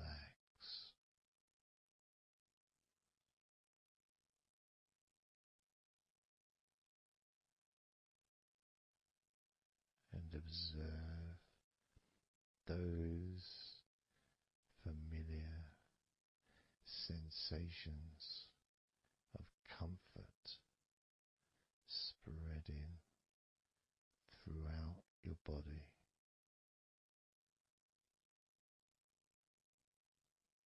loosening and calming and healing every part of your body, feeling more relaxed.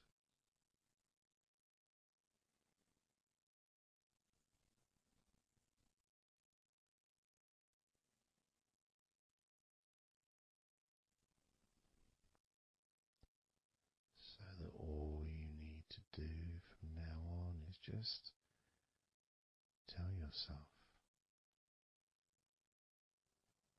relax, and observe,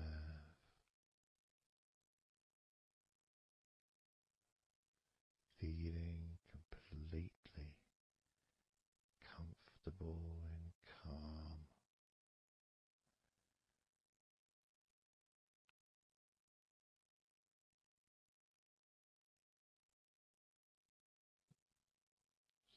So relaxed. Starting now with number 20.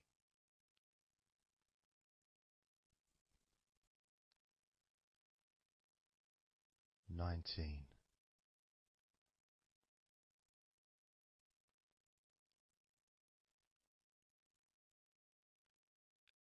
18.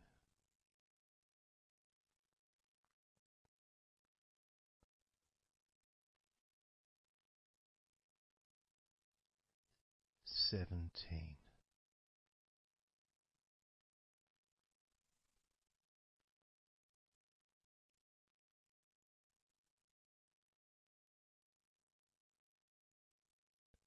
16.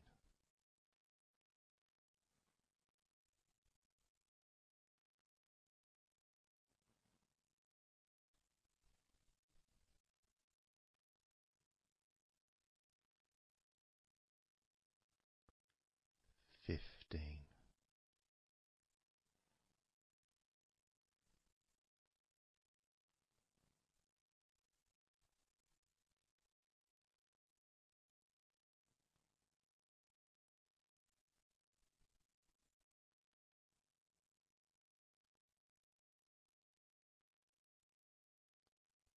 14.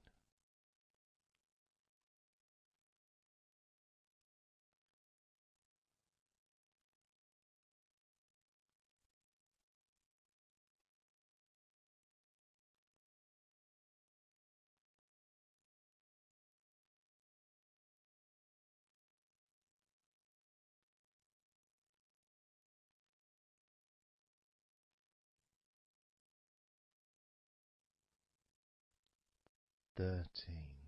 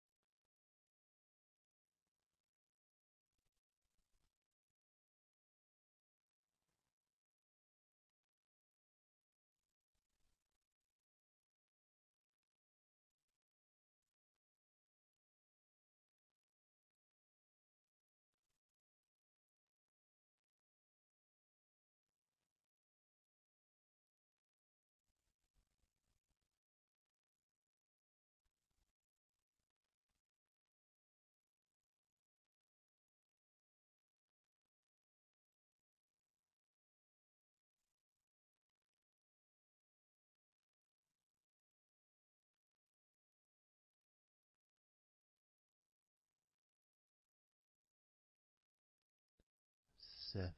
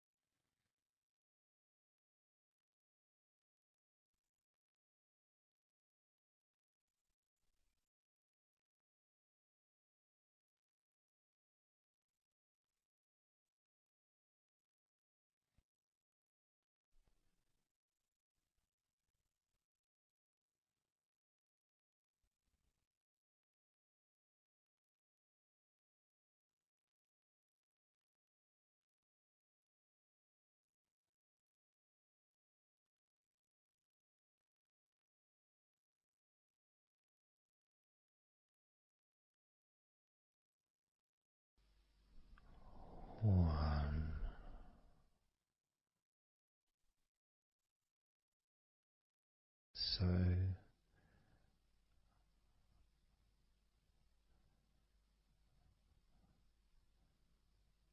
counting down from 10 to 1. 10, 9, 8, 7,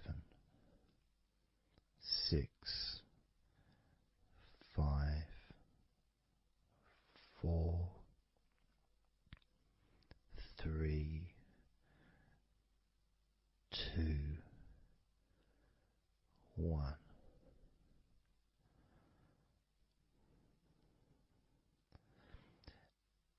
And maybe that was a bit too quick in order to relax. Maybe it's a bit too fast for you to notice the calming of your body. Maybe even a little bit of pressure there, like you're counting down from 10 to 1. What do you expect me to do, man? You expect me just to go all floppy just because you're counting down? 2. We could try again, but this time I'll go a bit slower. This time, as you focus on the whole of your body before we focus on your legs, just notice how your body does start to feel more relaxed with every number that I count down. 10,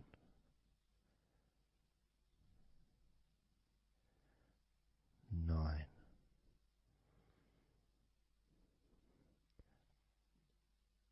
8,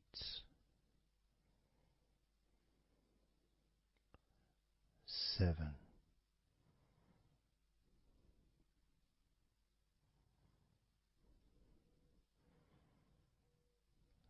6,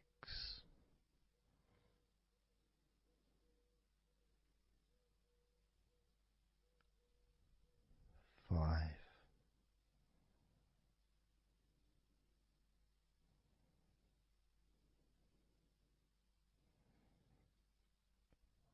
4,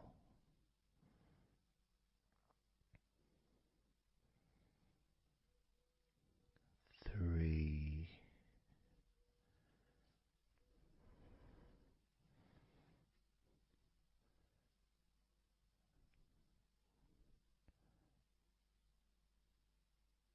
2,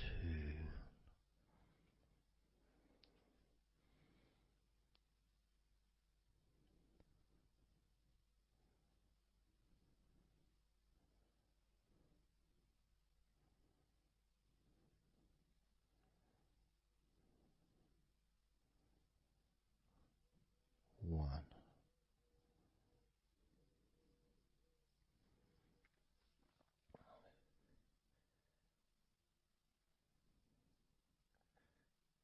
And just notice how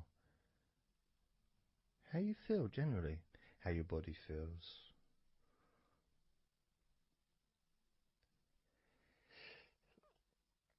It's not necessarily even about counting down from 10 to 1. It's that space that you have, that your body, space between the muscles, being active physically or mentally, to just sitting or lying down, just being there, not doing anything, not saying anything, not needing to think about anything. So it opens up a space, a bit of a space, a gap. Each number. And every time you hear that word. And the more I count down from 10 to 1, the bigger that gap becomes. So there's that gap of calmness, of comfort, relaxation.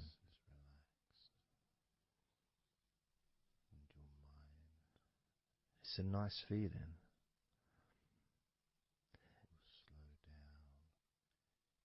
And it moves those stresses or discomforts physically or emotionally, moves them away.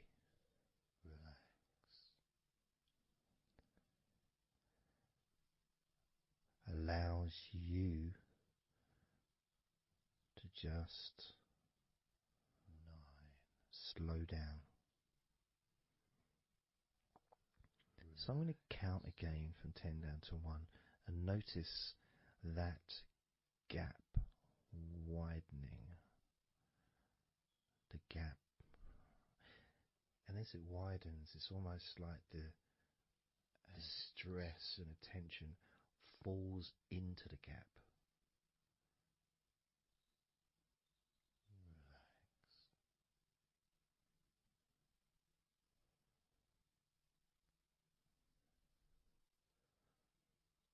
And gives you that distance, that space. Now, relax. 10, 9, 6,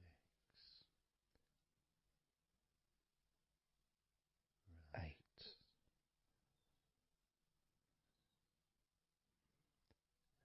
7,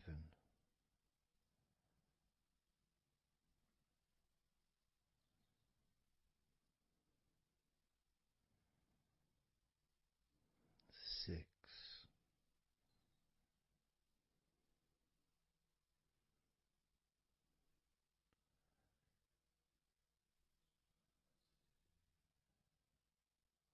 5,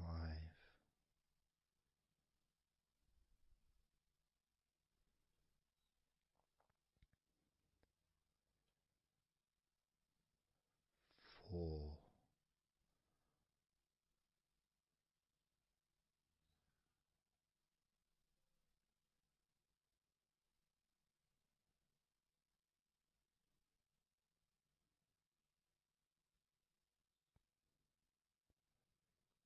3,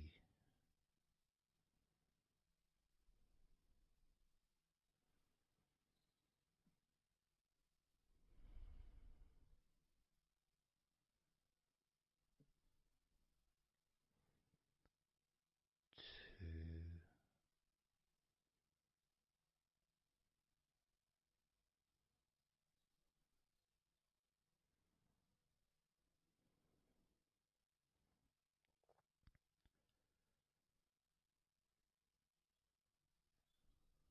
1.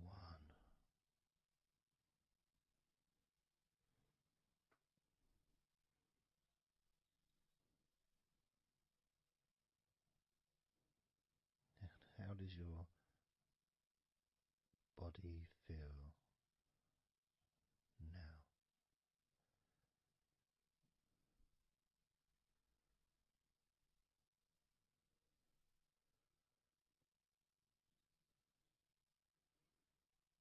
Can you notice that you're feeling calmer?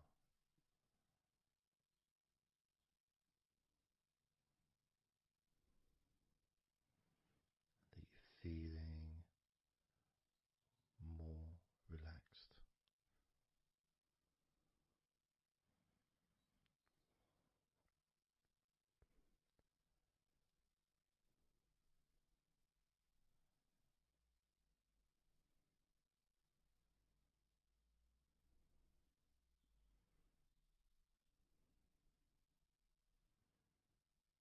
As we now focus on your legs, just your legs.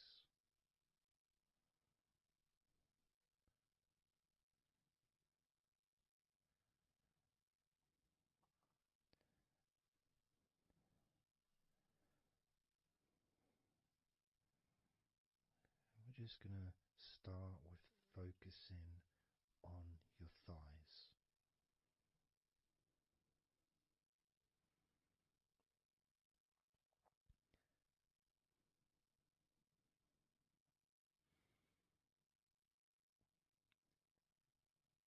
Of course, it's not the most exciting thing to be doing because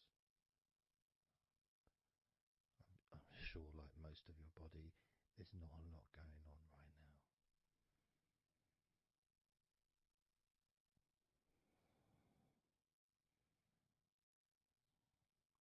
Just focusing on the whole of your thighs,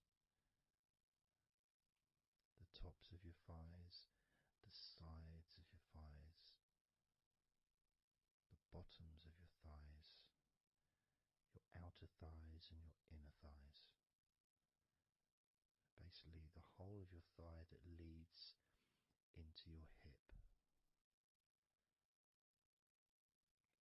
and then goes down to your knee joint.